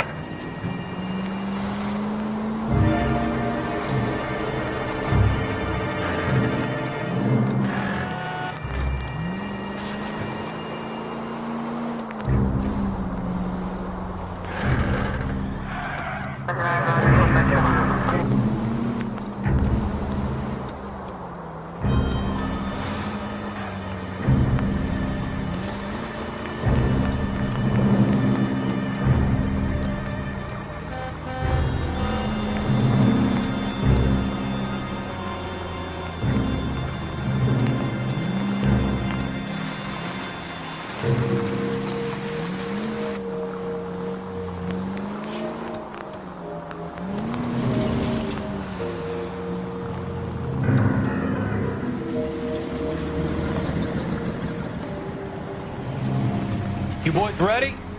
Follow me. We should keep this development of the rings under our hat until we speak to the captain. We're all on the same team, Rusty. Chain of command, Phelps. The skipper will decide who needs to know. Got it? I get it, Rusty. I just don't like it.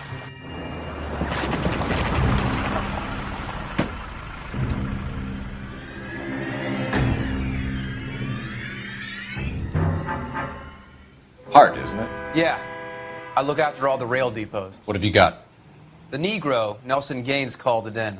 I came down here to make sure him and the other guy, Jameson, stuck around. Jameson found the body? Something like that. Guy makes me sick. We'll talk to the coroner. Keep an eye on both of them.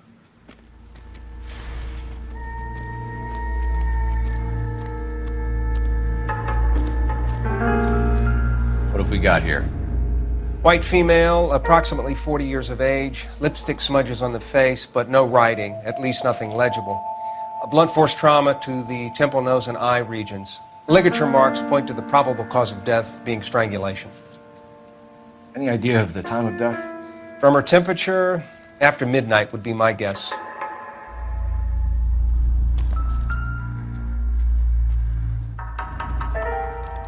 The smell? Very good. There is the usual evacuation smell, but it appears she's been living rough for quite some time. Very strong smell of alcohol. The autopsy will tell, but I would assume that she was inebriated.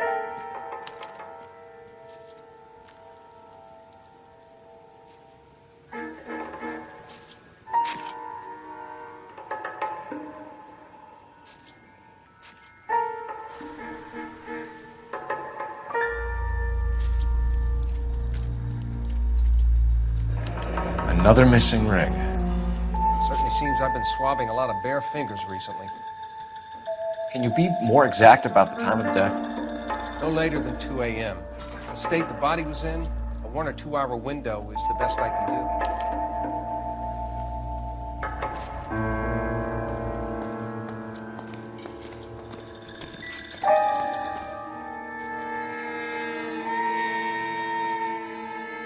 do. Blood splatter on the carriage. She must have been struck while standing up.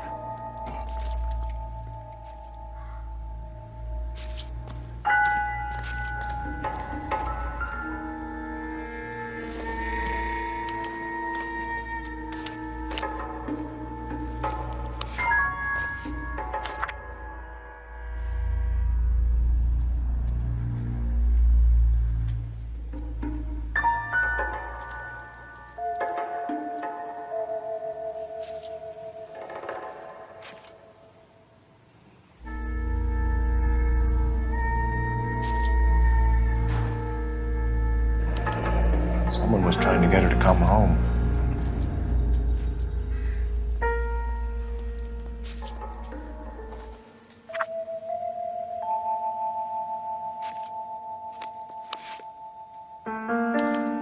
We could go over to the lot and see what they know about her. That's going to be difficult, Cole. Keystone Studio lot closed back in 41.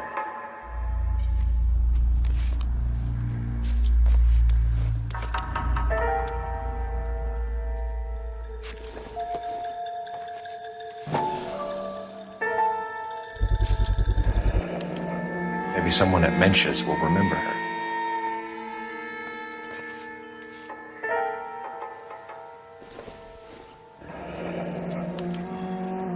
This is a chit for personal items, not booze. It's an angle worth investigating.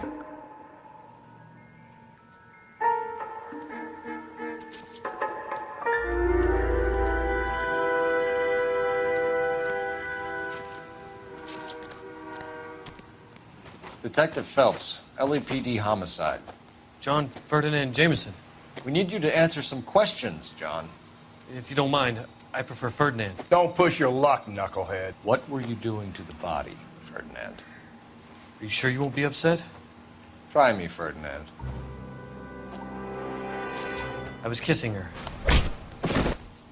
It's not against the law. Shut up. There's no Take law your against beating it. like a man. Turn out your pockets, Ferdinand.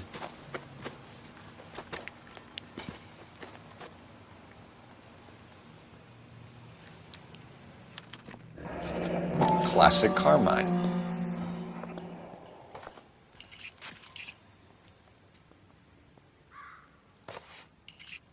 Is this yours, Ferdinand? No.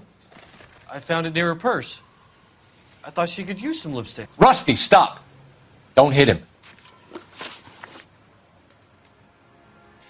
You went through her purse? It wasn't like she needed it. I took a look. Did you take any money? Wasn't any to take. I found her lipstick and her matchbook over on the mat. Not much else. You found the body? Yes, I did. I work here. I was coming off shift and headed home. Why didn't you report the body, Jameson? Do you know how this is going to look to a jury? A jury? What gives? I could tell that she was dead. I came through here about midnight last night. She wasn't here then. Let me belt him again. You're under arrest, Jameson. We'll see how this plays out. Until then, you can think a little on how you'd like to be treated if you were found dead. I'm telling you, it's not illegal. Me and some friends of mine... Clyde, you get this sack of shit into a cell. I'll deal with him later. Sure, Rusty.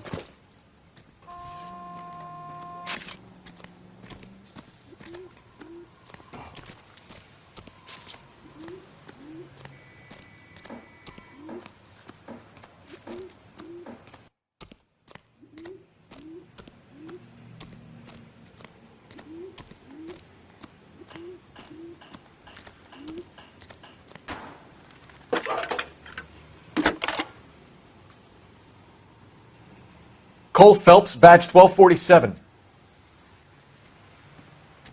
How could I help, Detective? I need an address on Levine's Liquor. Closest store to the Santa Fe Avenue rail yard, if possible. Just a moment, Detective. Closest store would be the one at 939 South Hope Street. Thank you.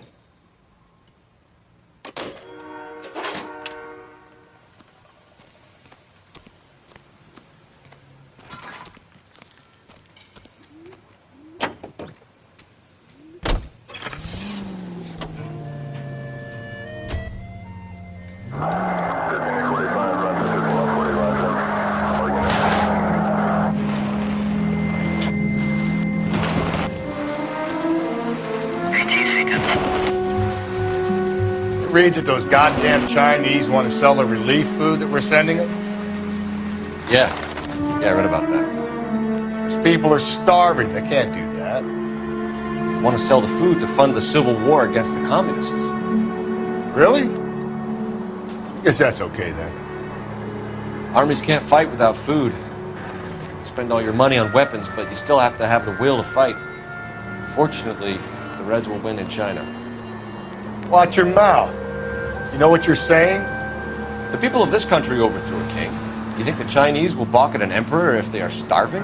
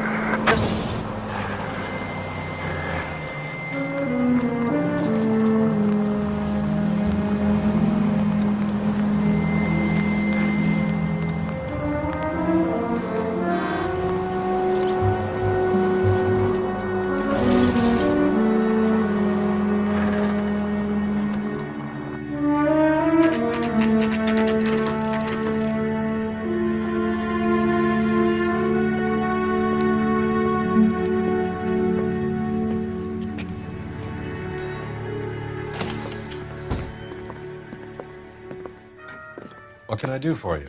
LAPD, Phelps and Galloway. We're making inquiries into the murder of Evelyn Summers. Evelyn? She's dead? You knew Evelyn Summers, Mr. Robbins. Yes, I knew Evelyn. I was a good friend of her ex-husband. She kept some of her stuff here. Can you show us, please? Sure. Come this way.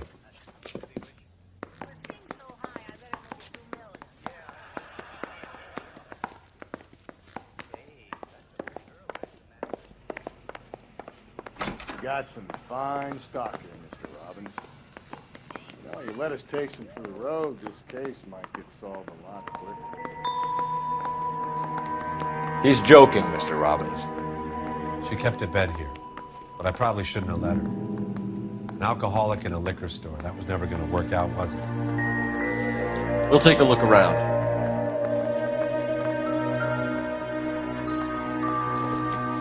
She wasn't always such a loner.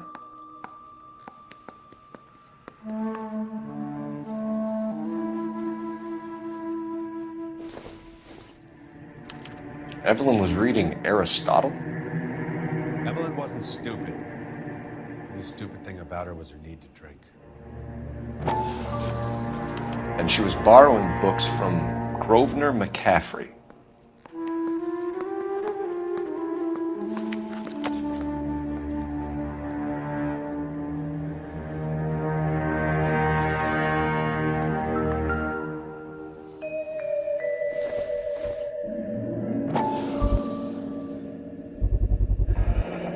Rawlings Bowling Alley. Maybe Evelyn did something other than drink in her spare time. Rawlings. I know that place. Corner of 9th and Grand. A lot of cops pull there on Tuesday nights.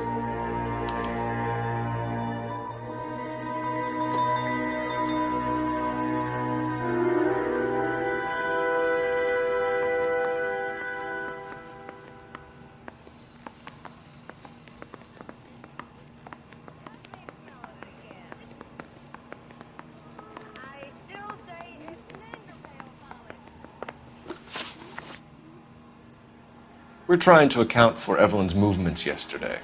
She came by in the morning. A social visit? To pick up some of her things? She had a couple of bucks and bought a quart of rye.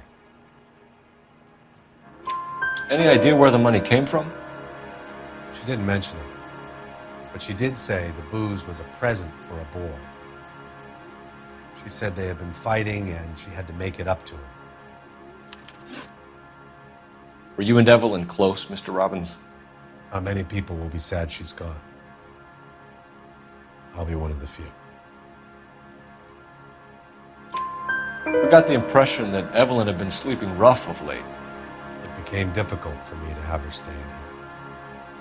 Her mother was trying to get her back on the straight and narrow. She's old now. And to be honest, you have to have a good reason to want to get back on.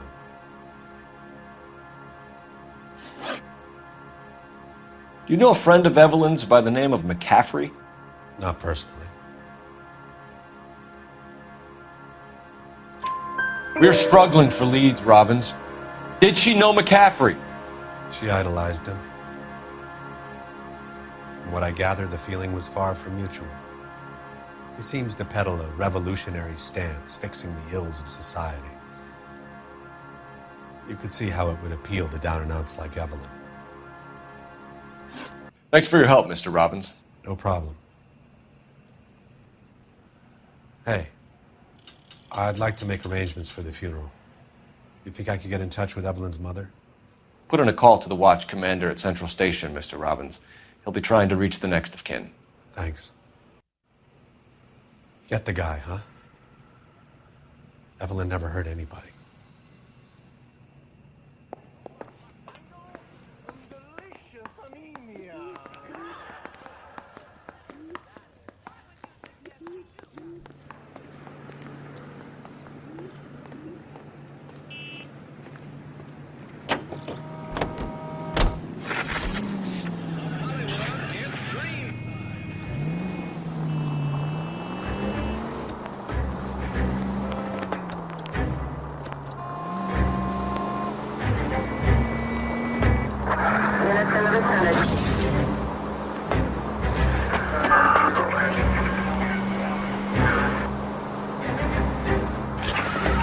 Officer needs help. Bank of America, 7th and Olive. Officer needs help. Bank of America, 7th and Olive, at 211 in progress and shots fired. Unit to handle code 3 identified.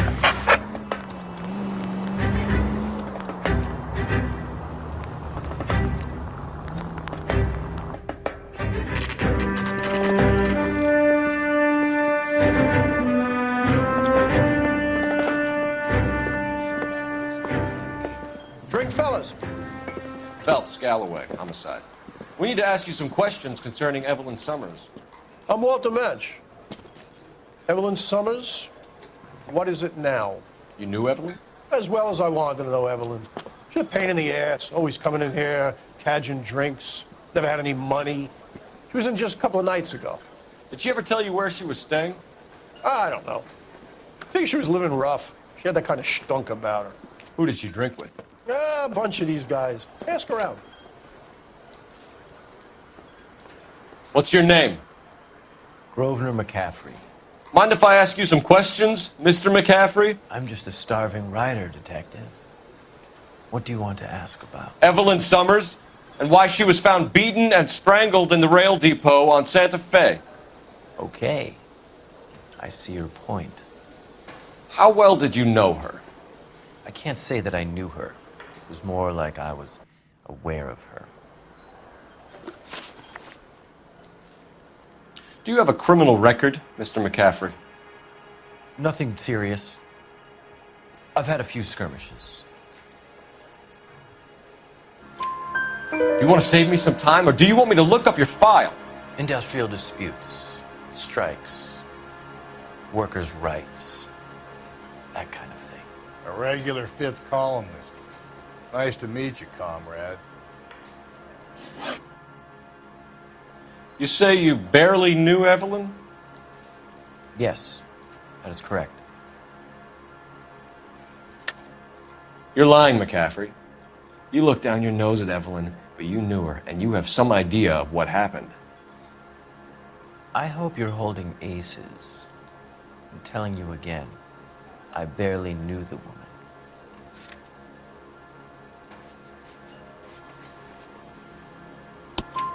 Why would you lend her your book on metaphysics if you only knew her in passing? It was more than that. A Renaissance man like yourself, lending his books to his acolytes. She hounded me about that goddamn book, and then she lifts it from my apartment and lies to my face that she didn't take it, as if she could even comprehend any of it. I saw her go into a hotel with Tiernan last night. They had booze in a paper bag. He's your man. Thank you for the information, Mr. McCaffrey.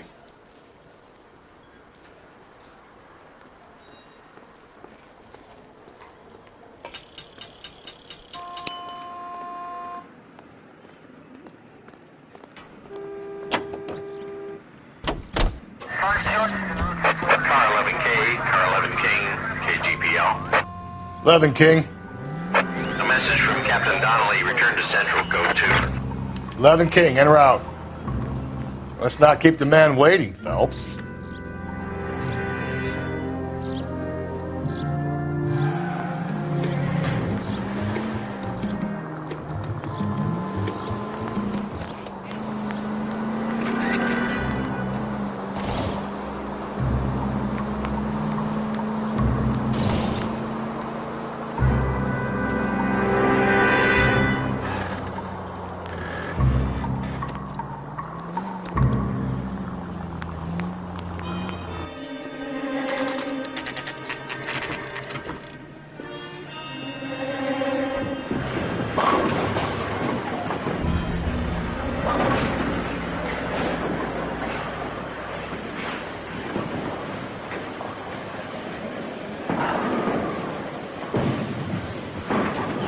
Hello, Rusty. Two on your usual lane? I'm Detective Phelps. Homicide. You must be new. What's your shoe size? We're conducting an investigation, ma'am. Do you know the name Evelyn Summers? Sounds like I should. Oh, maybe it could be Jimmy's friend. Jimmy? James Tiernan. He's a pin setter. One day he introduced me to a lady after work. It stuck in my mind. Because she was much older, too old for him. Where can we find you, Miss Lawrence? He'll be hopping around the lanes toward the back. Thanks, ma'am. Let's go get him.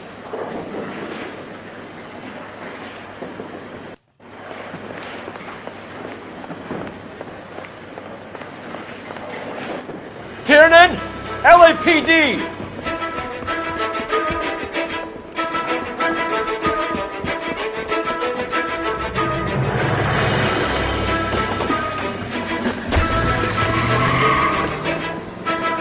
There!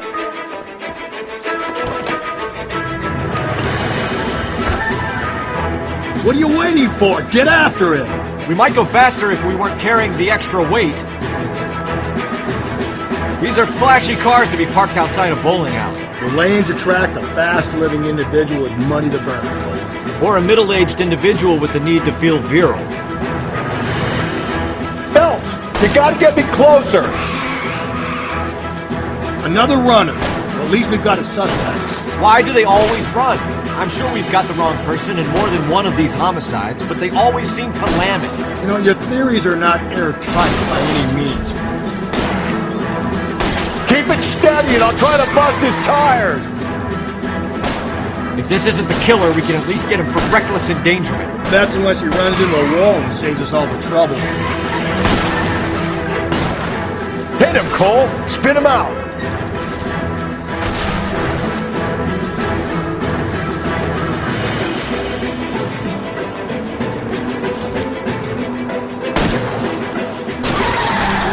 That is the end of that! About fucking time! Show me your hands!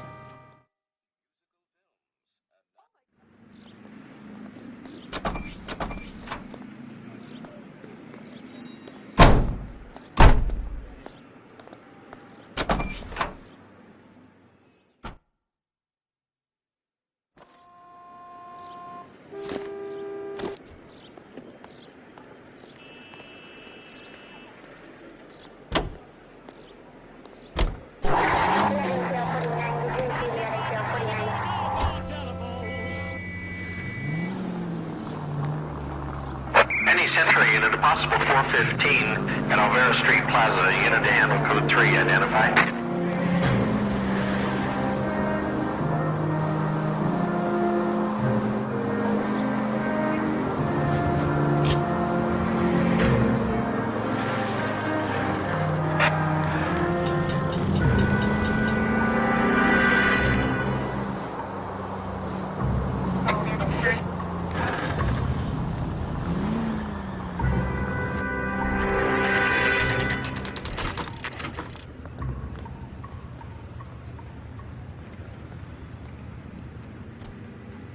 Isn't that the cop that caught the guy that was pretending to be dead? The captain is downstairs with Ray Pinker and Carruthers.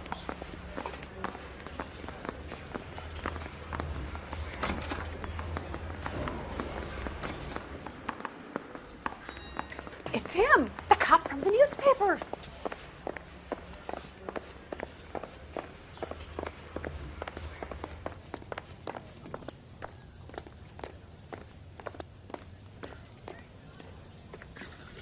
What's this about, Captain? Ray and Mal have some concerns over the Henry and Muller cases, which I don't want aired outside of this room. The evidence is solid, Captain. I agree, Rusty. It's just that corpses keep piling up. Copycats. I've been banging the same drum. But the notes and the lipstick messages. Evelyn Summers, Cartel Classic Carmine. Each woman, same brand, same color. Teresa Terrelson didn't have a lipstick message. Technically, you're right, Rusty. She didn't have any lipstick, but she did have a message. We found it beneath her dress, scraped with a sharp stick. What did it say? You sure you want to know? Ray? As far as we can be sure, it said cunt BD. That's one way of looking at it. Looking at what? Cunt is all about access, Phelps. You're married, yours is mortgaged. Some of us like to pay by installments. This guy doesn't like to pay at all. Why are you so angry, Mal? Because I just had to fire one of my assistants. He was a friend of Jameson's. God knows what he might have been up to. Captain, we have good leads in the Summers case, but it's up to you to decide how we proceed. Keep this under your hat for now. And follow up on Evelyn Summers. I want daily reports.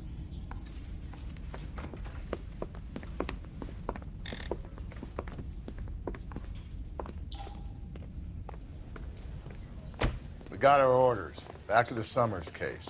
Get an address for McCaffrey. He'll have blown the bar. I'll meet you outside. I've been in this job 20 years. I never fired my guy. Isn't he the cop they've been talking about on the...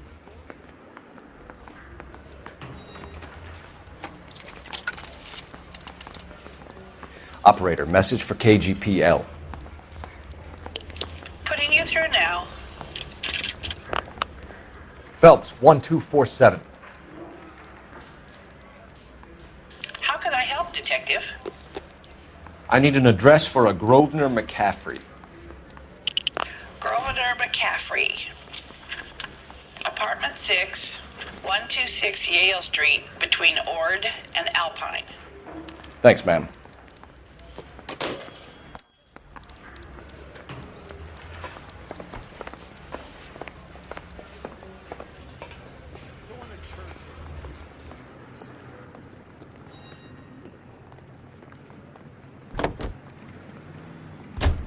Let me pose a question.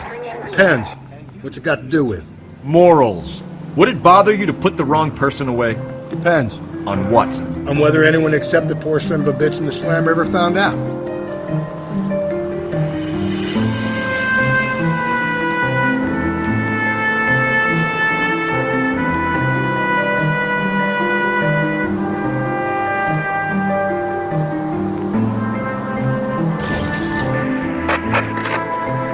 Calling all cars. Citizen reports officer needs help. Shots fired. Officer down. 6th Street and Lindley Place. 6th Street and Lindley Place. Unit to handle code 3. Identify.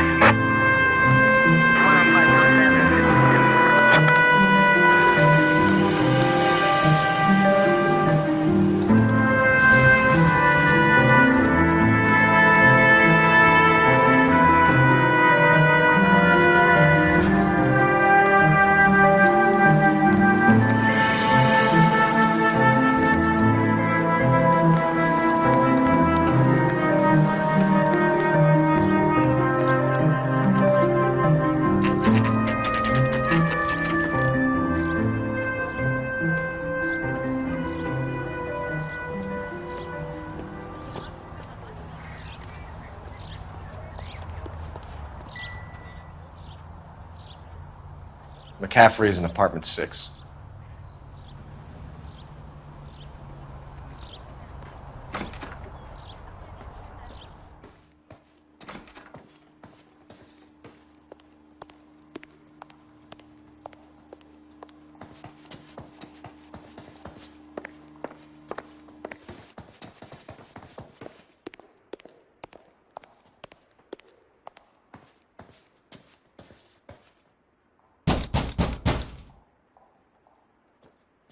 Doesn't look like anybody's home. Terrible shame. Means there's nobody to let us in. You want to do the honors, Phelps?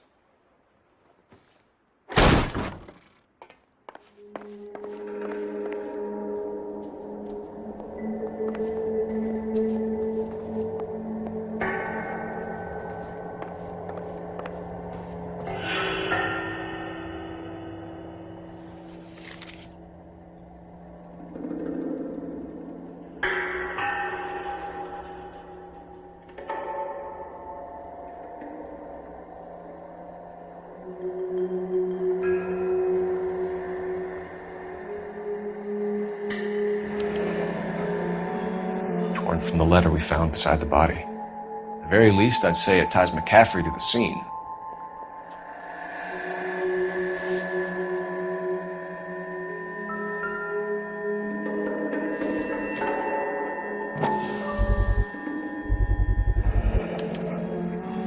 He said he was at home. He said he didn't know her. And we have the book. Let's see Carruthers argue his way out of this one. Is that you, Grosvenor? Who are you guys? What are you doing in here? We're from the LAPD, ma'am. Do you know where we might find McCaffrey? I'm his neighbor. Is he in trouble? Look, lady, we need to find him, and in a hurry. Are you going to give me trouble? He has a pigeon coop up on the roof. He spends his mornings up there when he's been drinking. How do we get up there? Down the hall and up the stairs. Drunk and in command of a carrier pigeon. Surely we can write him up for that. A citation, at least. That's the guy. I heard he's an honest cop. Now that's an oxymoron for you.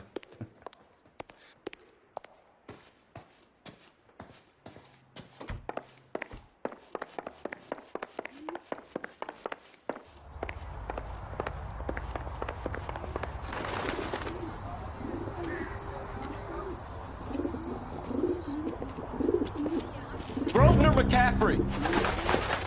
Running on a hangover, McCaffrey? Sit down and we'll talk.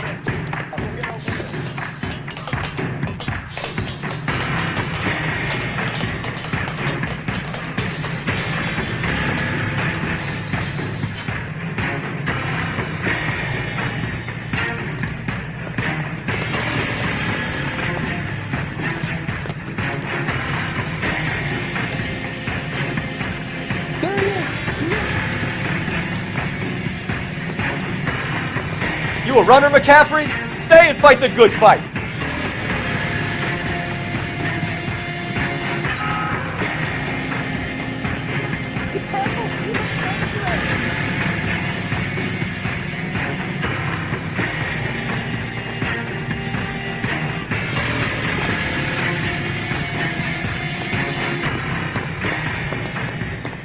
Give it up, LAPD!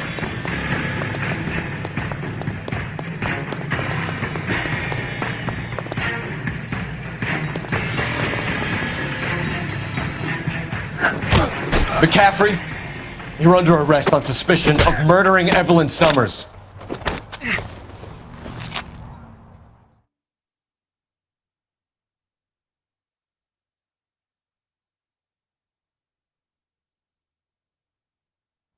We need to get downtown and wrap this thing up. It's got to be McCaffrey.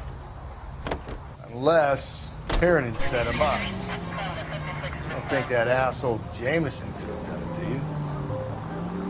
Whoever did it, this was that Dahlia fight. How do you know that McCaffrey didn't do the dogging? We have a list of over 200 suspects. His name was never on it. If you think the list is exhaustive, Rusty, who am I to argue? Listen, let's just work the case at hand, shall we? Then we can sit down and put all the puzzle pieces together at a later date. I'll hold you to that. KGPL to any unit. A citizen reports suspicious activity, 111 South Alameda. Stand by for further for any Central unit.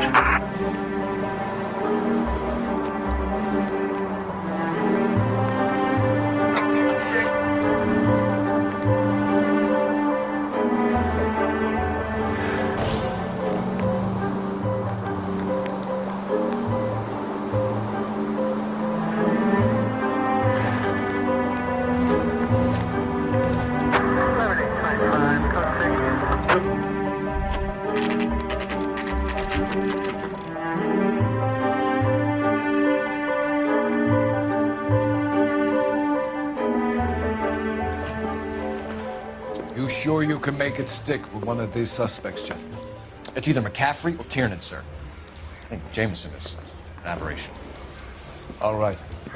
I'll deal with that degraded lunatic myself. He's got some fearful retribution coming.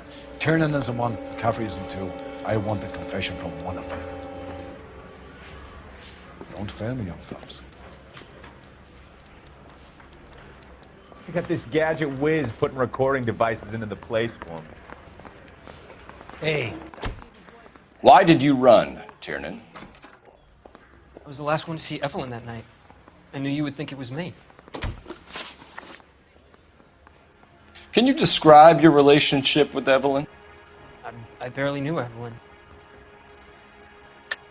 Keep lying to me and I'll have you charged and in front of a grand jury before your feet touch the ground. How can you possibly prove Evelyn and I were more than friends?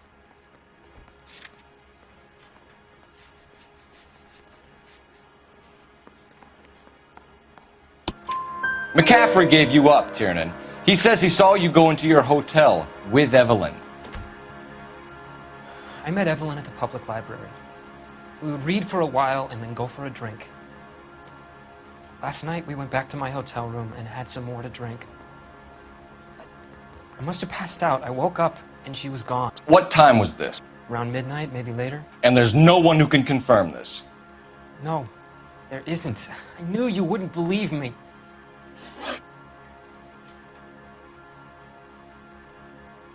Aristotle's Metaphysics, the book that belonged to McCaffrey. McCaffrey saw her looking at her once and laughed in her face. And you're saying Evelyn stole it. She wanted something of his. We either hang this on you or McCaffrey. You better give us something. Well, McCaffrey's been in trouble with the law before. I mean, he always makes out it was some kind of labor dispute, but, you know, I'm not so sure. You and Evelyn were drinking together last night, and she had no other place to stay. I don't know what happened last night. I don't remember. You're lying, Tiernan. You'd been fighting with her. You fought, and... I'm not lying! She got up and left, that was it!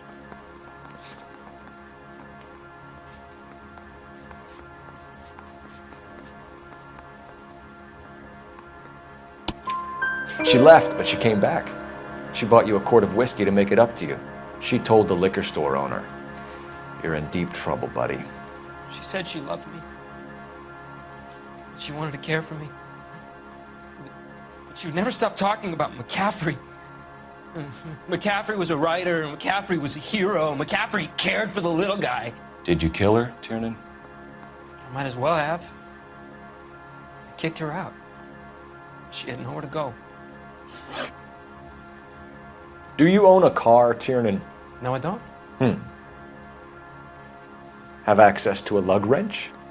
We use a lot of them to clear jams in the pin setting machines.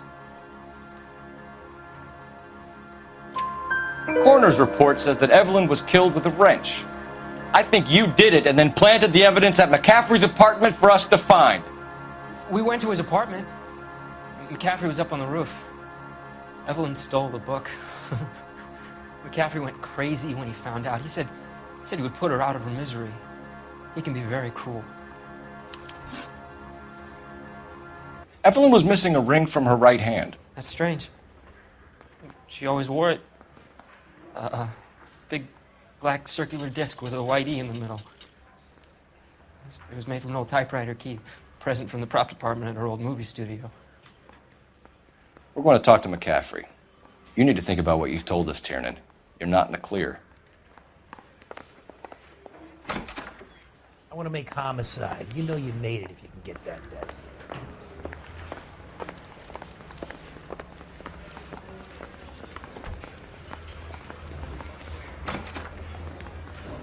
You ready to answer some questions? You think I have all the answers? People who run from the police usually have something to hide. Touché, detective. Let's see where this takes us. Evelyn died sometime around midnight. Remind me, where were you? I was at home, writing. I'm working on a manuscript. You're lying, McCaffrey. You were out at the rail yard. And what do you have that proves I was there?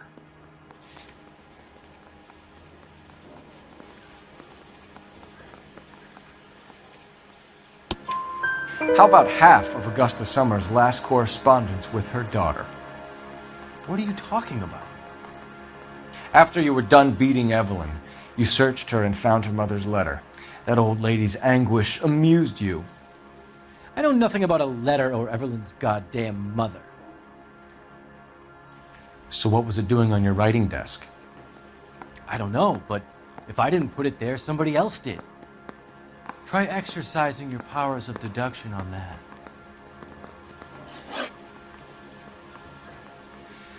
We found the lug wrench that Evelyn was battered with in your apartment, and the note from her mother, and your blood-stained clothing. We have you cold, McCaffrey. You think if I could be bothered to murder Evelyn Summers, I would be stupid enough to leave the evidence in my apartment?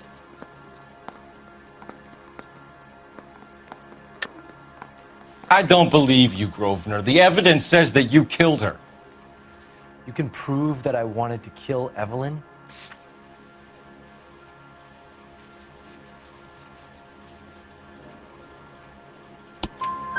Tiernan is prepared to testify that you threatened Evelyn's life in his presence. Self-preservation. That's understandable. Okay, I'll level with you. Tiernan killed Evelyn. He came to me for help. I listened to him, and he explained why he did it. Tiernan went to you for help. You expect me to buy that? That's how it went down. I told him he made a terrible mistake, but he would be throwing his life away if he went to the cops. I took his things and told him I would dispose of them. But you didn't. Speak to Tiernan. He'll give it up.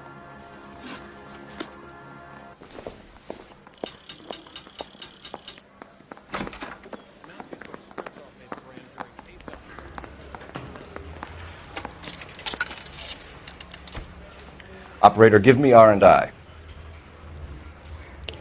Putting you through now. Cole Phelps, badge 1247. How could I help, Detective? I need the jacket on a Grosvenor McCaffrey. Just a moment, Detective. McCaffrey was formerly under surveillance by the Red Squad. Convictions for petty theft. Dishonorable discharge from the Army during training at Syracuse. Assault on a local woman. Says he almost beat the woman to death. Thanks for your help.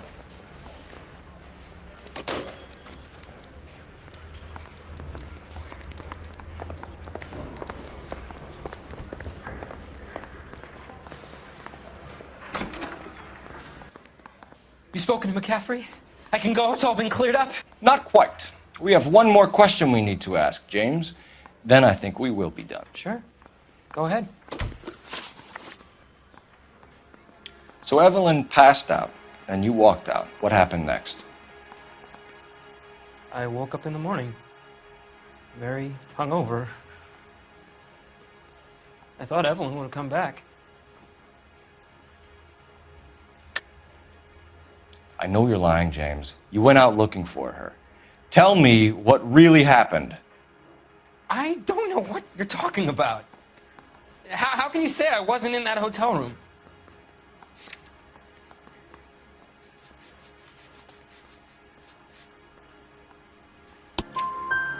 You wound up at McCaffrey's. You were still incredibly drunk. You passed out on his floor. It's time to tell me what really happened. McCaffrey woke me up the next morning,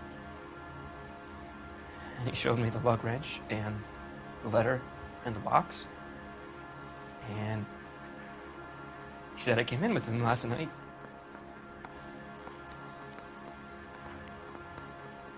He said that I killed Evelyn. And that it was all over the radio. And that he would protect me. And I don't know, Detective, for the life of me, I can't remember a goddamn thing. And I was angry with her. Really angry. I could have done it.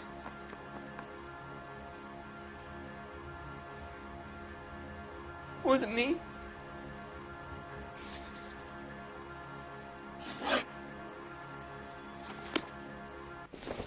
I want to make homicide. Wait here.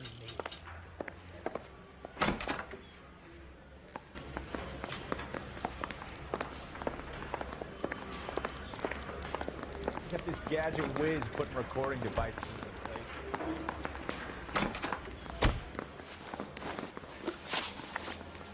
You were in the war? Yes, I was. Seeing the things that I saw, it changes a man. I came back here determined to change things. All I wanted was a pen and an opportunity to speak out. You told us before that you had only minor run-ins with the police. You didn't mention petty theft. I've never been in trouble for violence. That's the salient point here, isn't it? You're lying, McCaffrey. You have a history of violence towards women. How do you turn a couple parking tickets and a petty theft misdemeanor into an assault charge?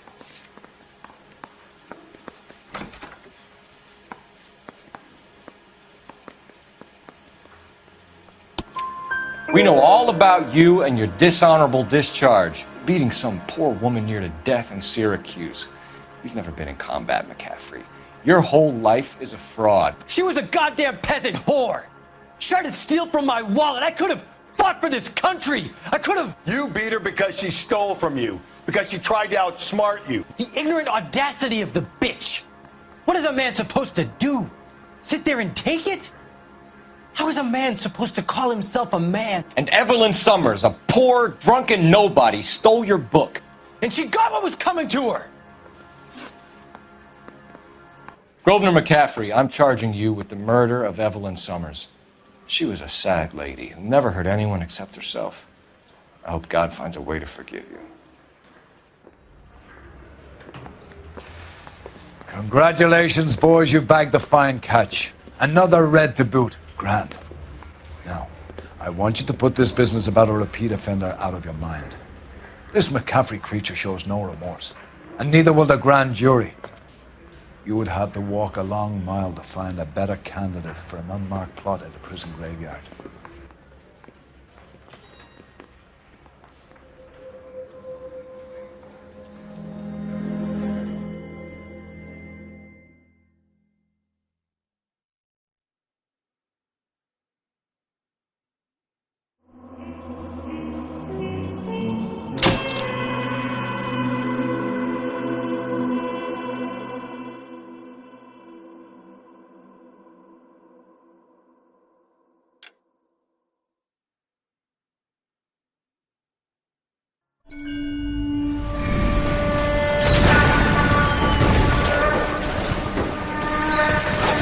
We have lost most of Shaughnessy and Dunn's squad. The gunny is dead, first platoon is in worse shape. That medic is either crazy or the bravest man alive. Can we rally with the first and try for the Nambus? It's sheer to the left. To the right, it goes right through a pass with 2 Nambus and enfilade. Mate, we can lose everyone. Lieutenant!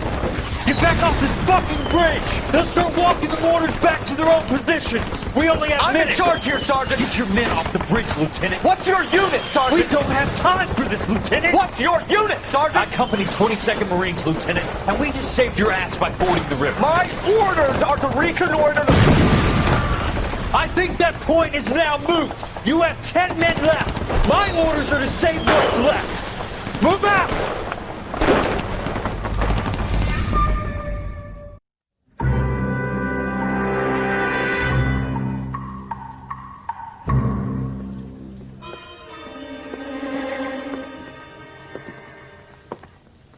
Well done, lads. You did well with the Summers case. But we have a problem. The examiner received a new letter today. Do you mind if I take a look, Ray? Go right ahead. They've both been rinsed in gasoline like the previous letters, so I can't lift a print.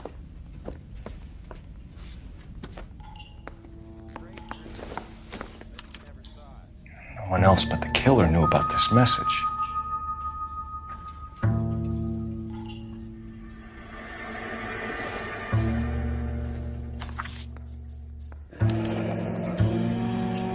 Another snippet from the Shelley poem.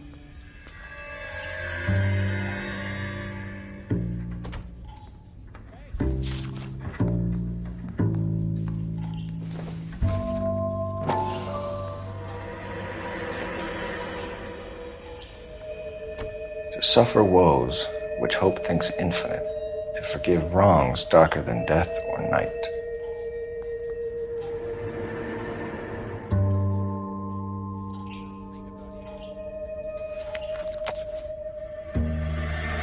Note is from the Dahlia maniac. He definitely also killed Teresa Terrell. Mal and I agree. But where does that leave us? If this is the Dahlia killer, and he is responsible for the Tarrelson murder, not to mention the Muller Hang case. on a moment, Skipper. Let me finish, Rusty. We have 5 birds in hand and none in the bush. The department will not survive a scandal if we have to let them all go without catching a fiend first. Your careers would be over for a start, gentlemen. Looking in wonder. Ah, fuck it. I knew this run was too peeled good to be off. true. I hid myself within a fountain in the public square. You like that stuff? What is it supposed to It's mean? supposed to... Forget what it's supposed to... What does he want it Where are you going with this, Cole? He's obviously taunting us. He believes he's far more intelligent than we are. Okay, it's some kind of story, right? A guy that God hates, chains him up. It's an allegory, Rusty. A what? Story with 2 meanings. A symbolic meaning. But that's what he wants us to think. Could he be using it literally? Within a fountain in a public square? Could it be that easy? Can somebody tell me what the fuck is going on? The fountain in Pershing Square. Come on, we have a clue. Captain, thanks, Red. Be careful, Phelps. This is his game you're playing now. I say we bust in there and find the goddamn thing.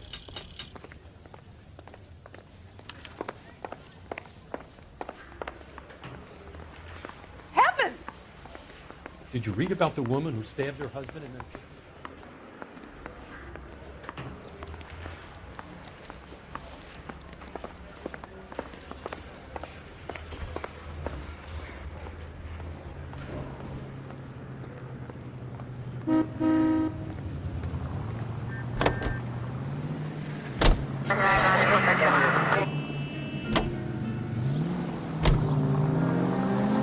All those cases, Rusty. What have I been telling you all along? You gotta get this guy. I know. Enough women have died. Yeah, and it's our asses on the line too, Phelps. You heard what the captain said. The department is not gonna take responsibility for all those bad convictions. Success is a double-edged sword. Let's just get this sick pervert and have it done with.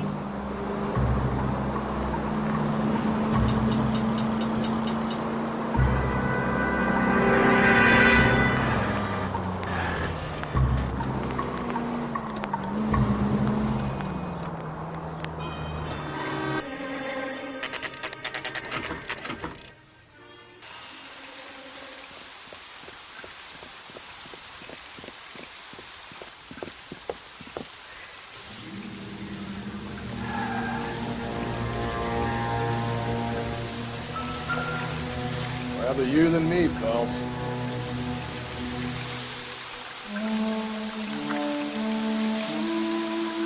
You know the local hobos use that as a tree.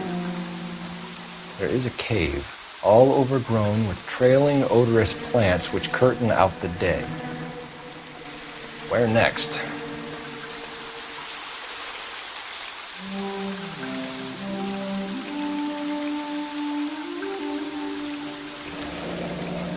Elizabeth Short, Betty Short, Black Dahlia. Elizabeth Short's social security card. Jesus Christ. That's not all. There's another stanza from Shelley. Can you work it out? You got a city map? See if you can work out where he's taking us. I don't like this freak leading us around by the nose. Goddamn Harry.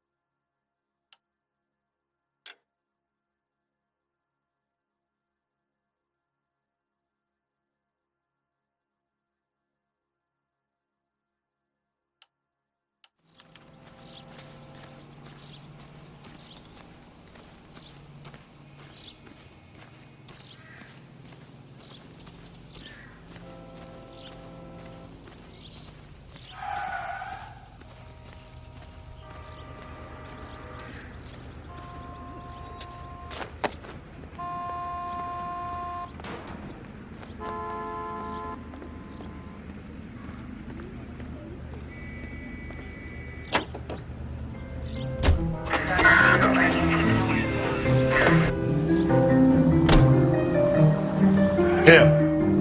It's really him, the fuck who killed the Dahlia. Do you believe this? He's leading us. It's his game, Rusty. He may want someone to catch him, but he's extremely dangerous. I doubt if he will give up easily. Suits me down to the fucking ground. We clip this fuck and we get citations. What a day to be a cop. That pencil-pushing Parker won't be able to shove me aside after this. All units in the vicinity in any Central unit. A 211 and shots fired 410 South Flower Street. Unit that can handle code 3 identify.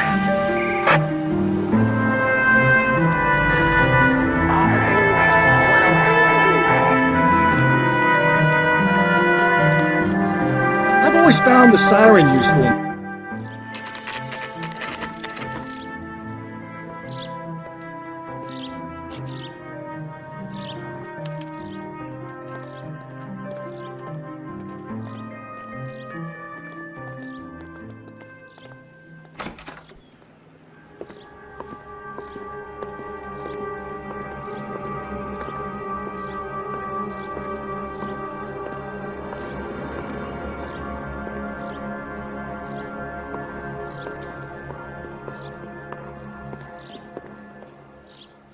Can I help you, sir? Detectives, LAPD. This is very important, sir. How do we get to the top of the chandelier? You what? Have a little faith, pal. We're in a real hurry. Head up to the top floor. There's an access panel and a ladder in the maintenance room.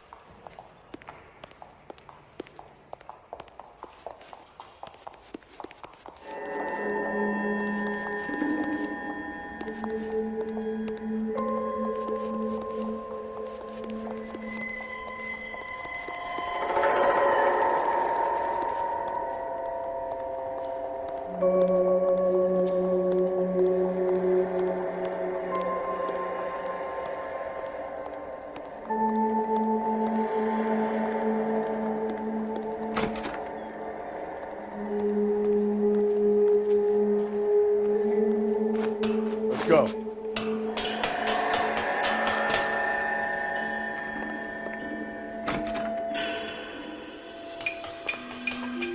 I'm going out there, Rusty. Better you than me. Be careful. Could be a trap.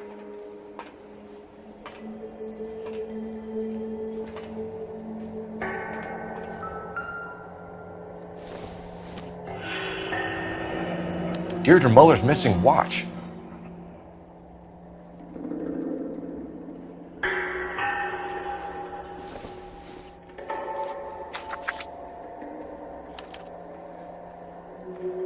From the temples high of man's ear and eye, roofed over sculptures and poesy. Where have I seen that?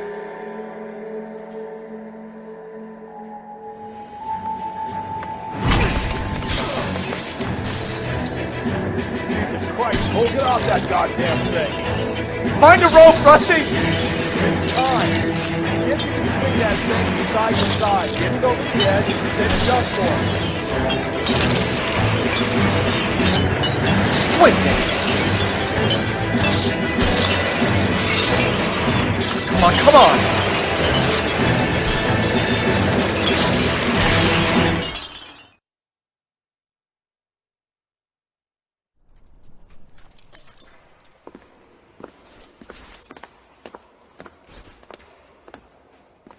That was too close. Yeah, well, the higher you climb, the further you fall.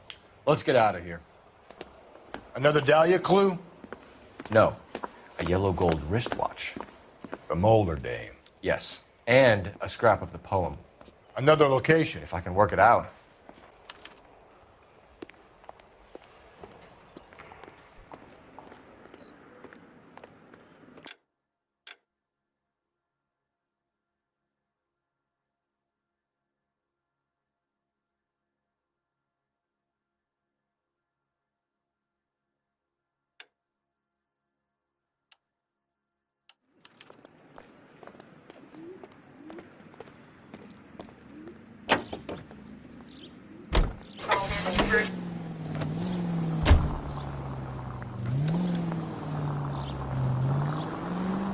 He keeps mementos from all his victims.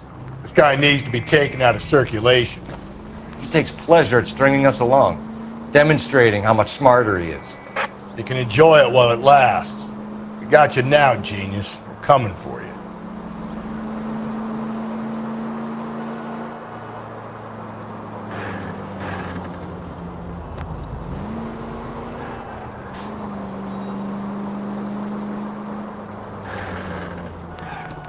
Where?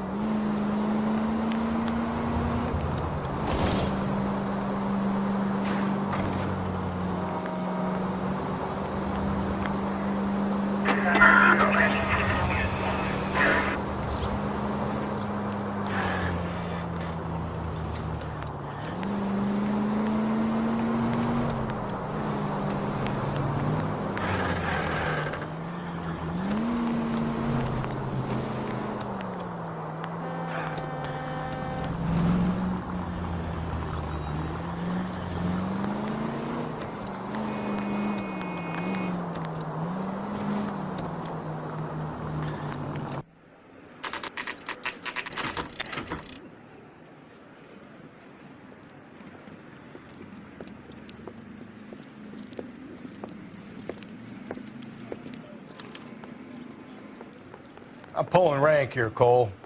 I'm not hauling myself up there. Go get him, Tiger. You'd slow me down anyway, old-timer.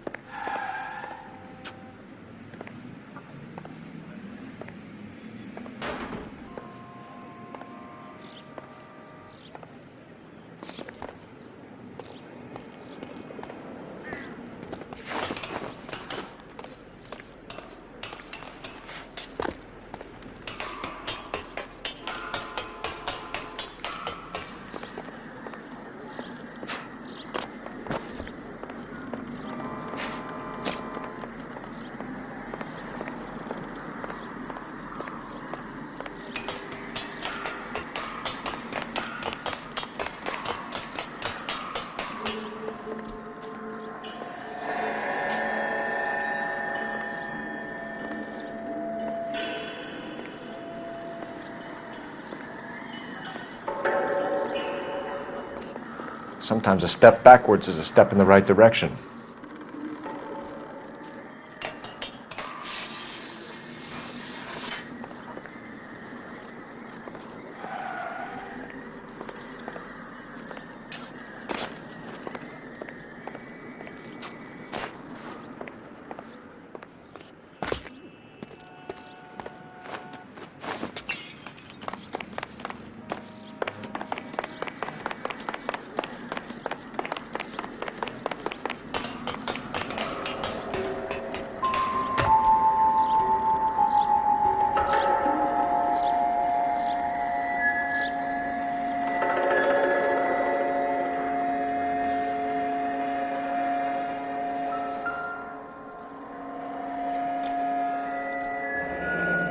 Our Lady of Guadalupe, ripped from Antonia's necklace.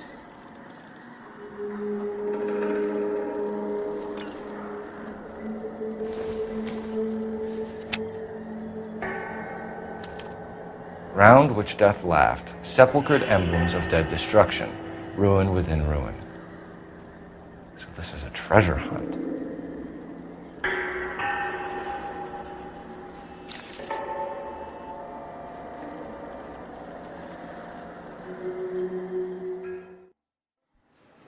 What is it this time? The religious medal from the Maldonado case. The Dahlia, Moeller, Maldonado. And this gets out? We still have to find the guy, Rusty. Another poem. Well, you must have some idea, right? Come on, Phelps. We're on a roll here. Don't let me down.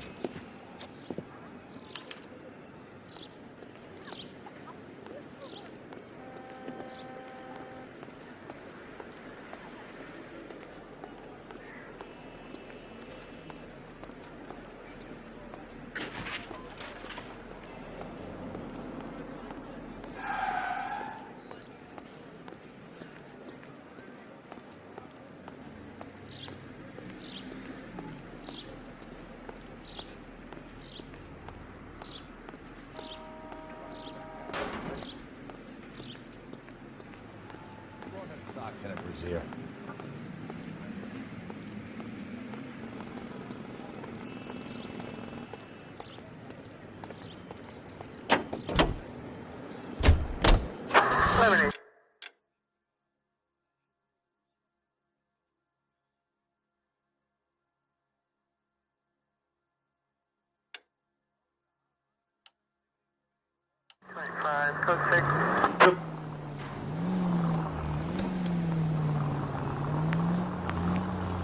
We're gonna catch hell for this. Banging up innocent men. The newspapers will crucify the guy. They won't have time to wonder about our mistakes. We'll be okay, Rusty, as long as we catch the guy. I hope you're right, Cole. We'll be famous if we make this case.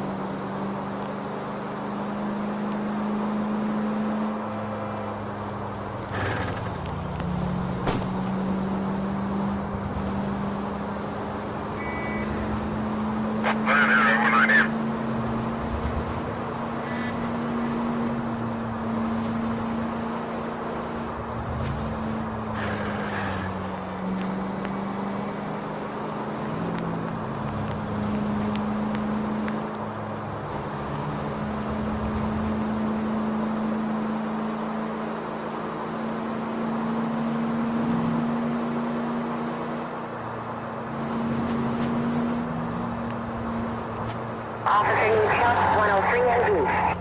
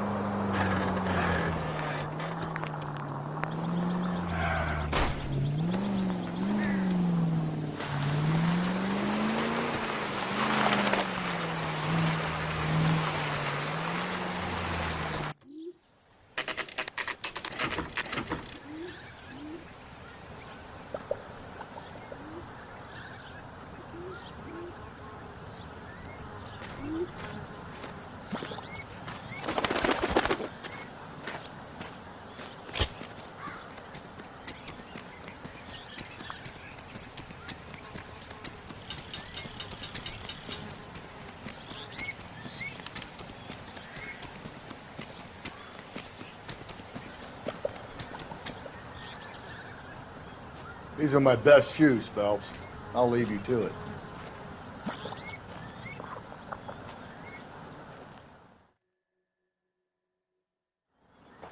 Very funny.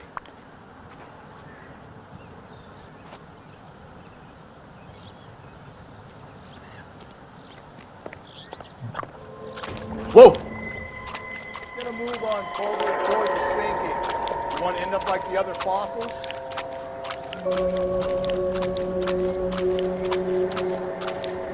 Gangway snakes around, Phelps. Can you see it through the car? Steady. How you doing out there? I'd be doing better if you were the one trying to get across this thing.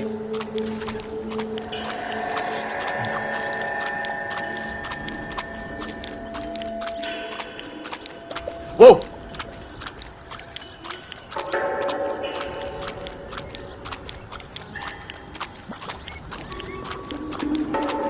You want to fall in now, Phelps. That's at the forefront of my thinking. Steady.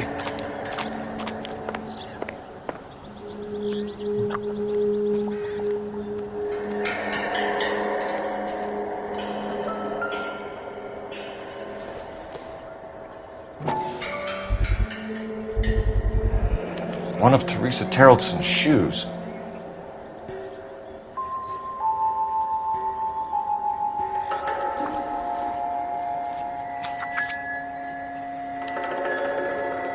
A sphere which is as many thousand spheres. Okay, where to now?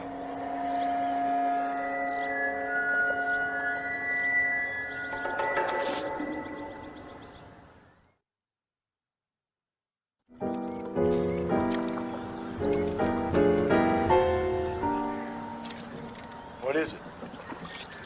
An open-toed white shoe and another stanza from the poem. Oh, I really thought that hobo bum did the Terrelson fraud. Confessions from the insane aren't the most credible evidence, Rusty. Is this thing over? It's all part of his power over us, making us run round all over the city for the crumbs he's leaving us. So if we keep this up, we can find the guy?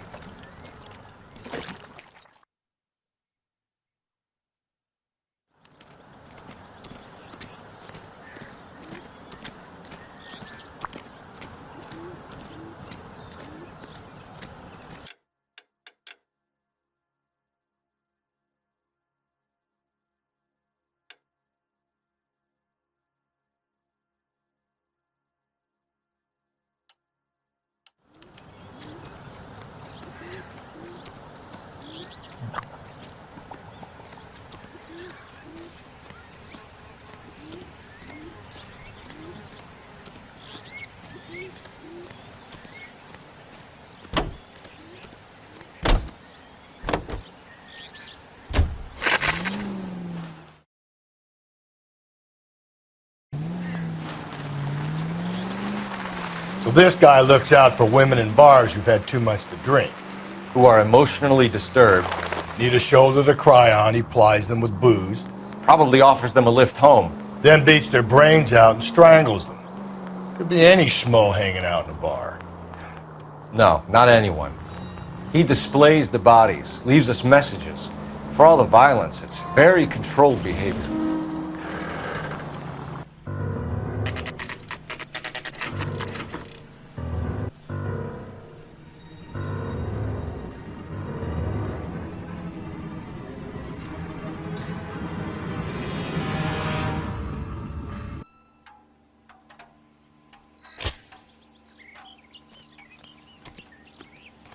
And on it goes.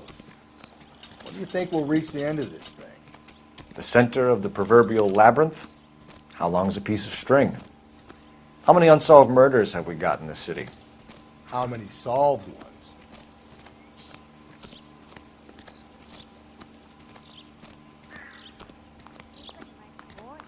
Putting all those hoodlums in jail.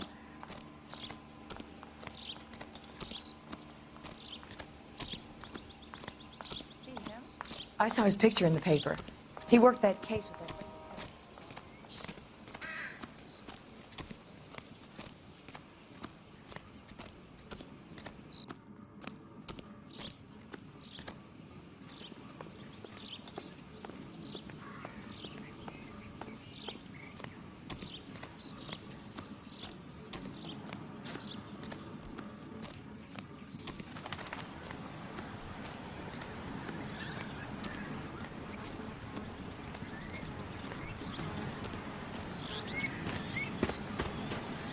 ever been in here, Galloway? No. I have no intention of going in. I heard that thing's tricky. I'm gonna wait here and have a quiet smoke. Think about hidden meanings.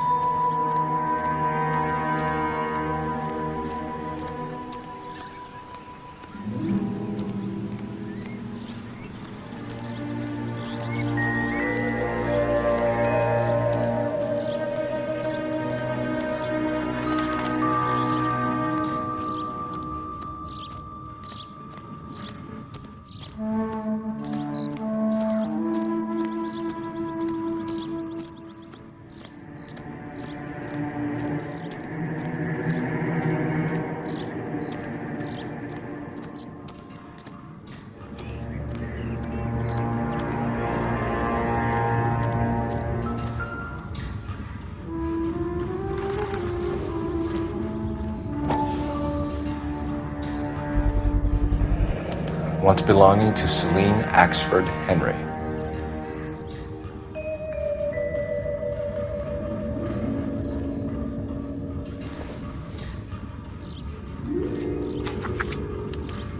Thrones, altars, judgment seats, and prisons. No, it couldn't be.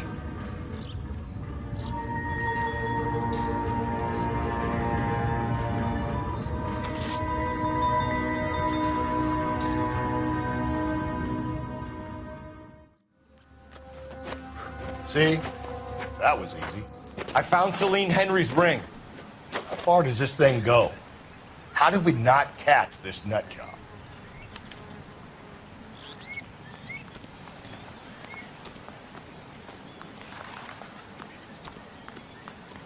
Did you read about the woman who stabbed her husband and then pushed him in front of the car? That's the cop who caught her.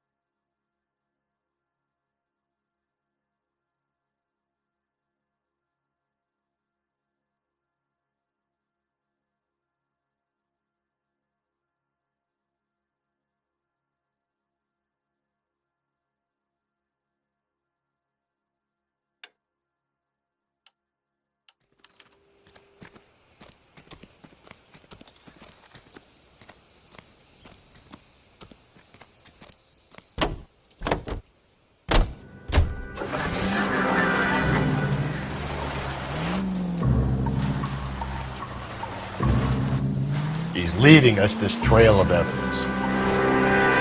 Why? Vanity. He wants to see if there's anyone out there smart enough to catch him.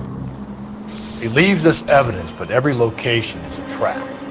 He's testing us, physically and mentally, to see whether we are worthy of him. The Titan guy, who had the stoush with God. Very good. You thinking about reading some Shelley? All that egghead stuff? I'm sticking to the funny papers and the form guide to sleep better at night. All units, the citizen reports a 211 in progress at 9th and Grand. Unit to handle code 3 identified.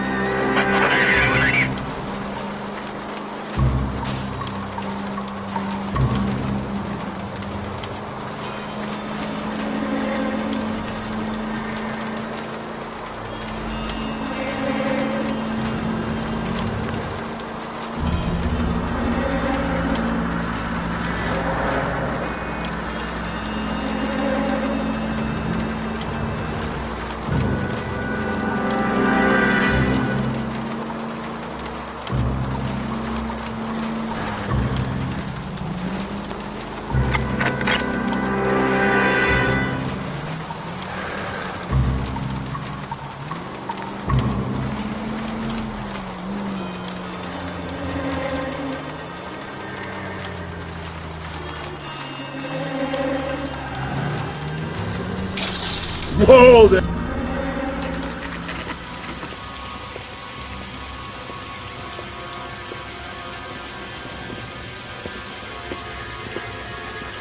There's the throne up there. Now it's a matter of getting to it.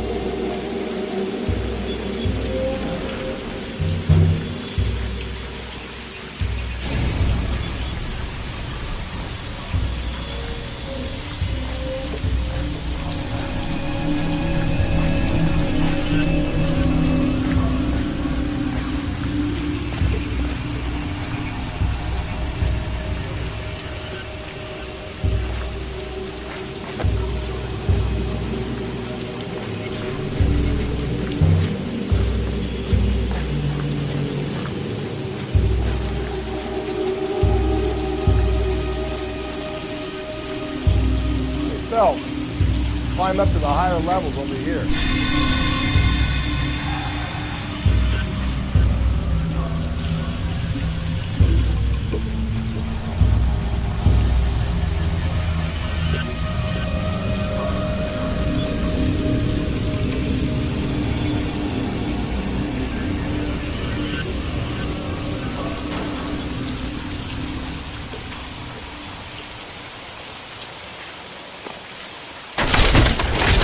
Jesus, now look what you did! Hang on, Cole, I'll get you off of there!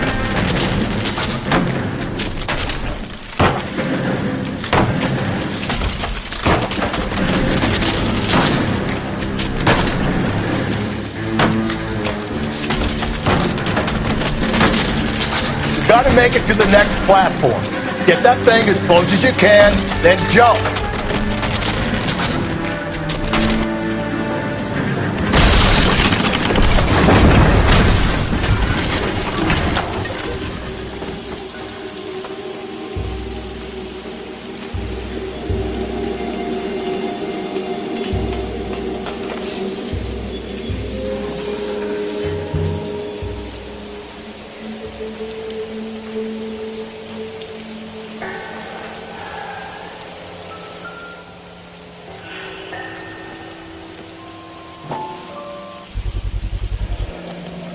Typewriter ring. Evelyn Summers.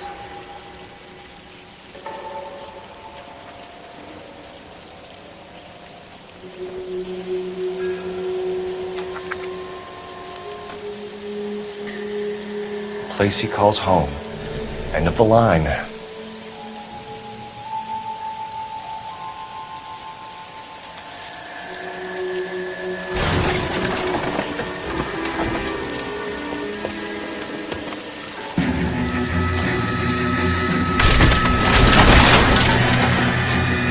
No, no, no, no, no, no! Come on! Ah, no!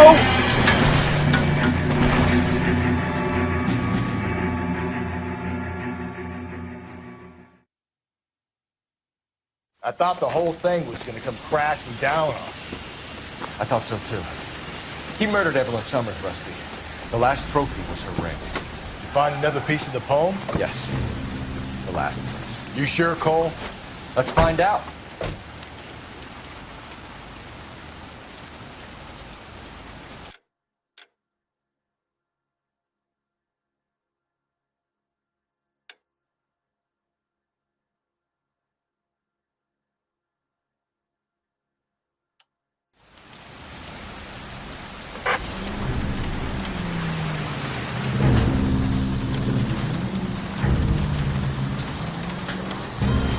Might see this as a cry for help. For God's sake, Phelps. I'm not trying to justify this.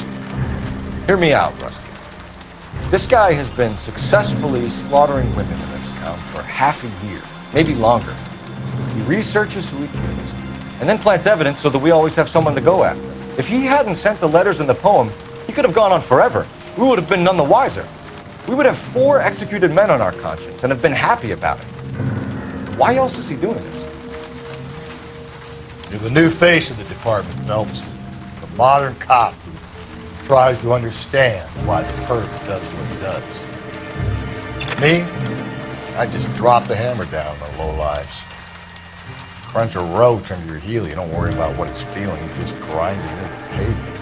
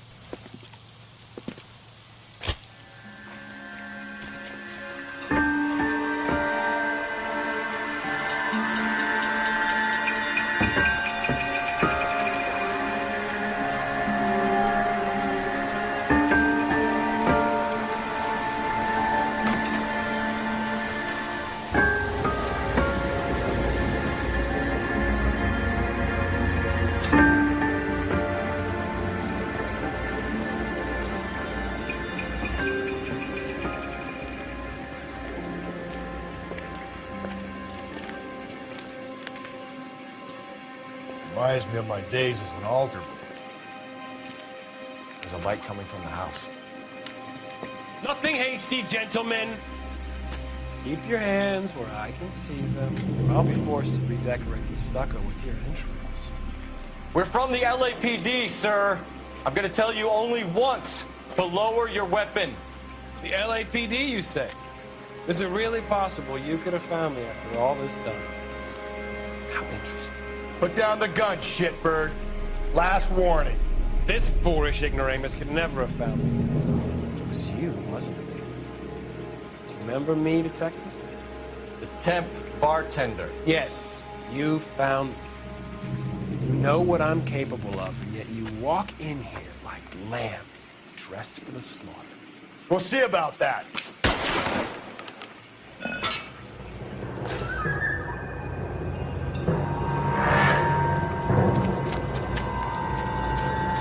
Where did he go?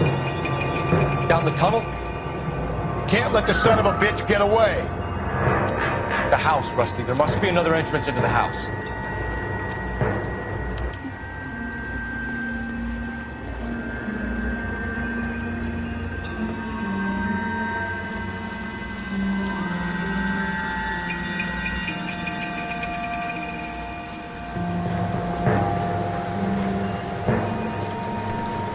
LAPD! Give yourself up!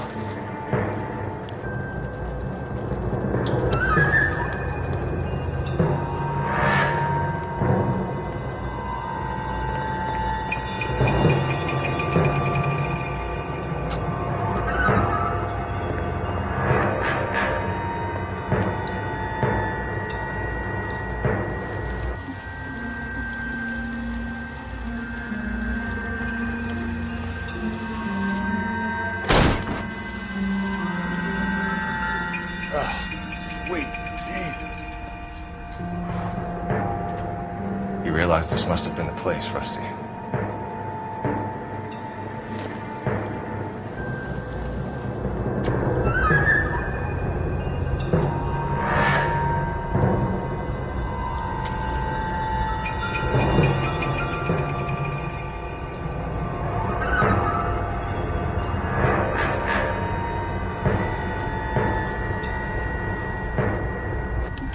going down there? I'll go. Call for backup and keep an eye out above ground and see where this thing comes out. Don't let me down, Rusty. Reinforcements are on the way. Cease and desist. You're an interesting man, Detective. Why the police force? You're obviously overqualified.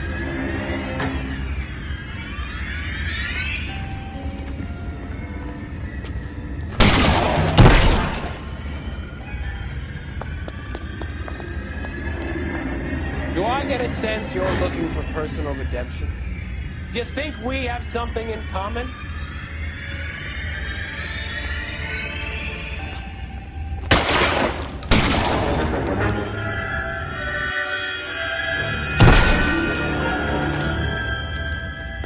Surrender now, or I will use deadly force.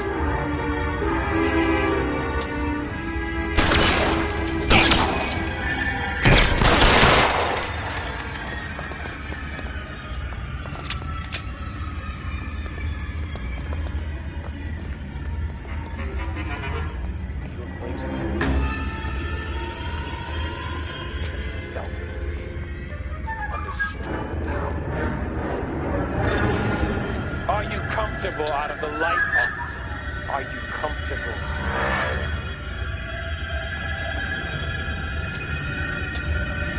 This thing has come to an end. You know that.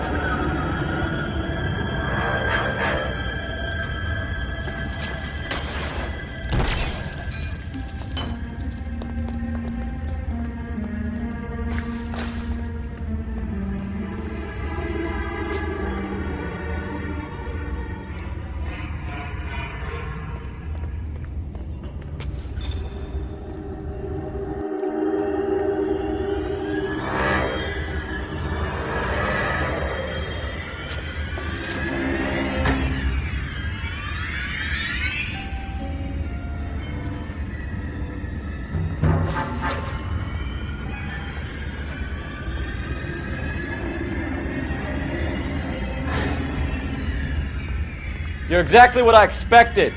We were looking for a low achiever.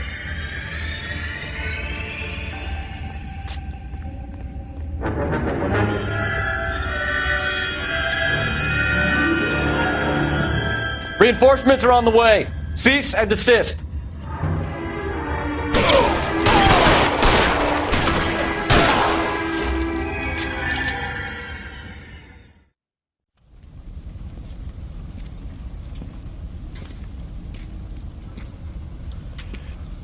Where's the press, Cap? I think Phelps and I should get a medal for this. This has got to be the case of the year, right? The case of the century when you think about it. Are you finished? Yes, Skipper. Good. Because there won't be any press briefings or commendations. What are you talking about? We got the werewolf, the guy who killed the Dahlia, killed all the other broads. You got no one.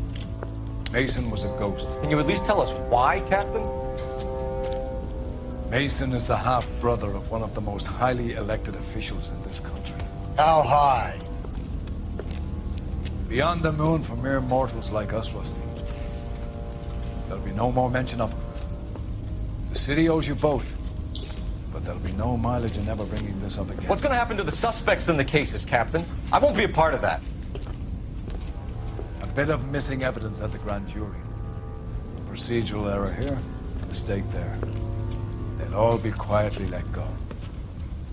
The DA knows how we have to play it. That's it? I'm afraid it is. And I have some news for you, Phelps. No more rooting around in the entrails of cadavers and corpses for you. The head of Vice has asked the chief for you. I'm reluctant to see you go to the glory boards of that Vice, but my hands are tied. Go home to that lovely wife of yours. Celebrate your promotion.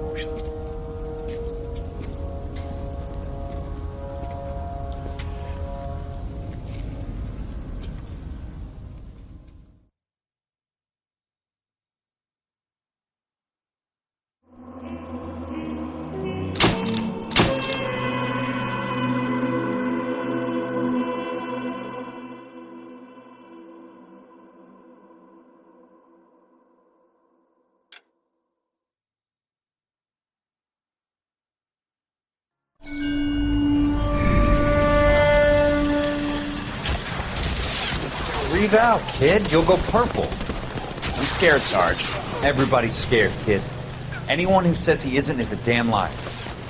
How many times have you been in combat, Sarge? I was with Raider Battalion on Peleliu my first time. Was it bad? It's always bad. Will this be bad? As bad as it gets, kid. But you stick by the Marine next to you, and he will stick by you. So, some of the guys, they aren't very friendly, Sarge. They've lost a lot of their friends in the last couple of days, kid. They think if they don't get to know you, that they won't have to grieve for you if you get killed. They're wrong. It doesn't work that way. Don't worry. No Marine in this company will let you down.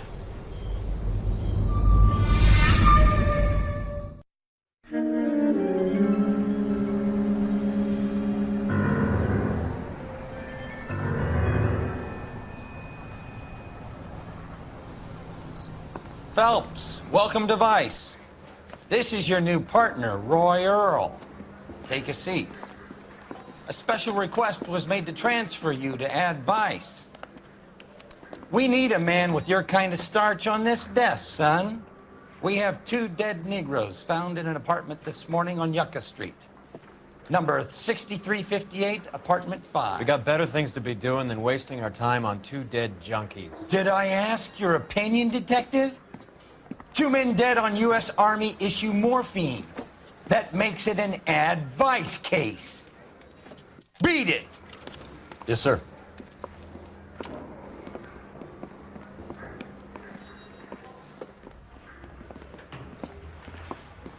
You and the lieutenant have some history? You could say that. We used to be partners. So, you're working with the big boys now, Cole? I guess so, Roy. I thought homicide was the primo assignment. That may be the case. I asked for you personally, Phelps. I had to pull a few strings to get you over to Ad Vice. How does it feel? The lieutenant seems to think I'm doing okay. Okay? Don't get humble on me, Phelps. You're doing great. You're the department pinup boy. War hero and crime fighter. What a combination. I can assure you I'm no war hero, detective. Let's rouse some hopheads.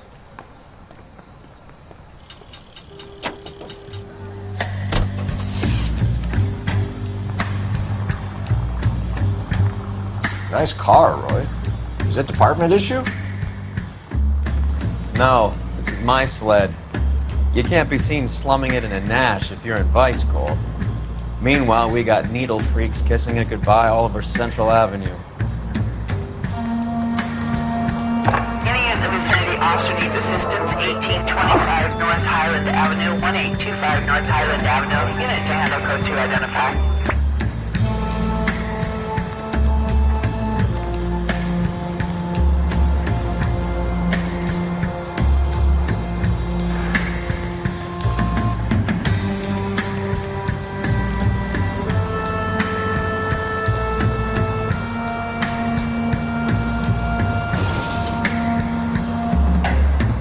Who in God's name would eat at that hovel?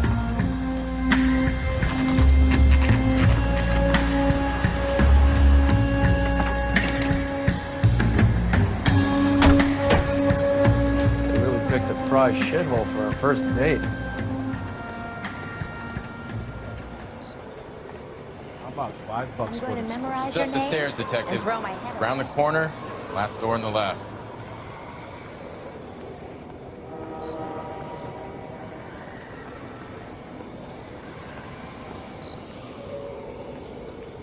I'm all done.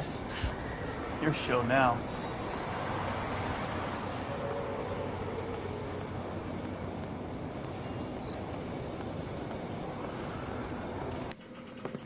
Carruthers.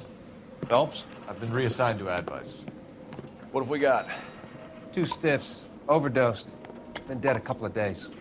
Government issue morphine. We use the same syrettes in Okinawa. Fucking Negro junkies can't take supply this pure. You know these guys? I know of them. The younger one's a 2-bit horn player by the name of Cornell Tyree. The other one works in distribution. Started using a little too much of his own product, and Jack D took exception. He wasn't born that ugly. His name's Lamont. Tyrone Lamont. So who's supplying the drugs? That's easy. Whoever knocked off the wharves in San Pedro. Jack Dragna, Mickey Cohen. Dope's been all upside down ever since Jimmy Utley started the long walk at Quentin. You talk about it like it's a system. It was a system. But those days are long gone. We are supposed to uphold the law. Yeah, and we do. But we can't change people. The truth is, everyone wants a license to get a little dirty now and then. Our job is to keep it manageable. That's how you see it? See it any other way, and you better forget about being a vice cop. Can we get on with this? Today, preferably?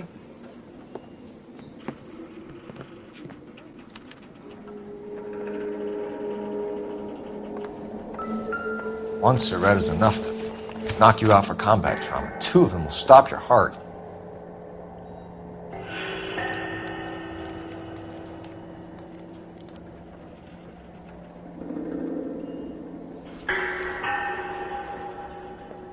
Find anything interesting? These clowns lived on popcorn? Must have been messy eaters. It's all over the floor. They say only the good die young. I hope it was true in your case.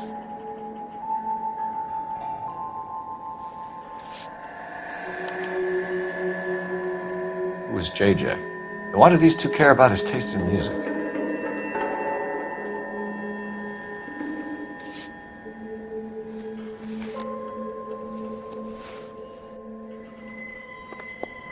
You catch all the good ones, Phelps.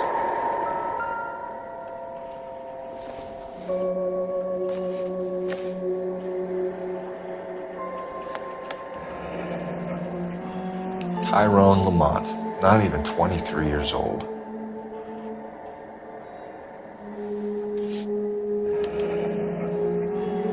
A small chance in life is probably better than no chance. Find anything interesting?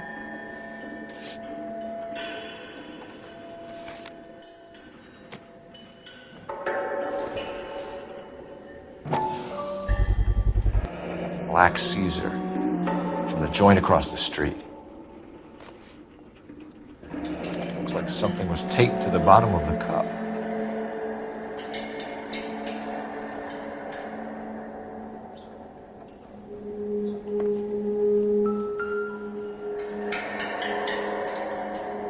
Took his jolt and drifted off. And I suppose his friend wasn't in any condition to notice that he had stopped breathing.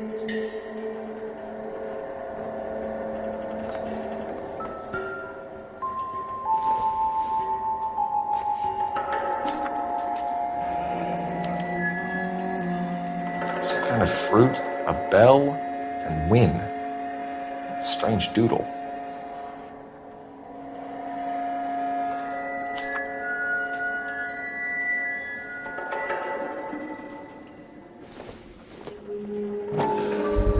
Just what I think I've seen Another it all. special order from the Caesar.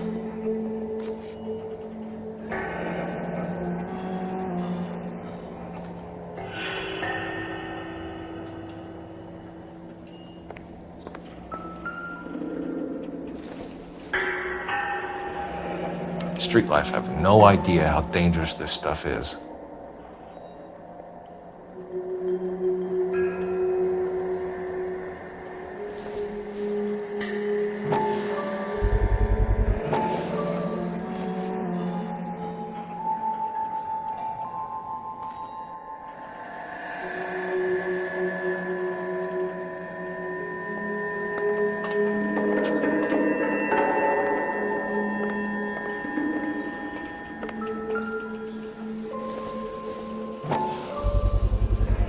Bit heavy for an empty cup.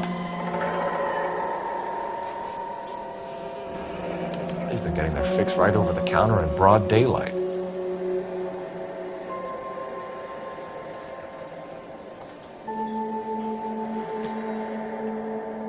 The Emperor across the street appears to shift a lot of popcorn. Let's shake him down.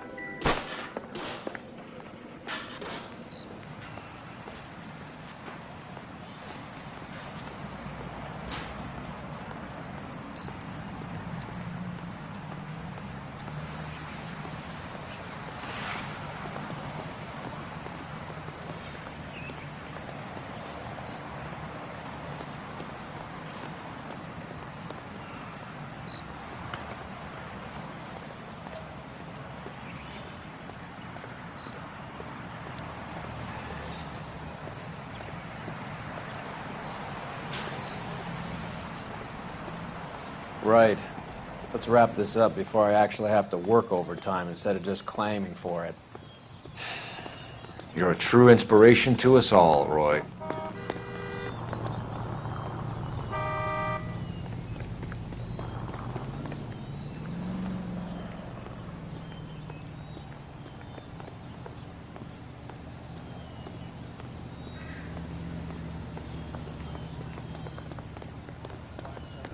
Wedding.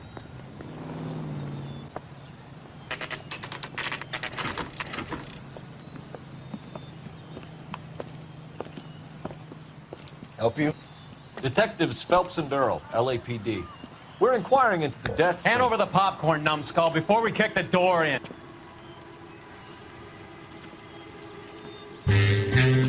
Get that son of a bitch.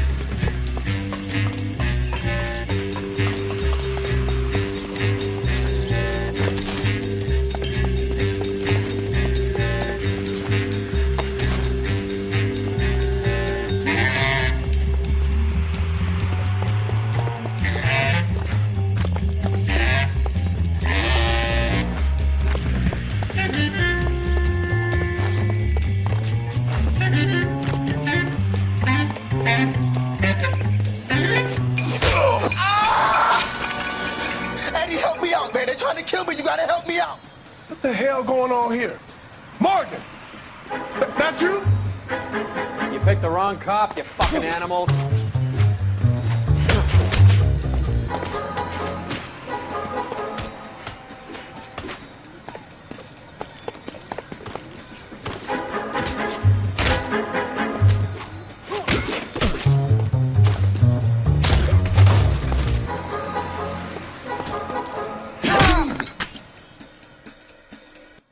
What's your name? Morgan. Half an answer is no answer to me, asshole. Fleetwood Morgan. Keep an eye on him, Roy, while I take a look around.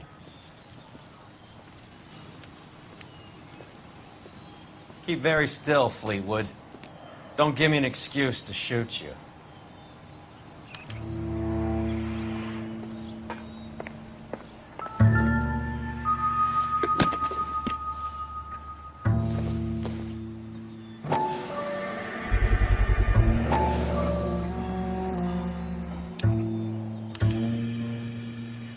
These number slips might affect your tone, Fleetwood.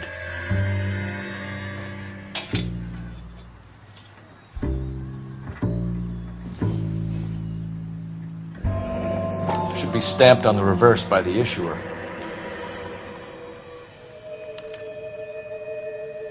Maybe Morgan can give us something on this Jones character.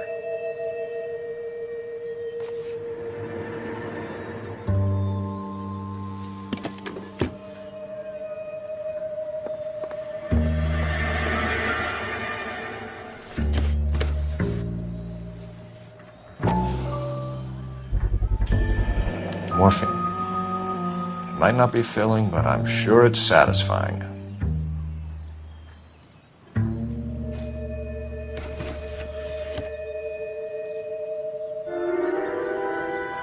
About time we heard what Fleetwood here has to say, Cole. We're inquiring about the deaths of two men in an apartment across the street, Fleetwood. We want answers. Of course. I'll do my best, mister. You sold the drugs to Cornell Tyree and Tyrone Lamont. Oh, I sell fried steaks and black-eyed peas. You're lying, Fleetwood. We know that you supplied them. I don't know nothing about no drugs. All I do is my 10 hair flipping burgers. Can you prove any different?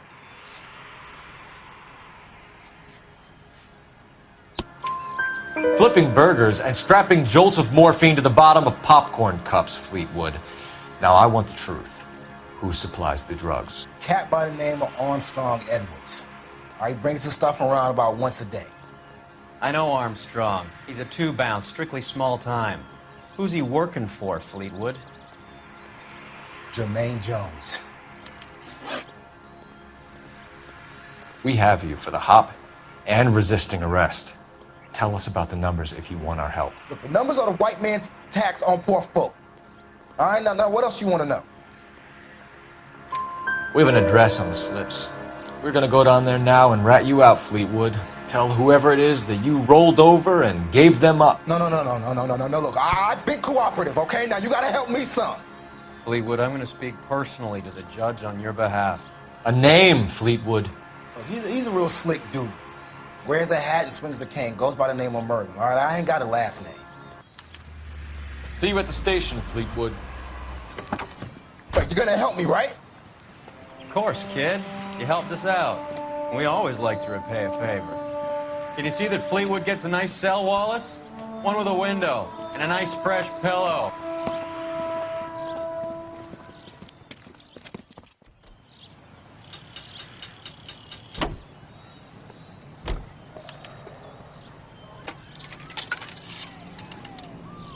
Operator, give me dispatch. Putting you through now. Phelps, badge 1247. How could I help, Detective? I need an address on a Jermaine Jones musical booking agency. Just a moment, Detective. Jermaine Jones. The office is listed as 5528 Santa Monica Boulevard. Thanks for your help.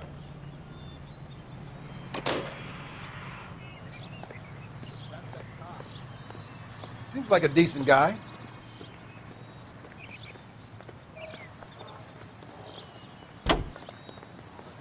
Ever to bring about a sound and equitable price structure, each group of our population has its own responsibilities. It is up to industry. I heard you were in the Blue Room the other night. Shouldn't you have been at home? Tucked in bed with the wife and kids? Where I go is your business? It couldn't have had anything to do with a certain delightful but damaged German girl, could it? I don't know what you're talking about, Roy. This is an age when unforeseen attack could come with unprecedented. How is Hopgood doing, Roy? We must be strong enough to Who? and thus forestall Marlon Hopgood, your informer. He was my corroborating witness in the Bishop case. Oh, right. Marlon. You're not still sore about that, are you? You made the case without him. He was an accessory to the abuse of the girl, Roy. As long as Hollywood exists, it's going to be chewing up starry-eyed little girls. Marlon was small time. You caught the big fish. And look how much good it did your career. All units, officers need help. Hollywood and Highland. Hollywood and Highland officers need help. 211 in progress and shots fired. Unit to handle code 3, identify. You hear him in musical films, and now you hear him on KTI. Big.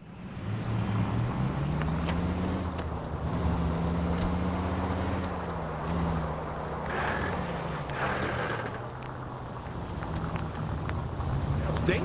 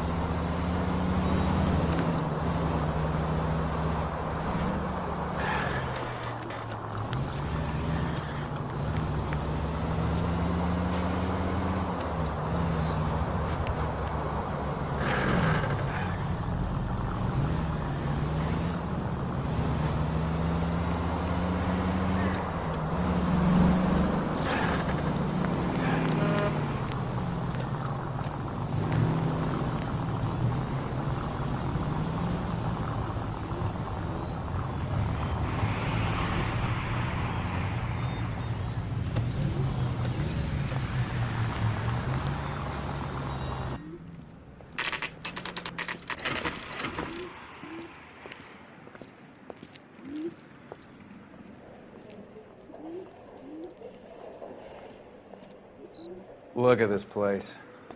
I'm guessing not much talent comes out of this talent agency.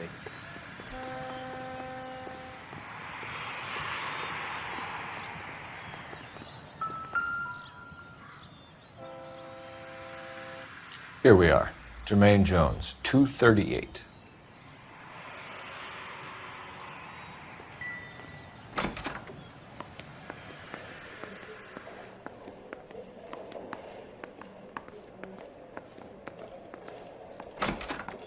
Hey, who let you in?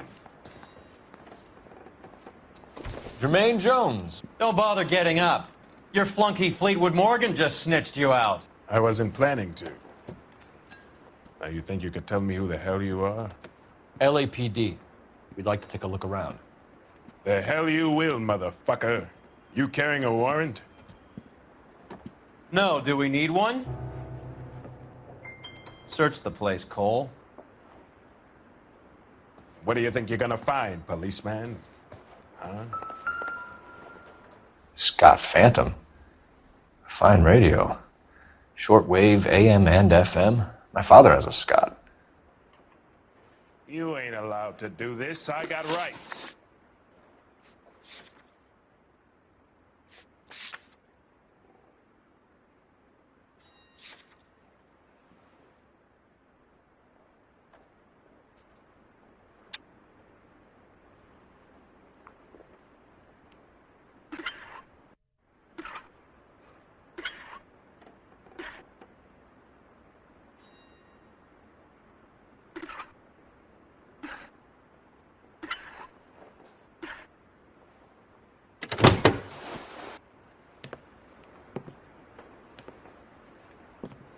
No wonder this thing is sounding a little muffled, Jermaine. Brennan, Wilt, get over here.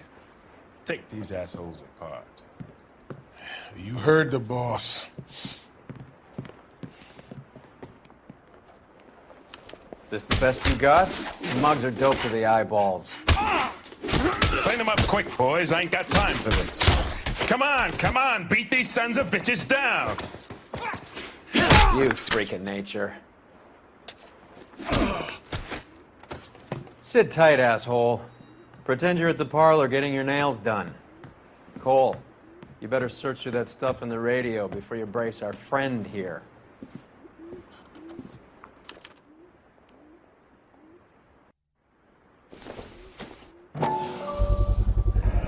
How many starving musicians pay with perfect, clean 50s?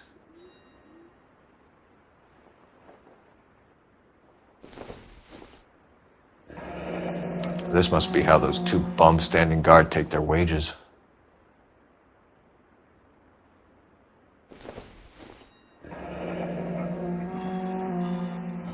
Your friend Fleetwood was also a betting man, Jermaine.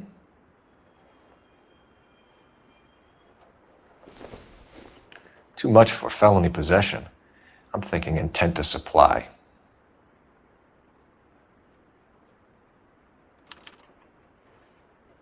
Ramez Removals. They must have taken special care delivering this for you.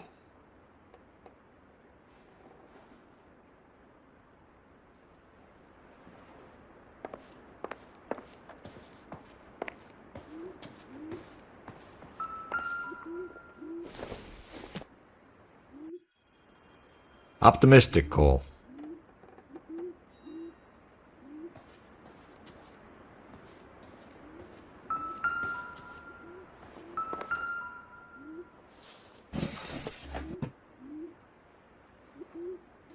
I hope none of this stuff is purloined, Mr. Jones.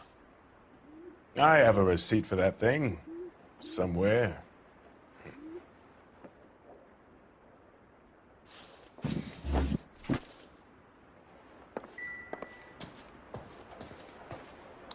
Lamont and Tyree are dead. At a stretch, the DA could have you on felony murder for supplying stolen government... Tyrone and Cornell are dead? They're on a slab downtown with the ME examining their last meal. Popcorn washed down with morphine. You offering me a deal? I have a pet judge who hates blacks. He'll give you 50 years for your two buddies. Another 30 for stealing from Uncle Sam. You'll be out by the time you're 110. Imagine the changes you'll see. I get the message. How much is this gonna cost me?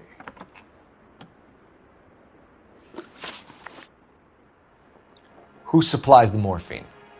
I don't know nothing about that. So we make you for all of it. You're the fall guy from Mickey Cohen.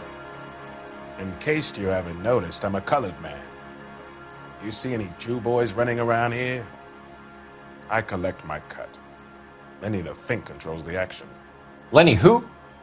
Lenny Finkelstein, Mickey's dipshit brother-in-law. What is the link between the morphine and the numbers slips? There is no link. You're wasting your time here. You're lying to me, Jones. Tell me about Merlin. Who? I don't know anyone named Merlin.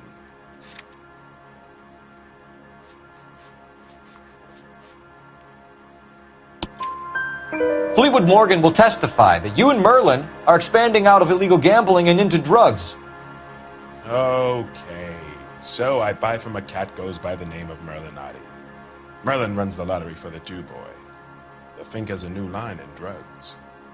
You squeal me out, I deny ever telling you. Tell us about Adi. Adi's a gambler. Fronts points on football games, fights, the horses, numbers. Chicken crossing the road. Motherfucker will take the odds on anything. What's the score with Ramez removals? I brought a radio from there. That's all.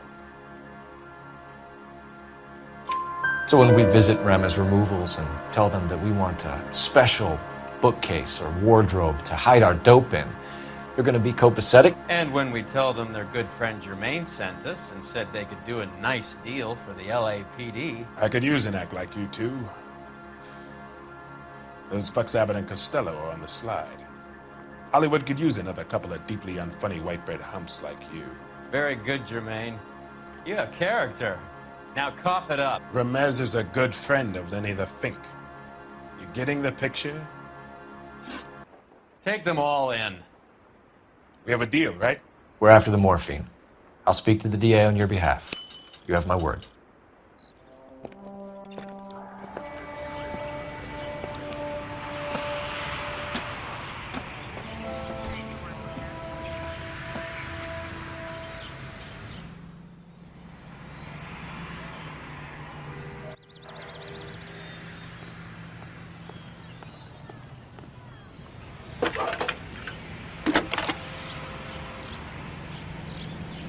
Cole Phelps, badge 1247.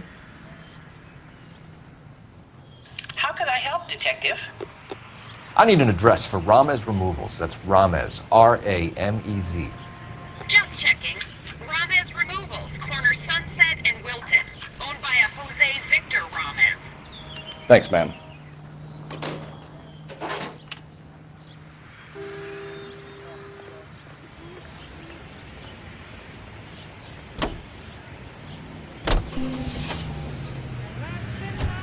So Mickey Cohen or Jack Dragna stole the Army's surplus morphine, and they are selling it on the streets? Looks that way. But the mob wants returned customers, not corpses. Why haven't they cut the morphine? Good question, Detective. This robbery happened months ago, right? The beginning of the year. So why are the proceeds suddenly turning up now? Another good question. But where does it get us? It's like asking questions in the middle of the movie. If you just sit tight and keep your yap shut, you'll find out what happens. We need to follow the evidence. All units in the vicinity and any central unit. Citizen reports of 415 and 7th and Central. Unit to handle code 2. Identify.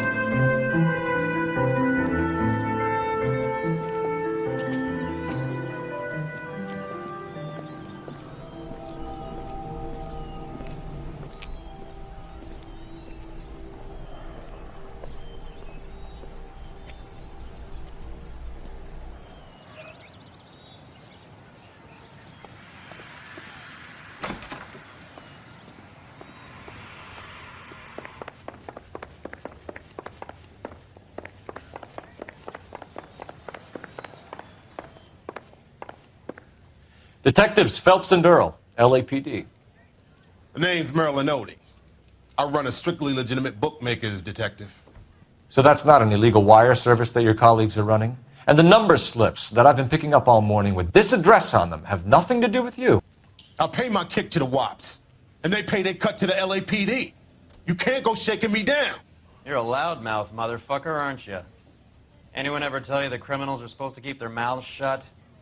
Stay where you are while we look around.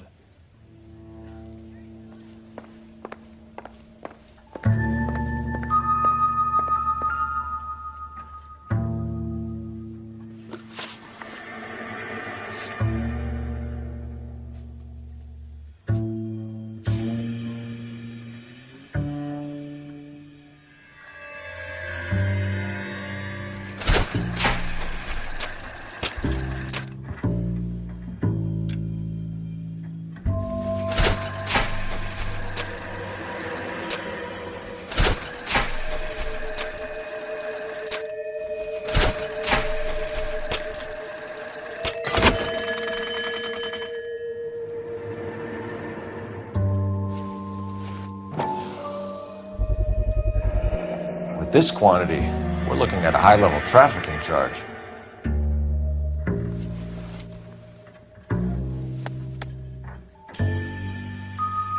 I think Ramez's place is our next stop.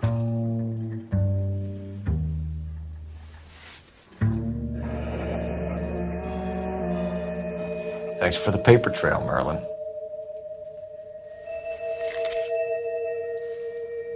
Oh, that's quite a win for a dime, Merlin. You better start talking. God damn it. Get after him, Phelps. Give it up, Adi.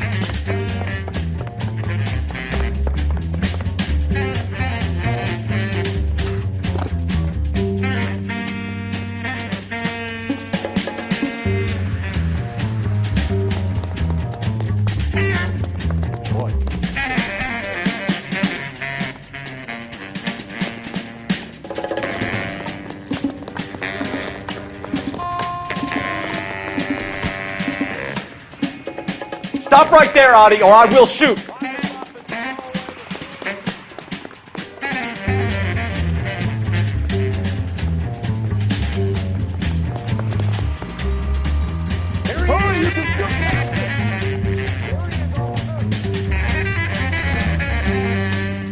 What are you trying to do, Merlin?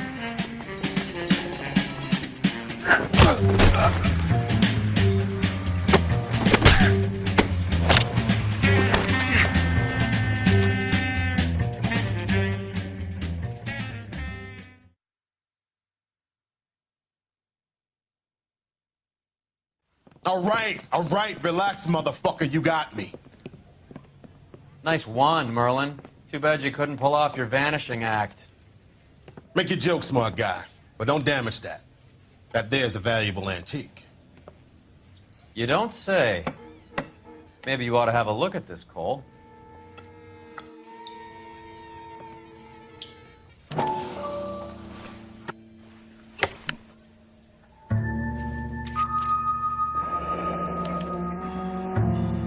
Adi has Jose Ramez in his pocket.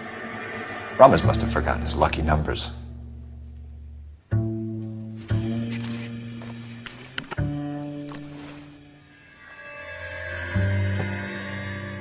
Would you like to calculate the odds on you going to prison for a very long time, Merlin? I'm not going nowhere. I've paid my contributions, and I'm not getting hustled by you. We're only interested in morphine. Army surplus morphine. What do you have to say about that? I heard about that.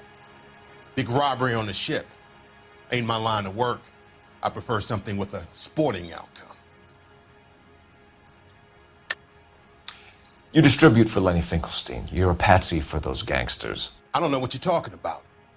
I distribute for the LAPD, motherfucker.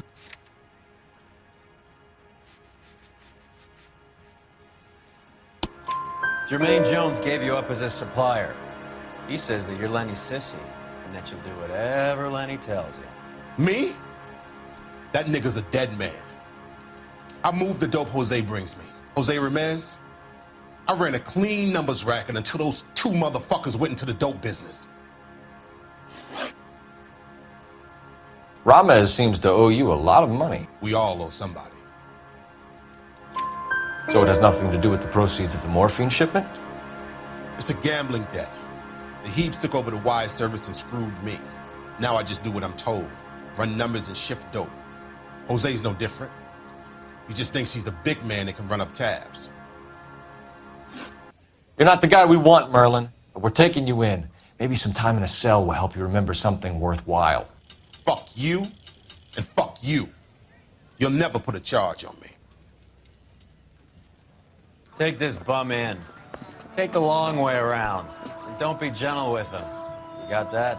Yes, sir.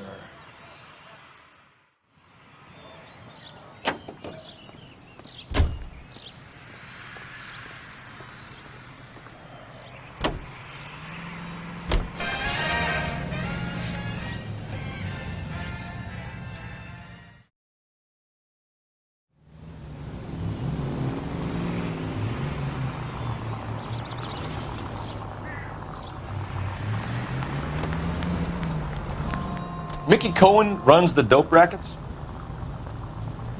Mickey does what he's told. Benny Siegel will take a cut of any action that's going. I thought Jack Dragna was... Dragna's an old-time greaser. He keeps his head down and pays his dues. Word is he's gonna clip Bugsy. Whose word? What does it matter? One lowlife killing another lowlife makes our job easier.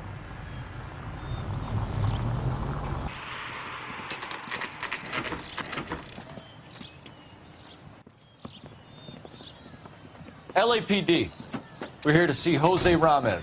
What's it about? Routine inquiries, sir. Can you tell us where we can find him? You missed him. He was in the delivery truck, just went out. God damn it. 11K calling KGPL. Go ahead, 11K. 11K requesting assistance in pursuit of narcotic suspects aboard a GM delivery truck. Commercial license David Charles 457. Roger, 11K. Hit him! Clear this asshole off the road. What does this lunatic think he's doing?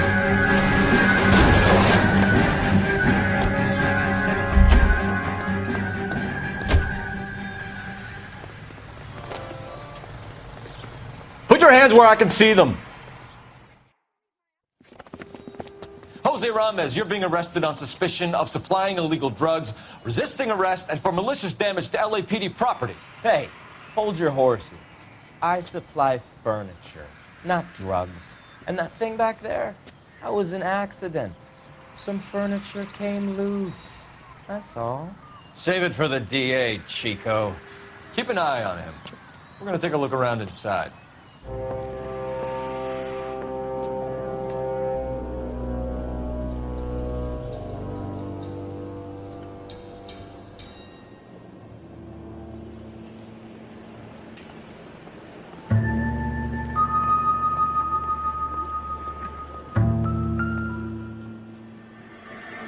Where's he been delivering? And who's been delivering here?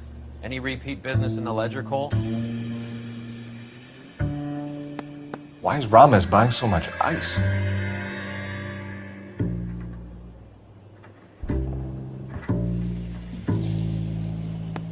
Merlinati is buying a lot of furniture.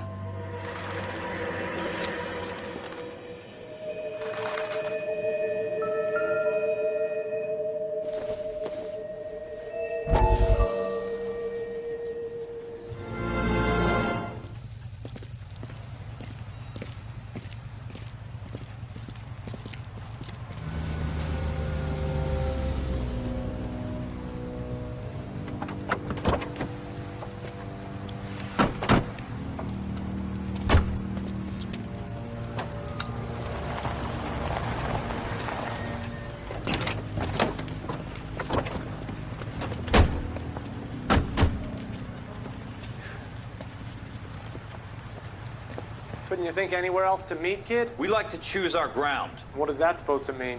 Huh? It's something Wellington said at Waterloo. The guys who win normally choose where to fight. Are we gonna fight, kid? The two of you versus my boys here? I love the fight game. I went a few rounds myself. You and your friend, he looks tough, but I don't like your chances. Nah. We don't have to fight, Mr. Cohen. We have you in enfilade. What the fuck is that? Some kind of stake? It means my men are in cover, but that they can still shoot you. If those were my orders, you would all be dead now. Are you kidding me? This is a $200 coat. You got some balls. Kelso. I hope you didn't scratch the paint of my new Lincoln. Mm-mm. These guys are getting out of the dope business, Mr. Cohen. You'll have no more problems from them. The morphine is going to disappear back into the sea. Hang on. You're getting hasty. There's a lot of dough on offer here. Thanks for the offer, Mr. Cohen, but we are going to have to politely decline. After today, the morphine is no more. This isn't the way we normally do business. I'm aware of that, Mr. Cohen. Call me Mickey. Are you aware of the risk, huh? I'm giving it to you straight, Mr. Cohen. There will be no more morphine. We made a mistake and would like to back out gracefully. If you come after us, we will be forced to come after you. You've been polite up till now, so don't stop making threats. I don't make threats, Mr. Cohen. I'd like to thank you for your time. Is that guy your idea of muscle, kid? There's something you should know about Jack, Mr. Cohen. He killed 6 Japs hand-to-hand with just a bayonet and a K-bar knife. His outfit, the 6 Marines, killed over 100,000 Japs in 3 months in Okinawa, and he was in the thick of it. Those Japs are little guys, right? Yes, Mr. Cohen. About your size.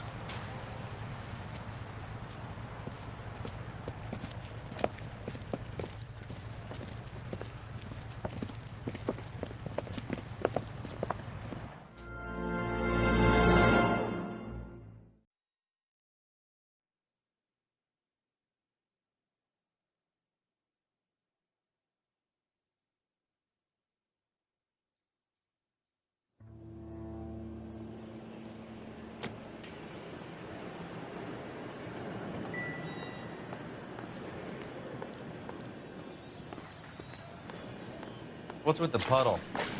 Where's that trail of water coming from, Cole?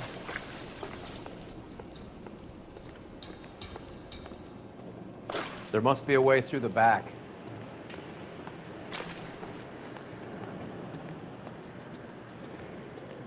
Welcome to Furniture Village, where taste comes to die.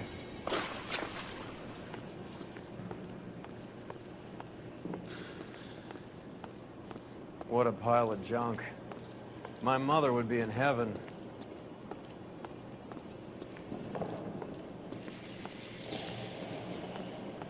I bet this is the kind of crap you love, Cole.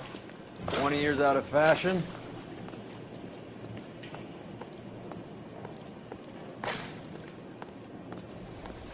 Smells of old people in here.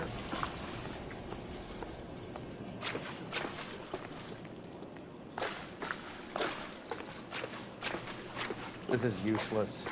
I can't see a damn thing. You need to get up onto the floor above.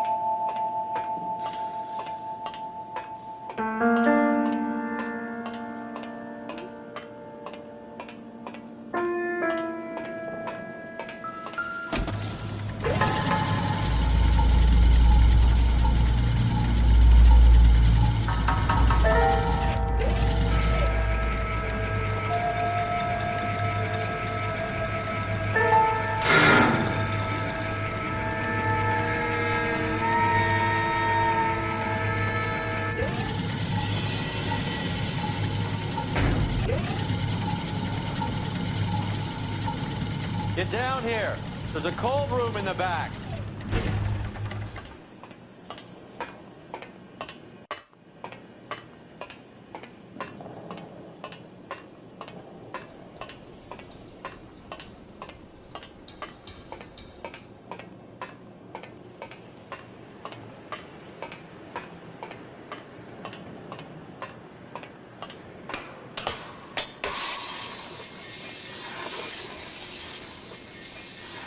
I think we know where the water's coming from.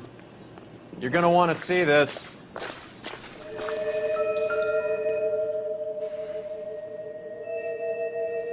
There's something frozen inside.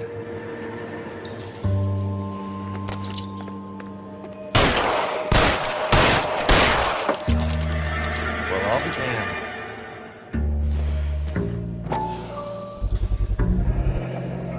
This must be how they transport the morphine.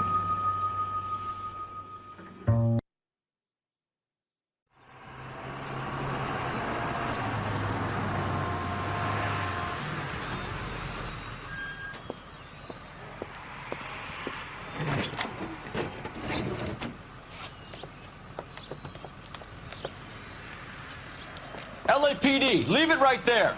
Everyone out of the vehicle and put your hands up. There's something in the ice. He's making a run for it. Let him have it.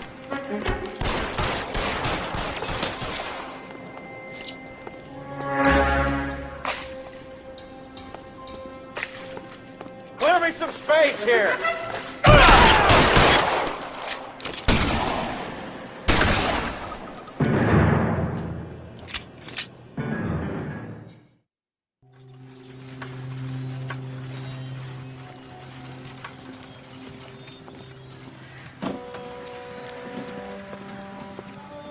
Take them all to Hollywood Station. Have the ME and tech services go over this place.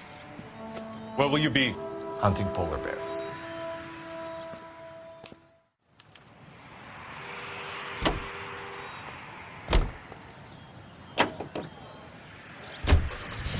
Is Audie serious? Is the LAPD turning a blind eye to narcotics?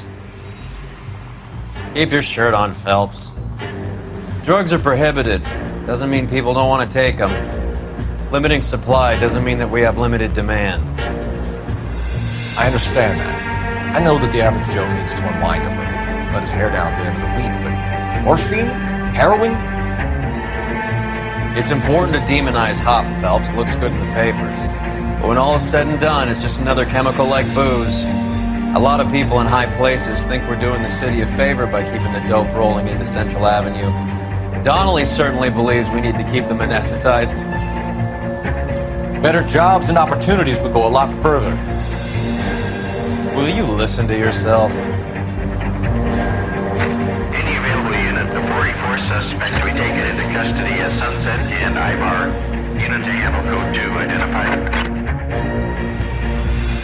Take the call, don't take it. It's up to you, Cole. We've got our case.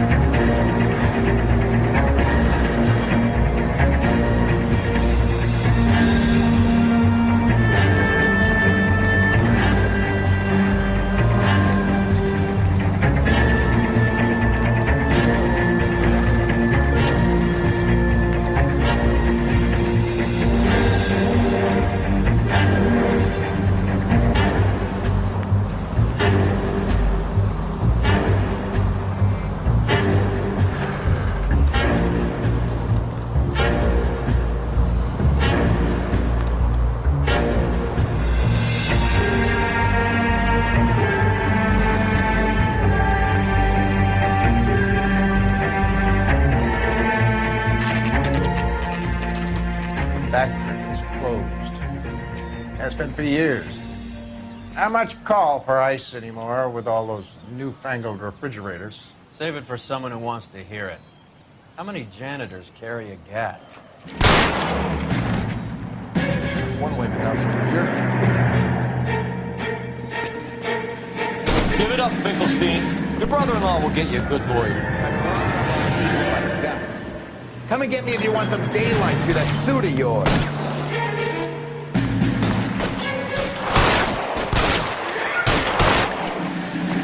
Come on in and get massacred, Tom. Eyes open. He's around here somewhere.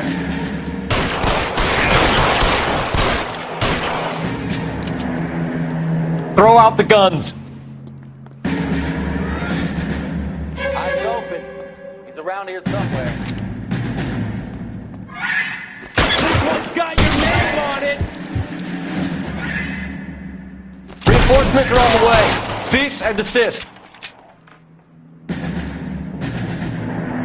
Give me some goddamn cover. I got you now, motherfucker!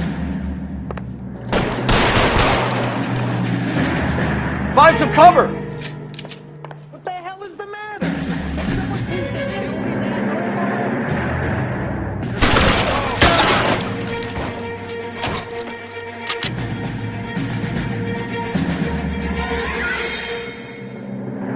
How long do you think you can hold out? I'm wide open here. Brings or guns in here anytime soon. Understand? Stay in cover.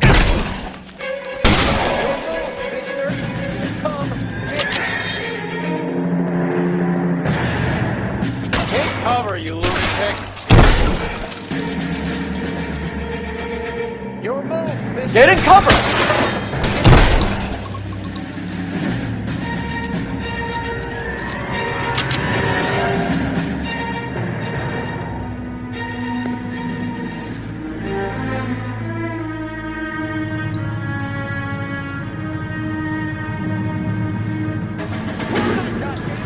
Let's see if I can't put one right between your eyes. Throw out the guns.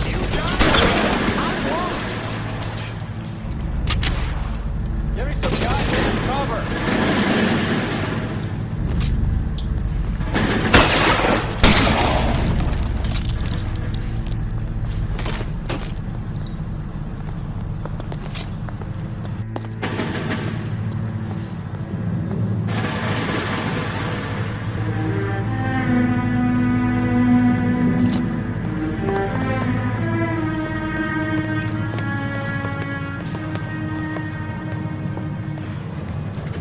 They're all dead, Finkelstein. Leave the weapon and put your hands up now. Put my hands up. Sure. Then what? Cop to peddling the dope? Cut a deal? Ship me off to the queue? As soon as I get locked up, some old friend puts an ice pick above my ear? No thanks. Only one other way out, shitheel.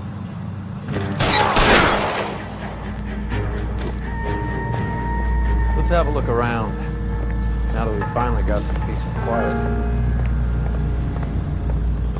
I think I've had enough ice for one day. Until the scotch I pour myself. This stuff has got to be worth at least 100 grand. So Finkelstein robbed the ship? My guess is Lenny took it off their hands. This is big. This is gonna make the papers, Phelps. As senior investigator, I'll do the talking.